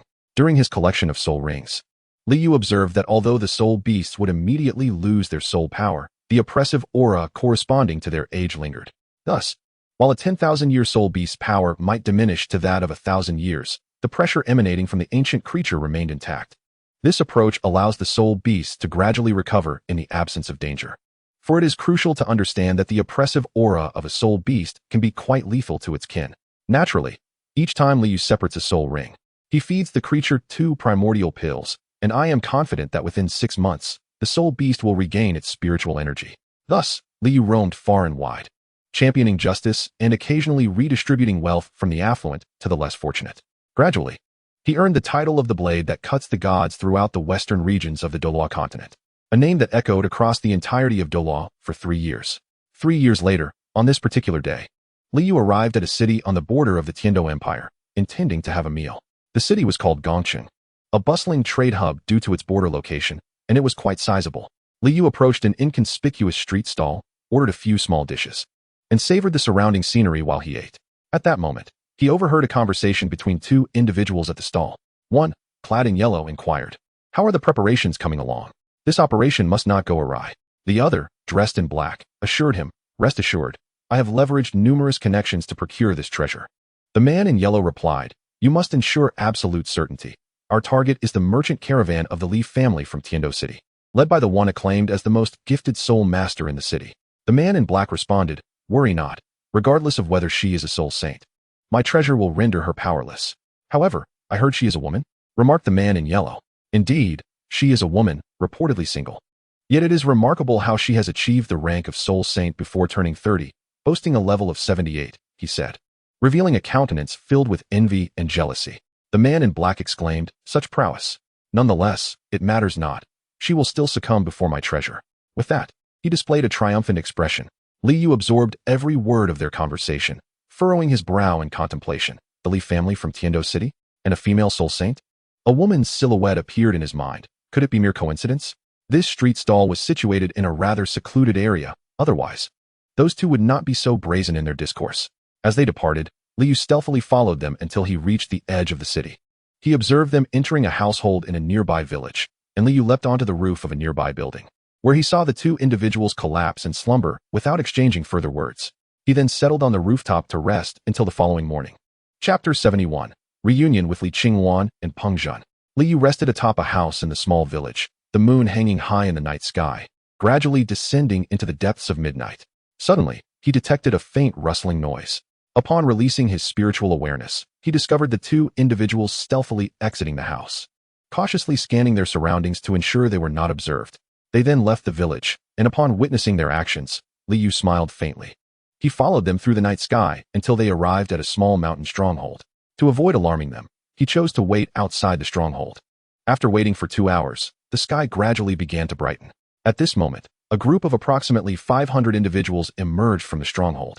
Liu pondered to himself, "Indeed, while the borders may appear prosperous at times, there exists a multitude of unsavory elements within." Following this group, Liu arrived at an open area filled with numerous tents and cargo carts. He observed the 2 individuals he had previously encountered, dressed in yellow and black, stealthily entering 2 tents. Shortly thereafter, they dashed out in a state of panic, but the one in yellow was not fortunate. As soon as he exited the tent, he was pierced through by a long quill from a porcupine. Then, a stout man wearing large-framed glasses emerged from the tent. Upon seeing this rotund figure, Liu instinctively exclaimed, "Peng Zhen." He then wondered, what was Peng Zhen doing here? Could it be that Qing Wan was indeed present? Liu speculated that if Peng Zhen was currently part of an adventure team, then Qing Wan, aware of Peng Zhen's family circumstances, would undoubtedly look out for him during business dealings. Moreover, Peng Zhen had become quite formidable. The 6 soul rings adorning him indicated that he was undoubtedly a soul emperor of at least level 65. However, Liu furrowed his brow upon noticing that the soul ring representing the soul king was merely a 1,000-year-old one. With the power of a soul king, he should be able to absorb a 10,000-year soul ring, as Liu, Tang Hao, and Ain had done. Thus, Liu surmised that Peng Zhen's past few years had not been particularly favorable. The leader of the opposing group unleashed his soul skills without sustaining any injuries. While the soldiers behind him fared poorly, aside from a few soul masters, the majority were struck by the porcupine quills, rendering a third of them incapacitated. The opposing leader engaged in close combat with Peng Zhen, while Peng Zhen's subordinates were gradually being slaughtered. Watching the unfolding chaos, Peng Zhen felt a sense of urgency, yet found himself powerless to intervene. At that moment, Li Qingwan emerged from the tent. stirring a tumult of emotions within Li Yu. Now 28 years old, Li Qingwan had matured, yet her pallid complexion evoked a sense of sorrow. As Peng Zhen's combat effectiveness waned, he found himself increasingly overwhelmed. Just then, a clone of Peng Zhen allowed the leader to seize the opportunity, lunging at Peng Zhen's chest with his martial spirit. Li Qingwan, witnessing this, gasped in horror. Swiftly releasing her martial spirit and employing the exclusive soul skill of the Soul Sage, manifesting her martial spirit in its true form, a blood-red phoenix soared forth. The leader, taken aback by the manifestation, did not relent in his assault, but instead attempted to counter Li Qingwan's soul skill. Peng Zhen was propelled backward. Though he evaded a fatal blow, his chest bore 3 deep gashes, one of which exposed bone, leaving him devoid of combat capability. After staving off the leader's attack, Li Qingwan channeled her soul power with great force, sending the leader flying. As he fell to the ground, he slowly rose, indicating he still retained some fighting spirit. While Li Qingwan coughed up blood, the leader, witnessing her plight, laughed heartily and remarked, "My dear, how does the taste of this poison feel? After much effort, I finally found you. Speak swiftly. Where are the treasures you obtained from the auction? If you willingly surrender them, I might show you mercy, otherwise, none of you shall survive."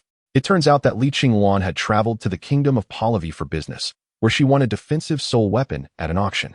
This soul weapon was put up for bid by the royal family of Pahlavi, creating quite a stir and making secrecy impossible.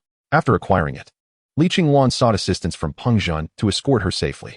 Along the way, they managed to fend off several groups attempting to seize the soul weapon, but ultimately, they fell into a trap. In truth, this soul weapon was crafted by Li Yu, intended to support Yi Longyu, who, having just unified the kingdom, needed resources to restore the people's livelihood.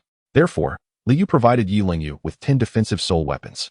Aware of their value, Yi Longyu auctioned them off one at a time each year, and after 8 years, not all had been sold. Seeing the relentless determination in her adversary's eyes, Li Qingwan had no choice but to retrieve a box from her spatial ring. Upon witnessing her action, Peng Zhen displayed a look of despondency. This was his first failure. Yet, he could not allow Li Qingwan to withhold the item, as many members of his adventuring party had already perished. Li Yu eliminated the remaining hundreds without mercy before approaching Peng Zhen and offering him a pill. He then turned to Li Qingwan, handing her an antidote pill. At that moment, Li Qingwan grasped Li Yu's hand, tears streaming down her face, exclaiming, "It's you, I assenti it? It must be you. I cannot be mistaken. It is you." Li Yu met her gaze, urging her to consume the pill.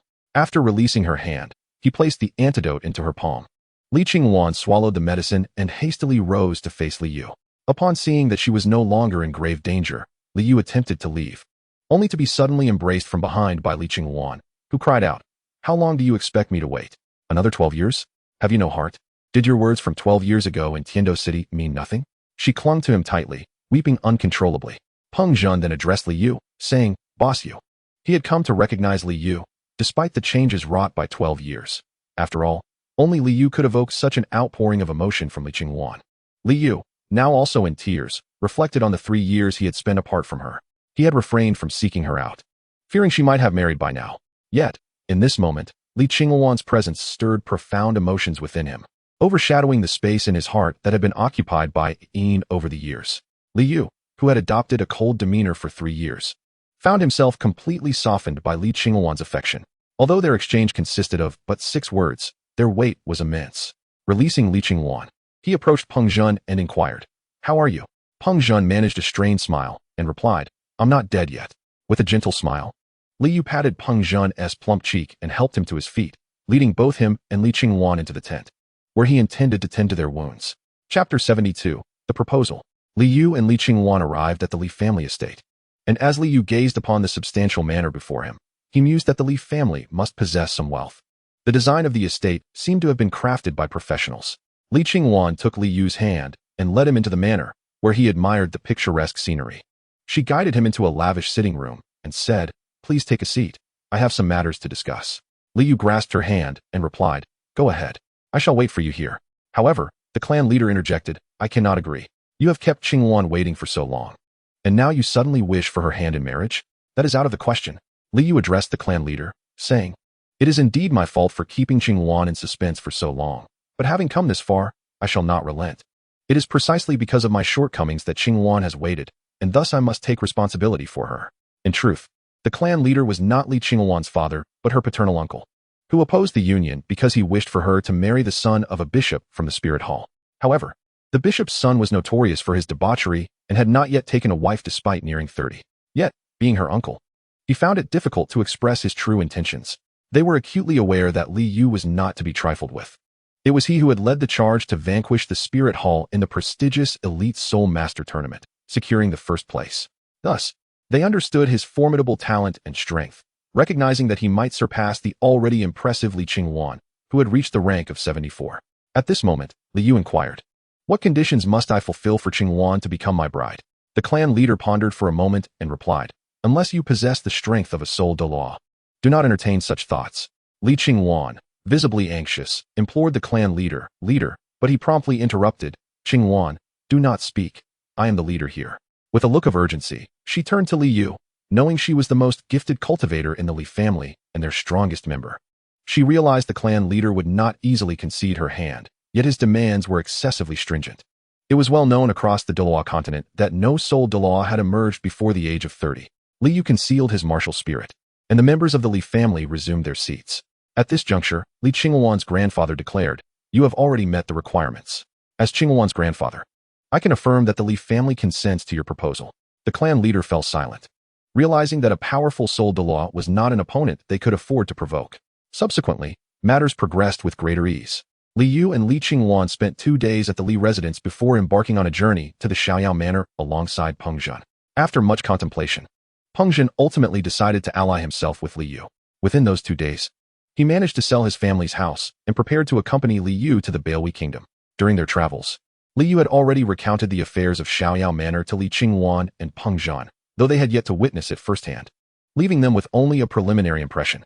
A week later, Peng Zhen and Li Yu stood on the shores of Xiaoyao Manor, gazing at the resplendent sun palace ahead. The golden circular sun and the luminous three-legged golden crow shone brilliantly.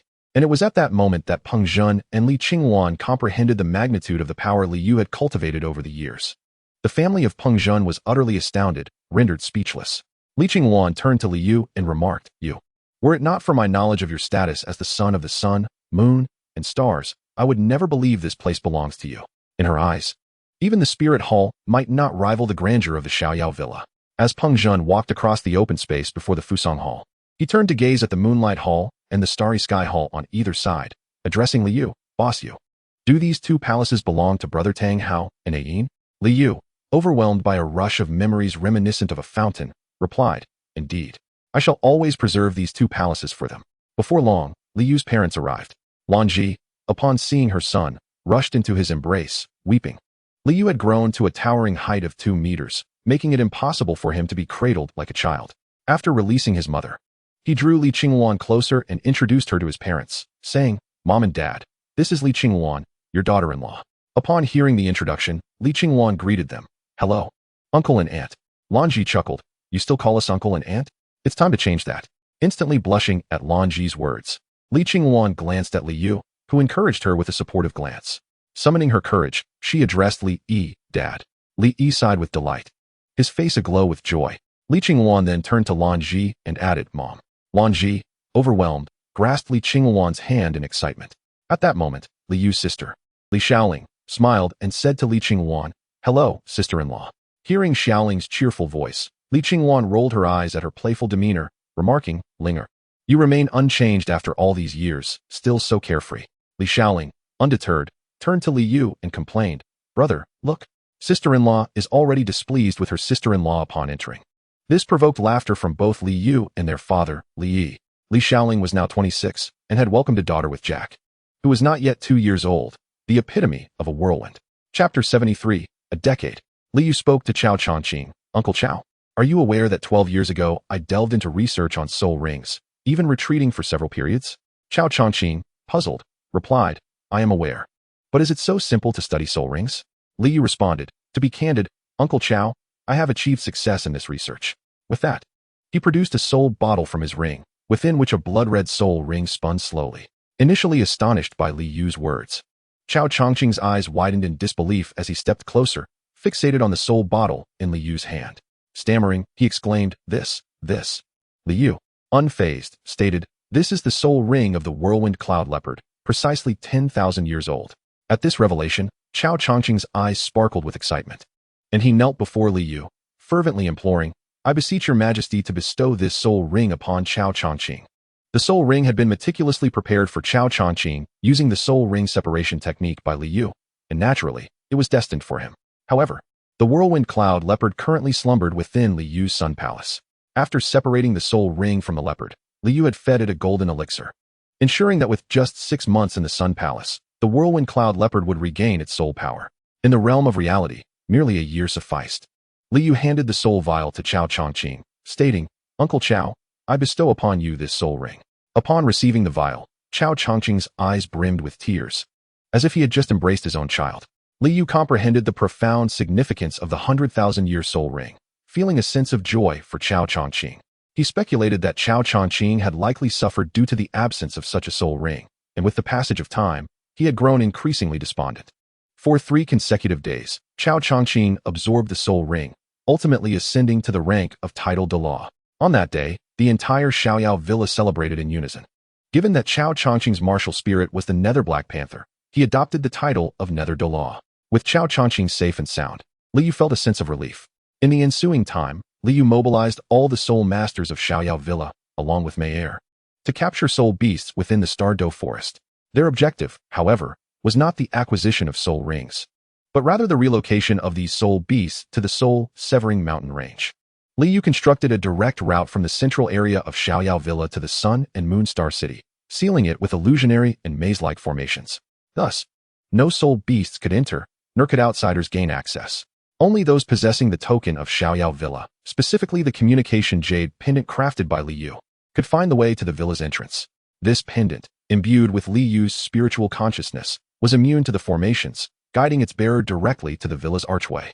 This endeavor persisted for a decade. 5 years prior, rumors emerged of soul beasts being discovered in the soul-severing mountain range, with reports of hunters having ventured there.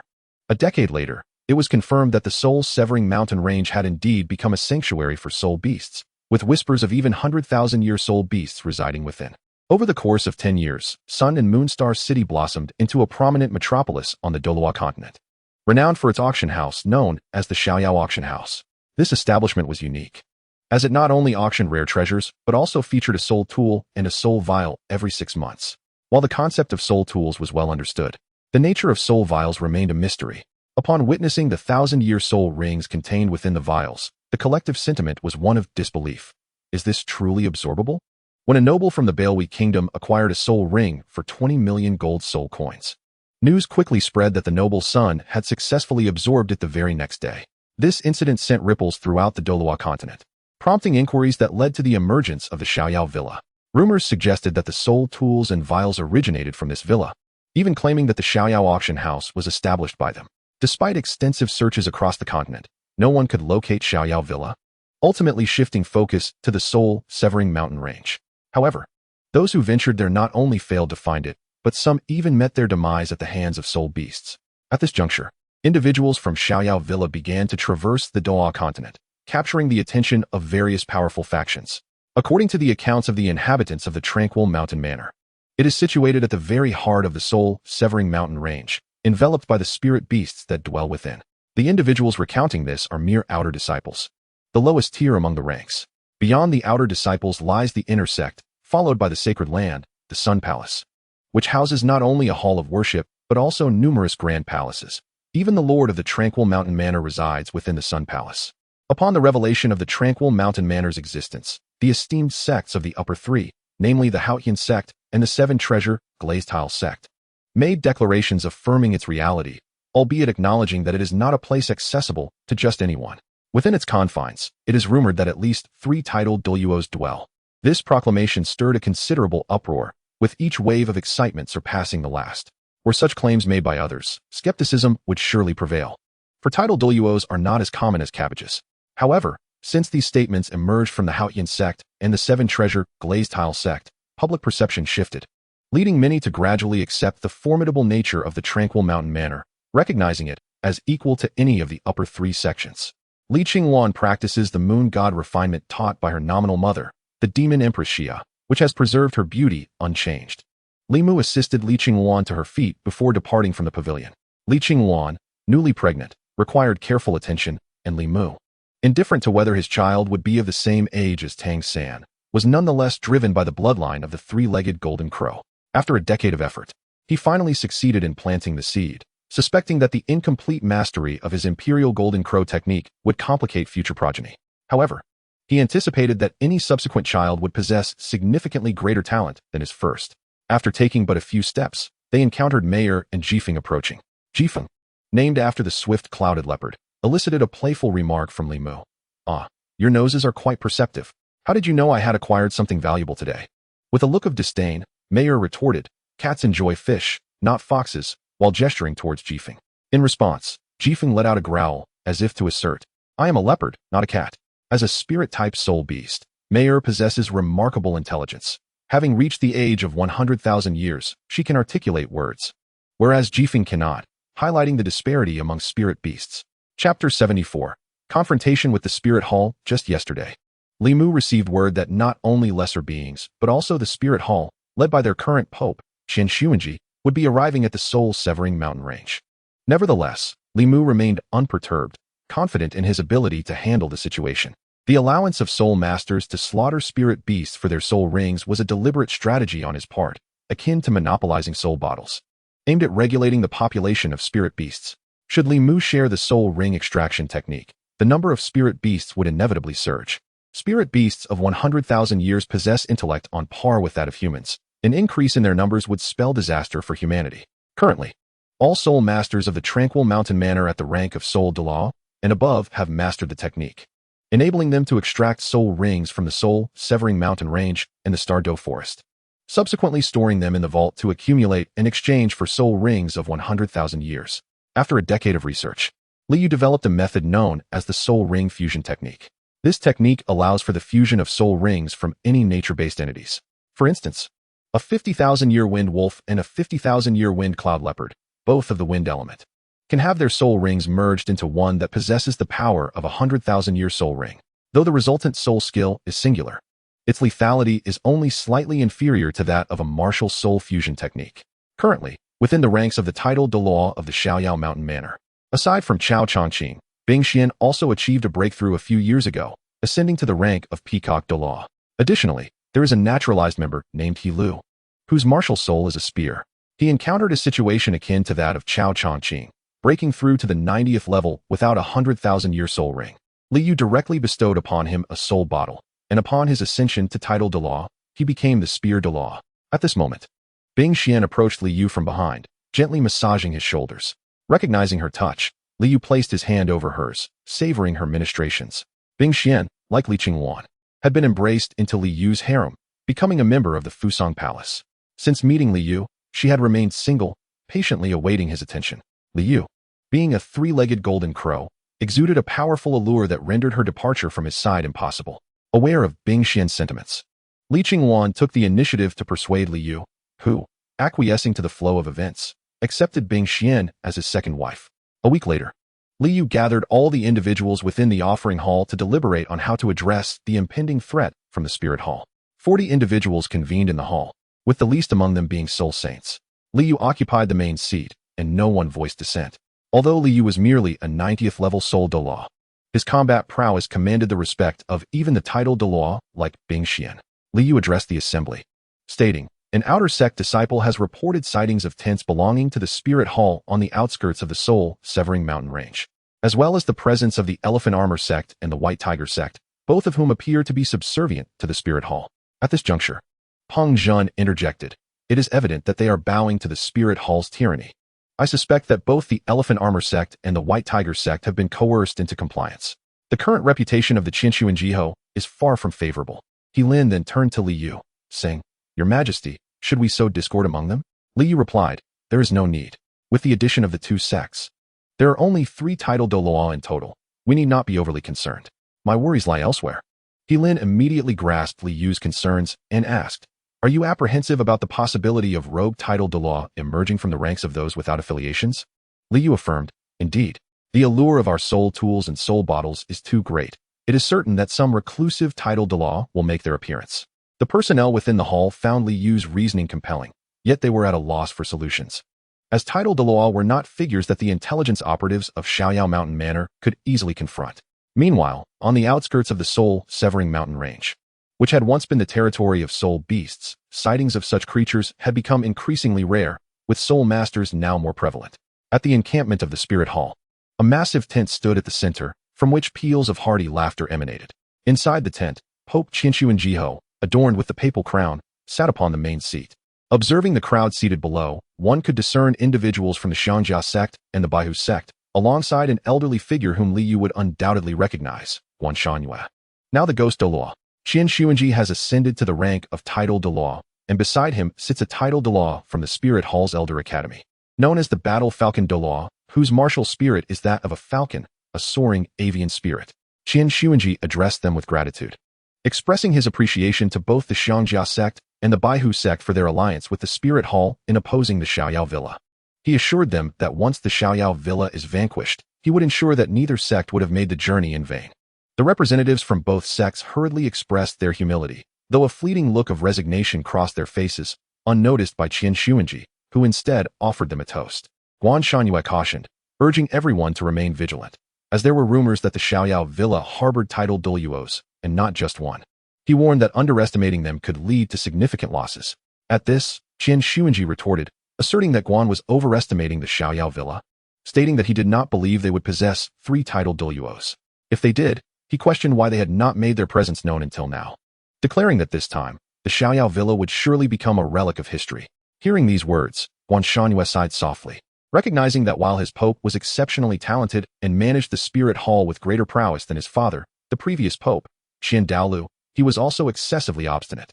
The Battle Falcon Douluo from the Elder Academy remained silent, for the Elder Academy operated independently within the Spirit Hall, and thus he adhered solely to the directives of the current leader, Tiandou. Qinshuan, however, bore no ire, acknowledging the substantial influence that Tiandou still wielded. Shortly thereafter, discussions commenced regarding the benefits to be reaped following the defeat of the Xiaoyao Villa. On the following day, Qinshuan and his entourage embarked on their journey, gradually making their way toward the heart of the soul-broken mountains. Meanwhile, Li Yu had already led all the members of the offering hall to wait 3 kilometers outside the Xiaoyao Villa. Desiring to prevent the Spirit Hall from wreaking havoc upon his domain, he chose to position the battlefield to the south of the Xiaoyao Villa. Clad in a golden superhero suit, with his cape flowing elegantly behind him, Li Yu was accompanied by his followers, who donned lighter shades of the same attire. Each suit was meticulously crafted by Li Yu himself, capable of withstanding 3 strikes from a title Douluo. The superhero suit had become a hallmark of the Xiaoyao Villa, with outer disciples wearing black and inner disciples adorned in light gray. Not every piece was crafted personally by Li Yu. The method for creating the superhero suits could be found in the library, accessible to any fire element martial soul user. Presently, the Xiaoyao Villa boasted a department known as the Laundry Pavilion, dedicated to the creation of garments for its members, not limited to just the superhero suits. The head of the Laundry Pavilion was a soul emperor with a fire element martial spirit. Li Yu was now beset by a sense of frustration. Indeed, frustration it was, as he had not anticipated the sluggish pace of the Spirit Hall as personnel. The entire morning had elapsed without a single sighting of them, and as noon approached, he remained devoid of any news. Yet, Qiang Sunji and his companions now found themselves in a predicament, unable to express their distress. The soul-disrupting mountain range had become a realm of soul beasts, where they were incessantly attacked by suddenly appearing creatures at every turn. They had ventured deep into the heart of the mountain range, where the soul beasts were all ancient, cultivated over millennia by Li Yu, intended to serve as the guardians of the Xiaoyao Villa during critical moments. Now, their purpose had been realized, resulting in significant losses for the Spirit Hall amidst the onslaught of these formidable beasts. Chapter 75, The Battle. As Qiang Sunji and his companions proceeded along the path, the Battle Falcon Douluo immediately halted the team. He turned to Qiang Sunji and stated, "Your Majesty, we cannot proceed any further." Taken aback by this assertion, Qiang Sunji inquired, "Why not? This path must have been constructed by the people of Xiaoyao Villa. We are on the verge of discovering something significant." Before the Battle Falcon Douluo could respond, the ghost Douluo, Guishanyu, interjected, "Elder Zhansuan, could it be a soul beast?" The Battle Falcon Douluo replied, "Since we entered the soul-disrupting mountain range, I have been vigilant. I have discerned that this place resembles another Tiandou forest. Based on the soul beasts we have encountered over the past 2 days, we are gradually progressing toward the center of the mountain range. However, since we found this stone path, we have traversed it for an entire day without encountering a single soul beast. I suspect we have entered the territory of a particularly powerful soul beast." Upon hearing this, King Sunji too sensed that something was amiss. He quickly scanned his surroundings, and a chill of apprehension washed over him as he realized they had lost all sense of direction, unable to distinguish east from west or north from south. As a titled Douluo, such an oversight was inconceivable. Thus, the only explanation was that someone was orchestrating a scheme, potentially involving a soul beast. King Sunji gathered everyone together, opting to halt their advance and send individuals to scout the terrain. Yet, one by one, those sent out vanished, heightening King Sunji's anxiety. After remaining in place for the better part of the day, a woman's voice suddenly echoed. It appears there are still some intelligent individuals among you. Upon hearing her voice, King Sunji and his companions immediately perked up. He called out to the heavens, "Who are you? Why do you impede our journey to Xiaoyao Villa? Are you one of their own?" The mysterious voice responded with laughter. "Ha ha ha. How audacious of you to come here without even discerning who your enemy is." As the voice faded, the landscape before them transformed. The stone path vanished, and they found themselves in an open expanse. A gaping chasm lay barely 10 meters ahead. Unfathomably deep. King Sunji felt a surge of dread upon seeing the chasm. Had they not sensed something was off, they would have surely plummeted into its depths. A perilous fate even for a titled Douluo, let alone those of lesser strength. The battle falcon Douluo disregarded King Sunji's unease, directing his gaze toward a white creature on the opposite side of the chasm, its size rivaling that of an adult Siberian tiger. A pristine white fox reclined upon a large stone, a flowing pattern adorning its forehead. Its eyes, reminiscent of human gaze, glimmered with a kaleidoscope of colors, easily ensnaring one's attention. This was Manor, marked by the flowing pattern that signified 100,000-year soul beast. Tang San Douluo fixed his gaze upon Manor, articulating each word with gravitas. 100,000-year charming fox. As a member of the Elder Hall of the Spirit Hall and the most formidable presence in the current assembly, Tang San Douluo possessed remarkable insight. Although he had never encountered a 100,000-year charming fox, his knowledge gleaned from ancient texts afforded him an understanding of its essence. Upon hearing Tang San Douluo's declaration, Manor cast him a surprised glance, remarking, "It seems you are the one who has pierced through my illusion. I had intended for all of you to be drawn into that fissure, yet you have seen through it. Tell me, how will you compensate me?" With a playful wink, she directed her attention back to him. Tang San Douluo, aware of the intelligence attributed to the charming fox through ancient records, now bore witness to its cunning firsthand. However, Qian Xuanji and his companions were at a loss.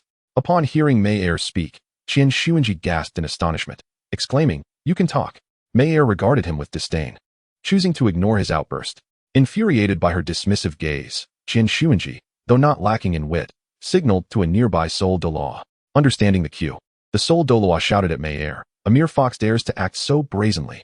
I refuse to believe that 100,000-year soul beast resides in the soul-ending mountain range. Today, I shall vanquish you." With that, he charged toward Manor, the gap before him deep yet narrow, allowing him to leap across effortlessly. He bore 101 soul rings, 2 yellow, 4 purple, and 8 black, while a black wild boar spirit manifested behind him. As he leapt over the chasm, he was met with Manor's scornful expression, igniting his fury. At that moment, Tang San Douluo shouted, "Be cautious." The soul Douluo, upon hearing his warning, felt a chilling breeze behind him and fell to the ground, perplexed by the familiarity of the feet that appeared before his eyes, before losing consciousness. At that instant, a blue leopard adorned with black spots emerged beside Manor. Indeed, it was the gale cloud leopard. It was the gale cloud leopard that had struck, unleashing a wind blade that severed the soul Douluo's head. Tang San Douluo fixed his gaze intently upon the gale cloud leopard, realizing, another 100,000-year soul beast. Only a soul beast of such age could accompany the likes of Manor. Qian Xuanji, rendered speechless, could only watch in disbelief. 200,000-year soul beasts were beyond their capacity to confront. Though they had an additional title Douluo, the defensive prowess of soul beasts was formidable. In that moment, Manor declared, "Gale, we withdraw. Our purpose here was merely to make an appearance and avenge our kin, yet it appears our adversaries are no simple foes. The rest is to be handled by the leader." Nodding in agreement, Gale vanished alongside Manor from the sight of Qian Xuanji and his companions. Chihiro and his companions dared not pursue, for the gale cloud leopard was renowned for its swiftness, and entering Manor's illusion carelessly would spell danger. They had no choice but to seek an alternate stone path, advancing gradually towards the central region. By the following morning, they finally arrived at a grassland within the soul-severing mountain range, where they encountered Liu, who had been anxiously awaiting Chihiro. Upon spotting Liu, Chihiro immediately inquired, "Who are you?" Liu scrutinized Chihiro for a moment before responding, "Are you the Pope of the Spirit Hall?" To which Chihiro affirmed, "Indeed, I am His Holiness." The Pope of the Spirit Hall. And you, who might you be? Liu retorted. Were you not searching for us? Chihiro's expression shifted as he realized. You hail from the free and easy villa. Liu rose abruptly, drawing his flamed sword from its sheath, and charged towards Chihiro. Behind him, Chao Chongqing, Bing Xian, He Lu, and several members of the Hall of Offerings followed suit. As Liu rushed forward, he exclaimed, I'm too weary to engage in verbal sparring with you. I can't believe you're so inept, taking this long to arrive and keeping me waiting for days. I am quite incensed. As he shouted, Liu thrust the flame sword towards Chihiro's chest. In response, Chihiro unleashed his angel spirit, manifesting 9 soul rings, each no less than a century old. Upon witnessing Liu's flame sword, he summoned his angelic wings to shield his chest. The flame sword struck the wings directly, causing several feathers to fall, which then transformed into soul energy and dissipated into the sky. Chihiro was sent flying backwards by the force of Liu's attack. Seeing Chihiro ascend into the air, Liu pursued, meeting him at eye level, his cloak billowing in the wind. Chao Chongqing faced off against Guanshanhua, each a formidable opponent. Chao Chongqing, a title Douluo at level 93, and Guanshanhua at level 92, both wielding dark-type spirits, resulting in an evenly matched confrontation. Meanwhile, the battle falcon Douluo faced Bing Xian. As the king of birds, the peacock exerted a suppressive influence over eagle-type spirits, yet the battle falcon Douluo, being a title Douluo at level 96, had the upper hand over Bing Xian, who was only at level 93. Initially, He Lu intended to assist Pope Chihiro, but Liu had overtaken him. He Lu thought, then I shall support Liu. However, gazing up at the airborne Chihiro and Liu, a bitter expression crossed his face. He could not fly. Left with no option, He Lu focused on confronting the Soul Douluo and Soul Sage opponents. The Spirit Hall possessed a numerical advantage over the free and easy villa, though every Soul Master from the villa was at least a Soul Sage, while the Spirit Hall boasted both Soul Emperors and Soul Kings. With He Lu as a free agent, the two sides were evenly matched. Meanwhile, high in the sky, Chihiro and Liu began conversing. Chihiro remarked, haven't we met before? You look remarkably familiar. Liu, upon hearing this, replied, the Pope's memory is quite sharp. Over 20 years have passed, and you still remember me. Chihiro studied Liu intently, feeling a sense of familiarity, yet unable to recall where they had met. It was only when he beheld the sword in Liu's hand that realization dawned upon him. He turned to Liu and remarked, I never anticipated that after all these years, you have grown to such an extent. Liu understood that Qian Xuanji was already aware of him. He replied, thank you, Your Holiness, for your concern. I have always remembered your teachings from 23 years ago. I established the free and easy mountain villa precisely to prevent the past from repeating itself. 23 years ago, during the elite competition for high-level soul masters in Soul Hall City, Liu vividly recalled how, upon defeating Bibi Dong, the then Holy Son, now the Pope, had been consumed by rage and sought to retaliate against him. Upon hearing Liu's words, Qian Xuanji expressed his astonishment. So you are the master of the free and easy mountain villa. That simplifies matters. All you need to do is provide us with the methods for crafting soul tools and soul rings, and we shall withdraw. Liu, amused by Qian Xuanji's audacious statement, replied, what if I refuse? Immediately, Qian Xuanji's demeanor shifted to one of sternness as he stated, if you choose not to comply, it suffices that you publicly declare the free and easy mountain villa's allegiance to the Spirit Hall, and I shall order your release. Chapter 76, The Conclusion of Battle. Upon hearing Qian Xuanji's words, Liu sneered disdainfully and said, Qian Xuanji, I recognize your arrogance, yet I did not expect you to be so brazen. I shall not engage in further discourse. Should you not shed some blood today, I will not permit your departure. With that, Liu brandished the flame sword and executed his self-created sword technique, the sword art of returning to the world. Under Liu's formidable swordplay, Qian Xuanji found himself in an utterly dire situation. On the entire continent of Douluo, there existed no intricate techniques. Even soul masters wielding weapon spirits engaged in straightforward confrontations. Qian Xuanji could only adopt a defensive stance against Liu's onslaught, yet his angelic spirit suffered multiple severings of its wings. Although he could swiftly mend them with soul power, Qian Xuanji's energy was not infinite. Meanwhile, on the battlefield, the disciples of the free and easy mountain villa were effortlessly overpowering the Spirit Hall members, treating them as mere children. The Spirit Hall's advanced combat capabilities were inherently lacking. Otherwise, they would not have resorted to forceful measures to subjugate the members of the Elephant Armor sect and the White Tiger sect. Chao Chongqing and Guanshanhua remained locked in a tense standoff. Although Guanshanhua's soul power was one level beneath Chao Chongqing's, she was no ordinary adversary, making it challenging for Chao Chongqing to secure a swift victory. The situation for Bing Xian was somewhat precarious. Despite possessing the peacock spirit, the The disparity in soul power against the battle falcon Douluo was overwhelming, placing her at a disadvantage from the outset. At that moment, noticing the battle falcon Douluo distracted, Bing Xian seized the opportunity. She infused her 10,000-year soul ring into her peacock spirit and shouted at the battle falcon Douluo, "Peacock Emperor, devour." The ninth soul skill she unleashed bore a resemblance to the abilities of the Peacock King from Chinese mythology. As her ninth soul skill activated, her peacock spirit emitted a powerful suction force, drawing the enemy into its belly, where a spatial realm akin to a black hole would form.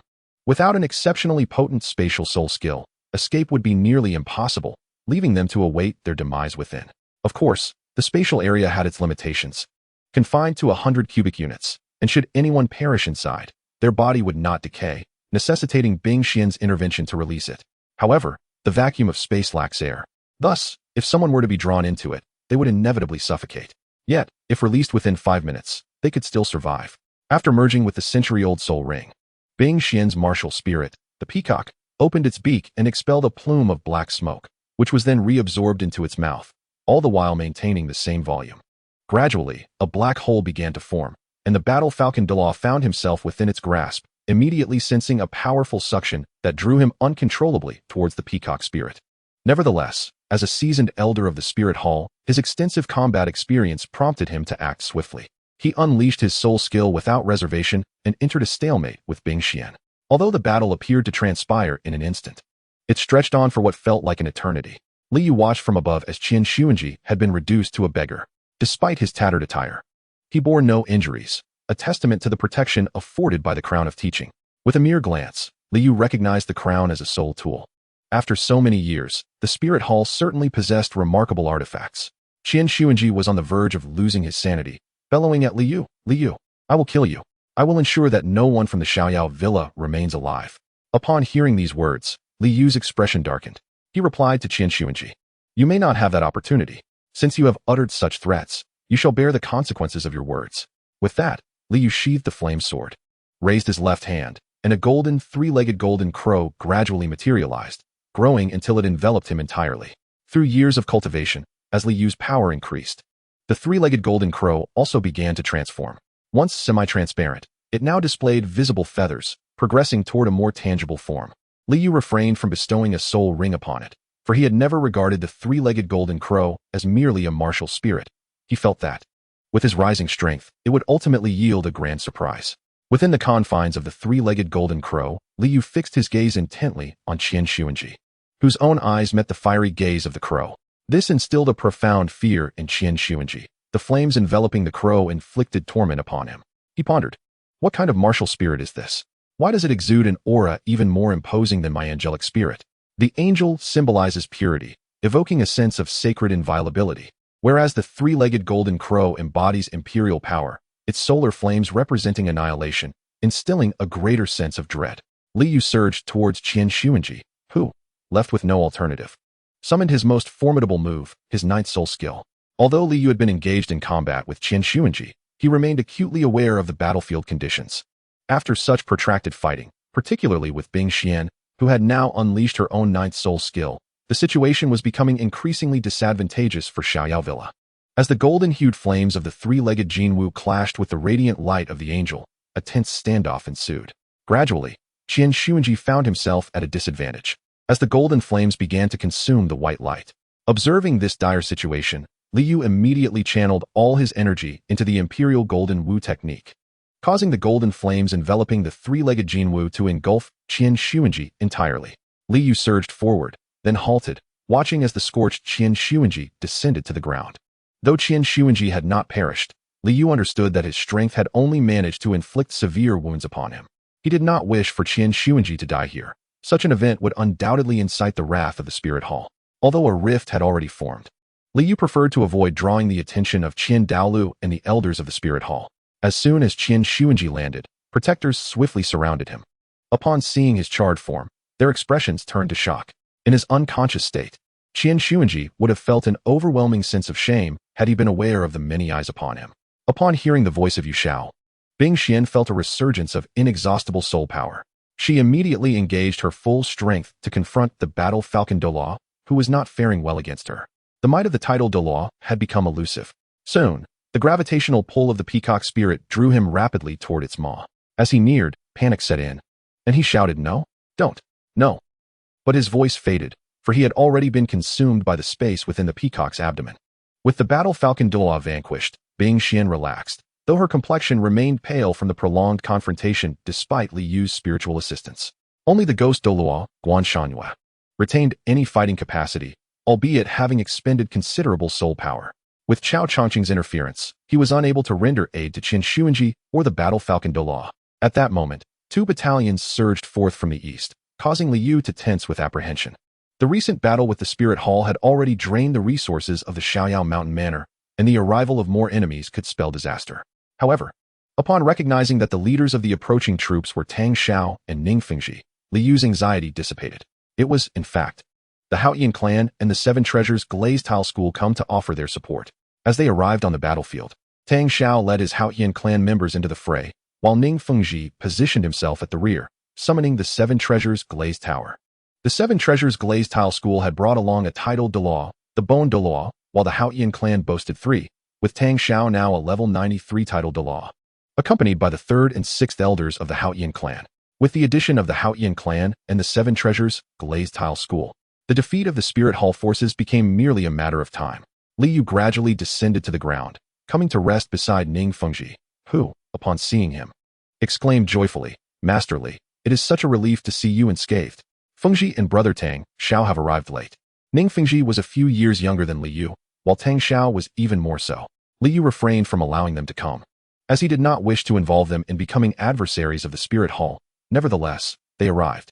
With a smile, Li Yu expressed his gratitude to Master Ning for his assistance, adding that the individuals from the Spirit Hall posed no threat to him, but it might implicate Master Ning and the members of the Haoyan sect. At that moment, Tang Xiao approached Li Yu's side and overheard his words. Indifferently, Tang Xiao remarked, "What does it matter?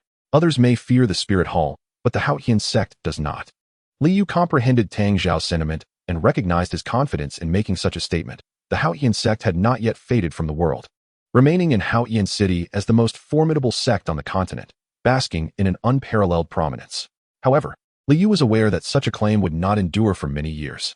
Chapter 77, Reception and Treatment of Captives. Li Yu guided Tang Xiao and Ning Fengji into the Xiaoyao villa. Upon entering, Tang Xiao and Ning Fengji's eyes were wide with wonderment as they beheld the unconventional courtyard that had never graced Douluo Continent. They marveled at the dual architectural styles of the inner courtyard gardens. Each aspect filled them with curiosity, and when Li Yu led them to the Sun Palace, they were overwhelmed.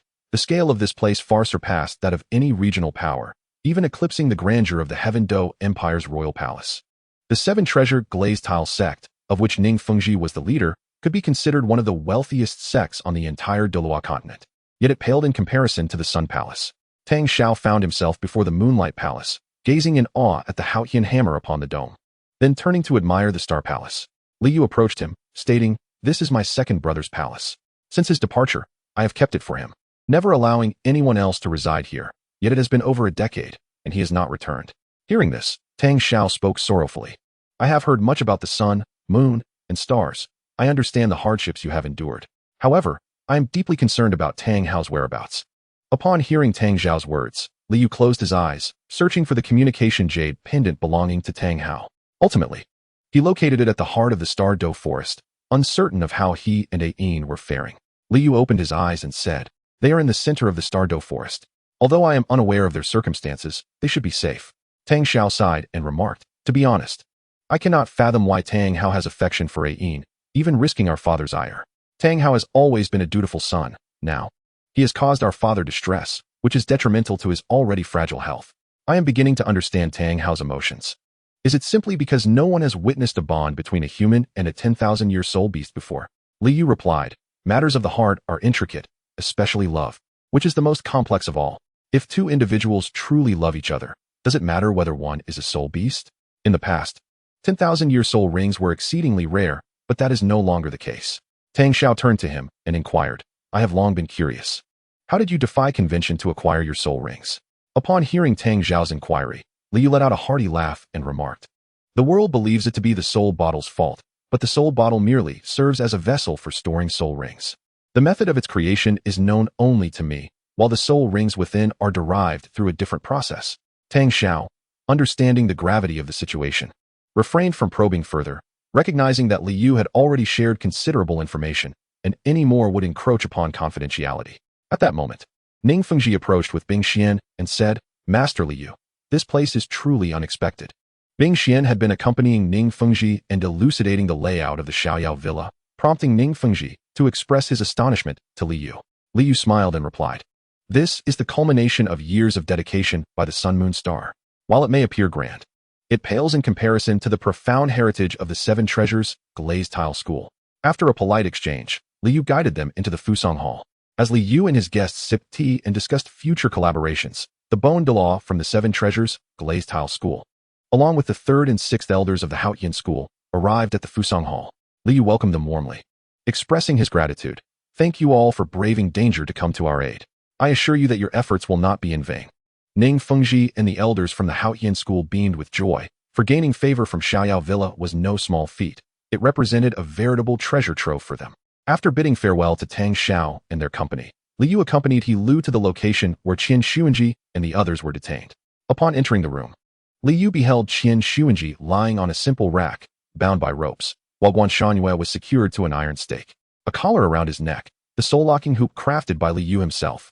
This device was designed to seal the soul power of soul masters, proving as effective as that used on titled Douluos. Its only drawback was that one had to incapacitate the opponent to make them wear it, otherwise, it was rendered ineffective in the presence of a soul master. Nonetheless, its utility was significant, as exemplified by Guan Shanyue's current predicament.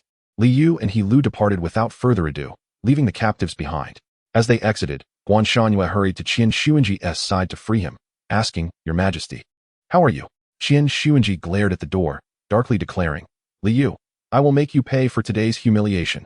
Guan Shanyue, hearing his words, could only offer a wry smile and remain silent. The current Xiaoyao Villa had risen to rival the top 3 sects.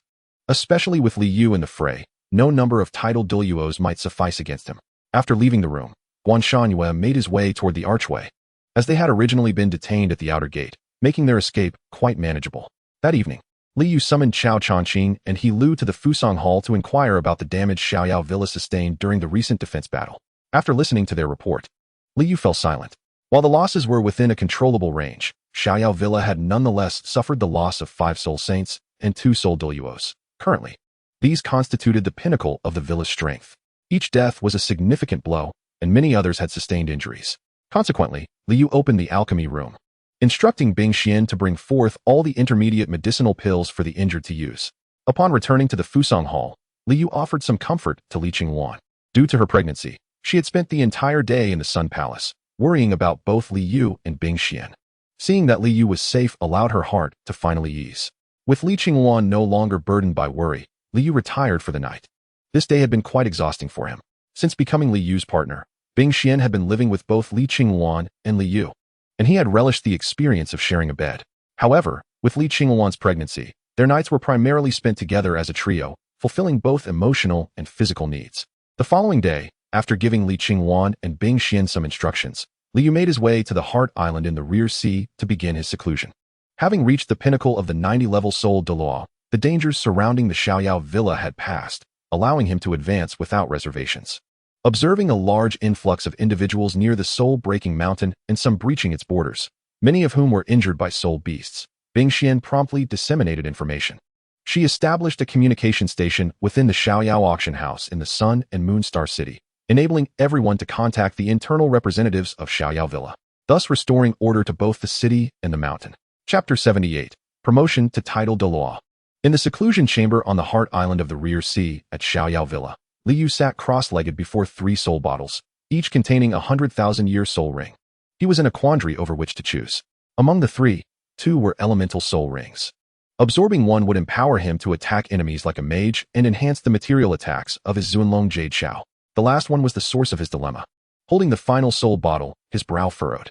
This particular soul bottle had been prepared specifically for himself using the soul ring fusion technique, yet it was a failed product. The soul ring had been created by Li Yu, who sought to fuse it with corresponding soul beasts based on his existing 8 soul rings, each derived from different attribute soul beasts.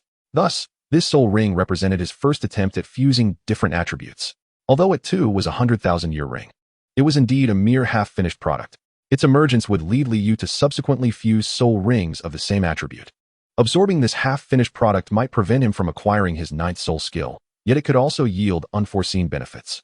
After contemplating the soul bottle in his hand and glancing at the remaining two, Li Yu steeled himself, reflecting, well then, considering the soul bottle itself is an inhumane entity in the Douluo Continent, I must take responsibility for this failed creation. Ultimately, he resolved to absorb the half-finished product. As it was of his own making, he felt he should not let it go to waste. With determination, Li Yu smashed the soul bottle onto the ground, shattering it into countless pieces. A blood-red soul ring slowly floated upwards, its crimson radiance casting a vivid glow upon his face. Li Yu immediately activated the Emperor Golden Crow decision, gently guiding the soul ring toward himself. As it ascended to his crown, the red ring gradually descended towards his outstretched hands. Li Yu's face began to wrinkle, revealing the torment he endured while absorbing the soul rings. A whole week passed without any sign of his emergence, which left Bing Xian and Li Qingwan, who were anxiously waiting in the pavilion by the lakeside, deeply concerned. Li Qingwan turned to Bing Xian and asked, Sister Bing Xian, is you all right? Although Bing Xian felt uncertain, she reassured her, he is fine. These soul rings were created by you himself, and he understands the attributes within them better than anyone. He will be all right. Despite her words, Bing Xian's gaze remained firmly fixed on the island at the center of the lake. Hearing Bing Xian's words did little to ease Li Qingwan's worries. She moved closer and grasped Bing Xian's hand, her anxious eyes also fixed on the island, just as they were consumed by their concerns. The door of the seclusion chamber on the island suddenly burst open as if swept by a fierce wind, and a beam of yellow light surged forth. Hovering above Bing Xian and Li Qingwan, they looked up to see Li Yu, clad in a superhero-like outfit, descending slowly. The two rushed into his embrace, startling him momentarily, but he quickly wrapped his arms around them. It was the first time Li Yu had witnessed such vigorous movement from Li Qingwan since her pregnancy. After sharing a kiss, he gazed at them with a broad smile. Bing Xian returned his look with an alluring gaze. Her nature was one of profound love and hate. In contrast, Li Qingwan shyly lowered her head. Observing the distinct characters of the two, Li Yu chuckled heartily, feeling that his existence was truly worthwhile with these two enchanting companions by his side. Bing Xian inquired, how did it go? Li Yu understood she was referring to the soul rings, and Li Qingwan's gaze was also upon him. Releasing the two, he stomped his foot, causing the Zuanlong Yuxiao to float before him, with 9 soul rings, 2 yellow, 2 purple, 4 black, and 1 red, rising beneath him. Gradually, these 9 soul rings began to rotate in a mesmerizing circle. This 100,000-year soul ring was a fusion of 8 soul beasts, each aged 20,000 years, bringing it perilously close to the 16,000-year mark, which was the limit acceptable for a title Douluo. The soul skill it bestowed was formidable. The 9th soul ring was crafted based on the corresponding soul beasts of his existing 8 rings, resulting in a rather unassuming name. You have, I have. Its function was to grant any of Li Yu's 8 existing soul skills the lethality of a title Douluo. However, that was not the crux of its power, as many of Li Yu's soul skills were primarily supportive. More importantly, it also enabled any soul skill of his teammates below the rank of title Douluo to possess the strength of a title Douluo, which was extraordinarily formidable. In summary, Li Yu's 9th soul ring was predominantly one of support. Now, the pinnacle of strength within the Xiaoyao Villa had increased from 3 title Douluos to 4, transforming the entire villa into a jubilant sea of celebration. For the inner and outer disciples, regardless of how many title Douluos the villa recruited, the true representation of its strength lay solely with Li Yu. His ascension to title Douluo served as a stabilizing anchor amidst the turbulent seas of their world. At last, Li Yu commanded that the Xiaoyao Villa host a celebration that very day to commemorate his ascension to the title of Douluo. At this moment, a midwife entered the hall, bowing before Li Yu as she proclaimed, "Congratulations, Your Majesty. The mistress has given birth to a healthy boy." Upon hearing this, Li Yu immediately responded with a smile, "Please, my dear midwife, proceed to the Internal Affairs Pavilion to collect 500 gold soul coins." The Internal Affairs Pavilion was responsible for managing the daily needs of everyone at Xiaoyao Villa, akin to a treasury. However, the entirety of the villa's finances resided within Li Yu's own vault. Overjoyed by Li Yu's words, the midwife expressed her gratitude. "Thank you, Your Majesty, thank you." Before excusing herself, Li Qingwan sat upon the bed, while Bing Xian attended to the child alongside her mother, Wan Ji. As the 2 maidservants tidied up the items used during childbirth, upon seeing Li Yu enter, Bing Xian promptly presented the child to him, exclaiming, "You, come and behold your child. He is so beautiful." Li Yu approached Bing Xian, cradling the infant in his arms, a surge of ancestral calling welling up within his mind. Observing Li Yu's joyous gaze upon their child, Bing Xian pouted and whispered in his ear, "I too desire a child." Taken aback by Bing Xian's words, Li Yu swiftly discerned her envy and smiled in response. "Very well, let us strive together, and you shall bear me a daughter, ensuring I have both a son and a daughter." Upon hearing this, Bing Xian shot him a playful glance. In the Douluo Continent, there was no discrimination between genders. Rather, rarity was prized. Should Bing Xian bear another son for Li Yu in the future, it would be deemed less favorable since Li Qingwan had already presented him with a son. As Li Yu gazed at the infant Li Xian in his arms, he suddenly furrowed his brow. Using his spiritual sense, he examined Li Xian's body and observed the blood coursing through his veins like a rushing river. A crimson hue interlaced with a hint of golden brilliance. This was distinct from Li Yu's own blood, which, as a human vessel housing the soul of the three-legged golden crow, was merely red. However, as Li Yu honed the imperial golden crow technique, his bloodline was gradually being transformed. Li Xian's bloodline had entirely inherited the modified golden crow lineage from Li Yu.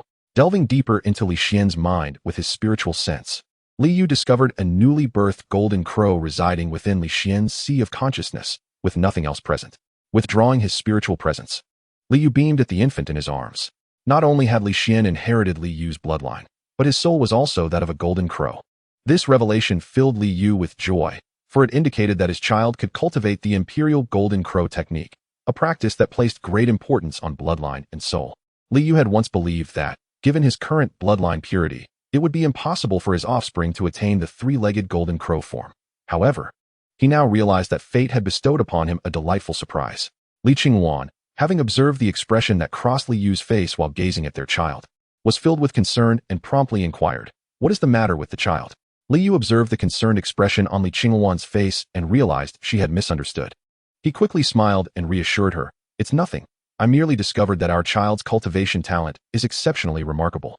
Upon hearing Li Yu's words, Li Qingwan responded, "Is that so?" His affirmation allowed her to set aside her worries, replaced by a sense of joy. At this moment, the little Li Xian in Li Yu's arms suddenly began to wail, leaving him at a loss, as it was his first time being a father and he was still unfamiliar with many aspects of childcare. His mother, Lan Ji, remarked, "The child may be hungry."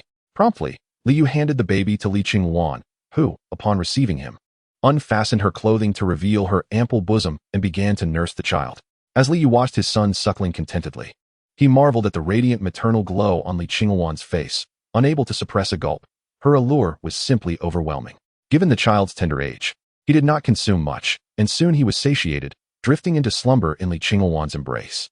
Having just given birth, Li Qingwan had not yet regained her strength and eventually succumbed to sleep as well. Li Yu, along with Bing Xian and his mother Lan Ji, quietly exited, leaving two maidservants to tend to them. With this thought, Li Yu rose from his throne and swept Bing Xian into his arms. Startled by his sudden action, she immediately inquired, "What are you doing?" Li Yu replied with a smile, "Why, I intend to endeavor in creating more children." Hearing his words, Bing Xian's cheeks flushed, yet her captivating gaze remained fixed upon him. He carried her to the Sun Palace within his dantian, entering the chambers where he playfully tossed her onto the bed before pouncing upon her, their laughter mingling in the air. The entirety of the Sun Palace, including all its chambers and the back garden, bore witness to their shared moments. That evening, a grand celebration commenced amidst bursts of fireworks. Li Yu received congratulations from Chao Chongqing, Peng Zhan, and others before the banquet commenced. Throughout the evening, Chao Chongqing and Lu Pengzhen persistently urged Li Yu to drink. However, Li Yu was no ordinary man.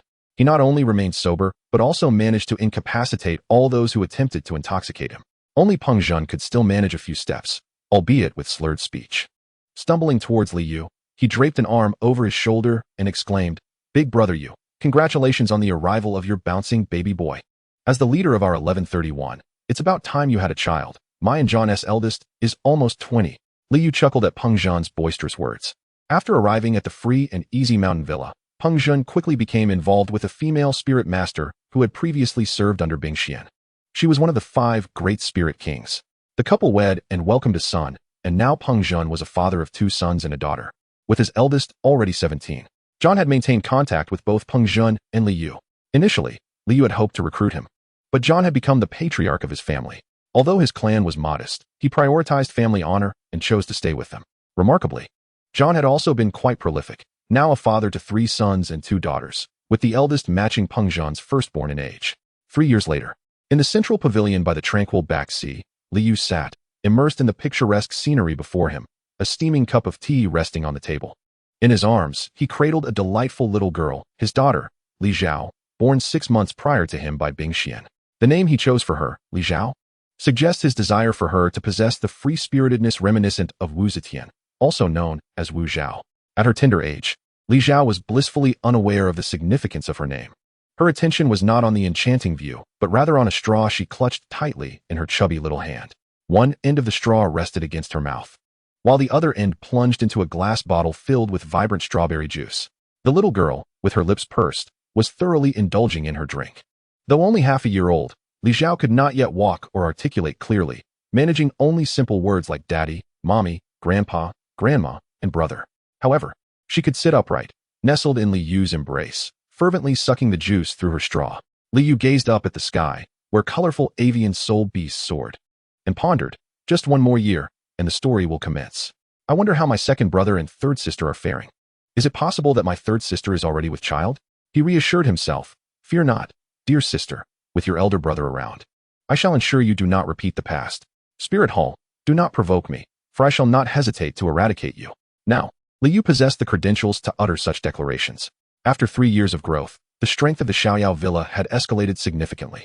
Ever since he encouraged Tang Xiao and Ning Fengji to extend invitations, many soul masters had come to pledge their allegiance. Li Yu selected those with sound minds to join the inner circle, while soul emperors were appointed to the management, and those above soul emperor rank were admitted to the Hall of Offerings. Presently, Xiaoyao Villa boasted 9 titled Douluos, 34 soul Douluos, and 50 soul saints. With Li Yu's presence, it could be confidently claimed that Xiaoyao Villa was the mightiest force on the Douluo Continent, daring to contend with the Spirit Hall. Bringing his thoughts back to the present, Li Yu took a sip from his cup, only to discover that little Li Zhao was still engrossed in her juice. He gently advised her, "Take a break, dear.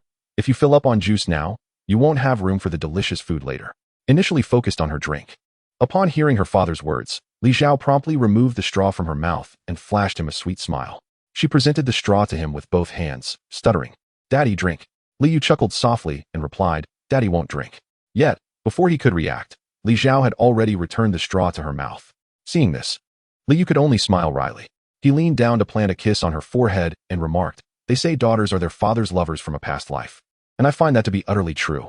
Since her birth, Li Zhao had been his precious little gem, cherished and adored, while his son, Li Xian, held no candle to the esteemed position of little Li Zhao. Primarily, the son and daughter cannot be nurtured using a singular approach. Li Xian observed Li Zhao basking in affection without a hint of jealousy. Firstly, because Li Yu, while doting on Li Zhao, never neglected Li Xian and often played with him. Secondly, Li Xian found himself utterly captivated by his sister, even insisting on sitting close to Bing Xian during meals, as little Li Zhao was cradled by Bing Xian while dining. This situation stirred a tinge of envy in Li Qingwan, who lamented several times about the joys of having a daughter. Yet, it was merely a passing thought. If given a choice, Bing Xian would still prefer Li Xian, as he is currently Li Yu's sole heir. At this moment, Li Xian trotted toward the pavilion. Observing his son's frolicsome demeanor, Li Yu quickly cautioned, "Run slowly, don't trip." Li Xian retorted, "Humph, I'm not my sister. How could I fall?" In his grasp, he held a dog resembling a Pekingese, a gift from Peng Zhan's eldest son, Peng Hu, acquired in the Sun Moon Star City. Though not a soul beast, this breed is rare on the Douluo Continent, prompting Peng Hu to present it to Li Xian. Trailing behind Li Xian was an elderly man, a titled Douluo who had sought refuge in the Xiaoyao Mountain Villa, named Ding Sheng, a level 95 titled Douluo. Known as the Volcano Douluo, his martial soul, a rare variant, was the volcanic magma, possessing formidable destructive capability. However, Ding Sheng's allegiance to the Xiaoyao Mountain Villa was not for soul rings or soul tools. Rather, he sought to master the art of crafting soul tools. Owing to his unique martial soul, Ding Sheng possessed an exceptional talent for forging, albeit not for weapons, but for soul tools. Despite his repeated failures, upon meeting Li Yu, he directly expressed his desire to learn the techniques of soul tool creation, eschewing the usual subterfuge of joining the villa first. In response to Ding Sheng's forthrightness, Li Yu imbued a strand of divine consciousness into his mind, subsequently imparting some fundamental techniques for soul tool crafting. Though these were merely the basics, it should be noted that Li Yu's methods belong to an entirely different cultivation system, akin to a celestial manuscript for the natives of the Douluo Continent. Upon receiving the techniques, Ding Sheng treasured them dearly, and indeed, his talent proved remarkable. He could now forge weapon-like soul tools, albeit they were still considered pseudo-soul tools. True soul tools, such as spatial rings and defensive soul tools, remained beyond his current capabilities. Moreover, due to the divine consciousness Li Yu had instilled in Ding Sheng, he had, like Chao Chongqing, become Li Yu's second servant. As Ding Sheng approached the pavilion, he greeted Li Yu with, "Your Majesty." Li Yu replied, "Uncle Ding, please have a seat." Without hesitation, Ding Sheng took a seat opposite Li Yu and sipped from a cup of tea. For this unconventional scientist, his mind was brimming with technical knowledge, leaving little room for interpersonal relationships. Thus, once they earned their trust, they could be persuaded to undertake any task. Li Yu greatly admired such individuals. Li Xian, leading the dog, approached little Li Zhao and instructed, "Pippi, sit." Upon hearing Li Xian's command, Pippi promptly settled beside him, drifting into a gentle slumber. Li Yu gazed at Pai Pai, a name bestowed by Li Xian. He pondered why such a mischievous name was given to a dog that was inherently obedient. Little Li Zhao, holding a straw in both hands, looked at Li Xian and said, "Brother, drink." Li Xian affectionately ruffled little Li Zhao's hair before taking a sip. After their wild play, he too felt parched. Once he finished, he turned to little Li Zhao and said, "Brother will not drink anymore. You may have it, sister." Li Zhao smiled at Li Xian and resumed drinking. In the Douluo Continent, juice might hold some value, but at the Xiaoyao Villa, it was as commonplace as water, consumed freely by both Li Zhao and Li Xian. Chapter 80. Breaking through the bottleneck, the plot unfolds. Upon returning to the Fusang Palace, Bing Xian and Li Qingwan engaged in a game of Go, a pastime Li Yu had introduced to them for amusement. As soon as Bing Xian spotted Li Yu and the others, she approached them. However, upon noticing the dog hair on Li Zhao, her expression soured. "Why are you so naughty? Did you pull Pai Pai's fur again?" Li Zhao chuckled and nodded, then burst into laughter. At that moment, Li Qingwan approached, handing Pai Pai to a maid, and took Li Xian to wash up. After each training session, Li Xian would indulge in playful antics, and Li Yu deemed it unnecessary to intervene. The children were still young and should relish their carefree moments without undue pressure. Half a year later, in the Tiandou forest, Tang Hao was fleeing with Ayin, whose identity had been uncovered by the Spirit Hall. Initially, they speculated on who had leaked the information, but their thoughts were soon interrupted as the Spirit Hall dispatched pursuers. Tang Hao led Ayin into a secluded cave, guiding her deep inside while he kept watch at the entrance. The cave's concealment allowed them to evade detection, and the pursuers, numbering over 20, passed by without noticing. A sense of dread washed over Tang Hao. Clearly, their enemies intended to eliminate them. Furthermore, the Spirit Hall's Pope, Qian Xuanji, had arrived, accompanied by 3 titled Douluo and several soul Douluo. Witnessing the formidable strength of their adversaries, Tang Hao's resolve wavered. But he ultimately vowed that even if it cost him his life, he would protect Ayin, who was now carrying their child. As Tang Hao searched for a jade pendant along their escape route, time slipped away, heightening his anxiety. Suddenly, he heard a shout. "We found them." Alarmed, Tang Hao thought, "This is bad." Just as he prepared to rise, he saw Qian Xuanji land roughly 10 meters away. That was quick, Tang Hao thought. Qian Xuanji smiled at him, saying, "Tang Hao, I finally found you. Aren't you quite formidable? Isn't your Sun Moon Star impressive? Today, I shall make you experience all the humiliation I suffered at Li Yu's hands." It became clear that Qian Xuanji had not forgotten their past encounter in the soul-breaking mountain range. With no other option, Tang Hao unleashed his martial spirit, 8 soul rings ascending from his feet as he charged towards Qian Xuanji. Noticing Tang Hao's assault, a hint of seriousness crossed Qian Xuanji's face. Although Tang Hao was still a soul Douluo, he was not to be dismissed lightly by a title Douluo. Tang Hao unleashed the true form of his martial soul, yet was thwarted by Qian Xuanji, who similarly revealed his martial soul and sent Tang Hao flying. Upon regaining his footing, Tang Hao's expression shifted dramatically as he noticed 5 additional figures flanking Qian Xuanji, each adorned with 9 soul rings. It became evident that the 4 titled Douluo previously observed were not the entirety of their ranks. The Spirit Hall, along with the Pope, had dispatched a total of 6 titled Douluo. Their intent was clear, to completely subdue both Tang Hao and Ayin. Just as Tang Hao was at a loss for what to do, his gaze caught sight of a jade pendant nestled in a corner of the woods. He recognized it as Ayin's. Seizing the moment while Qian Xuanji and his associates were distracted, he dashed towards the pendant's location, only to be ensnared by the vines of a titled Douluo from the Spirit Hall, rendering him unable to advance. Subsequently, another titled Douluo wielding a staff-shaped martial soul launched an assault aimed at Tang Hao's chest, sending him hurtling away. Upon landing, he spat out a mouthful of blood, casting a frigid glare at Qian Xuanji and his comrades, who were gradually encircling him. The situation had turned dire for Tang Hao. Meanwhile, at the rear lake island of the Xiaoyao Villa, Li Yu sat in a meditation chamber, his countenance grim. His body was enveloped by a golden, three-legged crow, flames licking its form as they consumed him. Li Yu understood that the flames of the three-legged crow were now burning his very flesh. As the flames continued to blaze, Li Yu's physique gradually withered away until only skin stretched over bone remained. His expression contorted in agony as the three-legged crow let out a piercing cry. With the automatic operation of the Imperial Golden Crow art, his emaciated body began to shrink further. With each reduction, the three-legged crow emitted a cry of distress, while Li Yu's form slowly became shrouded in a layer of golden hue. Ultimately, Li Yu's body vanished completely, leaving behind but a drop of golden blood upon the mat he sat upon. At that moment, the Imperial Golden Crow art surged into rapid motion, and the flames emanating from the three-legged crow ignited with an intensity akin to being doused in gasoline. Given that the meditation chamber was constructed of wood, it rapidly succumbed to flames, reducing to ash in mere seconds. The three-legged crow was exposed to the open sky, yet it no longer emitted the cries of anguish it once had.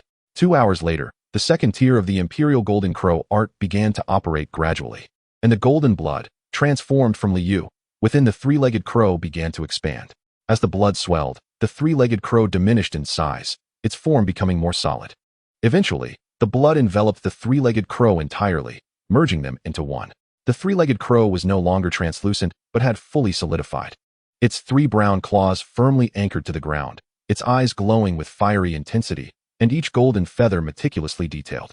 Its grand, fan-shaped tail was adorned with 3 tail feathers resembling those of a phoenix, which had not existed before. The three-legged crow unfurled its wings, spanning over 10 meters, surveyed its surroundings, and then suddenly soared into the heavens, flames trailing behind it. The three-legged crow soared through the night sky, a beacon of light amidst the darkness.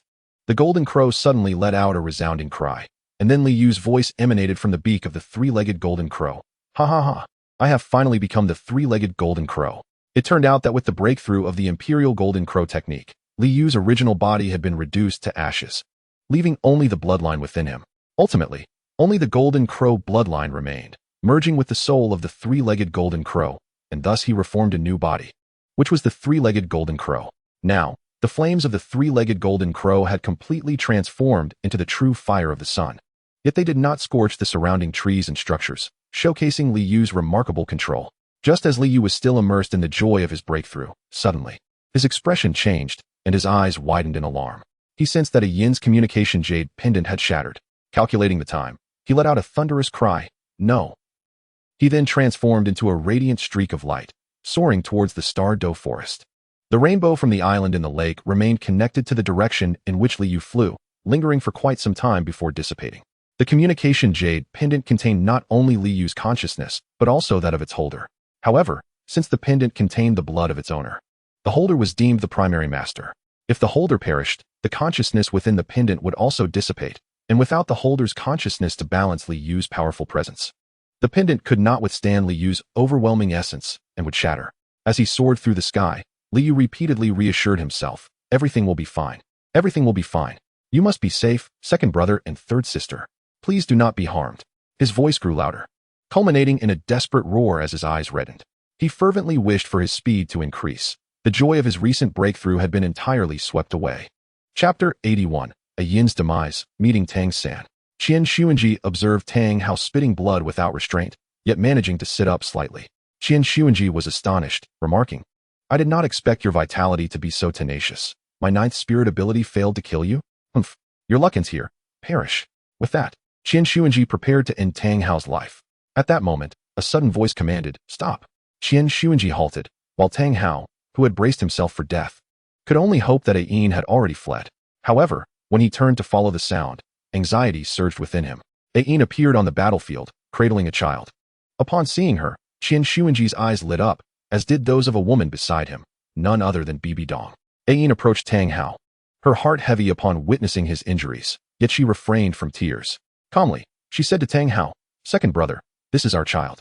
After handing the child to Tang Hao, who found the infant peacefully sleeping, he did not glance at the child again, but instead focused on Ain, urgently exclaiming, "Third sister, why did you come out? You must leave at once." Tang Hao, now devoid of the strength to move, could only express his anxiety through desperate shouts. Ain did not heed Tang Hao's words. Instead, she stood up to shield Tang Hao and addressed Qian Xuanji and the others. "You seek to acquire my soul ring, do you not? I am willing to grant it to you, but you must promise to spare my husband and children. Qian Xuanji remained silent, while Bibi Dong interjected. It is not so simple. You would do best to obediently offer your soul ring. Otherwise, your family of 3 shall reunite in the depths of hell. After Bibi Dong spoke, she fell silent. For Qian Xuanji, releasing Tang Hao was inconsequential, but Bibi Dong felt differently. She feared Tang Hao's vengeance, as he was destined to become a titled Douluo, barring any unforeseen circumstances. Ayin turned to glance at Tang Hao, offering him a faint smile. However, Tang Hao implored her, "Sister, please don't." Ayin turned away, gazing at the heavens, and thought, "Elder brother, I cannot see you one last time. Please take care of our second brother and our children. I hope my prayers reach you." With that, she closed her eyes, a tear slipping down her cheek. Suddenly, a brilliant light emanated from Ayin, shooting towards the heavens. She raised her hands, and an even more intense radiance burst forth, accompanied by waves of light. Upon witnessing Ayin's actions, Tang Hao was filled with urgency, shouting, "Sister!" His call startled Tang San, who began to wail in his arms. Gradually, Ayin's figure vanished, leaving behind a colossal red soul ring of 100,000 years in the air, along with a silver-blue superhero costume and a seed of blue-silver grass on the ground. At that moment, Liu, rushing towards them, also cried out, "Sister!" Upon seeing the soul ring, Qian Xuanji and Bibi Dong were elated. However, before they could fully comprehend the situation, the red soul ring suddenly drifted towards Tang Hao and, in the blink of an eye, was absorbed by him. Qian Xuanji exclaimed in disbelief, "How is this possible?" Meanwhile, Tang Hao slowly rose to his feet, cradling the child in his left arm, while his right hand wielded the formidable Haotian hammer. With a cold gaze, he regarded them, unleashing the domain of the god of death uncontrollably. Tang Hao shouted at Qian Xuanji and the others, "Die." They hastily retreated, just as Tang Hao was about to strike. A cloud of dust erupted in the center of the battlefield, settling to reveal Liu, clad in the superhero costume, kneeling on the ground. He stood, noticing the 9 soul rings adorning Tang Hao, the blood-red 100,000-year soul ring particularly glaring. He also saw Tang San, weeping in Tang Hao's embrace, mourning the recent loss of his mother. Liu's attention shifted to the blue-silver grass seed on the ground. He picked it up, and tears streamed down his face uncontrollably. "Hello, Tiandou Royal Academy. Could you please direct me to the elite class? I am unfamiliar with the path. My name is Ayin, and my martial soul is blue-silver grass. I am 12 years old. Brother, the soul-destroying mountain seems to resemble the Tiandou forest. Tiandou forest, brother, it's time to eat." When Liu was not roaring, he had already gripped the blood shadow blade in his hand, and his eyes had transformed into a golden hue. He gazed at the members of the spirit hall, gradually scanning over each of them, starting from Qian Xuanji. Without uttering much, he charged directly towards them. Upon seeing Liu rushing forth, Qian Xuanji hastily began to retreat, vividly recalling the scene from years ago when he ventured to the Soul mountain range. At that moment, the staff-wielding title Douluo from the spirit hall swung at Liu. But Liu swiftly struck down, shattering the opponent's martial spirit. Before the staff-wielding title Douluo could react, Liu's laser eyes suddenly fired, leaving 2 gaping holes in the opponent's head. Liu continued his advance, this time targeting the chrysanthemum Douluo. Upon witnessing the predatory glint in Liu's eyes, the chrysanthemum Douluo was instantly paralyzed with fear. Fortunately, he had a soul Douluo beside him, whom he seized and hurled towards Liu. Without so much as a glance, Liu cleaved the soul Douluo in half, granting the chrysanthemum Douluo a fleeting moment to escape. Liu then unleashed the Zunlong Yuxiao. 9 spirit rings ascended from beneath him. With the 9th spirit ring's ability, he directly executed the 3rd spirit skill, Sound Wave Attack, followed by the 4th spirit skill, Musical Attack, the 5th spirit skill, Soul Power Decrease, the 6th spirit skill, Mental Illusion, the 7th spirit skill, Spirit Ring Blockade, and the 8th spirit skill, Confinement, all transforming into the lethal force of a title Douluo. All members of the spirit hall appeared as if frozen in place, save for Qian Xuanji. For Liu intended to slay him. As Liu unleashed his soul skills, Qian Xuanji, not daring to look back, fled desperately. However, at that moment, his body suddenly plummeted into the ground. The assailant was not Liu, but Tang Hao, who struck with precision and did not relent. Utilizing his newly acquired 9th spirit skill, Haotian 9 Absolutes, he delivered a hammer strike to Qian Xuanji's chest, causing him to spew blood like a fountain. Meanwhile, after employing his 9th spirit skill, Liu executed a forceful slash, creating a blade of light over 50 meters long before him. Originally, there were more than 20 members of the spirit hall, but with that single strike, Liu claimed the lives of 15. However, Bibi Dong and the chrysanthemum Douluo managed to evade this fate, not among the deceased. Once Bibi Dong and her companions regained their mobility, they immediately fled towards the edge of the forest, with Bibi Dong even summoning her second martial spirit.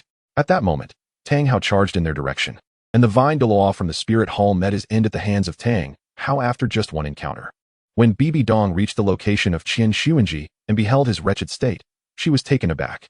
Qian Xuanji, the Pope, possessed one of the most supreme martial spirits in the Douluo Continent, the Angel, yet he had been so grievously battered by Tang Hao, who had only just ascended to the rank of title Douluo. Turning back to survey the battlefield, Bibi Dong noted that only the chrysanthemum Douluo, Qian Xuanji, and herself remained of the Spirit Hall's forces, with all others having succumbed to death. Bibi Dong approached Qian Xuanji, and the chrysanthemum Douluo was also struck by Tang Hao's hammer, landing near where Bibi Dong and Qian Xuanji stood. Hao, disregarding all else, leapt into the air, aiming a strike at Bibi Dong and her companions. At that moment, the unconscious Qian Xuanji suddenly opened his eyes, producing a white angelic statue from his bosom. With the statue raised high, he enveloped the three of them within a spherical bubble. Although Tang Hao's attack struck the bubble, it merely dented slightly without shattering it. Witnessing this, Liu charged at the bubble with determination, and upon striking it, the bubble dissipated, taking Qian Xuanji and Bibi Dong along with it. What remained on the ground was a fragmented white angel statue. Liu picked up one of the pieces, his brow furrowing as he sensed the spatial energy emanating from it. It was evident that this was a remarkable soul artifact, and it seemed that Qian Xuanji and the others had likely been transported away. At that moment, Tang Hao, cradling Tang San in one arm, knelt before Liu, tearfully confessing, "Brother, I am so sorry. I did not take good care of Sanmei." Upon hearing Tang Hao refer to him as brother, Liu's eyes gradually shifted from golden to black, tears streaming down his face. The pain in Liu's heart intensified upon listening to Tang Hao's lament. He took a few trembling steps forward, raising his gaze to the heavens, and cried out, "Heaven, why can I not change my fate? Why? At the moment of my breakthrough, must this happen? Is everything truly unchangeable?" Hearing Liu's desperate cry, Tang Hao did not dwell on it. Knowing that while he and Ayin were evading pursuit, Liu was undergoing his breakthrough. Meanwhile, Tang San in his arms began to weep. Liu steadied his emotions and approached Tang Hao, taking Tang San from him. As Liu gazed at Tang San, the latter ceased his crying and looked back at him. Without uttering a word, Liu reached for Ayin's superhero costume, which was drawn into his hand. He then wrapped the costume around Tang San and retrieved a longevity lock from his ring, fastening it around Tang San's neck, which was accompanied by a communication jade pendant. At this moment, Tang San lacked full awareness. Had he been conscious, he would have found the longevity lock quite peculiar. As a transmigrator, he was aware of its significance, but his current state rendered him oblivious. This longevity lock was initially intended by Liu for Tang San, with the hope that his presence would prevent Ayin from sacrificing her soul ring. In the future, Tang San could seek them out to celebrate his arrival. Yet reality brought Liu profound disappointment and anguish. He entrusted Tang San to Tang Hao, also giving him a seed. Liu had initially intended to plant the seed in the Xiaoyao villa, but he recognized that Tang Hao's later life would be accompanied only by Tang San and this seed, encouraging him to persevere. Tang Hao clutched the seed tightly in his hand.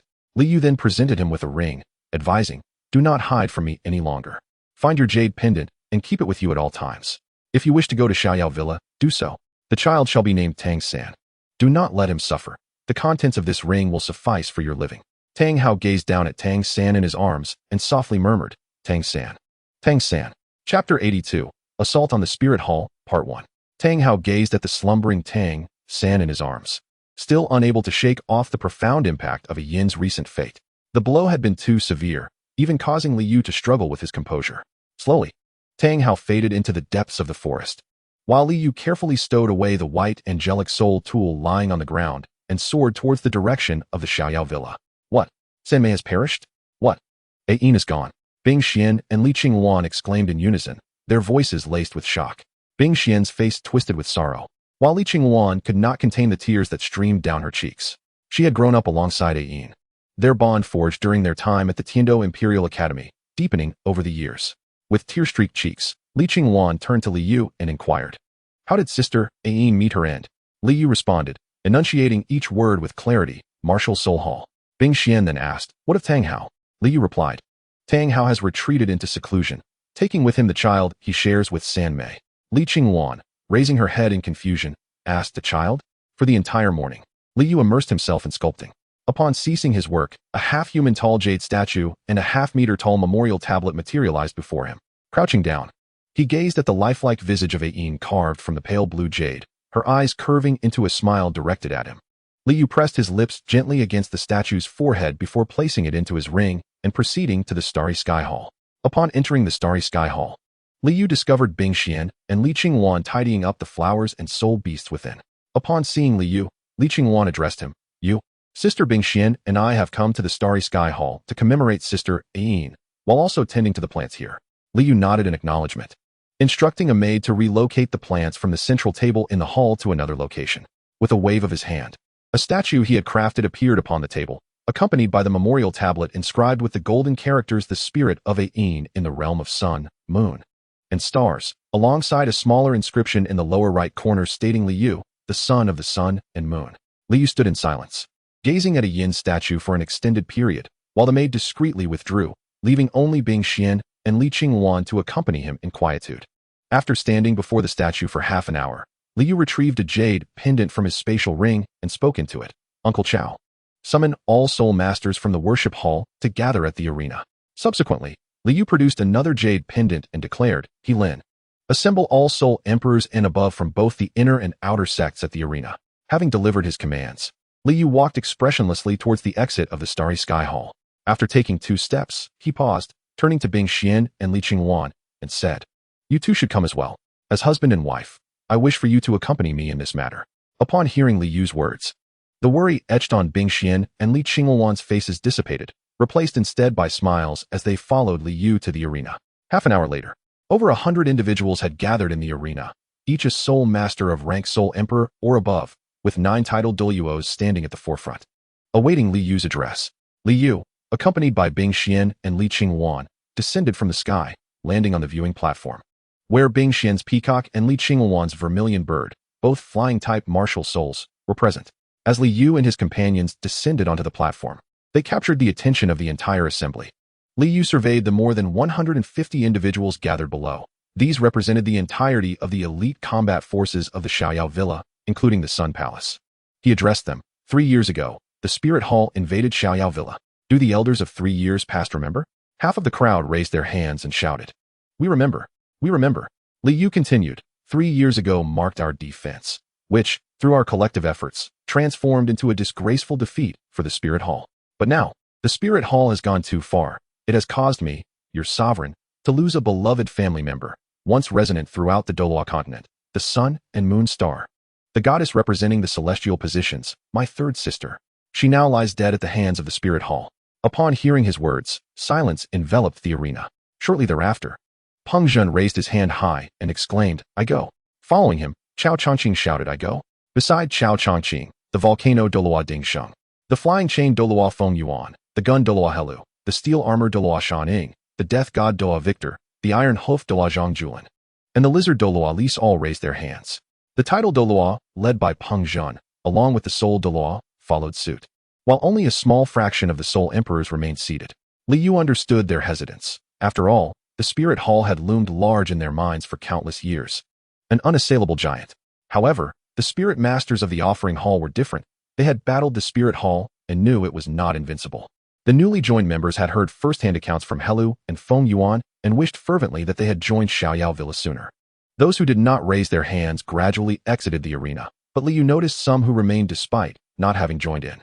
He felt a sense of relief. As the arena was left with over 130 individuals, Li Yu gazed at those donned in light yellow, silver gray, and even a few in deep black superhero attire. His heart swelled with joy. With a sweeping gesture, he produced over 100 golden bracelets from his ring, bestowing one upon each individual who remained. Then, Li Yu transformed into the 3-legged golden crow, unfurling his massive single-winged span, exceeding over 10 meters. He gently fanned his wings towards the soul masters below, drawing them, over 100, including Bing Xian and Li Qingwan, into the Sun Palace within his dantian. In a flash, he executed the rainbow transformation technique, vanishing from the arena and soaring towards Spirit City. In the air, Li Yu's golden pupils betrayed no emotion. He mused, "Spirit Hall, I shall make today your calamity." The tail of the 3-legged golden crow trailed a vibrant rainbow across the sky, capturing the gaze of many ordinary folk. Yet, to them, Li Yu's fleeting figure appeared merely as a golden blur. Chapter 83, Assault on the Spirit Hall, Part 2. Li Yu swiftly arrived at the headquarters of the Spirit Hall in Spirit City. As he soared into the city, he made a beeline for the Spirit Hall. Upon reaching the vicinity of the hall, He glanced around briefly before flying directly in front of the main hall. With a decisive breath, he unleashed a torrent of flames that engulfed the entire structure, transforming it into ashes. The flames he wielded were no longer the Golden Crow True Fire, but rather the Sun True Fire, leaving nothing but charred remnants of what once symbolized the Spirit Hall. The personnel of the Spirit Hall were instantly roused, converging before Li Yu in a state of bewilderment. They gazed in shock at the site that had once represented their establishment, now reduced to a desolate expanse of blackened earth. Li Yu addressed them with a resolute declaration. Today, I shall ensure that every individual in the Spirit Hall pays the price for my sister's demise. Amidst the chaos, one member of the Spirit Hall urgently shouted to his comrades, quickly, inform the Elder Council for assistance.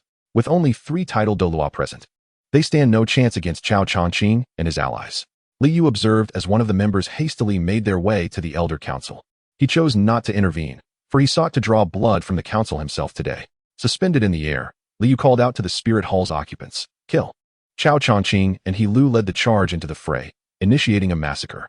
The remaining personnel followed closely in their wake, plunging into the chaotic battle. Li Yu summoned the Zunlong Jade Shao, manifesting 9 spirit rings beneath him. The red 9th ring fused with the jade flute, creating a resonant wave of light. All members of the Shaoyao Mountain Villa enveloped in this wave paused momentarily. As the energy coursed through them, their faces lit up with joy, and they began to slaughter the Spirit Hall's personnel with childlike abandon. Initially, only the elite fighters from Shaoyao Mountain Villa, including Cao Changqing, He Lu, and Feng Yuan, had reaped lives from the Spirit Hall, but now the entire faction was engaged in the harvest. While Li Yu observed from above, he noticed a large group approaching from the north, some individuals even soaring through the sky. In the blink of an eye, they arrived at Li Yu's location, with the leader being Tiandou. Now an elderly man with flowing white hair, he resembled a sage of great wisdom. Before Li Yu could acknowledge Tiandou, a titled Douluo wielding a long sword leaped before him. Li Yu caught a glimpse of his own reflection on the blade, yet remained unperturbed. He raised his left hand, conjuring a ball of fire, which he hurled directly at the sword-wielding titled Douluo. The adversary was reduced to ashes before he could utter a single cry. Li Yu proclaimed, enough with the idle chatter. Qian Xuanji's injuries were a mere trifle compared to the price my sworn sister has paid with her life. Li Yu, with a swift motion of his hands, charged towards Tiandou, his left hand wielding the blood shadow while the right brandished the fire blade. Tiandou attempted to defend with his martial soul, but the angelic wings were severed by the blood shadow. Seizing the opportunity, Li Yu lunged for Tiandou's heart with the fire blade. Upon witnessing the destruction of his angelic martial soul, Tiandou hastily clamped the fire blade with both hands. But Li Yu twisted the blade, carving a deep wound into Tiandou's hand that revealed bone. Startled, Tiandou retreated and utilized a soul technique to heal his injury. His expression a mix of shock and disbelief as he gazed at Li Yu. Li Yu, expressionless, surveyed his handiwork before sheathing the fire blade and wielding the blood shadow once more against Tiandou. Recognizing the potency of Li Yu's weapon, Tiandou, in a moment of desperation, unleashed the true form of his martial soul. He once again grasped the blood shadow, but this time, it was the martial soul that bore the brunt of the attack, and he would not use his own hands for defense. Even with 7/10 of his strength, Li Yu could not wrest the blood shadow from the grasp of the angelic martial soul. He mused that Tiandou, renowned as one of the 3 limit Douluos of the Douluo Continent, might have ascended to godhood were it not for his age and the trials of the god's 9th examination. Li Yu surmised that Tiandou had begun to embrace the trials, yet he felt no trepidation. The 3-legged golden crow knew no retreat. With this resolve, Li Yu fully activated the Emperor Golden Crow technique, transforming the blade of the blood shadow from crimson to a resplendent golden hue, flames licking the blade's edge. Upon contact with the blood shadow, the angelic martial soul became exceedingly unstable, its form twisting in evident agony. Observing Tiandou's plight, the elders of the Spirit Hall grew frantic. Every soul master began invoking their 9th soul technique. In an instant, a kaleidoscope of colors, red, orange, yellow, green, blue, indigo, violet, black, and white, manifested before Li Yu. He furrowed his brow. The Spirit Hall, indeed, was the most formidable force on the Douluo Continent. Even with a portion dispatched to confront Cao Changqing, over 20 titled Douluos accompanied Tiandou to face Li Yu. Li Yu brushed the Zunlong Jade Shao floating above his head, sequentially unleashing his 6th, 7th, and 8th soul techniques. Just as the 20-plus titled Douluos behind Tiandou prepared to unleash their soul techniques upon Li Yu, they were abruptly silenced, ensnared within an illusion crafted by Li Yu. They found themselves on a small island, encircled on all sides. Subsequently, soul rings materialized around the bewildered titled Douluos, binding them in place. With one hand gripping the sword, and the other clenched into a fist, flames of golden hue emanated from Li Yu's fist as he struck Tiandou into the ground. The impact sending him crashing into a spirit hall structure. With a laugh that echoed, Li Yu declared, "Haha, let them perish." As the flaming blood shadow sliced through his foes as effortlessly as cutting through tofu, one after another fell before him. In mere moments, multiple titled Douluos, the culmination of decades of the spirit hall's legacy, became mere specters beneath Li Yu's blade. Tiandou knelt partially on the ground, his heart bleeding as he surveyed the scene before him. The spirit hall may have fallen, but its resurrection was not an insurmountable task. However, the titled Douluo of the Elder Hall were the last bastion of the spirit hall. Without them, the spirit hall's reputation in Jiangbei had plummeted. Li Yu, observing the battle between Chao Chongqing and his comrades from the skies, felt a deep sense of bewilderment. Since his arrival at the spirit hall, a considerable amount of time had elapsed, yet he had yet to catch a glimpse of Bibi Dong. Even the Zhu Douluo and Gue Douluo were conspicuously absent. While it was somewhat understandable that Bibi did not appear during the massacre of the Elder Hall's titled Douluo, given the Elder Hall's long-standing status as the supreme authority within the spirit hall, it was perplexing that she had not shown herself now, especially as Chao Chongqing's side had gained complete control over the conflict. After all, it was Chao Chongqing's adversaries who truly constituted Bibi Dong's strength. Li Yu pondered aloud. How peculiar. Why is this the case? The unknown often breeds fear, and he grew anxious that Bibi Dong might have some hidden stratagem. With this thought in mind, he hastily addressed the people of the Shaoyao Mountain Manor. Listen, everyone. After 10 breaths, cease all combat. As his voice echoed, a momentary pause enveloped the battlefield.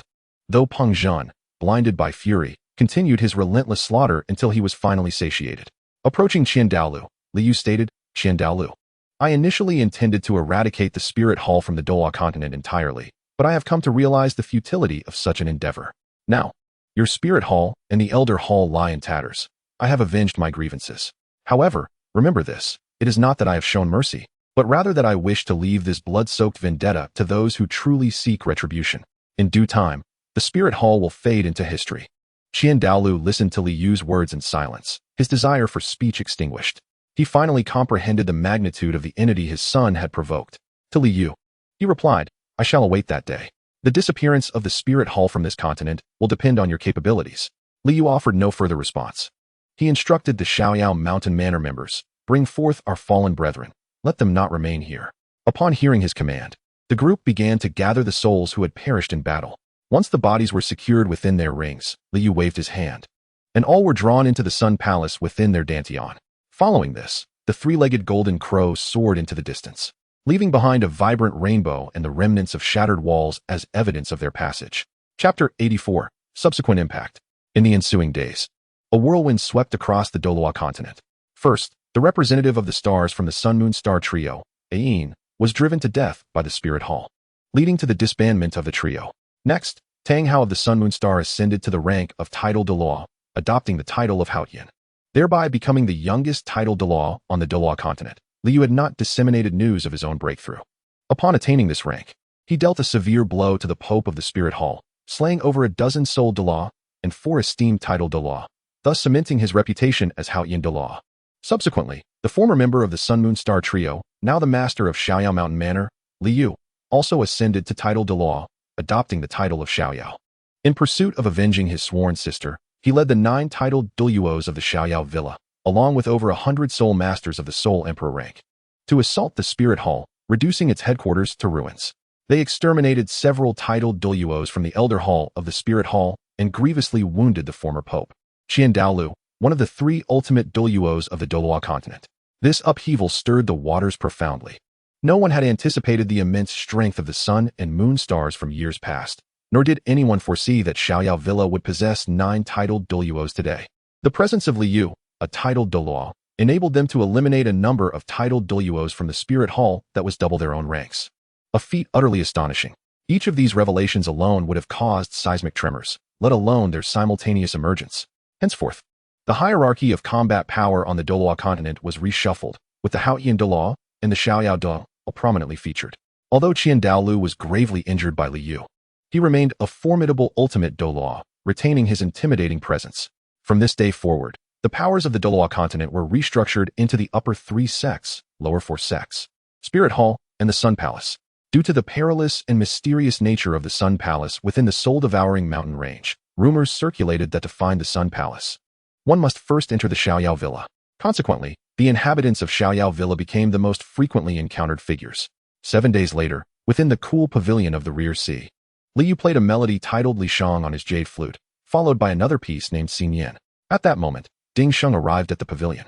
Upon seeing him, Liu set aside his flute and inquired, "Is there something on your mind?" The recent influx of news had been overwhelming, each revelation sending ripples across the Douluo Continent. Ding Sheng replied, "Your Majesty, the leader of the Haotian sect, Tang Long, has passed away, and the Pope of the Spirit Hall, Qian Xuanji, is also dead. In 3 days, the Holy Maiden of the Spirit Hall will ascend to become the new Pope." Liu lifted his gaze to Ding Sheng, contemplating for a moment before responding, "I had intended to send you to the Haotian sect, but given their significant loss of power, I believe they will seek seclusion. Do not focus on this matter. Continue to gather information." Ding Sheng acknowledged, "Understood, Your Majesty," and then withdrew. After a moment's hesitation, Liu produced a jade pendant and initiated a mental communication. Liu descended before the Fusang Palace and observed his son, Li Xian, and daughter, Li Zhao, playing by the central pond, engaging with the fish and emitting delightful laughter, characteristic of children. This joy lightened his heart, lifting the weight of his burdens. He approached the 2 children from behind, gently covering their eyes with his large hand, and playfully asked, "Guess who I am?" Upon having their eyes covered, Li Xian and Li Zhao remained still, as if frozen. Li Xian then approached Li Qingwan, handing his sister to Bing Xian, and nestled into Li Qingwan's embrace, feigning sleep by tilting his neck. Observing her brother, Li Zhao mimicked his gesture, tilting her head in a similar manner. Liu chuckled heartily at this sight, and both Bing Xian and Li Qingwan shared in his laughter. At that moment, Liu felt an overwhelming sense of happiness and contentment. If he were destined to remain in this world, he found solace in the thought of staying here. Who can predict what the future holds? Chapter 85. The Martial Soul of Li Xian. 3 years later, at the Solar Palace Arena, today marks a significant occasion. Liu arrived early, for today is of great importance to the Xiaoyao Villa. All children who have reached the age of 6 will awaken their martial souls here. For those who awaken a useless martial soul or possess no innate soul power, this may be their only visit to this place. As the arena is a venue for duels and competitions, and those lacking combat potential will not return. Today is also crucial for Liu. Although the martial soul awakening ceremony occurs annually, this year features a particularly special individual, Liu's son, Li Xian, dressed in a Superman outfit. Liu took his place at the highest point and observed Li Xian among the group of children below, noting the slight hint of anxiety on his face. Liu offered a warm smile, which brought immense encouragement to Li Xian, alleviating some of his nervousness. At that moment, an elder clad in a light yellow Superman outfit approached Liu and said, "Your Majesty, the time has come. Please commence the ceremony." Liu rose and addressed the children and their families gathered below. At this time each year, many experience joy or disappointment due to the awakening of their martial souls. This is an unchangeable reality. However, I must emphasize that if one cannot transform into a soul master, they should strive to alter their fate as an ordinary person. Should a useless martial soul or absence of innate soul power manifest, do not lose heart, for within Xiaoyao Villa, there exist paths beyond that of a soul master. For those gifted with the potential to become soul masters, congratulations. You are the future of Xiaoyao Villa. If any among you possesses even a fraction of innate soul power, you shall enjoy the same cultivation resources as those within the inner sect. I urge you not to squander your talents. Even a mere half level of soul power holds promise, for you will surely have your moment to shine. Now, I hereby declare the martial soul awakening ceremony to commence. As time passed, only half of the children remained in the arena. Some departed with disappointment and dejection, but the majority left smiling. Even if their innate soul power was merely half a level, they were joyful because regardless of whether one possessed full innate soul power or only half a level, all would have access to the same cultivation resources as those in the inner sect. When these children become soul zone or contribute significantly to Xiaoyao Villa, they will officially become inner sect disciples, gaining the opportunity to study advanced knowledge, including alchemy and forging. The advantage of the inner sect is that each member is an elite. In contrast, although the outer sect has access to the same cultivation resources, they lack the profound techniques. This has led to the emergence of numerous artisans and skilled individuals, one of whom Liu greatly admires, Tiandou. Though her soul power is only half a level, her martial soul is a brush. The paintings she creates with her martial soul are not only vivid, but also emit a spectrum of colors, becoming coveted artworks across the Douluo Continent. cherished by the royal families of various empires. While Xiaoyao Villa has yet to produce a master like Yu Xiaojiang, Li Yu is determined that such talents will not be overlooked. Upon completing the assessment of his innate soul power, Li Xian hastened towards Li Yu, who communicated telepathically with him. Do not approach just yet, my son. I have matters to attend to. Instead, go and share the joyous news of your awakened martial soul with your mother and your stepmother, so they may revel in your good fortune. Upon hearing his father's words, Li Xian paused, casting a glance at Li Yu before making his way to seek out Li Qingwan and Bing Xian. Chapter 86. Establishing a foundation for my son. Li Xian's eyes sparkled like stars upon hearing his father's words, so much so that he failed to notice the apple drop from his grasp. Li Yu found his son's adorable demeanor quite amusing. He addressed him, saying, "Son, promise your father that you will never place a soul ring upon your left-hand martial soul, not a single one." Upon hearing Li Yu's earnest tone and witnessing his serious expression, Li Xian solemnly replied, "Father, I promise I shall not adorn it with a soul ring. But, may I ask, what is the name of this martial soul?" Gently ruffling Li Xian's hair, Li Yu responded, "It is called the three-legged golden crow, symbolizing the sun in the heavens. The sun brings warmth and light to all things. Thus, the three-legged golden crow is the sovereign of this realm." At that moment, Li Xian did not fully grasp the significance of the three-legged golden crow, yet he committed his father's words to memory. That evening, Li Yu hosted a lavish banquet at the Fusang Palace to celebrate Li Xian's martial soul awakening. In attendance were Li Yu's parents, his sister Li Xiaoling, her husband Jack, and their 2 children. At present, Li Xiaoling had ascended to an esteemed rank of 81 as a soul de law. Jack remained at level 29, yet their bond as a couple was strong. Their daughter, now 17, named Jenny Bryant, had completely inherited Li Xiaoling's martial soul and had opened a small clinic in the city of Sun and Moon, spending her days tending to patients. A decade prior, Li Xiaoling had given birth to a son who astonished even Li Yu. This was due to the remarkable talent for cultivation possessed by Li Xiaoling and Jack's son, named Mochi Bryant. Unlike his mother, who inherited her martial soul, Mochi had instead inherited Jack's martial soul, albeit in a mutated form. His martial soul, known as the three-headed beast, was a canine-type soul, boasting not only 3 heads, but also a pair of enormous, soaring wings. Upon witnessing Mochi's martial soul, Li Yu speculated that this was not merely a mutation. Despite being significantly more potent than Jack's soul, it bore many similarities. Thus, Li Yu conjectured that this represented the complete form of Jack's martial soul, which, due to Jack's innate soul power being merely half a rank, could not manifest such a formidable soul, resulting instead in an ordinary canine. Approaching the girls, Li Yu inquired, "What are your names? Please share the names of your martial souls as well." The girl with sparkling eyes replied, "I am Moz, and my martial soul is the elevated drum." The elevated drum is a unique instrument from the Douluo Continent, featuring a drum stand below and a top that resembles a traditional Chinese cowhide drum, albeit smaller, with the top drum measuring no more than half a meter in diameter, making it easily portable. The second girl introduced herself, "I am Yun Yun, and my martial soul is the rainbow zither." The appearance of the rainbow zither bears a resemblance to the Gaiakin of North Korea, featuring 7 strings, each corresponding to the hues of the rainbow. The sound it produces is reminiscent of the ancient Chinese guqin. The third girl introduced herself, "My name is Xia Ninger, and my martial soul is the qinzhong." The qinzhong is akin to the ancient Chinese bianzhong, not insignificant in size, consisting of 10 square bells. Li Yu accepted these 3 children as his disciples primarily due to their remarkable cultivation talent. All 3 possessed innate full soul power, marking the highest number of such prodigies to emerge from the Xiaoyao Villa in recent years. Since the establishment of the villa over 2 decades ago until last year, only one individual had manifested innate full soul power, his nephew, Mochi Bryant, who had not been followed by another until now. This year, however, in addition to Li Yu's son, Li Xian, 4 such gifted individuals appeared simultaneously, a revelation that would undoubtedly astonish the entire continent if made public. The second reason for Li Yu's choice lay in the unique martial souls of these children. The high of the youngest, through striking, could unleash visible sound waves, catching adversaries off guard and potentially devastating them in swathes. Yun Yun's rainbow zither is purely control-oriented, serving a function similar to Li Yu's 4th soul skill, capable of both mental and physical assaults. Xia Ninger's qinzhong is the most intricate. Each strike produces a sound that manifests as a tangible attack, also capable of annihilating numerous foes at once. The third reason is Li Xian. Li Yu speculated that with his inclusion, and given that all 4 wield musical instruments as their martial souls, they might achieve resonance, possibly allowing them to execute a martial soul fusion technique, which would be extraordinarily powerful. Thus, Li Yu resolved to personally instruct these 3 children alongside Li Xian, planning to send Li Xian to an advanced Soul Master Academy after he turns 10, and he would not oppose if the 3 girls wished to accompany him.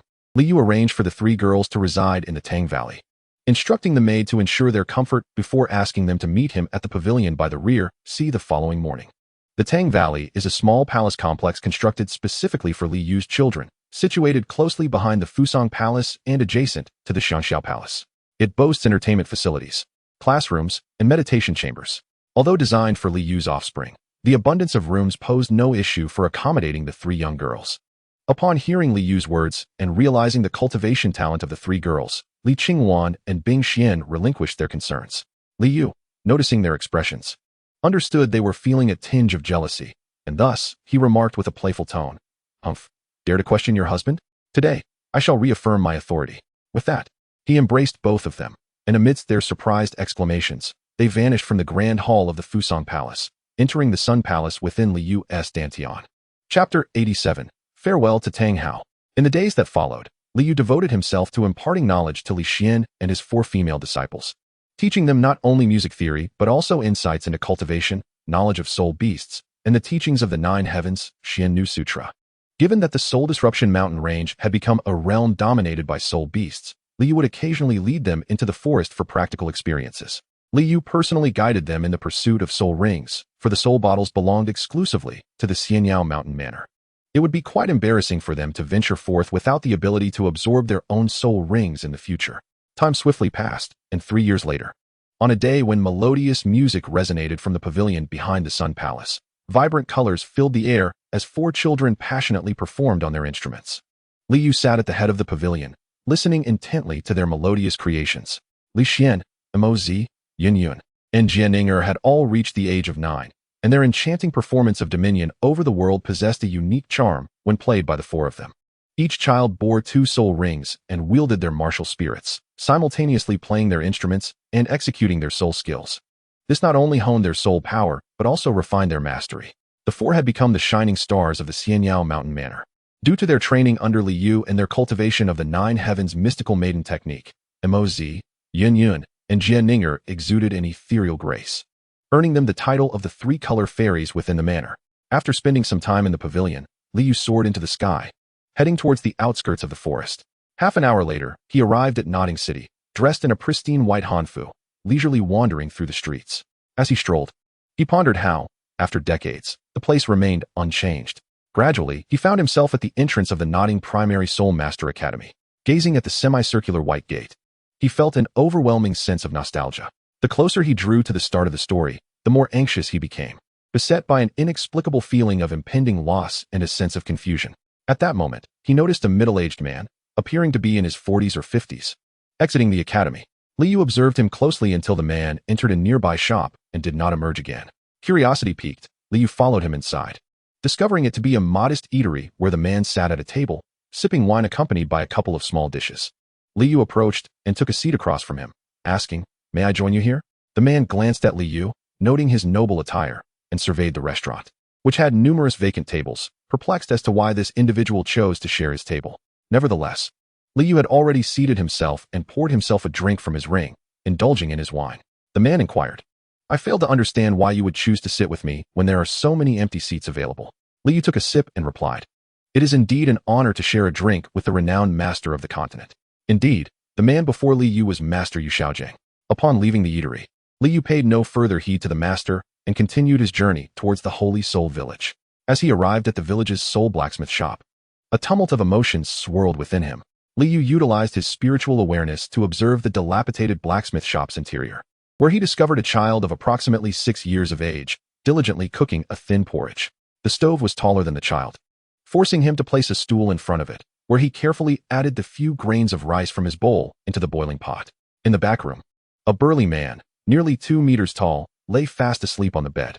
Li Yu made his way to a large tree in a small valley, where he beheld a patch of blue-silver grass, with one stalk significantly taller than the others. Approaching it, he gently caressed the 6 leaves atop the blue-silver grass, his eyes glistening with emotion as he spoke softly, "Sister San, I have come to see you." Thereafter, Li Yu engaged in conversation with the blue-silver grass, reminiscing about the carefree days at the Xiaoyao Mountain Manor, discussing Li Qingwan and recounting his tumultuous encounter at the spirit hall. His eyes flashing with cold light at the mention. Liu continued his heartfelt dialogue with Ain until the deep of night, with an assortment of food and wine laid out before him. At that moment, Tang Hao arrived in the valley, as he often did while Tang San was asleep. Utilizing his titled Douluo's abilities, he could vanish without Tang San being none the wiser. Liu noticed Tang Hao's presence the instant he entered the valley but chose to remain indifferent. After all these years, it was time for a reunion. Liu then remarked, "I am indifferent to your state, and I understand that no method will extract you from your current predicament. However, my elder brother urges you not to let Xiaosan suffer any longer. You are now his pillar of support. If you doubt this, you shall soon see the truth. Tang San is on the verge of awakening his martial soul, and when that time comes, your attitude will undoubtedly shift." Therefore, Liu refrained from further elaboration, as it would serve little purpose at this juncture. Chapter 88, Tang San. At this moment, in the blacksmith shop, the village chief of Holy Soul Village, Old Jack, was engaged in conversation with Tang San. Old Jack sighed. "Ah, that Tang Hao, always so capricious. Does he not realize what day it is, disappearing like this?" Tang San replied, "Grandpa Jack, my father would never act this way unless there was a pressing matter." Old Jack affectionately ruffled Tang San's hair, saying, "I know, Xiao San. You truly are wise beyond your years. You shall undoubtedly become a great soul master." Tang San remained silent. As time slowly passed, the moment of the martial soul awakening ceremony drew nearer, and Old Jack grew increasingly anxious. "It is quite late. Where could Tang Hao have gone? Xiao San, we can no longer wait for your father. Let us go seek the elders of the spirit hall." Tang San glanced towards the room where his father lay asleep before responding to Jack. "I will heed your advice, Grandpa Jack." Since arriving in this world, Tang San had dedicated himself to rigorous training, yet he found himself unable to break through the Xin Yugong, which was a source of great frustration for an ardent cultivator like him. Upon realizing that this world revered martial souls above all, he was filled with many thoughts. Thus, tempted by the allure of strength, Tang San resolved to awaken his martial soul first. When Liu carried Tang Hao back to his residence, he discovered that Tang San was not there. After placing Tang Hao on the bed in the inner room, Liu began to use his spiritual awareness to scan the entirety of Holy Soul Village. Upon discovering that the spirit hall at the village's center was in the process of awakening martial souls, he suddenly understood the situation. Aware of the outcome, Liu deemed it unnecessary to linger any longer and departed directly. Tang San approached Tang Hao and said, "Father." Tang Hao turned to him and inquired, "Little San, do you truly wish to become a soul master?" After a brief pause, Tang San replied, "Father, I have decided not to go to Nodding City. Being a blacksmith is quite commendable too." Tang Hao, with a hint of anguish, expressed, "What is so admirable about being a soul master? Even if one becomes a titled Douluo, what difference does it make?" Tang San softly responded, "Father." Tang Hao composed himself and instructed, "Little San, unleash your martial soul." Obediently, Tang San released the blue silver grass from his right hand. Tang Hao knelt down to gaze at the delicate blue blades in Tang San's hand and tenderly remarked, "It resembles her so closely." With tears brimming in his eyes, he turned and retreated into the inner room, declaring, "Do not disturb me." In the starry sky hall, Liu approached the jade statue of Ain, gently touching its shoulder. "Third sister, your child with the second brother is now 6 years old and has just awakened his martial soul. The blue silver grass on his right hand is as gentle as yours, while the Haotian hammer on his left hand is as weighty as the second brother's. As his uncle, I am genuinely pleased for you and the second brother. Rest assured, with me around, my nephew shall face no danger in the future. I eagerly anticipate his visit to the Sun Palace, to behold its splendor and to seek the traces you left behind in your youth. And I yearn for him to call me uncle." At that moment, a voice resonated from the starry sky hall, exclaiming, "Father," laced with a hint of irritation. Liu turned in surprise, noting the arrival of many, including his 3 disciples, all bearing expressions of helplessness. Even Li Xian shared the same demeanor. Ai Xian and Li Qingwan were also present, clutching the one who had just called out, Li Zhao. Upon seeing his beloved daughter, Liu suddenly realized his oversight. Today was not only the day Tang San awakened his martial soul, but also the day of Li Zhao's awakening. He had been present when his son Li Xian awakened his martial soul, yet had seemingly abandoned his daughter during her momentous occasion. With this thought, Liu hastily donned a smile and addressed Li Zhao. "Oh dear, who has upset our little princess? Father shall teach them a lesson." Li Zhao pouted and replied, "It was you who upset me, father. You are well aware of today's significance, yet you are absent. If you do not clarify things for Zhao, I shall cry for you." As she spoke, tears began to pool in her large eyes. Seeing her expression, Liu felt flustered, but quickly gathered himself and said, "Little princess, father did not intend to leave. You are my daughter, So your martial soul must be extraordinary. Hence, to celebrate your awakening, I went in search of a special gift. With a look of disdain, Li Zhao retorted, "Do not deceive me, father. What could possibly be missing from our home?" The clever little girl was not easily fooled. Nevertheless, Li Yu retrieved a singular flower from the Sun Palace within his dantian. Upon seeing the flower in her father's hand, Li Zhao's gaze became transfixed. She inquired, "What kind of flower is this?" Li Yu presented the flower to his daughter and replied, "This is a blue enchantress. There is only this one in the entire continent. It is quite precious, is it not?" Indeed, the flower Li Yu had brought forth was the blue enchantress. While roses exist in Douluo Continent, they are only red and white, with blue being a rarity. Li Yu's blue enchantress is no ordinary specimen. It is a rare spiritual herb with a history spanning 5 millennia. Approaching Li Xian, Li Yu remarked, "Xianer, you must strive harder. Although your talent is commendable, we live in an era teeming with exceptional individuals. From now on, accompany the Zuanlong Pavilion to hone your skills in the mainland." Upon hearing his father's words, Li Xian's face lit up with delight. He had longed to venture out for training, yet had awaited Li Yu's approval. The Zuanlong Pavilion is an institution of the Xiaoyao Mountain Villa, responsible for external trade, including the transactions of weapons and soul tools with the Haotian sect and the 7 treasure glazed tile sect. It also oversees the Xiaoyao auction, which necessitates a constant presence of its members in the outside world. Hearing Li Yu's words, Li Qingluan's expression shifted to one of concern. Grasping Li Yu's hand, she inquired, "Is Xina not too young for this?" To which Li Yu replied, "Without enduring storms, how can one behold a rainbow? Surely, you do not wish for our son to be surpassed by those behind him." Li Qingluan, absorbing her husband's reasoning, fell silent, aware of the harsh realities of a world devoid of strength. Chapter 89, Tang San's First Encounter with Li Yu, Part 1. Li Yu, listening to the introductions of his 2 wives, felt a mix of confusion and worry. Recently, Li Zhao had gone out to tend to the flowers and was not present, leaving Li Yu unable to witness the manifestation of her martial spirit. Variations of martial spirits can evolve positively or negatively. Thus, while some may possess tremendous power, they also entail considerable risk. Li Zhao pulled Li Yu before the blue enchantress, exclaiming, "Daddy, hurry. Let Lan Lan have babies." Li Yu chuckled at the blue enchantress, lifted Li Zhao, and squatted down. From the Sun Palace within his dantian, he retrieved a small vial containing a radiant liquid reminiscent of a miniature cup of colorful elixir. Handing the vial to Li Zhao, he instructed, "My dear daughter, pour the contents onto Lanlan's petals, and she shall begin to bear offspring." Following her father's directions, Li Zhao tilted the vial over the flower. The liquid cascaded down like a vibrant rainbow, absorbed by the petals. In an instant, the blue enchantress, which had stood at a mere 30 centimeters, surged to a height of approximately 1 meter, while tender shoots began to sprout around her, causing the surrounding weeds to wither en masse. The vial contained the 3 light divine water, which endowed the blue enchantress with formidable vitality, prompting her to fervently absorb nutrients from the soil, leading to the natural selection of the surrounding weeds. Before long, a sprawling sea of blossoms extended over 20 square meters along the lakeside, with Li Zhao joyously darting about amidst the floral expanse. Being a member of the rose family, the blue enchantress bore thorns, thus Li Zhao could only admire from the periphery. At that moment, Li Yu called out, "Zhao, come here." Li Zhao ran to her father, asking, "What is it, Daddy?"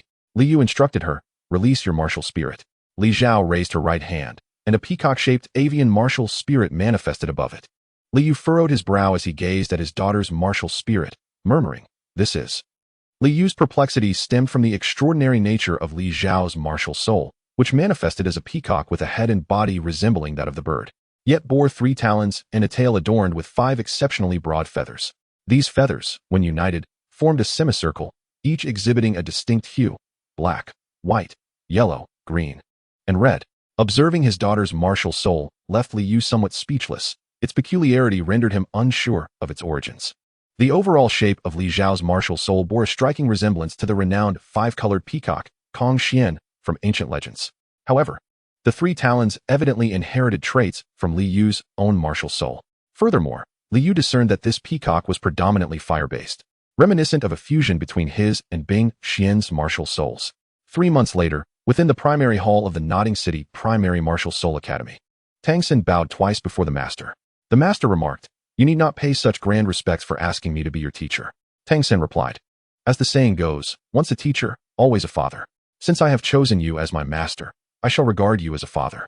The master, upon hearing Tang San's words, murmured, "Once a teacher, always a father? Very well, I shall accept you as my student." I will first guide you through the registration process, and once you are settled, I shall seek you out. Li Zhao's martial soul primarily exhibited fire attributes, with the 5-colored tail feathers serving as a secondary trait. It wholly inherited the characteristics of Bing Xian's peacock martial soul. Li Yu's daughter, Li Zhao, possessed 5 tail feathers capable of absorbing any substance, akin to the divine light of Kong Xian. Yet, unlike Kong Xian's divine light, which contained a spatial element, Li Zhao's was an exceedingly unstable black hole, incapable of releasing absorbed items. Nevertheless, Li Zhao could absorb solids as well as energy through her black hole. However, due to the fire attribute of her martial soul, she was unable to cultivate techniques such as the 9 Heavens Goddess art, which was purely water-based. After much contemplation, Li Yu failed to devise a more favorable solution. Upon reaching the entrance of the soul-hunting forest, the master presented a token to the soldiers stationed there, granting them passage into the forest. During their journey, the master elucidated the significance of the token to Tang San. As they traversed the forest, the master remarked, "Since the emergence of the soul-destroying mountain range, fewer souls have ventured here, for entry requires a token. The advent of soul bottles has further exacerbated the desolation of the soul-hunting forest. Thus, areas previously frequented by soul beasts for a decade may now harbor beasts that have existed for a century. We must exercise caution." Tang San diligently absorbed the master's words as they walked. Upon reaching a grand tree, the master looked up, prompting Tang San to follow his gaze. Perched upon the trunk was a colorful cat, which the master identified as a 10-year-old soul beast known as the striped cat. "Let us not disturb its rest," he advised before proceeding deeper into the forest. As night fell, both Tang San and the master found themselves unable to locate a suitable soul beast. Reluctantly, they decided to set up camp. The master unpacked a bundle of supplies, instructing Tang San to scatter them around their vicinity as they engaged in conversation. Tang San inquired, "Master, must one slay a soul beast to obtain a soul ring?" Upon hearing Tang San's words, the master responded, "Not necessarily. It is indeed possible to acquire soul rings now, specifically the soul bottles I previously mentioned. However, they are exceedingly rare. Once a soul ring is separated from the carcass of a soul beast, it must be absorbed promptly, or it will vanish after half an hour. The soul bottle elegantly resolves this issue. Once a soul ring is placed within it, the ring is preserved. Moreover, as long as the acquired soul ring does not conflict with one's martial soul, anyone can absorb it. Yet, the craftsmanship of the soul bottle can only be achieved by the mightiest forces on this continent, and due to their scarcity. Every transaction involving soul bottles typically features at least a 1,000-year soul ring." Tang San pondered. It appears this world is home to numerous formidable powers, and it is indeed complex. With this thought, he inquired, "Master, is the powerful force you refer to the Spirit Hall?" Chapter 90. Tang San's Initial Encounter with Li Yu, Part 2. Upon hearing the master's words, Tang San glanced at his belt, reflecting, "The Xiaoyao Villa is truly impressive, capable of crafting such unique soul instruments." The master addressed Tang San, "For now, this is sufficient for you. I will share more in due time." Just then, a series of wolf howls shattered the tranquility. The master immediately rose, exclaiming, "It is the Wind Wolf." He unleashed his martial soul, and 2 yellow soul rings materialized beneath his feet, while Luo Sanpao appeared before them. Gradually, numerous glowing eyes emerged around them, revealing a pack of azure wolves. The master produced 2 masks, handing one to Tang San for him to wear. He then shouted, thunderous flatulence, the earth-shattering Luo Sanpao. After absorbing a soul ring, Luo Sanpao released a flatulent blast that sent several wind wolves fleeing, leaving only 2 or 3 behind. The master removed his mask and remarked, "Luo Pao's soul technique is indeed flatulence, but due to its overwhelming stench, we must don masks to protect ourselves." After speaking, the master thrust a dagger into one of the wind wolves, ending its life. He then informed Tang San, "Soon, the soul ring from the wind wolf will emerge." Indeed, shortly thereafter, a white soul ring floated from the wind wolf. The master explained, "This is the soul ring I spoke of earlier. The white soul ring signifies a 10-year soul beast. If no one absorbs it, it will gradually dissipate." Just as the wind wolf's soul ring began to fade, a rustling sound echoed, prompting Tang San to sniff the air and declare, "It's poisonous." Suddenly, a massive serpent over 3 meters long appeared before them. The master, taken aback, exclaimed, "A mandala snake. Its size suggests it is at least 300 years old. How could such a powerful soul beast be found on the outskirts of the soul-hunting forest?" He then urged Tang San, "Quickly, run." The master hurriedly released his martial soul and unleashed both of his soul techniques against the mandala snake, yet the creature seemed unfazed, prompting the master to retreat swiftly. At that moment, the mandala snake approached Tang San, opening its mouth to strike. However, Tang San effortlessly dodged the attack, simultaneously launching a hidden arrow from his right arm towards the serpent. Although the arrow did not wound the mandala snake, it lost its previous momentum. Seizing the opportunity, Tang San drew a dagger and thrust it upward into the snake's jaw, piercing it completely. The mandala snake was rendered incapable of further combat. Although Master was initially surprised by Tang San's actions, he immediately urged, "Xiao San, finish it." Following the Master's command, Tang San plunged the dagger into the snake's vital spot, and after a few convulsions, it lay lifeless. The Master then addressed Tang San, "Xiao San, you have found your soul ring." Confused, Tang San replied, "Teacher, are you saying I should absorb this snake's soul ring? Can my plant-type martial soul even do that?" The Master responded slowly, "Firstly, based on the development direction of your martial soul, you currently require 2 types of soul skills, one for resilience and one for poison. This mandala snake meets both criteria. And moreover, it is a 300-year-old soul beast. Therefore, according to my theory of the 10 core competencies of martial souls, you are entirely capable of absorbing it. Do you trust me, Xiao San?" After a moment of contemplation, Tang San affirmed, "Teacher, I believe in you." Upon hearing Tang San's words, the Master smiled with satisfaction and instructed, "Very well, sit cross-legged and circulate your soul power." Following the Master's guidance, Tang San settled into a meditative position. Before long, the mandala snake's soul ring began to materialize, gradually approaching him as he absorbed it. Once he had fully integrated the soul ring, he experienced a liberating sensation. Realizing that his Xian Yu Gong had reached a breakthrough, Li Yu observed Li Xian from a distance, smiling with pride. Unlike his father, Li Xian had been raised in a life of luxury. Thus, Li Yu had encouraged him to venture out at a young age, hoping to prevent him from becoming a pampered young master. Li Yu was pleased with Li Xian's performance and felt validated in his educational approach. Li Xian and Li Zhao could not be educated in the same manner, as sons and daughters are inherently different. However, when it came to moral values, Li Yu employed a consistent method, adhering to traditional Chinese educational principles. Thus, when his children encountered Tang San, they would quickly connect, sharing similar ideologies. The following day, Li Yu summoned 3 soul emperors and a soul saint to accompany Li Xian in eliminating bandits, while also enlisting the protection of Peng Zhan, who had become a titled Douluo. Li Yu instructed them that all actions should follow Li Xian's command, aiming to cultivate his leadership skills. In the morning, at the lakeside pavilion, Li Yu practiced alongside the 3-color fairy and Li Zhao, playing a tune titled Chaotic Red to help them enter a deeper state of meditation. Having reached level 98 in soul power, Li Yu's overall strength had surpassed that of the gods in this world. He no longer engaged in rigorous training, but instead focused on daily introspection. Striving diligently to master the Emperor's Golden Crow technique, Li Yu aspired to achieve a further breakthrough. As he set down the jade flute in his hand, he noticed that the 4 girls before him had already immersed themselves in the tranquil atmosphere of cultivation. With a gentle smile, he began to brew tea for himself. After savoring 2 cups, he strolled to the shores of the rear sea, admiring the picturesque scenery. At that moment, a blue macaw spirit beast approached him, gracefully alighting on his shoulder. "Mei Mei, what brings you here?" "It has been quite some time since your last visit," Li Yu inquired.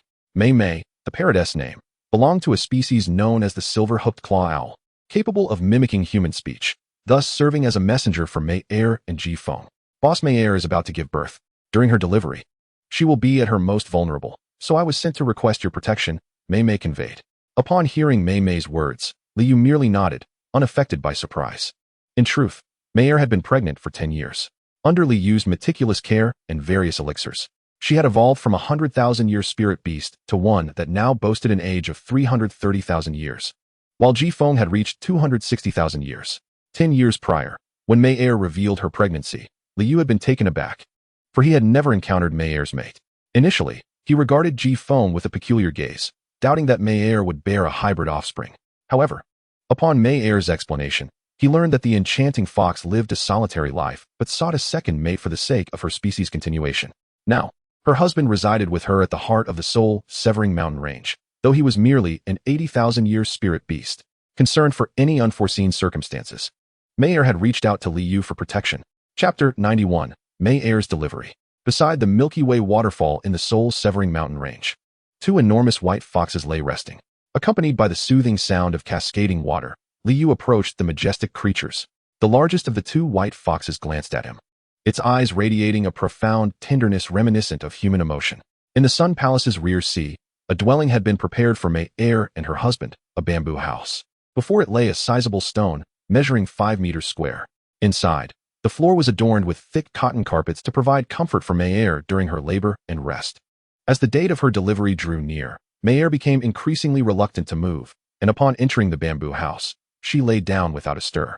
Liu employed his clairvoyance to assess Manor's condition and discovered that she was carrying 2 babies. Typically, enchanting foxes bear only a single offspring. Thus, while he felt joy for Manor, he also harbored concerns, as this situation was unprecedented.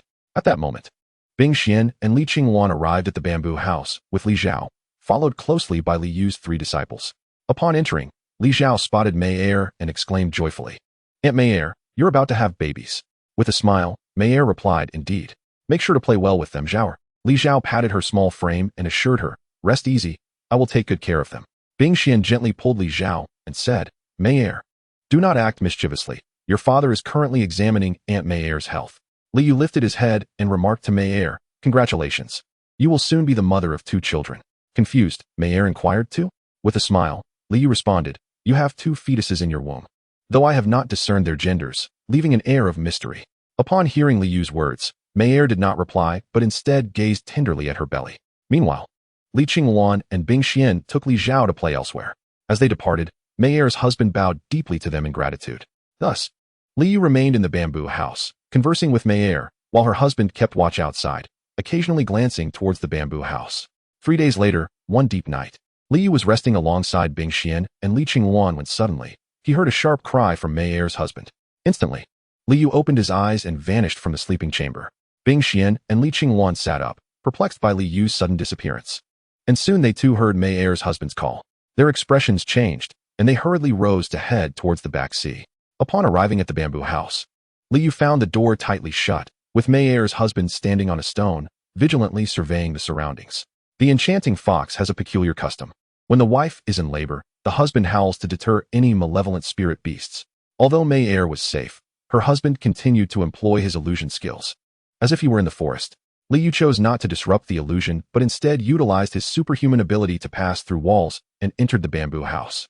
Upon entry, he saw Manor anxiously observing her tail's birthing passage, her expression filled with anguish. With Li Yu's arrival, she was momentarily speechless. He approached her side, retrieved a primordial pill from his ring, and urged her to consume it, before carefully examining the children within her womb. Every time an enchanting fox gives birth, it experiences significant weakening for a period, primarily due to the pain of the delivery process, which is more excruciating than that of most spirit beasts, requiring a long recovery thereafter. Li Yu felt helpless. He could not intervene, as doing so might complicate matters. Instead, he continued to feed Manor medicinal pills to alleviate her suffering. As time passed, after 2 hours, a tiny, wet fox emerged from Manor's belly. Manor, nearly devoid of strength to lift her head, caught Li Yu's attention. He quickly offered her another primordial pill along with a nurturing pill, instructing her, chew it before swallowing. Following his directive, Manor crushed the 2 pills in her mouth before swallowing them. Li Yu promptly brought the newborn fox to Manor's lips, and she gently licked the little fox clean with her tongue. The reason Li Yu advised Manor to chew the pills was to ensure that some residue remained in her mouth, which, when she licked the newborn, would allow the little fox to absorb the beneficial properties from the exterior, thus ensuring its health. Oh, how adorable! In the bamboo house by the back sea, Li Zhao lay on the cotton carpet, her eyes sparkling as she gazed at the 2 little foxes nestled in Manor's arms. The enchanting foxes were known for their cleanliness, and after Manor had given birth, Li Yu had provided her with a fresh cotton blanket, ensuring that Li Zhao's presence was entirely appropriate. Observing the 2 sleeping foxes, she reached out to caress their silky bodies and joyfully exclaimed to Li Yu, "Daddy, I touched them. It's wonderful." Li Yu responded, "You will have plenty of opportunities to touch them in the future. What is there to be so excited about now?" Li Zhao pouted unhappily at her father, but continued to watch the little ones in Manor's embrace. Moz, Yun Yun, Jianing Air, and Li Xian mirrored Li Zhao's position, passionately debating which of the foxes was the cuter. Li Yu watched them with a tinge of guilt, reflecting on how his son Li Xian had ventured out into the world, while his 3 female disciples had been subjected to rigorous training in both cultivation and etiquette since childhood, leaving them little time for play. He realized, after all, they were still under 10 years of age. Slowly, he exited the bamboo house and addressed Li Qingwan, "Qingwan, ensure that the maid cleans the blankets in the bamboo house every 2 days. With Manor just having given birth, maintaining hygiene is crucial." Li Qingwan replied, "Understood." After all, Manor's family would likely reside in the back sea for a year, and her recovery from weakness would be a challenging journey. In the Sacred Soul Village, Two children, around 6 or 7 years old, walked along the road engaged in conversation. At that moment, the little girl asked, Xiao San, when will we arrive at your home? These children were Tang San and Xiao Wu, who had just begun their break from the Nodding Junior Soul Academy. Tang San had invited Xiao Wu to his home, and he said, we're almost there. My house is quite humble, so please don't mind. Xiao Wu replied nonchalantly, it's fine, I'm not coming to inspect the house. As Tang San read a letter, it began, by the time you read this letter, I will have departed. Do not seek me, for you will not find me. Though you are still young, you possess the ability to care for yourself. A fledgling eagle must spread its wings on its own to soar higher. I hope you grow strong, yet I also hope you do not become too powerful. Your path is yours to choose. Do not worry. Signed, Tang Hao. Tang San led Xiao Wu to the mountain where he practiced. Upon seeing the myriad of flowers, Xiao Wu excitedly exclaimed, this place is so beautiful. Tang San replied, this is where I used to train, and no one knows about it. Xiao Wu, I ask you again, do you wish to be my sister? After a long moment of hesitation, Xiao Wu cautiously inquired, but what if many powerful people come seeking my life? What will you do? Tang San solemnly declared, then they must first step over my corpse. Xiao Wu was deeply moved by his words and slowly responded, brother. Hearing her call him brother brought a joyful smile to Tang San's face, and he exclaimed, sister. Xiao Wu immediately retorted, I'm just saying, even though I'm your sister now, I won't call you brother. In the academy, I will still call you Xiao San. Tang San replied playfully, then what kind of sister are you? Xiao Wu stubbornly insisted, I don't care, regardless. I am still the big sister of the Nodding Soul Academy. Tang San smiled and said, all right, you may continue to call me Xiao San, but in private, you should address me as brother. Xiao Wu replied, okay, that works. Then Tang San noticed a blue outfit adorned with a cape. Indeed, it was a Yin's superhero costume. The superhero attire crafted by Li Yu was unisex, transforming into female attire upon acceptance by a woman, while a man would don male attire. In the Douluo Continent, women's clothing could also be quite alluring. Tang San set the outfit aside, still unaware of the profound secrets of the superhero costume. What remained was a crystal necklace and 2 bracelets. As he gazed at the jewelry, Tang San realized it must have been left by his mother. Just as he was about to put it down, he heard Xiao Wu's voice. Xiao San, what are you doing? Wow, how beautiful. Upon entering the space filled with gifts, Xiao Wu's eyes were captivated by the jewelry. She playfully said to Tang San, brother, please give this to me. Tang San looked at the items. Although they belonged to his mother, Xiao Wu was now family as well. With this thought, he replied, I will give you this necklace, but the rest cannot be yours, as they were left by my mother. After receiving the necklace, Xiao Wu placed it around her neck and faced Tang San, asking, does it look pretty? Tang San smiled and answered, yes, it looks good. It was particularly charming given Xiao Wu's young age. With a delicate neck adorned by a necklace of adult thickness, one could only imagine the sight. They were still unaware of the treasures they held, oblivious to the fact that these items were all soul tools, capable of attracting the attention of even the most formidable titled Douluo in the continent. Although that was merely a hypothetical situation, in the small valley where Ayin resided, Tang Hao gently caressed Ayin's leaves and said, third sister, Xiao San has matured. I can now trust him to live independently. After all these years, it is time for those wicked individuals to face their reckoning. With that, Tang Hao departed the valley, leaving Ayin to sway gently in the breeze. Tang Hao arrived in Nodding City and met with the master, revealing his identity and handing over his soul ring token. Entrusting the master with the care of Tang San, he then set off towards the soul-disrupting mountain range, contemplating, elder brother, second brother. I hope you are not too surprised by my arrival this time. In the city of sun and moon, Tang Hao gazed at the scenery before him, vividly recalling the first battle of the sun and moon stars here, as well as the city's former desolation, so ruined that it bore no name. Now, however, it had transformed into a legendary city. At the foot of the soul-disrupting mountain range, Tang Hao observed the trees surrounding him. He took out his communication jade pendant and slowly ventured inside. As he entered the mountains, the pendant levitated, emitting a soft glow. Subsequently, a man-made path emerged from within the mountains. Tang Hao stowed the pendant and walked along this path, gradually disappearing into the forest. When Tang Hao contacted Li Yu using the pendant, Li Yu was in a pavilion practicing, accompanied by Bing Xian and Li Qingwan. Suddenly, Li Yu's eyes widened in disbelief as he exclaimed, second brother. Without hesitation, he soared into the sky. Bing Xian and Li Qingwan exchanged puzzled glances, watching the direction in which Li Yu had vanished. Chapter 92, Heart to Heart with Tang Hao. Li Qingwan gazed in the direction where Li Yu had vanished and turned to Bing Xian, inquiring, Sister Bing Xian, what did you say just before he flew away? Bing Xian replied, he merely uttered the words second brother, Upon hearing this, Li Qingwan pondered for a moment before exclaiming in astonishment, "Second brother? Could it be Tang Hao?" Without hesitation, Bing Xian declared, "Let us proceed to the archway."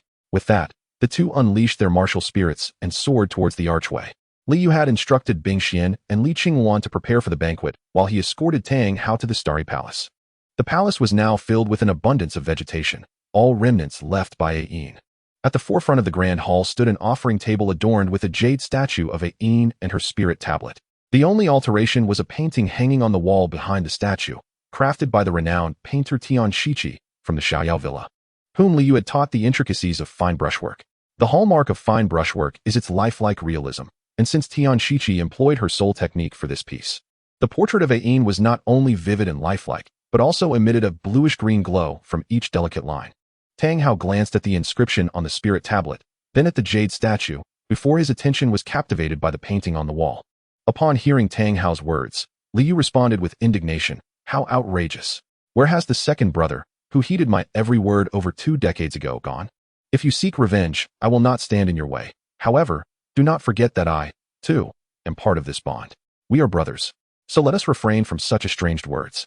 Tang Hao, moved, replied, "Elder brother, I understand." Returning to the Sun Palace, Li Yu made his way to the rear sea, which was now bustling with people. Tang Hao, Bing Xian, Li Qingwan, Li Zhao, Li Xian, Li Yu's 3 disciples, as well as Mei Er and her family. Mei Er's 2 children were now capable of running about freely, yet they never strayed far from their mother's side, allowing Li Yu to rest easy about Ayin's safety from the mischief of the 2 little foxes. Mei Er approached Ayin, saying, "Sister Ayin, I have missed you dearly. Although we meet in this manner, I am still overjoyed. I shall come to visit you often from now on." Tang Hao, taken aback by Mei Er's words, realized for the first time that she could now speak. It was common knowledge that only soul beasts that had reached an age of 100,000 years could articulate words. And even Mei Er's husband had yet to acquire this ability. Indeed, not all soul beasts of that age could speak. Tang Hao nervously approached Li Yu, asking, "Elder brother, could it be that Mei Er is the legendary 100,000-year soul beast of the soul-ending mountains?" Li Yu calmly replied, "Not 100,000 years, but 300,000. Tang Hao gasped in disbelief. "What? 300,000 years? How could Mei Er have grown so swiftly? What is the secret?" He pondered that. Since Mei Er was a soul beast, Ayin must also be one, and if the method of rapid growth applied to Mei Er were utilized on Ayin, she could be revived. Chapter 93. Tang San's first encounter with soul tools. The following day, Tang Hao departed, and Li Yu felt no sorrow. The very fact that Tang Hao had come on his own signified that he had laid to rest his inner grievances, and his visits to Xiaoyao Villa would surely become more frequent in the future. In the serene setting of Hohai, Li Yu found himself in a pavilion, enjoying a cup of tea alongside his 2 wives. Li Zhao and Li Xian were engaged in playful antics with Mei Er's 2 children, training them, much like one would train puppies, to have the 2 little foxes fetch a flying disc. Mei Er's husband observed their merriment from the sidelines, while Mei Er herself rested beside Li Yu, still recovering from a period of weakness that kept her from engaging in much activity. After sipping from his teacup, Li Yu gazed at the children frolicking about, with Bing Xian and Li Qingwan nearby, constantly reminding them to be cautious. At that moment, Li Yu turned to Mei Er and suggested, "Mei Er, let us bestow a name upon your children." Upon hearing his words, Mei Er's drooping ears perked up attentively. "What name shall we choose?" she inquired. After a brief contemplation, Li Yu called out to Li Xian and the others, "Xian Er, bring Mei Er Auntie's children over here." As soon as Li Xian heeded his father's call, the 2 little foxes instinctively followed, displaying no shyness whatsoever. Li Xian and the others resumed their playful interactions with the foxes, frequently calling their names. It was at this moment that Mei Er's husband approached the pavilion, bowing deeply before Li Yu and remaining in that position. Confused, Li Yu asked, "What is the meaning of this? Are you thanking me for naming your children?" At this, Mei Er chuckled and remarked, "He wishes for you to name him as well." Puzzled, Li Yu turned to Mei Er, "Does your husband not have a name? Haven't you given him one?" Mei Er replied, "I did give him a name, but he was not satisfied with it." "What name did you bestow?" Li Yu inquired. "Diyun," she answered. Upon hearing this name, a cold sweat broke out on Li Yu's brow. It was hardly more appealing than Da Ming or Er Ming, Mei Er's husband. Upon hearing her words, shook his head vigorously, prompting Mei Er to frown and retort, "What, is my name so unworthy?" He quickly approached her, affectionately touching her face, which made her relent, playfully calling him silly. Li Yu interjected, "You 2 should be mindful of your flirtations and the company you keep." The husband then bowed his head before Li Yu once more. Li Yu continued, "Since Mei Er has named you Diyun, I shall take one character from that name. From now on, You shall be known as Yunfei. Coupled with your surname, your full name shall be by Yunfei. The newly named by Yunfei bowed in gratitude, and Mei Er expressed no objections, pleased that her husband's name now bore a character she had chosen, and acknowledging that Li Yu's choice was indeed more melodious. Li Yu, having been raised in modern times where wild animals are protected by the state, had never regarded the soul beasts of the Douluo Continent as mere beasts. Thus, he had always opted for human-like names for them. Meanwhile, the master slowly opened the package containing Tang San's belongings, revealing a blue superhero costume that shimmered with silver. The sight caused the master's eyes to widen in astonishment. Tang San, observing his teacher's unusually intense expression, felt a surge of surprise, for his mentor had never displayed such fervor. As the master held the costume in his hands, he noticed the emblem of blue-silver grass emblazoned on the chest, and his hands began to tremble with anticipation. He cast a glance at Tang San, then at the garments in his hands, murmuring, "Indeed." Subsequently, the master lifted the longevity lock from the bundle, excitedly caressing the jade pendant beneath it. At this moment, Tang San inquired, "Master, do you know what this item is?" The master examined the design of the longevity lock, furrowing his brows as he replied, "I am unaware of its nature. It resembles a chain, yet I wonder why the jade pendant is attached." In truth, when Li Yu crafted this item, he feared that the jade pendant might bring trouble and inconvenience to Tang San. After all, the jade pendant from the Xiaoyao villa is exceedingly precious. Thus, Li Yu affixed the pendant to the longevity lock, intending for Tang Hao and Ayin to oversee its safekeeping, yet it could not escape the trajectory of fate. The master took the longevity lock, removed the jade pendant, and presented it to Tang San, saying, "Drop a drop of blood upon it, and you shall discover the wonders of this soul device."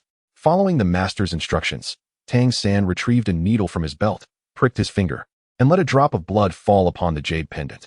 As soon as the blood touched the pendant, it was absorbed entirely. Tang San was left in astonishment at this spectacle. He pondered, how can this be? Such a function is characteristic of celestial treasures. In the native realm of Douluo Continent, soul devices do not require blood to recognize their master, whereas all soul devices crafted by Li Yu necessitate this ritual. Thus, the master's belt could be gifted to Tang San, while the spatial ring created by Li Yu could only change ownership upon the death of its original master. After Tang San completed the blood recognition for the jade pendant, far away at the Xiaoyao villa, Li Yu sensed it. As he practiced, Li Yu opened his eyes, a smile gracing his lips, before gradually closing them again to resume his cultivation. Tang San, still in shock, gazed at the jade pendant in his hand and turned to the master, who then advised, "You must safeguard this pendant well. It may save your life when the time comes." Tang San, still dazed, tucked the pendant into his belt. Overwhelmed by the magnitude of the revelations, the master handed him 2 bracelets, saying, "Do not attempt to recognize these as your own just yet. They are highly coveted across the Douluo Continent. Take good care of them." Tang San accepted the bracelets, and the master then handed him the garments, adding, "I cannot disclose much about this attire. I can only say that it may have belonged to your mother. Therefore, should you encounter someone wearing something similar, assist them if they are in need." Tang San replied earnestly, "I understand. Thank you, master, for enlightening me." The master, with a sense of satisfaction, responded, "There is no need for thanks. Allow me to remind you once more, do not reveal this lightly." Tang San assured, "I will, master."